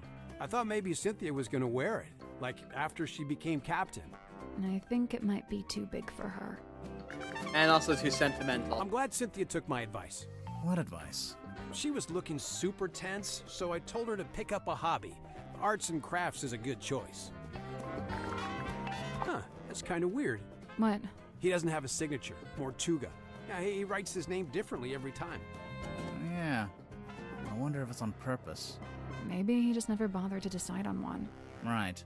You know, it doesn't seem like he was a paperwork kind of guy. Yeah. Guess not. I got to steer a big wheel like this in my movie. Mine didn't have that red metal bit, though. Also, mine was up on the aft deck, not, you know, indoors in a control room. Is that Cynthia's mom? Yeah, I think so. That jacket is something else. It could do with a bit of aging, though. What do you mean? Well, it's pristine, but stuff like that doesn't look so hot when it's brand new. On our movie, we had a guy who roughed up all the outfits, made them look lived in, you know? So this photo is the first time Cynthia's mom wore that jacket? Maybe. I don't know what that is. It's making me nervous, though. Can we talk about something else? Okay. Looking good, Julie. I assume this is yours, Dirk. Yeah, I let the kids borrow it since there weren't a lot of other magazines on board. I noticed on the back there's an advert for your movie. Yep, that's me on the left, all dolled up as Marcus Mordoom, the titular helmsman. Right, you're the title character, but there's only one name at the top. Oh, you noticed. Julie was already a big name, so, she got her name on the poster. Seems unfair. It is unfair. I'm sure when they make the sequel, Dirk's name will be front and center. Right. Now, you're featured in the interview, though. Right at the end. And they spelled your name wrong. Are we done looking at the magazine? Yeah, we're done. He's not happy about it. A radio? What's the range on that thing? No idea. I'm pretty sure it's broken anyway. It might get a better signal up in the control room, or up on deck. Down here you get nothing. The walls are way too thick. Huh. What a babe. I mean, yeah. This Mortuga's girlfriend or something? I don't think so. Of course he'd land a girl like this, of course. I don't know. Wasn't he kind of a gloomy loner? Yeah, chicks eat that up, man. What does it do? I thought it was a bell. Only it doesn't actually ring, so not really a bell, but... No, I think it's some kind of mechanism. The part sticking out of the bottom looks a bit like a screwdriver, don't you think? Hey, is that the Queen Serena? Is that what the ship's called? No, that's the name of the ship in the novel. Oh. And in Dirk's movie, too. I'm guessing. What's that? You've never seen it before? Nope. Is it Mortuga's? Good guess. Yeah, it has his vibes for sure. Oh, let me guess. It's locked and you can't work out how to open it. Right again. Ha! Classic. Okay, but for real, you gotta let me know when you get it open, because now I'm super curious. Aye, aye. Hey, that's pretty cute. Do you recognize any of the buildings? Oh, is it supposed to be something specific? I thought it was just like, Toy Town or whatever. Never mind. Hey, it's Sim's necklace locket thing. Any idea what she keeps in there? It's not really my business. Unless you decide it's related to the murder, then you'd be all over it, I bet. Yeah, I thought he was gonna ace it. Dang. Called out. That is one old document. I'd be surprised if it hasn't expired by now. Expired? Yeah, things like this normally have an agreed upon... Oh, no, there's no date. Huh. I guess it runs in perpetuity. What about if you ripped it in half? Ha! You know what? I found that doesn't actually do jack. No, I know. It works in the movies, but in real life, voiding a contract is a more complex procedure. Well, that's no fun. Aww. Apparently, Grip ended up on the submarine because he crashed his balloon over the ocean. I mean, it's a great story, but... You don't think it's true? Grip's pretty smart. In fact, he might even be the smartest guy on the submarine. I just don't see him crashing his balloon like that. Maybe he just got caught in a storm. Oh yeah, I didn't think about that. I don't get it. What's not to get? It's a cane with a face. Okay, so for real, Grip's actually like super smart. Really? See, this is my point. He hides it. Why? Why bother with the cane, the whole persona? Mariana's pipe? Huh. I've never actually seen her smoke that thing. Maybe she ran out of pipeweed. Pipeweed? Listen to yourself. What? It's another word for tobacco. Honestly. Yeah. All right.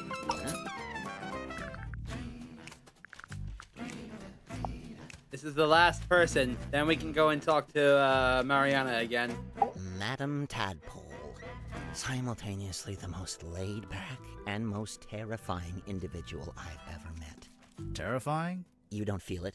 To me, she gives off this indisputable, I will destroy you if I see fit to do so kind of energy. Maybe if you get on her bad side. Oh, I wouldn't dare. She'd crush me like a twig. She does look pretty tough. Who would you say is stronger? Madam Tadpole or Dirk Danson? Dirk's in good shape, but a lot of it's just for show. He's just gotta look good for camera. Meanwhile, swimming works out every muscle group. Did you know that? I didn't. Every muscle group. I don't think Tadpole's about to fight anyone. She's so chilled out. For now. I worry about what'll happen if you two name a culprit. You think she might, retaliate? If she does, I'm not gonna be the one to stand in her way. Fair enough. Smart boy. I see you met Dirk. How do you know him? He's the actor they found who played the lead in the adaptation of my book. Did you not get a say in that? Oh no, that's several notches above my pay grade. It's all decided by the executives over at Wit and Whimsy. Sure, they keep me around as consultant, but I found that to be a pretty hollow title. Do you think he's a good actor, at least? Dirk? He was a good fit for the kind of film they ended up making. How's that? So, how come you two traveled to the submarine together? I traveled to the submarine. Dirk's just taken to following me around, for some reason. Maybe he just wants to be your friend. He's got plenty of friends back home. I don't understand what his deal is, but I already have a headache, so I'm just not gonna worry about it. What did he say he was? A dream doctor? Great. Good for him. He's researching spirit energy, I think. Lovely. More power to him. And he was the first person to join Mortuga's submarine, because they knew each other from before. Wonderful. I don't... Wait, really? Huh. Zephyr's not from Silkworm, though, is he? I don't think so. Interesting. Well, thanks a lot. Now I have yet another thing to think about. Have fun. So what made you want to become a writer? That's all I've ever done. I was given a job writing for a newspaper when I was pretty young. Given a job? Yeah, friends in high places, you know. Like who? My father was the mayor. Ah, that'll do it. Did you enjoy writing for the newspaper? Sometimes. Other times it was painfully dull. I've got a tendency to lean towards hyperbole, and the everyday goings-on in Silkworm weren't always enough to satiate me. For every rumor of a cursed man disappearing into the ocean, you'd have 10 elderly couple file complaint over garbage collection. Rumor of a cursed man? Wait, you wrote an article about Mortuga? Oh no, I quit before that. I left town and went off to the city to be an author. And the result? Hex of the Helmsman. 50 national bestseller lists. As we speak, it's being translated into 5, 6, 7, 8 more languages. Must be nice. Your first book, and it's a big hit. I'm not complaining. Yeah, I can see why you'd be writing a sequel. I really don't have a choice, do I? This is how things go. If you get a success, you have to keep it going. Alright, let's talk about Mortuga. Cuts quite a figure, doesn't he? Like something from myth. He was real, of course. Flesh and blood. I imagine you must have been curious to meet him. As anyone would be. Did you get to know him at all? It's funny. Going in, I heard he was, you know, the strong and silent type. But I didn't find that to be the case. So he was friendly with you? In his own way. The day I first arrived, he invited me into his cabin, just to talk, apparently. What did you talk about? He asked me about my home life, my family, my father. Not to be rude, but why would Mortuga care about any of that? To this day, I'm not quite sure. I think maybe he was after some kind of information about the outside world, and thought I might be a good source. You met Godric. What did you think? Personally, I like him. I found him a little irritating, the way he kept waving that cane around. He gave you the old welcome to Mr. Grip's Emporium treatment, eh? That's just what he's like at first. He'll settle down. Why does he do it? So, I have 2 theories on this. One, he's an introvert who falls back on his rehearsed persona when he gets nervous. Like when meeting someone for the first time. Right, exactly. What's your other theory? He assumes people will find the real him boring, not worth knowing. I don't think your 2 theories are mutually exclusive. They might both be right. So, what is the real Grip like, once you get to know him?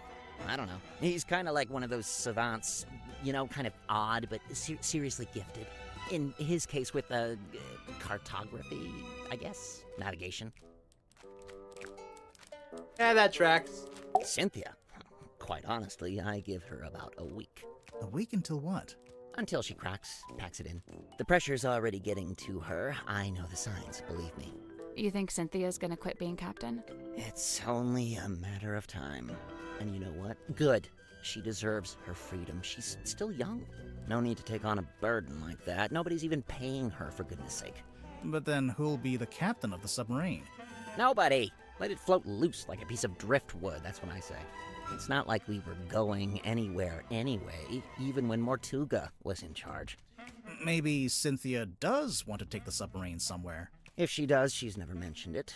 Seemed to me that she wanted to be captain just to be captain, you know? Moon's your lead suspect, I presume. No. Why would she be? Well, the timeline. She shows up, and bang, Mortuga murdered. Maybe it's just a coincidence. I'm just saying, nobody even knows why she's here. I'm not sure we know why you're here. I already told you, didn't I? Genuinely, I can't remember. It has been a couple of hours. Sim tells me she's halfway through reading Helmsman. Is she enjoying it? No idea. She was just asking what research I'd done into hexes and curses, and was rather disappointed when I told her I just made it up. I guess Sim's into that kind of stuff. I thought she was supposed to be an illusionist. Oh yeah, she was asking about that too. What do you mean? She wanted to know what I liked about her old magic show, the one she had in the theater. You saw her old show? Yeah, it was pretty good. And from what I gather, she's been developing a new act and wanted some feedback, you know, to get some direction. I know what it's like to make a follow-up to something people liked. It can be daunting. Well, time to get on this. Let's have a look. Murder victim locked himself in the room. Body discovered. No weapon found. Cauldron open for the first time. Yeah, nice. Just enough information to hook you without giving too much away. Cynthia knows what she's doing. So, you've read it, Sally, but Grimoire hasn't? Nope. What's it about? I'd really rather not reduce it to a single sentence. It's about a guy named Marcus Mordoom looking for something called the Devil of the Deep. And does he find it? I just think it'd be better if you took the time. Yeah, kind of. It gets a little abstract towards the end. So what? It's just Marcus Mordoom on a ship, and that's it? We're talking about several themes carefully laid on top of each other. It's also a love story. Marcus is in love with a woman named Belicia. She's his captain. I don't see her on the cover. Really, all the nuance is lost if we just... No, she's there. Kinda. Like I said, it gets abstract. I'll take your word for it. If you'd like to read it, I have a spare copy you can... Nah, that's okay. No time. Poor guy. I tried asking Mortuga what this was. No luck? He just said it was something he'd picked up on his travels. Picked up where? Floating somewhere in the middle of the ocean? Yeah. I assume so. Have you ever seen this painting before? Before the submarine, I mean. Yeah, it used to hang in the Stone Top Inn for a little while, at least. Really? Seems like it would scare away all the customers.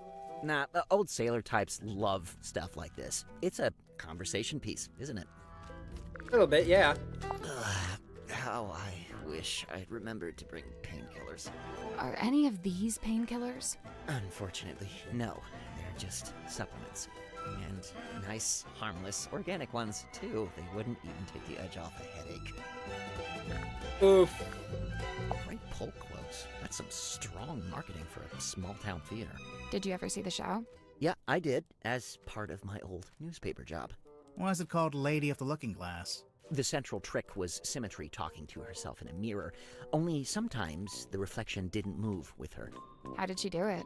My guess is the mirror can switch between being reflective and being see-through glass.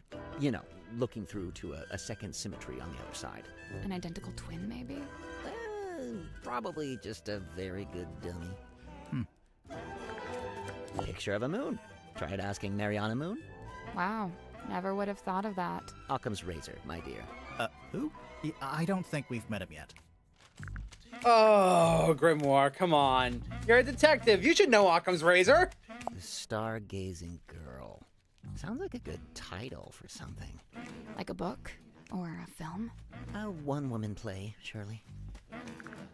It's a strong image. The ancient cauldron opened for the very first time. It can't be the very first time. Someone must have opened it before. Semantics. So, what do you think was inside? Does it matter? I'm pretty sure it does. It might explain how or why Mortuga died. True. The murder weapon, maybe? Like a knife? Sure, why not? It would explain the scratches on the inside, after all. I guess. What's this? The world's smallest piggy bank? What? It's not a piggy bank, is it? Well, it's got a slot, and there's something in there. I thought maybe it was a penny. Now this is a throwback. I cut my teeth writing local interest stories like this. You wrote this? The review of Sim's old magic show? I did. But it says theater review by James Dusk. Oh, wait. And she finally works out what the JD stands for in JD Werman. Sorry, your name is James Dusk, and you changed it? Seriously? Oh, God. I noticed on the back of the box it says, Series 2 coming soon. Look out for Hex of the Helmsman 2, only in theaters. Kinda presumptuous, isn't it? Considering you haven't even written the book yet. Thank you. That's what I said. I raised a fuss about it at the time. My objections fell on deaf ears, as usual. Why are they so keen to make a second movie, anyway? Money. Money. Money. How come the keys are all messed up on your typewriter? It's old. Sometimes they fall off. I guess I don't always put them back in the right place. And, what have you typed on that page? I'm taking another swing at a story outline for my next book. I can't make it out. It's some kind of weird grid. Cross-writing. Look it up. People used to do it all the time. What about these brass panels on the back? This one's my father's emblem, Mayor Dusk. That's why it looks like a D. And this is the governor's emblem, Governor Fellow. So that one's an F. It's mine, as you are well aware, seeing as how you just fished it out of the back of my typewriter. That's right, I was watching. I don't disappear when you stop talking to me, you know. The envelope's addressed to you, but it says, Dear James at the top of the letter. Congratulations, you've sussed out what the J in my name stands for. If that's the height of your investigative prowess, we're all in trouble. It's signed by someone named T.W. Ibis. Another astute observation. You know, of all the detectives I've met, you two really are the most recent. Grimoire, he's being mean to us. I noticed. Oh, I can't stand these things. A procrastinator's worst nightmare. It's why I use the old typewriter. No distractions. Does Dirk spend a lot of time on his cell phone? Not in here. He goes up on deck to do it. Why? Who knows? It's not my business. There's something suspicious about Dirk. Fascinating piece of ephemera, this. Do you recognize any of the objects? Yeah, the golden hand. I've seen it, and so have you. What? Where? It's attached to Dr. Zephyr's left wrist. Zephyr's prosthetic hand is solid gold? Not quite. Says here 90%. It's made of an unknown material 90% similar to gold. Now, it also says it's able to touch ghosts, so best take it with a grain of salt. Yes? Something you wanted to ask? Zephyr called this a hex bottle. We thought you might know what it is, since, you know. I wrote a book called Hex of the Helmsman. Well, yeah. Yeah. Wow. Yeah, no, I've got nothing. Done. Next. Okay, next. What's this dime store trinket? It's called a fog ball. Is it now? It was in Zephyr's lab. It could be a priceless curiosity. Oh, yeah? A priceless curiosity that takes AA batteries. Called out. Dr. Zephyr's got quite the imagination, doesn't he? That belongs to Dirk, I think. We found it in the bilge, floating in the water. Well, that explains the smell. What is it? I assumed it was a movie prop. You know, a sci-fi thing. Has Dirk ever done a movie like that? Not to my knowledge. But then, why? No idea. You'd better ask him, hadn't you? Yep. That seems important. Huh. Weird. Have you seen this before? No, never. And yet I feel like I recognize the handwriting. What's that? A book? I think so. Let's see. Nope, not a book. Why not? Listen. Books don't rattle. Fair enough. What? Do you know what this is? Well, it's a bottle, isn't it? Where did you find it? Madame Tadpole's room. She likes to collect stuff she finds in the ocean. Does she now? What fun, what fun. Mr. Warman, do you know what this bottle is? No. No idea. Doubt. I feel like this sometimes. What do you mean? Cogs falling out. Too many needles, all pointing in different directions. Oh. Well, maybe you're just partway through being fixed. Sometimes you gotta make a mess in order to tidy up, you know? You know what? That's rather eloquent. Bravo. Grimoire, did you hear? I said something eloquent. Oh, sorry. I wasn't listening. She's about to smack him. A treasure map. I was looking for something like this. Why?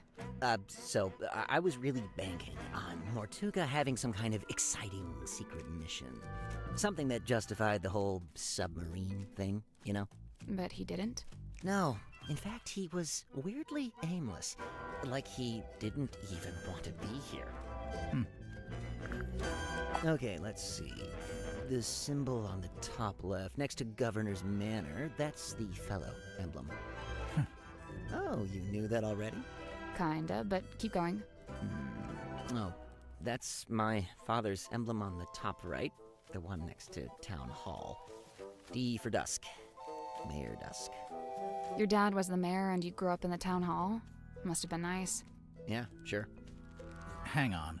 Your dad is listed on the back here, on the family tree. And there's a line between him and Felicia Stonetop, see?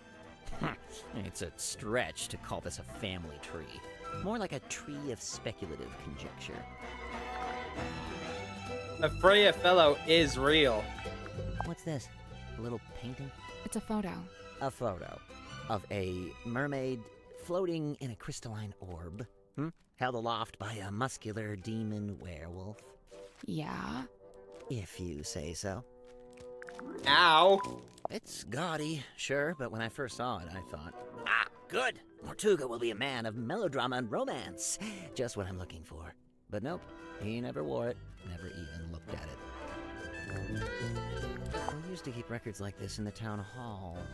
The blue parts from an original blueprint of a submarine, and the yellowish parts are from a technical drawing of a ship. Still a blueprint of sorts, but a bit older. Where did Cynthia get them from? I don't know. Maybe she took them from Mortuga's desk. Maybe. The machine that spits these out must be broken. I'm sure Cynthia's intending to fix it, although she might... Why do you say it's broken? On the latest card, the readings toward the end are all messed up. Looks like a misaligned printer head. Bane of my existence, those things. Yeah. I noticed the wheel is thematically consistent with the submarine at large. How so? Well, it's cobbled together from other component parts. You know, parts that were, by themselves, broken or otherwise disused. Huh. That man on the right, that's Don Drummond, the shipyard mechanic. You know him? I interviewed him once, working on a piece for the newspaper. Or I tried to. He was a tough nut to crack. He looks kinda grouchy. Well, he was a lighthouse keeper. Comes with the territory, I guess. Almost there. Look, buddy, I got enough going on, all right? I don't think I have the capacity to worry about this. Okay. So, these are the two main characters in the movie? The helmsman, Marcus Mordoon, and his captain, Belicia Bonetop. Ostensibly, yes. You're not happy with how they look? Compared to your book? They made Marcus too handsome and too bulky. Sure, he'd have muscle, but at the same time, he's supposed to be wiry, fibrous, like an old piece of rope. Meanwhile, Belicia's supposed to be more ethereal, like she might evaporate if you try to reach out and touch her. Oh, well, You can't have everything. And for some reason they gave them both necklaces when it's Belicia's necklace that the story hinges on. If your story hinges on a specific necklace, then make it the only necklace in the story. This is basic stuff, people. Did he have a necklace? It's broken. Or possessed by an evil spirit. One of the two. I couldn't believe it when I saw this in Mortuga's cabin. Had you seen it before? Yeah, this painting used to be in my house. What? In my father's study. It hung there for at least a year. Why? Where'd he get it from? I believe he bought it from the town's governor, a man named Fellow. So how'd Mortuga end up with it? I couldn't say. Ugh, I want to know what this is. It's gotta be something. We're not sure either. Did you see the carvings around the outside? It's a little story in 4 parts. There's an egg, then it hatches, then there's a baby, then it goes into the water. Into the ocean, I think. I'm not sure it's a baby either. Charming, isn't it? Is it based on a real ship? I'd assume so. Mortuga did work as a sailor of sorts back before the submarine. He had his own ship? Oh no, it was a stone-top ship he worked on. The same people that owned the inn. It looks like the little Mortuga standing by the wheel, so that'd make him the helmsman. Yeah, that's right. This is supposed to be silkworm, is it? Is it not accurate? Far from it. I don't think it's trying to be accurate. It's more about Mortuga's specific... Hang on. Is that my father? Which one? This guy. He's got the right look, and he's standing outside the building that would be the town hall if it wasn't just a wooden cube. Huh. I'll make a note of it. What was your father's name? Damien. Damien Warman. No, Damien Dusk. Symmetry's locket. A mystical heirloom from her tragically departed mother, no doubt. Did she tell you that? Oh no, complete guess. But that's just how these things go, isn't it? Yeah. Oh, a locked box. What is inside? Oh, I must find out at once. You're not impressed? Half the time, with things like this, the writer hasn't even worked out what's inside. They just want the reader to speculate. Keeps them invested. Okay, yeah. but this is real. It's not somebody's fiction. How can you be sure? Maybe someone planted the box to distract you, knowing you'd get all curious. I bet there's nothing inside. Look, I'll shake it. Oh, There's something in there. Multiple things, sounds like. Now we're even more curious. You failed, sir. The Stone Top Inn's been in the town a long time. Did you ever go in? It was a little bawdry for my tastes, but that's sailors for you. My father was a frequent patron, though. He had a thing for the innkeeper. Did you ever see Mortuga in there? It's possible, but I don't remember it. He probably looked different back then, anyway. The deeds seem to say that Don Drummond was the most recent owner. I noticed. It's hard to imagine the Stone Top selling the inn. It's been their family home for generations. Well, I don't think there are any stone tops left. We were in the inn earlier today. It's been abandoned, just like everything else. Chart the unchartable, plot the unplottable, and measure the unmeasurable. Nice tagline. I think it's a little much. For a shop that sells compasses? It's not about the compasses. The thing he's really selling is wanderlust. Wonder what? The desire to explore the world and experience the unknown. What she said. Points for Sally. No points for you! Ah, yes. Godric's little mascot sidekick thing. It's a wooden stick. With a face. To you, to him, it may be a wooden stick of great, thunderous importance. You never found yourself attached to an inanimate object? Something that gained special meaning? Well, I did used to have this hat. There we go. We're all guilty of it. You look like someone who might smoke. Grimoire, don't say that. Hey, no, he's right. Look at me. Mariana Moon, on the other hand, doesn't touch the stuff, seeing as how her only pipe is actually a dictaphone. You already knew? Oh, you can literally hear the tape spinning when she's recording. It's not as subtle as she likes to think. Oof. I think Sim's hiding something on the submarine. Something we haven't found yet. A certain piece of equipment she uses in magic tricks. That's the one. Problem is, we already searched the child's room and her bunk room. Well, there's only one other place it would be.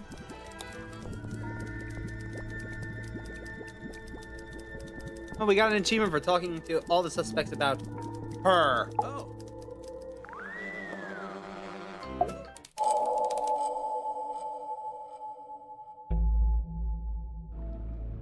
Tell me, Dirk, have you ever been involved in the planning of a murder? Bro, not cool. Why would you come right out and attack me like that?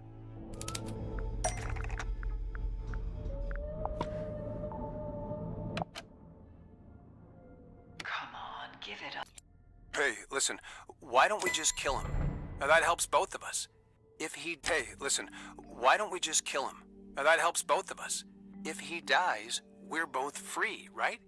So, who are you planning to kill, Dirk?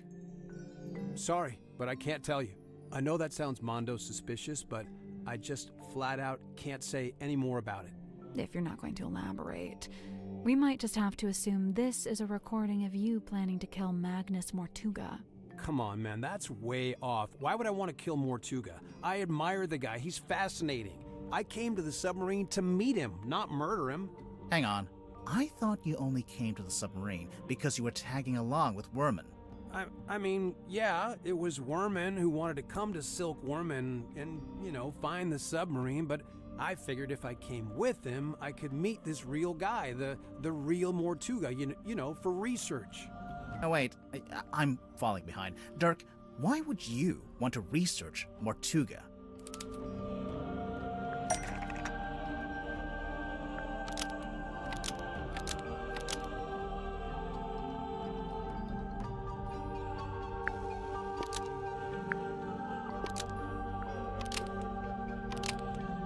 Magnus Mortuga was go. the original inspiration for Marcus Mordoom, who Dirk plays in the movie adaptation.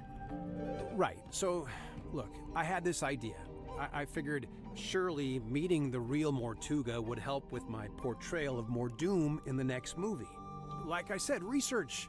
You hear about actors doing that kind of thing, don't you? So, that was your idea? Your own personal plan? To come with Worman to the submarine? Yeah, but I don't like the way you phrased that. It sounds like you're leading up to something, or... Yeah, I don't believe that's why you came here with Worman. In fact, I don't think it was your own idea at all. There's clearly a third party involved. Someone or something that we haven't mentioned yet.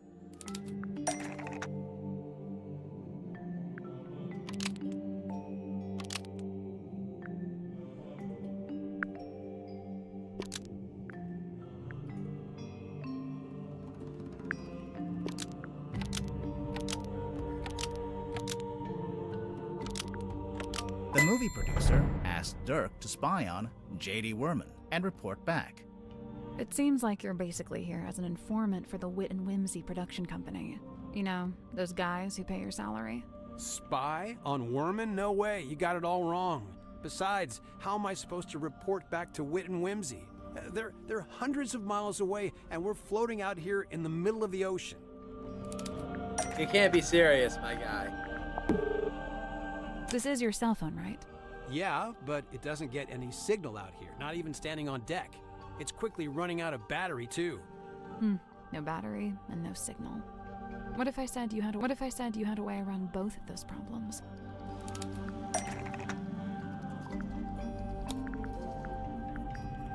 That's what this thing is. It's a battery pack and signal amplifier. I think this weird ray gun looking thing is actually a custom antenna for your phone. I'd imagine it doubles as a battery charger too. Pretty convenient. Bro, I don't know what you're basing this on. I mean, look, you plugged it in, but the battery still isn't charging, and I'm still not getting any network signal. That's because the custom antenna thing is broken. Oh, for real? Oh, man, it doesn't look broken. I'm pretty sure it got waterlogged after someone dumped it in the bilge water. That's where it was? No wonder I couldn't find it. I mean... Too late. whatever, you got me. Consider me fully got. You know, this thing doesn't look like any kind of retail model. More like a one-off bit of custom engineering. I'm guessing the production company issued it to Dirk specifically for this journey, probably when they realized he'd be out in the ocean and might need some help getting a phone signal. Yeah, so Mr. Vanderpeer really didn't want me going off-grid, so he set me up with a way to turn my cell phone into a kind of heavy-duty satellite phone. And what did Mr. Vanderpeer want you to keep him informed about, exactly? Dirk doesn't have to admit to anything else. All the evidence we need is right here.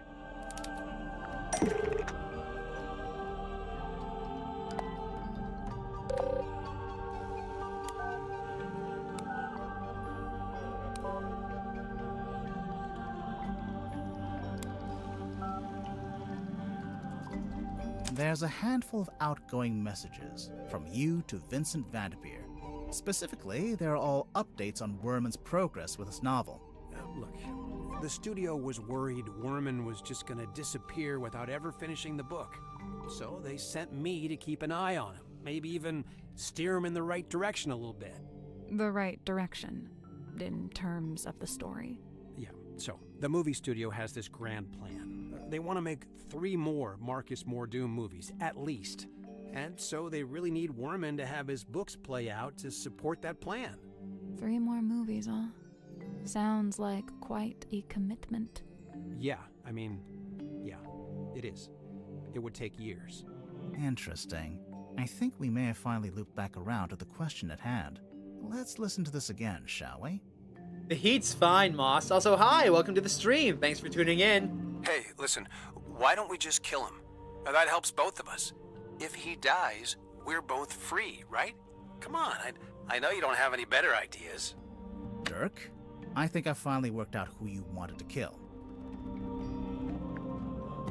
You want to kill Marcus Mordoom. Marcus Mordoom, the fictional character. The person you're talking to in the recording must be Werman. Oh, I know, I've been streaming for a while. He should kill off the Mordoom character in his next book. Hey, come on, dude. Do you deny it?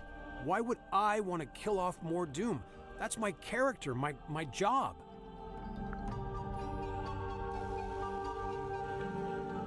You want to be free to take other acting jobs instead. Let's take a look at the cell phone one more time.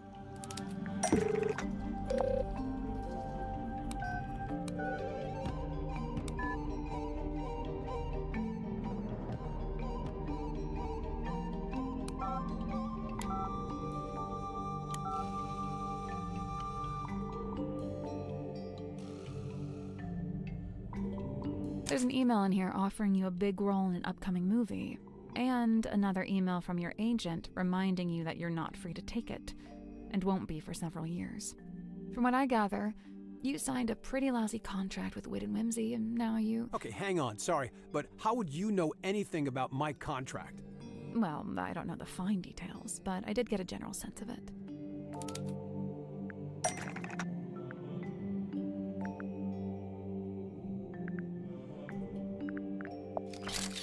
It seems to me like your co-star soaked up most of the budget for the movie, and you ended up with a bad deal.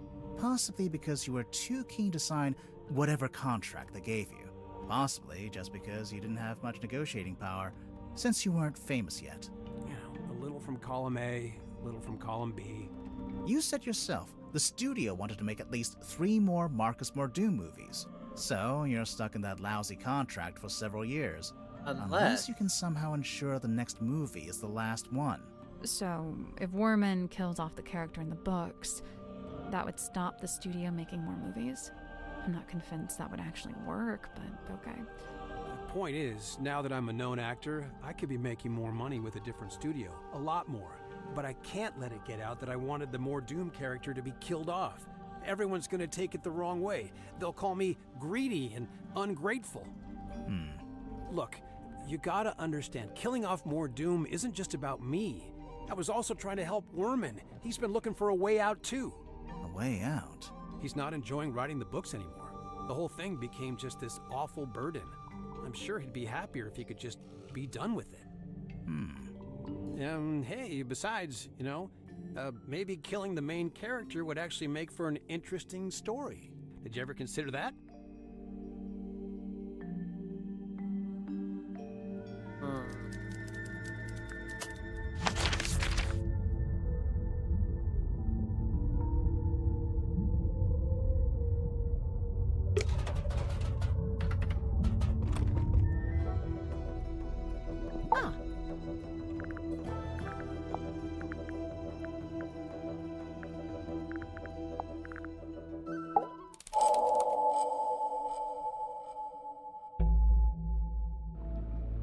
Mariana, you arrived in the submarine shortly before Mortuga was killed. Correct. And yet, you still haven't told us how or why you're here. I find that pretty suspicious. Oh, it's most suspicious. I quite agree. She's not talking. Somebody asked you to come onto the submarine. And how, may I ask, would somebody do such a thing?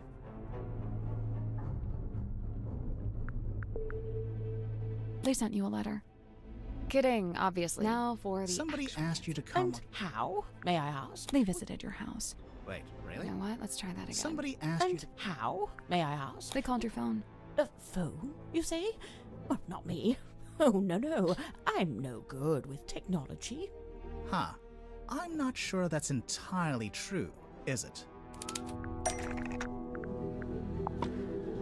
It didn't escape our notice that your pipe is a fairly sophisticated dictaphone. I'm pretty sure that counts as technology.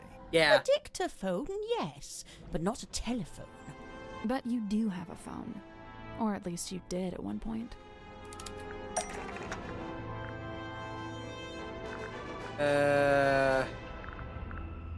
Right, hold on, where is it? Where's the...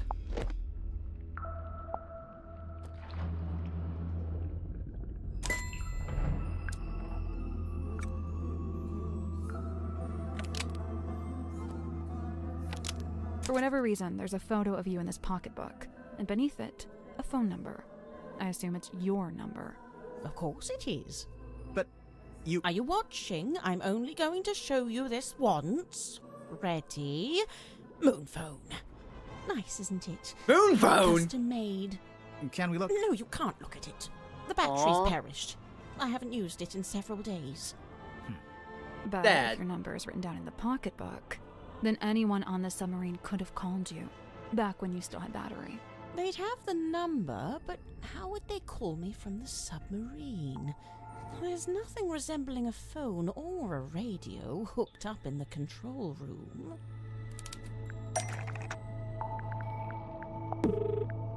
Dirk wouldn't need to use the ship's phone. Much like you, he's got his own. What's more, there were 2 outgoing calls to your number. Oh, dear me, someone doesn't know how to clear their call record. So, you admit it was Dirk who called you? Absolutely not. But we just... It wasn't Dirk. Had to be Magnus. I'm willing to bet it was Mortuga.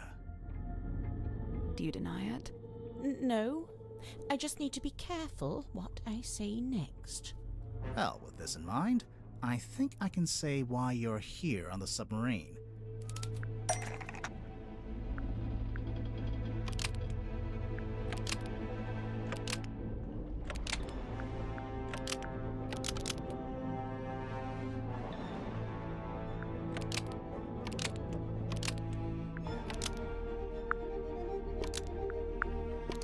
Mariana Moon brought something onto the submarine to give to Mortuga.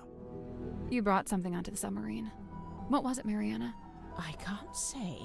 I made a deal with Mortuga, and I intend to stick to it. I can't talk about any of this. The bell, perhaps? That's not right.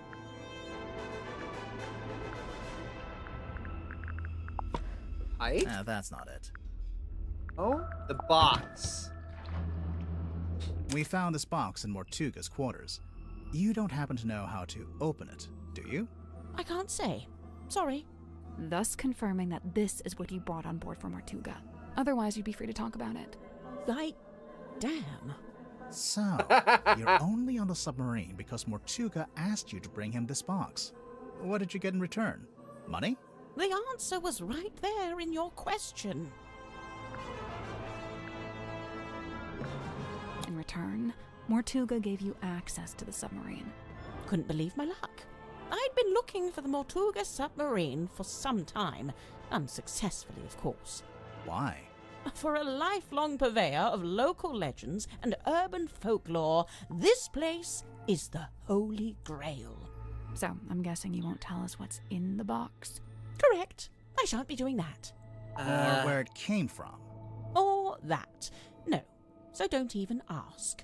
Actually, just by looking at it, I think we could work out where the box came from. We need a clue to compare with the black box. Something we can use to work out where it came from. The cauldron, perhaps. That's not it. That's not right.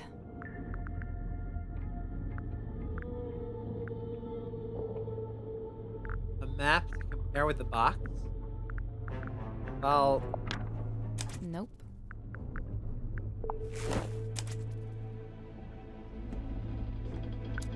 It's the Fellows?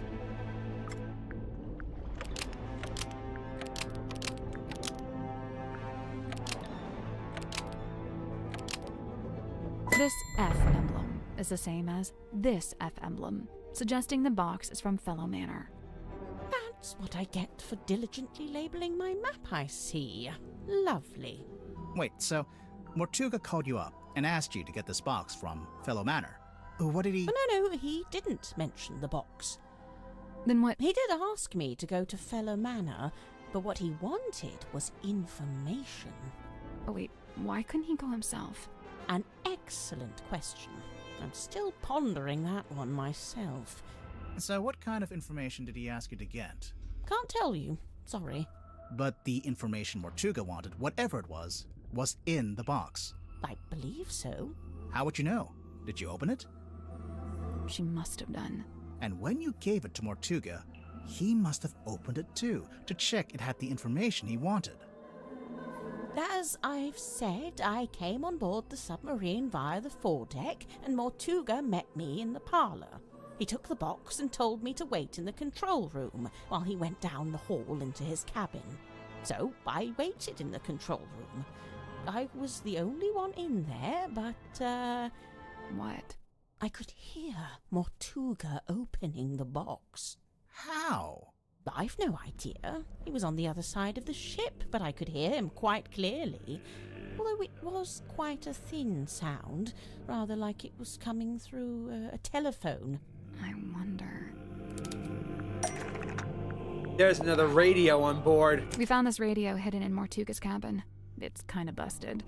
Seems to be turning on and off by itself. So the radio was picking up the audio of Mortuga opening the box and transmitting it to the control room? When I heard the sound, I did initially think it was coming from the control panel, but as I mentioned, it doesn't have any kind of radio. So it's still a mystery. Did you record the sound on your little pipe dictaphone? Of course. You did? But we listened through all the tracks on the tape and didn't hear anything like that. Oh, really? I'm quite sure I made a recording of it. Hang on. What kind of sound are we even talking about? The sound of someone opening a box? Mariana, how would you even know what you were hearing? Oh, that's simple. It's because he was talking to someone while he opened it. What? Who? I don't know. I could only hear Mortuga's voice, but he was definitely having a conversation. Was he talking to himself? I suppose it's possible. What was he saying? I don't really remember. Ugh, thanks a lot. This has been frustrating from start to finish. My pleasure. Can we at least go inside your tent now? It's a tent. It's a piece of fabric. Yeah, a tent. Hold on. Right. I enjoyed that she called you Bucko. Aw. There's gotta be another radio.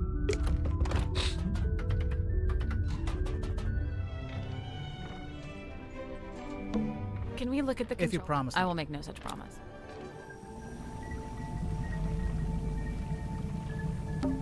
Looks like something's missing. Something with three. Bowling ball? Coconut? Is it the compass?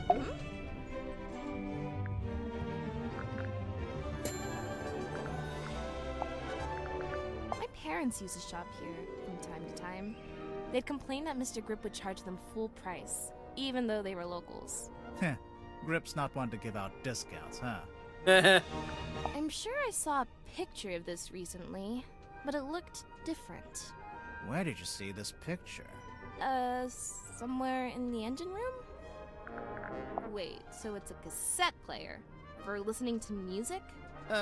Nearly. Looks like the tape can swap out. So? So maybe there are other tapes. Hey, yeah. I bet there are. In this. Huh. Huh. Fascinating.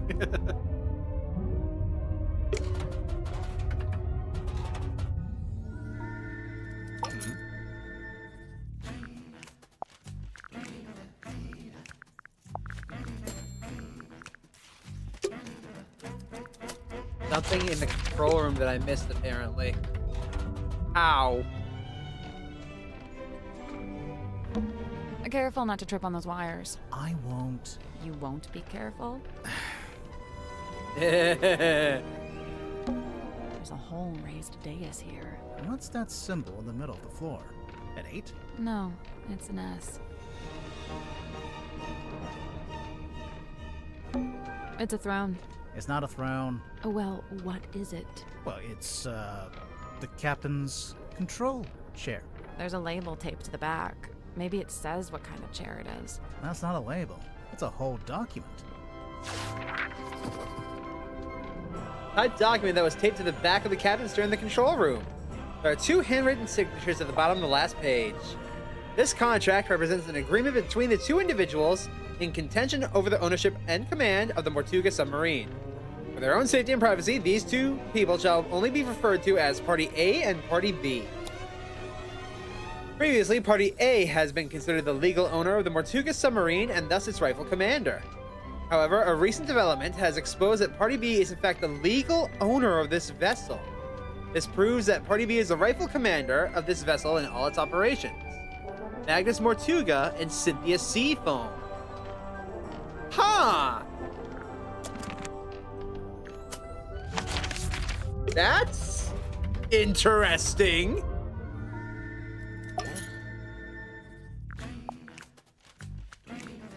So, I noticed Mortuga's contract has been typed. Yeah, he clearly used my typewriter to make it. Did you give him permission? No. So, how did he know how to use it? It's a typewriter. Mortuga might have been, outdoorsy, but he wasn't an idiot. There's something suspicious about Mormon.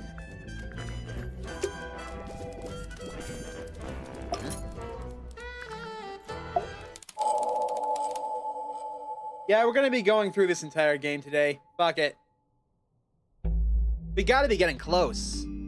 Worman, you're from Silkworm-on-Sea, is that right? So technically no. My father and I moved there when I was very young. But for all intents and purposes, let's say yes. Why not? And you first worked as a newspaper journalist, but then moved away to be an author? I literally left my small town to go make it in the big city. It's so banal. I'm not a man, I'm a walking cliche.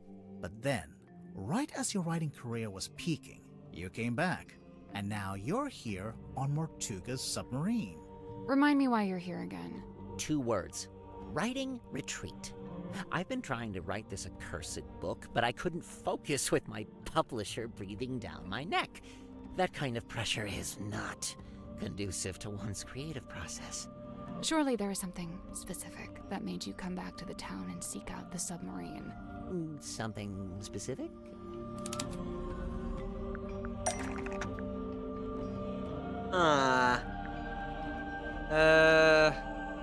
Mortuga, maybe?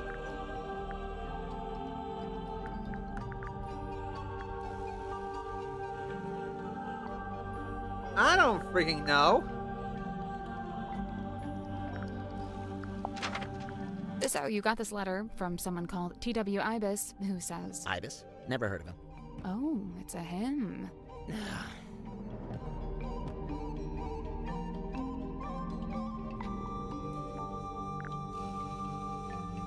T.W. Ibis is Werman's book publisher. Really? So you got this letter from Ibis? Never. Never. Oh, it's a...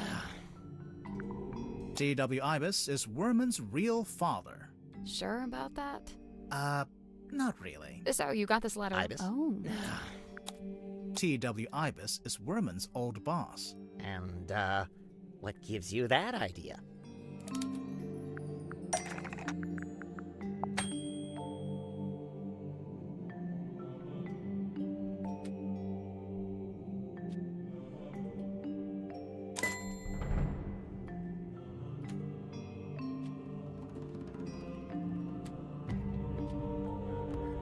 This is the right clue, but let's be specific.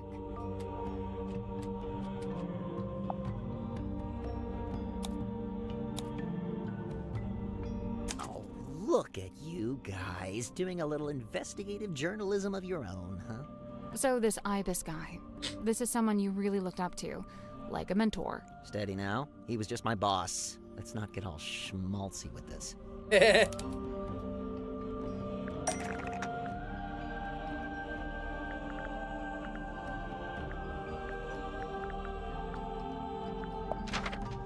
That's not it.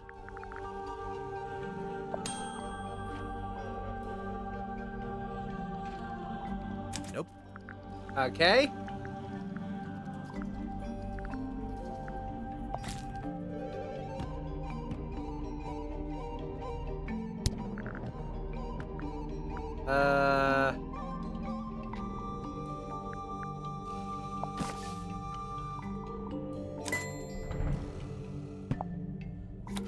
Right.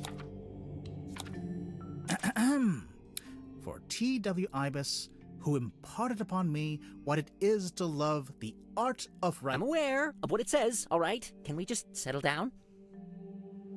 Guys, there's something bothering me. The letter has a diagram on the back showing you how, when, and where to find the Mortuga submarine. Of course. How else do you think I managed to find it? Magnus Mortuga's submarine is the stuff of urban myth. It's not exactly public knowledge. But that's my problem. How would Ibis know about it? He's not on board, is he?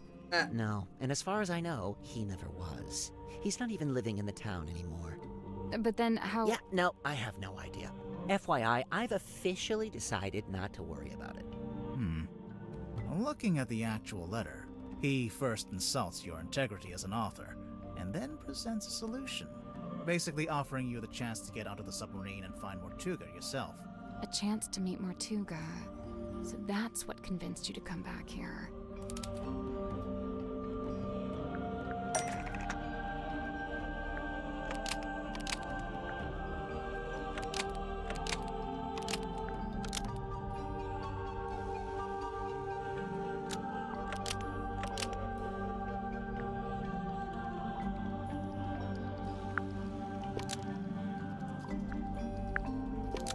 J.D. Werman wanted to reveal Mortuga's real-life story to use as the plot for his next book.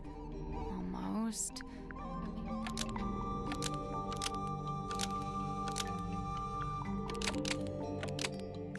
J.D. Werman needed to steal Mortuga's real-life story to use as the plot for his next book. Steal?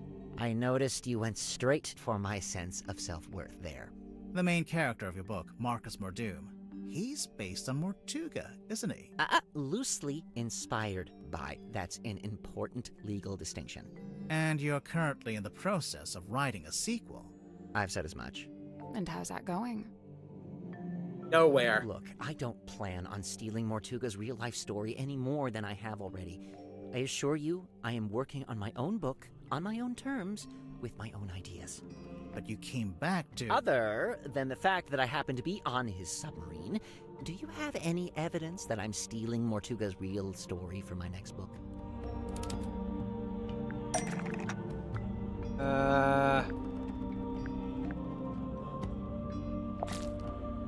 Nope.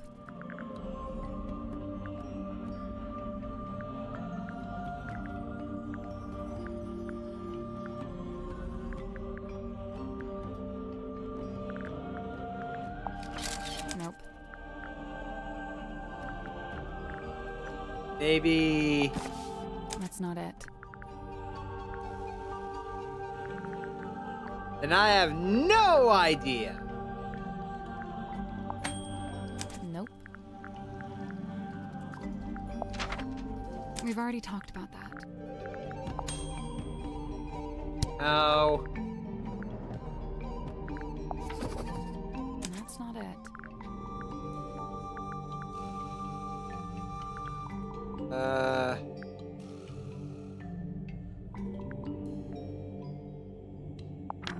That's not it. There's a piece of paper in this bottle with something written on it.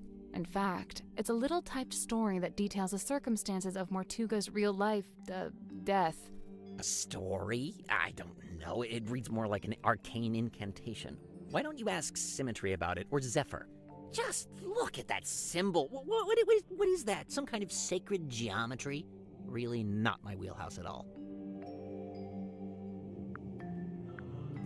It's a drawing of a room on the submarine. It's a diagram of the crime scene. There's the window, the cauldron, and Mortuga's body laying on the ground. Where did you find this bottle? Madame Tadpole had it. She found it floating in the ocean. Sealed in a bottle and found in the ocean, but you think I typed it.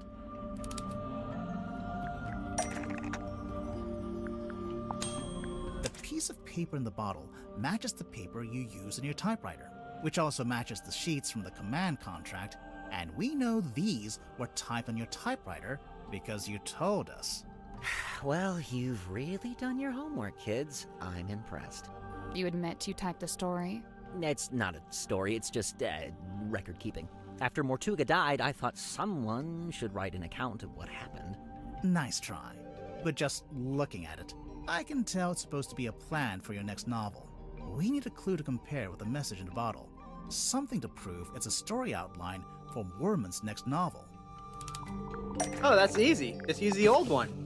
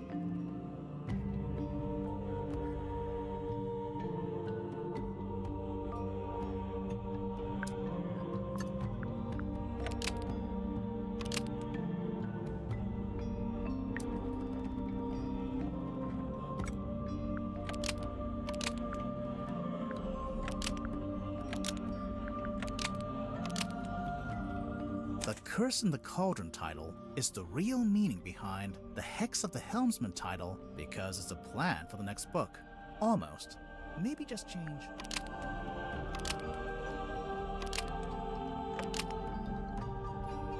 The Curse in the Cauldron title is the real meaning behind the Hex of the Helmsman title because it matches the movie logo.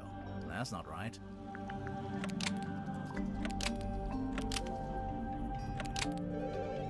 The Curse in the Cauldron title is drawn in the same style as the Hex of the Helmsman title because it's a plan for the next book. Oh, now you're using graphic design against me, a little below the belt, don't you think? It really does seem like you took the events of Mortuga's death and turned them into a story outline for your book. Yeah, all right, don't lecture me. I'm not exactly proud of it. I'm fully aware that this is, murky moral ground. Why was it in a bottle in the ocean? As soon as I typed it, I regretted it. Stealing Mortuga's story all over again? For what? Just some book? I wanted to destroy it, but I couldn't bring myself to do it. So instead, I sealed it in a bottle and threw it into the ocean. It goes without saying that I never expected it to make its way back onto the submarine. So what are you going to do now? You know what I'd like to do? Give up. Call my publisher, tell her I tried, but I quit. I'm not going to write the book. Why don't you? It's just not that simple. There's a lot of money riding on this, people's jobs. Throwing in the towel now would be pretty selfish. And you already tried coming up with your own ideas for the story? Tried and failed. Repeatedly. I've come to the conclusion that I must have just got lucky the first time and that I'm not actually any good at this. It's funny, you know. I'd already decided that Mordoom was going to be killed off. That was the one idea I'd actually had. But I couldn't think of an interesting way for him to go. What's the hook? What's the setup? And then Magnus Mortuga is killed. Tragic, obviously, but at the same time, it was perfect. The locked room, the empty cauldron. I couldn't resist it.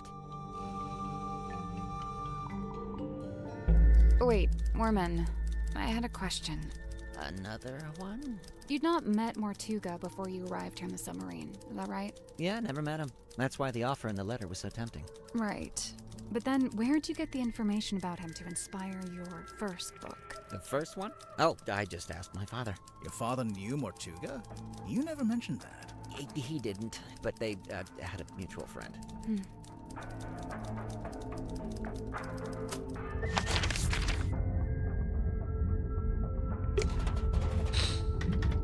All right.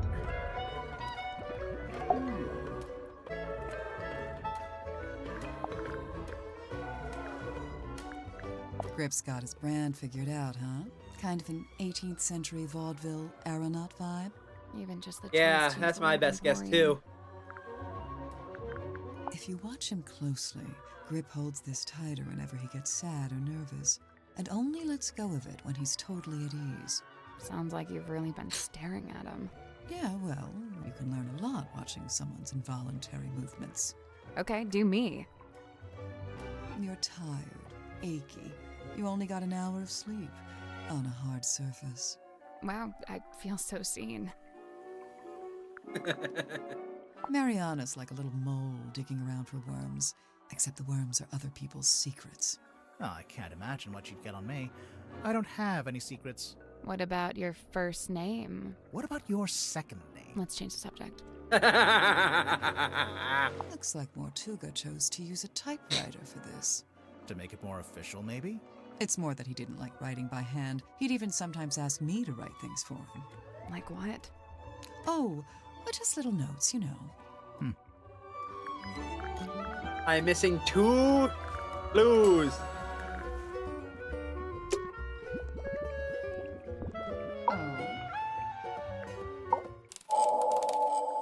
All right, Tadpole, get this over with. Tadpole, what would you say your relationship with Mortuga was like? We got on great. Where's this going? Did you ever disagree with him? Argue with him? Nope. Let's get to the point, All right, fine.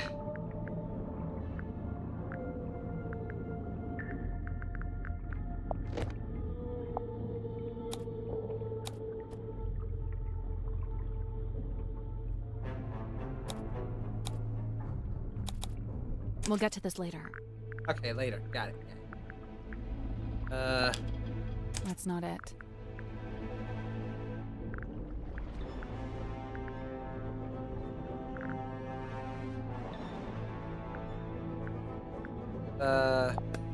That's not it.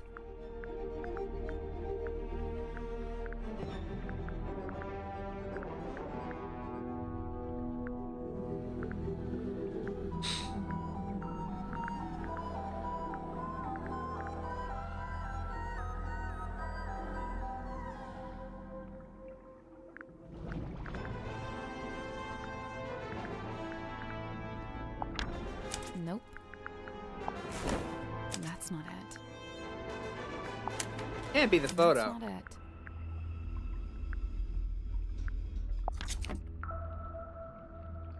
Nope.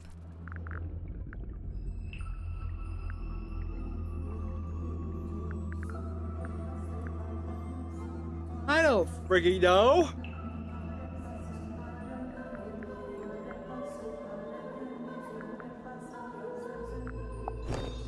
That's not it.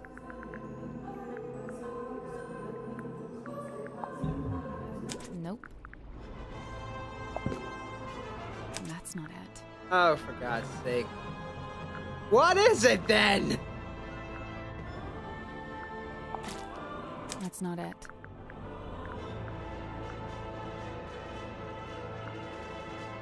Is it newspaper?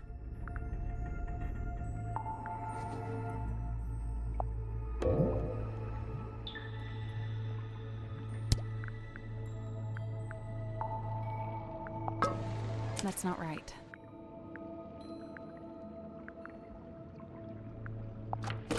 That's not it.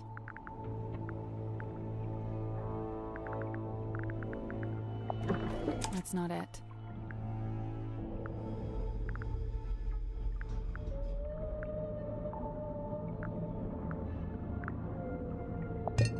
That's not it. Nope. That's not right. For fuck's sake, do I have to go by every single one? That's not right. That's not it. Nope. That's not right.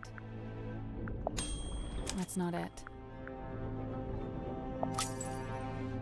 Nope. That's not it.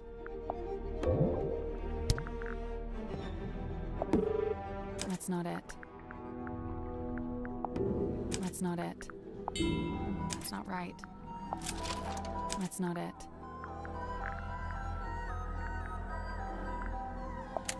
That's not it. That's not right. Nope. That's not it. That's not it. That's not right. That's not it. That's not it. Nope. That's not it. That's not it. Nope. That's not it. Nope. That's not it. Come on, give it up. Just let me take it. I'm sorry, Tanya. I cannot. But why'd you even need to? I've told you before. No, you haven't. All you've ever told me is that you... I'd like to request that you return to your room. I have something I must attend to. Someone sneaking around recording me with a dictaphone?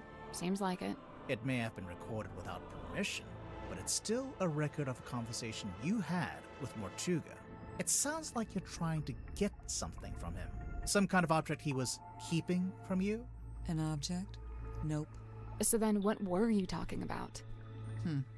I don't want to tell you. You'll take it the wrong way.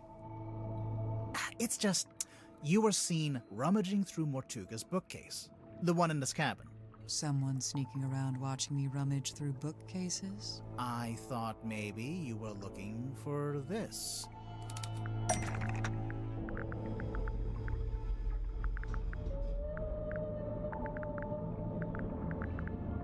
Where did it go?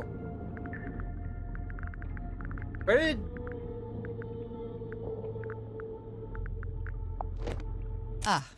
Nope. That all you got? I mean, it would neatly explain what that argument was about. Not an argument. And obviously I noticed that there's a dried blood stain on the front of the book. Nosebleed. Very common among divers. Oh, really? I assumed it was Mortuga's book because of the MM initials. Nope, it's nothing to do with him. It's just some old book. It's not important. Now that's not quite true, is it? It's not even a book. It opens up into a little box. Mental note. Don't tell your birth date to Dirk Dansom. Well, even if you didn't take the book from Mortuga, there's something in there I wanted to ask you about.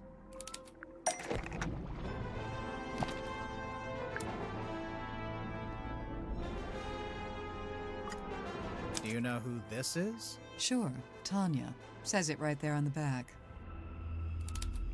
Oh, for God's sake, fine. We heard you used to be a rescue diver. Mental note. Don't share any personal information with Dirk Dansom. Hey, they spelled your name wrong. It says Tapdole. Oh, unless... Yeah, that's my real surname. Tadpole begun as a stage name, but now I just wear it as my name. Right, sorry. Makes sense. A stage name, huh? So the book contains photos of these 3 women, one of whom we've established is you, Tadpole, since it has your old name written on the back. What of it? It probably means the book didn't originally belong to you. Right. Why would you have a record of yourself? I told you, it's nothing to do with Mortuga. So who does it belong to? Nobody. We need a clue to compare with the pocketbook. Something to suggest who the original owner was. Who could that possibly be? Nope.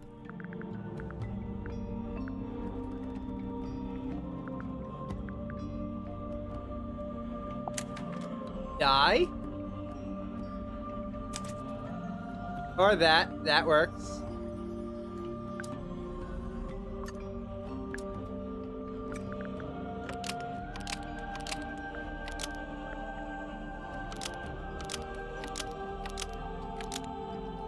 The scratch on the cover is an engraving of the WW initials because it was made by Wit and Whimsy. Almost.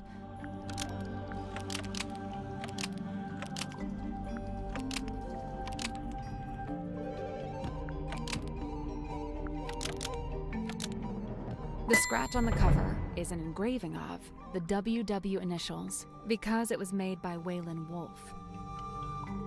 So the man in this photo, Waylon Wolf, we think was the head of some kind of traveling show. A group that you, Tadpole, used to be a member of. Hey, look at that. I'm actually impressed. Presumably, the pocketbook is where he kept records of the various people he had dealings with. Tanya Tadpole, Mariana Moon, Baroness Fortuna. The first 2 we know about. But what about Fortuna? What does she have to do with Wolf?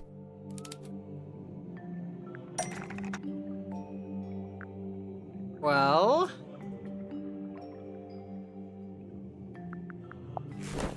That almost works, but it's not what I... No, hold on. Even better. Baroness Fortuna owns the Fortuna Hall Theater in Silkworm-on-Sea. We actually passed it on the way to the Stonetop Inn. It's all boarded up now. Perhaps Wolf's traveling performers came through Silkworm-on-Sea at one point, and perhaps some of them never left. It might be why Madame Tadpole's in this part of the world in the first place. So, if the pocketbook originally belonged to Waylon Wolf, Tadpole, how did you end up with it? I took it from him. I assure you, he doesn't need it anymore. So, it really doesn't have anything to do with Mortuga. But in that case, what was that argument about? Not an argument. Come on, give it up. Just let me take it. I'm sorry, Tanya. I cannot. But why'd you even need to? I've told you before. No, you haven't. All you've ever told me is that you're... Right, fine, I'll tell you. But you better not get all excited. I was trying to convince him to leave the submarine and give up the captaincy to me. What? Not because I wanted to be captain, but because I could tell Magnus didn't. I believe his tenure on board the submarine was some kind of self-imposed punishment. But I thought maybe he'd suffered enough. Maybe he deserved another shot at... At what? At whatever it is he actually wanted.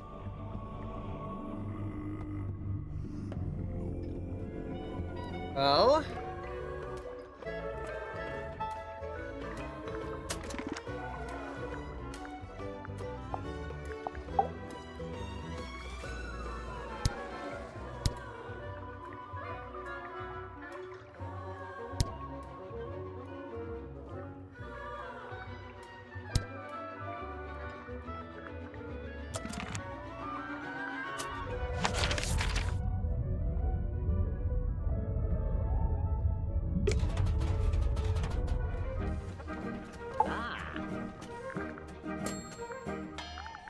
Illusion Theater, eh? Well, okay. I don't think we're gonna like what we find here. It's a little window that looks out into the endless, dark void of the ocean. Why did you phrase it like that? I don't know. This wooden panel. Surely there's something behind it. Hello? It's a little set of tiles. Oh? Oh, shite.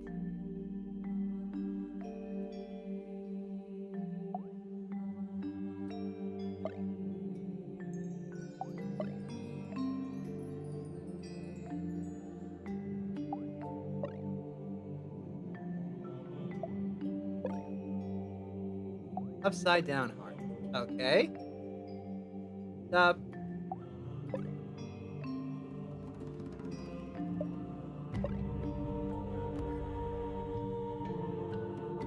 Hang on, that's not fair!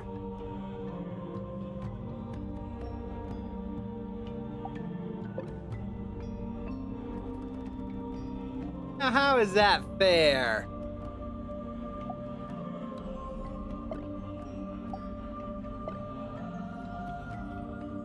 That's a load of bullshit and you know it!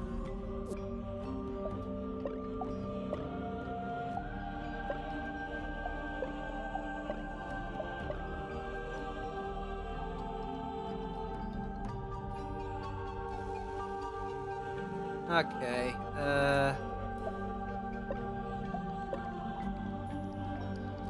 and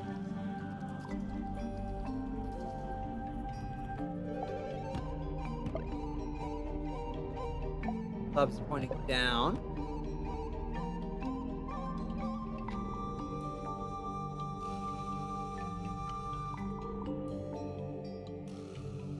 Wait.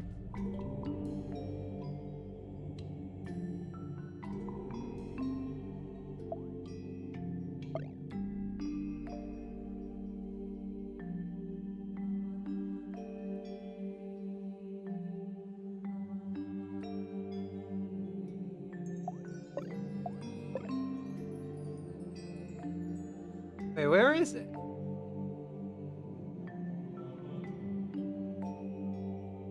Ah, hold on.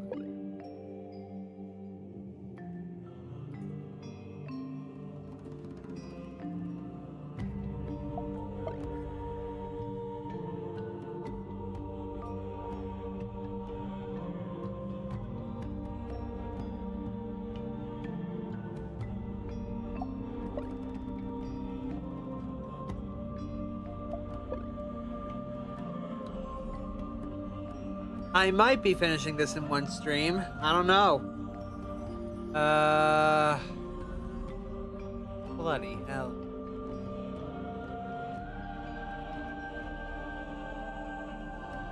I don't even know what I'm doing with this. Nope. So there's 4 rows. As for the tiles, I don't think the colors matter.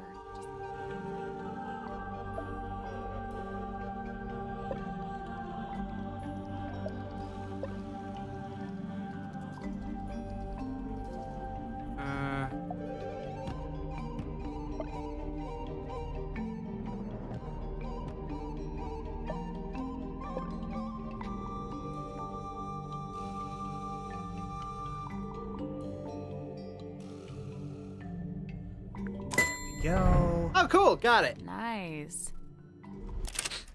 It's unlocked, I think. Right. Let's get this thing open. That's not creepy at all. There's a girl in there. It's a doll, I hope.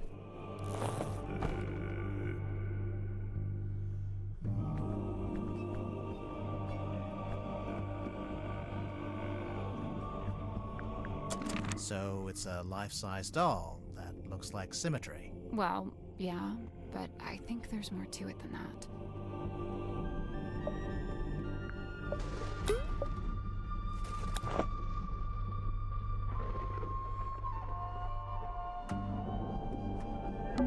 Is that a camera? No, I think it's a projector.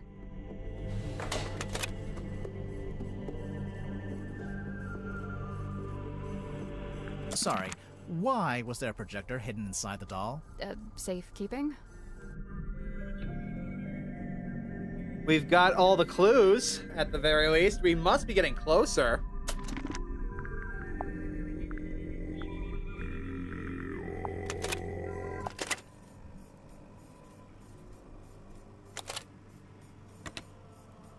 Close your eyes, my love, and be still, for this is the end and the beginning. Okay, that explains the first part. What's this? You really want to turn back after you got the map sussed out and everything? There's no wind. It's an ill omen. Oh my god, Magnus, you're so dramatic. All I need you to do is steer, all right? I'll handle the scary stuff. Felicia. I can't change my mind. Sorry. I spent too long planning this. Anyway, we'll be there in a few hours. Beware. Exactly. Right. I didn't really explain it yet, huh? I've asked several times. You always wriggle out of it. Well, I've got nowhere to wriggle now, do I?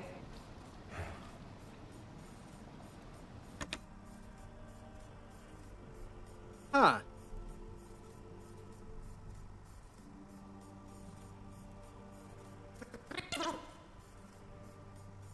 What the fuck is that? Someone's watching.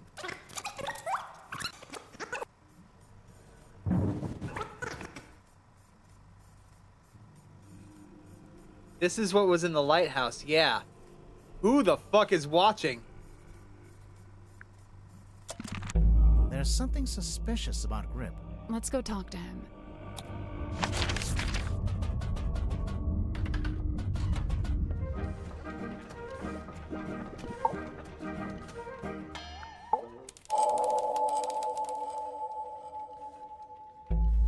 All right. How about you? I've been looking forward to this part. Yeah, there is something or someone that I'd like to ask you about.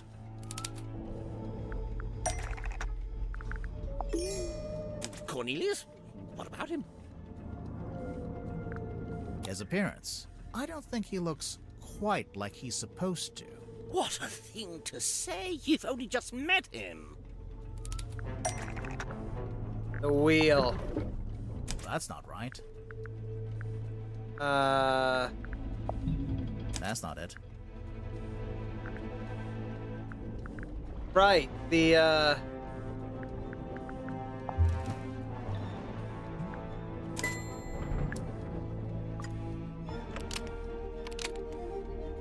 Now you mention it, they don't match at all. The one you've got is a different shape, and it's made of wood. This is what you're grilling me about. Why would the two canes look different, though? Grip made a new cane after arriving on the submarine. What a damning accusation. Yes, I made a new cane, and yes, it's made of wood. Where are you going with this? Where did the wood come from? I forget. I called this out earlier. There's a faint resemblance, I suppose. But aren't the wheel spokes a fair bit shorter than Cornelius?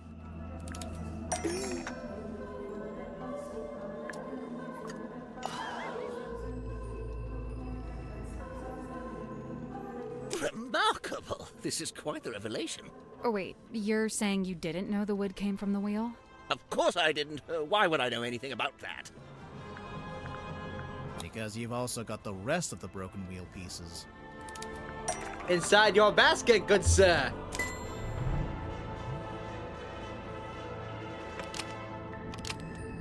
So, Grip, I have to ask, do you know anything about how the ship's wheel was broken? Yes, I was there when the wheel was broken. In fact, Mortuga and I, we broke it. You broke it? I was trying to take control of the wheel, and Mortuga forcibly wrenched it out of my grip. He was very strong, you see. Wait, you tried to steer the submarine without permission? I did. Why? There'd been a disagreement. It's nothing, really, not important. A disagreement? Uh-huh. About what? Where to take the submarine? Something like that.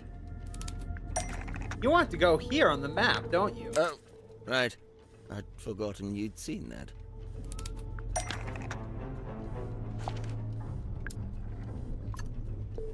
This is the right clue, but let's be specific.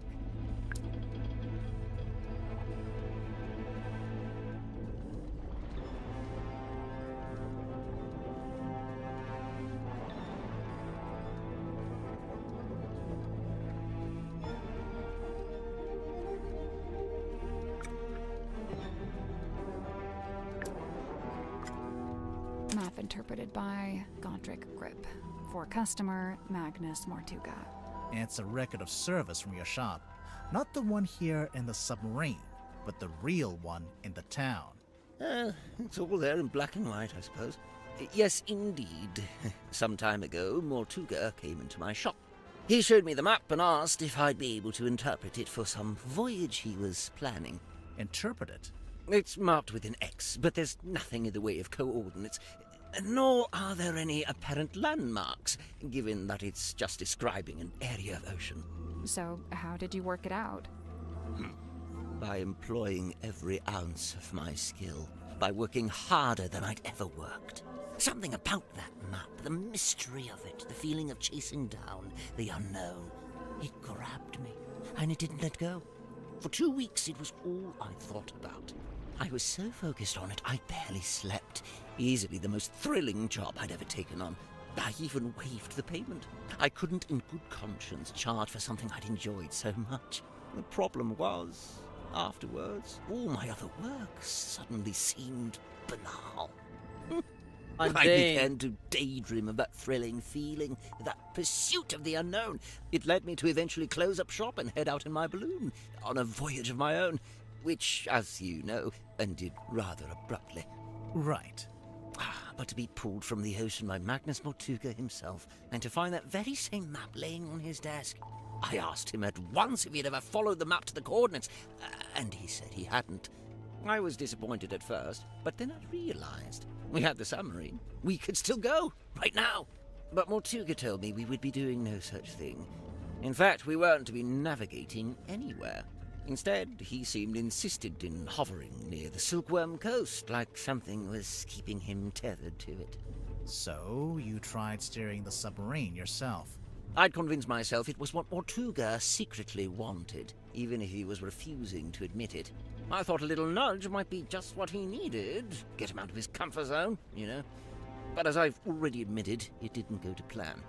Mortuga came into the control room, we briefly thought the wheel was broken, and that was it. My request denied, I soon found myself opening a new branch of Grip's Emporium right here in the engine room.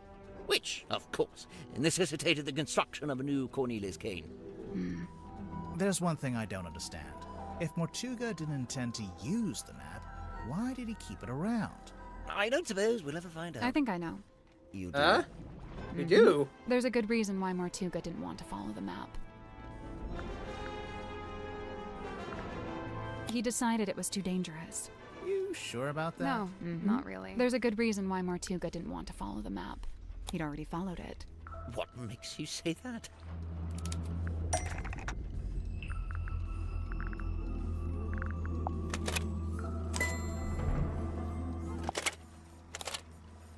This is a film of Magnus Mortuga and a woman named Felicia Stonetop.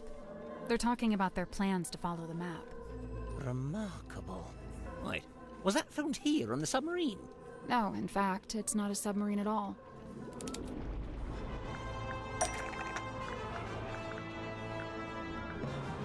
The ship. The ship was called the Dearest Selena, but it belonged to Felicia Stonetop.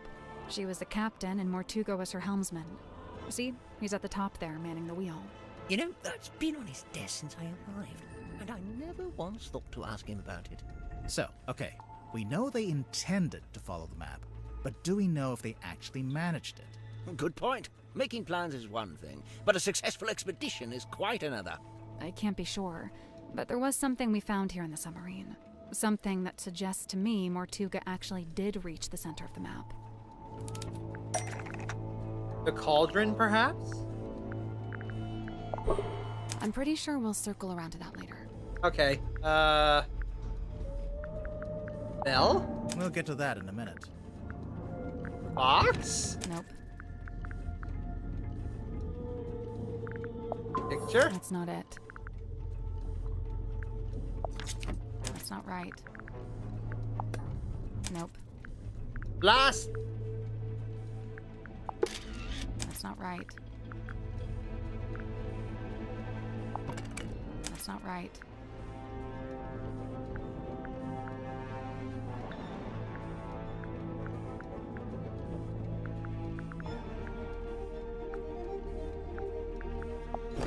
That's not it. That's not right. One of the her pictures? Maybe. Hold on. Where's the other one? I think the diary pages on the back mention something. True, but I was thinking about something a little more tangible. Well, come on then!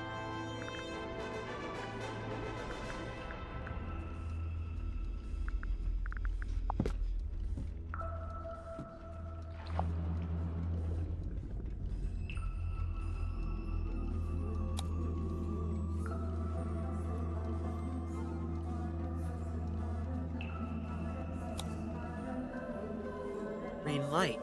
Wait, what if... What's that got to do with it?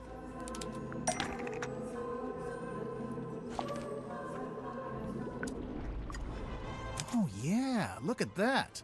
I think you might be right. But why didn't he just tell me? What did he find in the ocean that was such a big secret? Surely it wasn't just this. It hardly seems like anything at all. Well, buoys are normally put in place to mark a position. The position of something else in the ocean? It has to be. Think about it. If the buoy wasn't attached to anything, then it would have floated away, making the map worthless. So, if they found the buoy when they went to the center of the map... It was only because it was attached to something else at the time.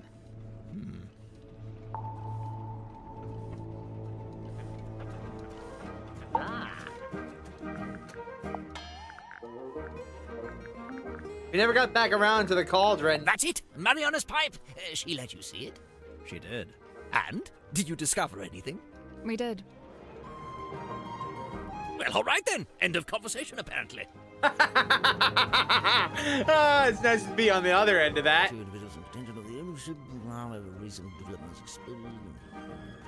No, I don't like it. No, what's wrong with it? The wording. It's too vague. It could be about anything. But if it's not about Cynthia and Mortuga, what would it be about? I couldn't say, but I stand by it. There's a chance Cynthia's got the wrong end of the stick. Perhaps she oughtn't be captain after all. Oh, sorry, Cornelius. He doesn't like it when I say wrong end of the stick. Miss Sipmal's a talented seamstress, and she carved and painted the head too. Close your eyes, my love, and be still, for this is the end and the beginning. That phrase. I heard that phrase spoken aloud when I was in the bilge with Mariana Moon. And this was around the time of the murder. Yes. I wager it was.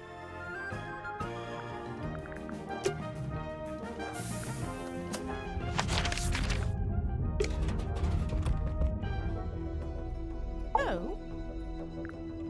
I'm just going around showing everybody the last few clues. One of the reasons I found it hard to research Mortuga was that there really wasn't much of a paper trail. Well, seems like he changed his ways. Yes, it's rather odd, isn't it? I wonder what compelled him to draw up a contract like this.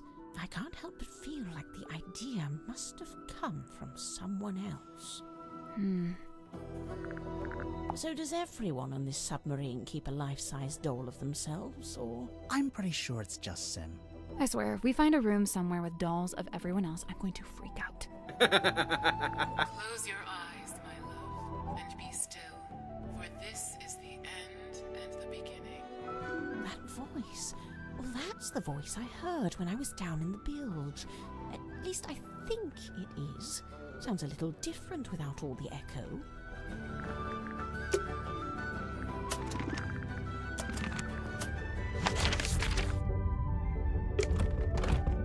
Still 2 places we haven't gone.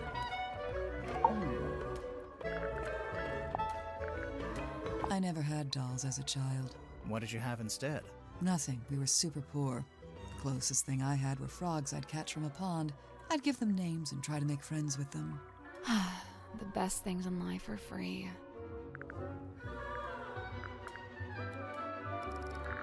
That's Mortuga's, although presumably he got it from someone else. Someone on the submarine? I mean someone from before. This is still gonna drive me crazy. We can't go outside right now.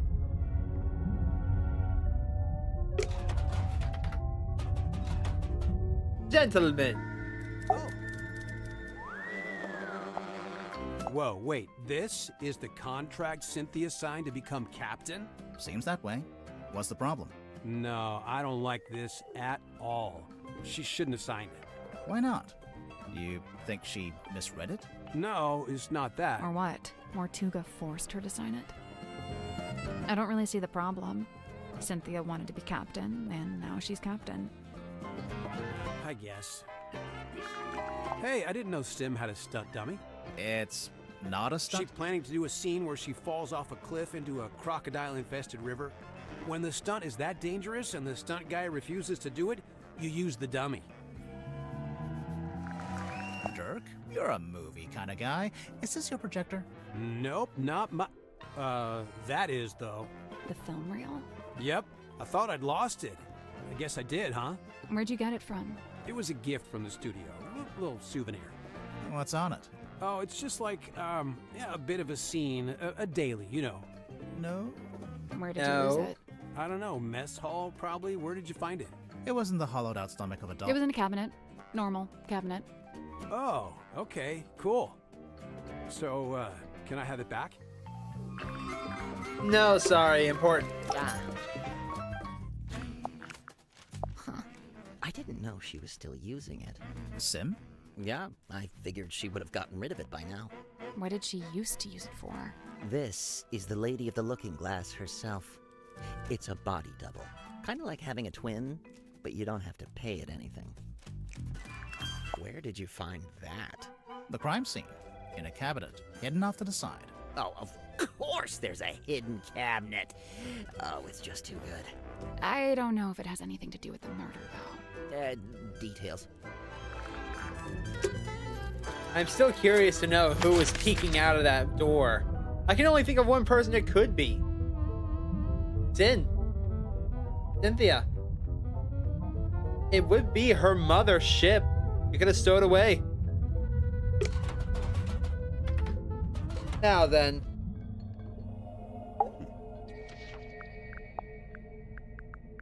I remember the first time I laid eyes on Godric Grip. He was dragging this through the parlor. Man and basket both soaked to the core, having just been pulled from the ocean. This is after he crashed his hot air balloon. Apparently so. I wonder why he bothered to bring the basket into the submarine. Maybe he wanted to fix up his balloon and try flying it again. If that was his intention, he showed no signs of acting upon it. The keys on this typewriter, they appear to be a set of arcane runes. Has Mr. Werman been dipping his toe in the black arts?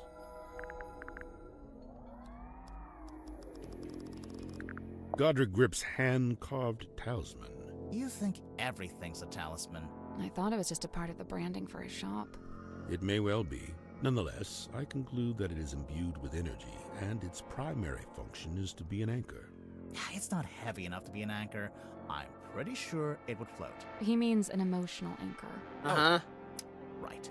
It would float. What an enchanting thought. Uh-oh. You've given him an idea. It may transpire that the true meaning of the cane is found in its unsinkability. So it's a reminder not to sink, not to drown. Like some kind of life preserver? Mariana Moon's tobacco pipe. Yes and no. It's actually a dictaphone, like a little tape recorder. Curious. Is Miss Moon some sort of covert operative? Who knows? Maybe. Maybe? I think she's just nosy. That too. It rather seems that Cynthia is using the contract as a talisman. A talisman? Like, as protection? I did notice she taped it to the back of the chair in the control room, so it's like you can't go in there unless you acknowledge it. Correct. The contract is a shield behind which Cynthia hides. An effigy of Miss Silkmoth. It's a doll she used to use in her magic tricks. I'm still not quite sure why she brought it onto the submarine, though. It's possible that it's bound to her, and thus leaving it behind was not possible. Bound? Through magic. Once bound, an effigy shares its fate with the person in question. Permanently? Not necessarily. If a rupture were to form between the two, they may become separated once more.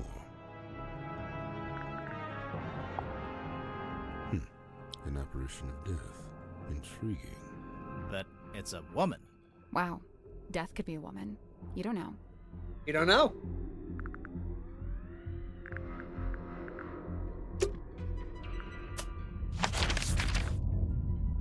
And finally, hello, Sim.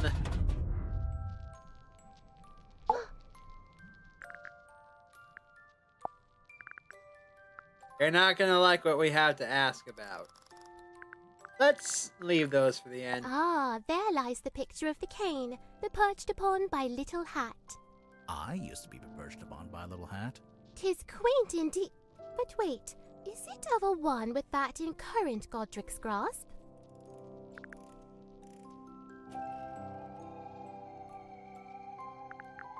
That little dapper hat he wears, I sewed myself from cotton cloth, and now he truly looks the part, mirrored to his master's garb. The cane didn't always have a hat? Nay, was not but wood be carved, a simple stick with face adorned. And you thought he should have a hat just because Grip wears one? No, I saw a picture of it. At least I think I did.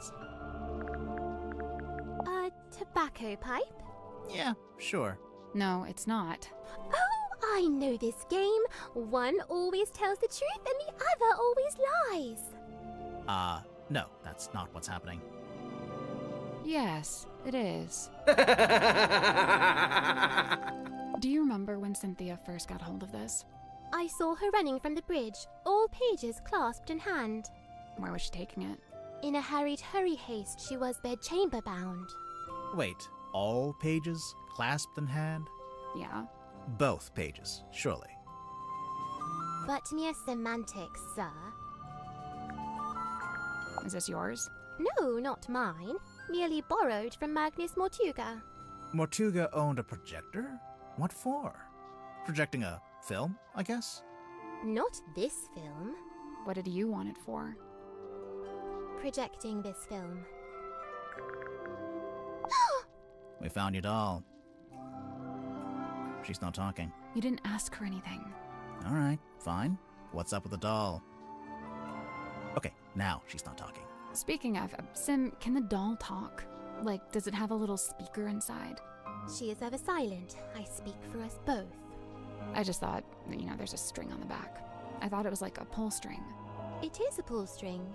Oh, then how does it work? You pull it. There's something suspicious about symmetry. We found...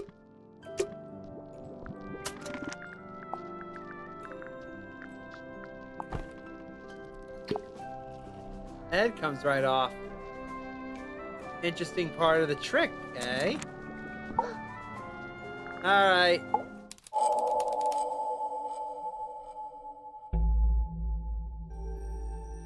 Symmetry, you were in the Illusion Theater with Mortuga the evening before he died. I concede! I concede! I am laid bare! Anyway, there was some talk of Mortuga being killed by a curse. You wouldn't know anything about that, would you? Grimoire. What? Grimoire. She's the resident curse expert. It is entirely possible that the captain was set upon by a curse. See? I knew she'd know about this. Let's just stick to the facts, shall we? Please. Sim, if you were in the Illusion Theater with Mortuga, what were you actually doing in there? A performance. Like a magic act? Yep. A foolish act. A callous indulgence through and through. I don't understand. Did it go wrong? I performed it perfectly. Then what's the problem? She's gone quiet. It's okay, we don't need to force it out of her.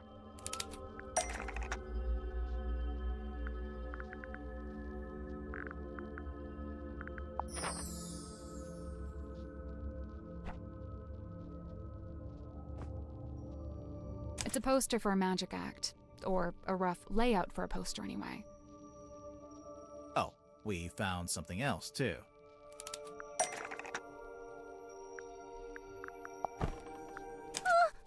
Sweet sister inanimate, I implore you, leave her be. Her hands are clean.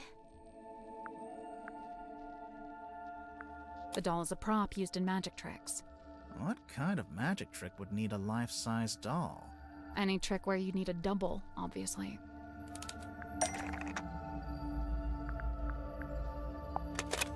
That's not it. Oh, in that case,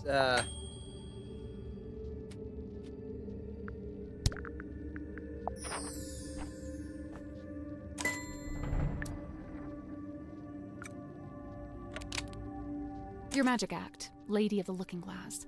I don't claim to know exactly how it works, but as far as I can tell, you put the doll behind some kind of special mirror, and it acts as an identical double. Lady of the Looking Glass is a thing of the past. I am no longer able to perform it. Because you don't have the special mirror. You misunderstand. I shall never again perform this trick. But why not? Oh.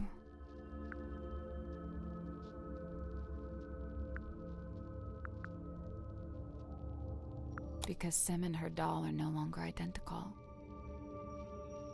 Sweet sister stays ever a fresh-faced child. No such fate is writ for me. So you can't use the doll at all anymore? that's not entirely true.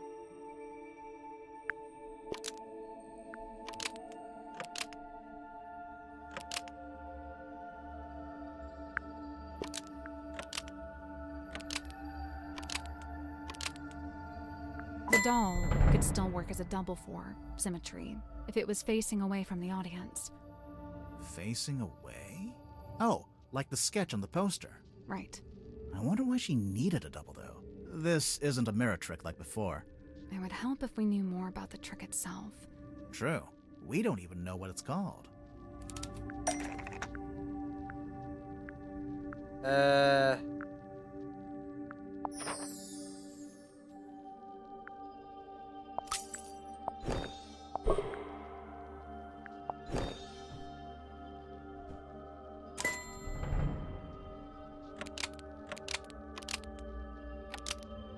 Stargazing Girl. Says it right there. Besmirched by my own penmanship. Oof. Truly the folly of man. Why would the title be written on the sailcloth? I'm pretty sure she used it during the magic act.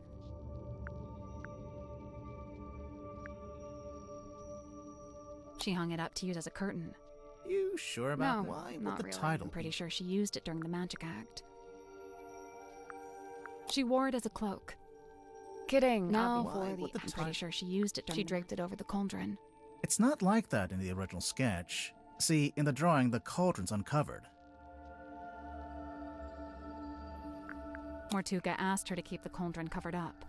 Before the captain assented to me using that room, he'd been using it for storage. When I was first let inside, the sailcloth was indeed draped over the cauldron. I hadn't realized he did not wish me to remove it. When he saw my design for the poster, he had but one request. Symmetry. All I ask is that you keep the sailcloth on the cauldron. And given that you had to keep it, you made use of it as a kind of banner. So what's the Stargazing Girl about? What happens in it? I do not wish to speak on it. No? Well, we actually know quite a bit about it already.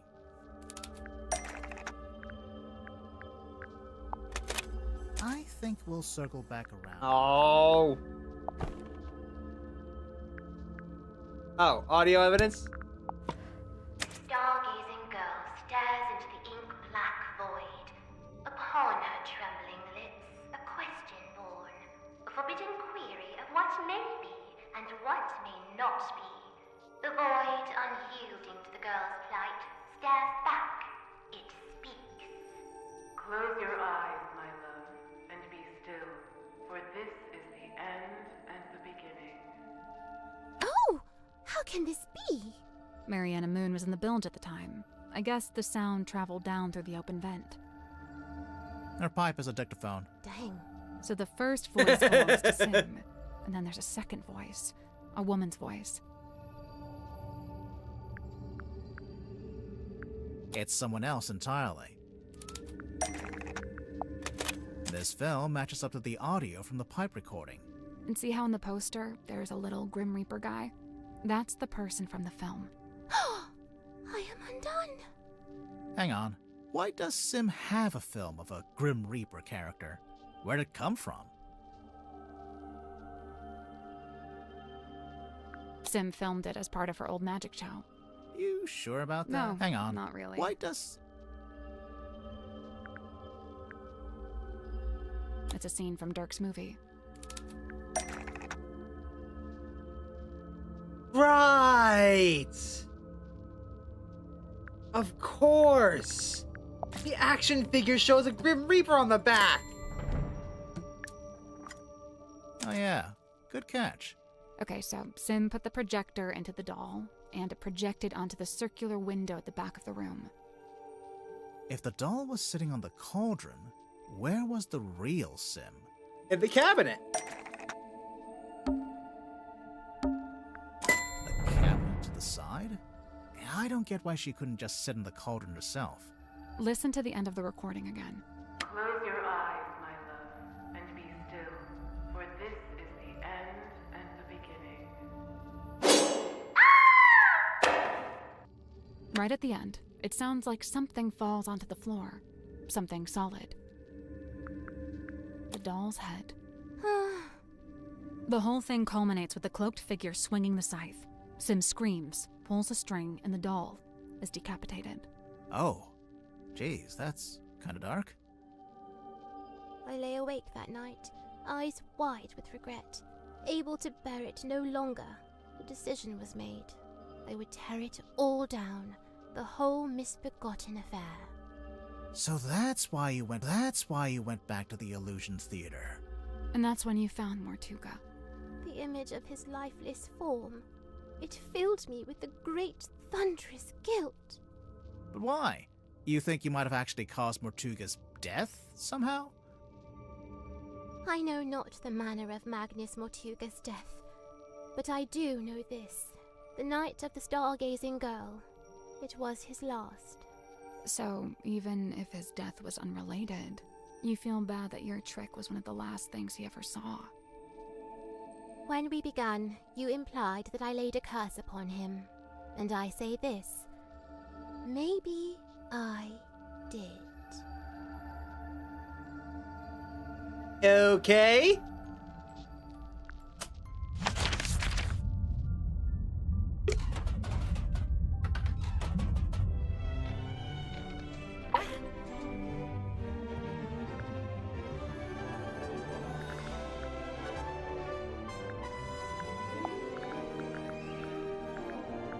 So, this is the doll that apparently looks just like Sim. Yeah, I mean, it does and it doesn't. Oh, the head comes off. Really? Yeah. I don't like that. It's kind of morbid. Oh, it's Sim's projector. Is it actually hers?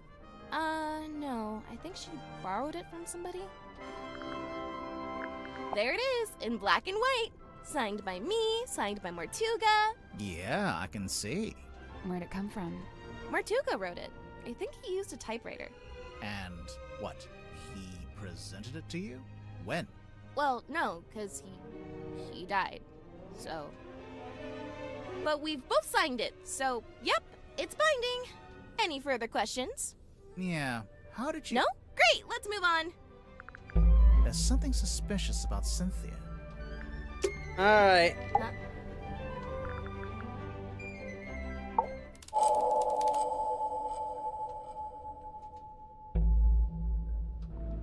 Cynthia, you became captain after Mortuga died? Yep. It's just the way it's meant to be. Just the way it's meant to be. Right. We got it. But, there was something you used to claim the captaincy? A document? Correct. Okay, but you have to admit, the wording on this thing is kind of vague. It doesn't actually say, "Hi everyone, Mortuga here. Cynthia gets to be captain if I die." Let's review, shall we? This contract represents an agreement between the two individuals in contention over the ownership and command of the Mortuga submarine. The two individuals. That's you and Mortuga? Indeed. But you're not actually named, by name. If I may continue, For their own safety and privacy, these two people shall only be referred to as Party A and Party B. See? Mortuga was quite a private person. He was just being considerate. You call it considerate. I call it convenient. So Mortuga is Party A. Correct. Previously, Party A has been considered the legal owner of the Mortuga submarine, and thus its rightful commander. He's clearly talking about himself. It's the Mortuga submarine, after all, and he was the commander. However, a recent development has exposed that Party B is in fact the legal owner of this vessel. Party B. That's you. Affirmative. A recent development. There's more of that deliberately vague wording. I have a question. When exactly did Mortuga write this contract? When exactly? I don't actually know. You don't know when he wrote it? Well, it must have been sometime after I came aboard the submarine. I assume it was after I presented my case to him. Cynthia might not know, but we actually have some insight on this. For one, we know how the contract was written. How it was actually created, I mean. Typewriter. Yeah, we know this part.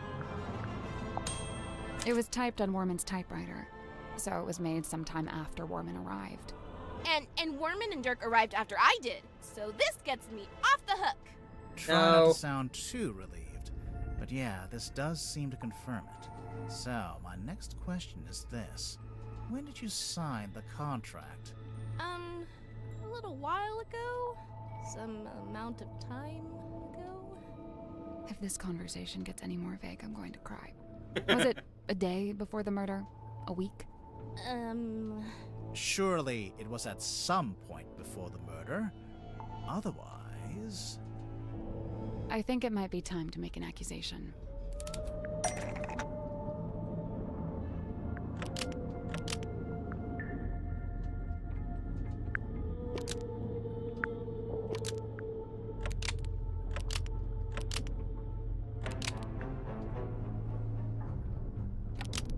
Cynthia Seafoam signed the contract after Mortuga's murder because nobody else wanted to. Almost. Cynthia Seafoam signed the contract after Mortuga's murder and forged Mortuga's signature. Ah! Such a rude accusation! So rude! I assure you that is Mortuga's exact signature. Do you have any evidence that it's been forged? Yes. We have evidence in the form of a clue. The captain's log. Look closely. Right there. The captain's log. It's basically a stack of cards printed out by the submarine's control panel. Each little card has a space for the captain to sign, and the most recent card is signed by you, Cynthia. All the rest are signed by Mortuga. Well, sort of.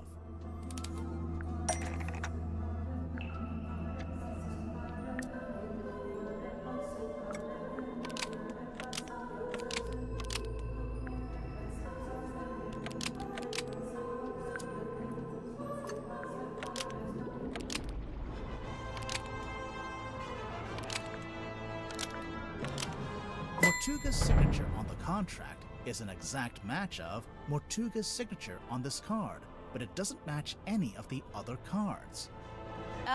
Yeah, it's a perfect match. What's the problem? The perfect match is the problem. You were too accurate. If you'd done a worse job, you might have gotten away with it. What do you mean? If you look through the cards, Mortuga never signs his name the same way twice. But the signature on the contract matches one of them exactly, which seems to be proof that you copied it, or traced it, or whatever it was. Oh, whoops. Didn't notice that. I thought it was his signature. Why doesn't he have a signature? So, Cynthia forged the signature. That means Mortuga had the contract typed up, but then never signed it? Right after Mortuga was killed, I went looking to see if he'd written a will. That's when I found it, laying inside the little hatch in the control panel. I grabbed it and hurried back to my room to read it. After reading it, I could come to only one conclusion, that he wrote it about me, but never got a chance to show it to me. Remind me why you were so sure it was written about you? recent development has exposed that Party B is in fact the legal owner of this vessel. You're really the legal owner of the Mortuga submarine? Cynthia is Mortuga's daughter. You sure? No, Remind me not why really. you were so sure. You're really the legal owner of the Mortuga submarine?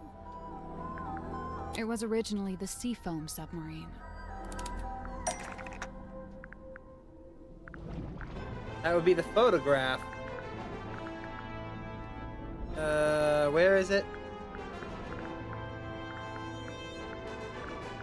There it is.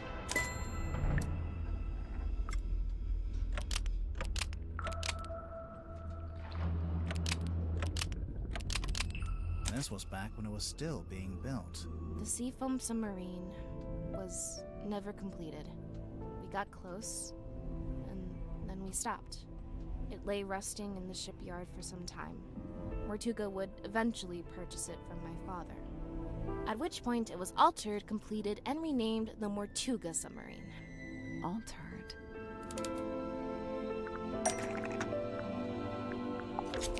Yeah, the blueprints from my mother's original design. But as I said, that version was never completed. I've been trying to update it to show how the submarine looks now. The design changed a bit after Mortuga bought it. Wait, if Mortuga bought it, then he did own it. It wasn't a legitimate purchase. It wasn't my father's to sell.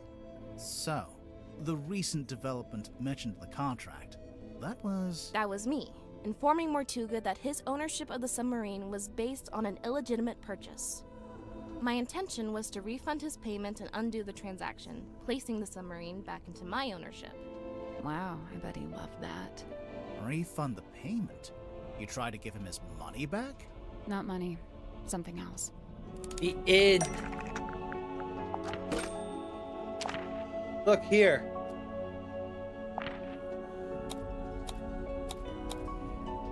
Magnus Mortuga traded the inn for the submarine. The deeds to the Stonetop Inn, originally owned by the Stonetop family until it was passed into the ownership of Magnus Mortuga. And then...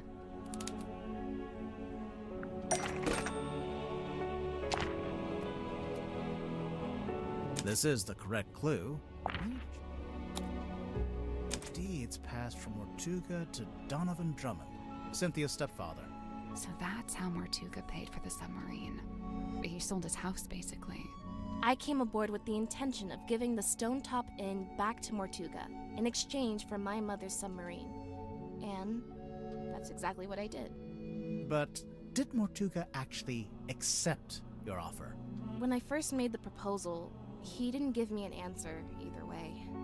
He looked at the inn deeds very closely, read the whole thing, front and back. Then he handed them back and told me he'd need some time. Before I heard anything else about it, he was killed. Obviously, I thought I'd never find out what his decision was, but then I found the command contract. It seemed like he decided to accept my proposal after all, and just not had a chance to tell me.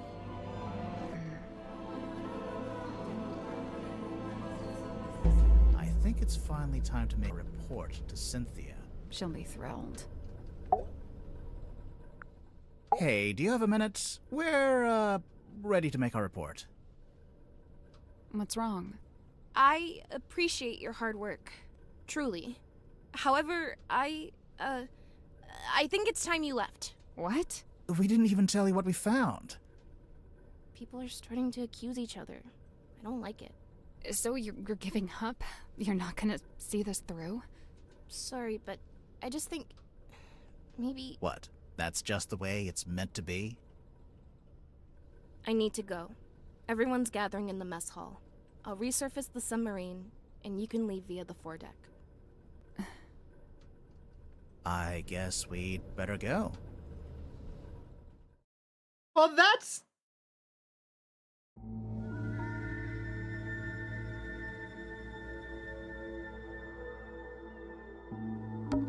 This makes a little more sense now.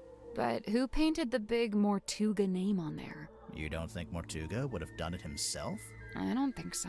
Then I guess it was the guy who rebuilt the submarine. Drummond, I think his name was? The shipyard guy. Missed the rowing boat. Oh, wait, you don't think... Did Cynthia really think we'd use that boat?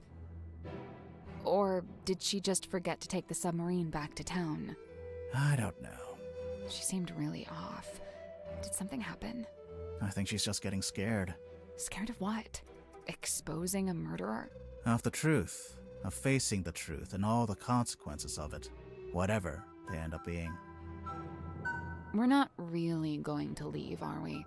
No. No, we're not done. Not yet. But what do we do? Remember what Cynthia said? Everyone's gathering in the mess hall. Seems like something of an opportunity. Aha. Not just that, but we're back on the surface too. We sure are. So, what are we waiting for?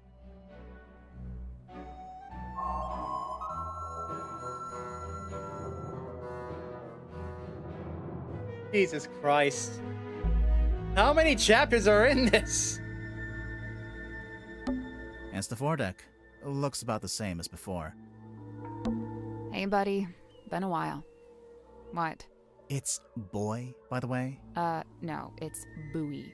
Buoy. Agree to disagree? Disagree to disagree. The thing has a freaking...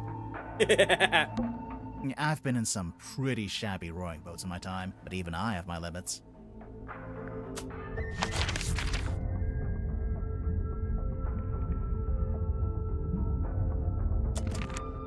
You know what? It's been 8.5 hours. I think we can call it here. Thank you all so very much for watching and for sticking with me this entire time. Be sure to tune in on Tuesday when I finish the game. But in the meantime, be sure to make an impact in someone's life today and make it a great one. Catch you all later. Take care, everybody!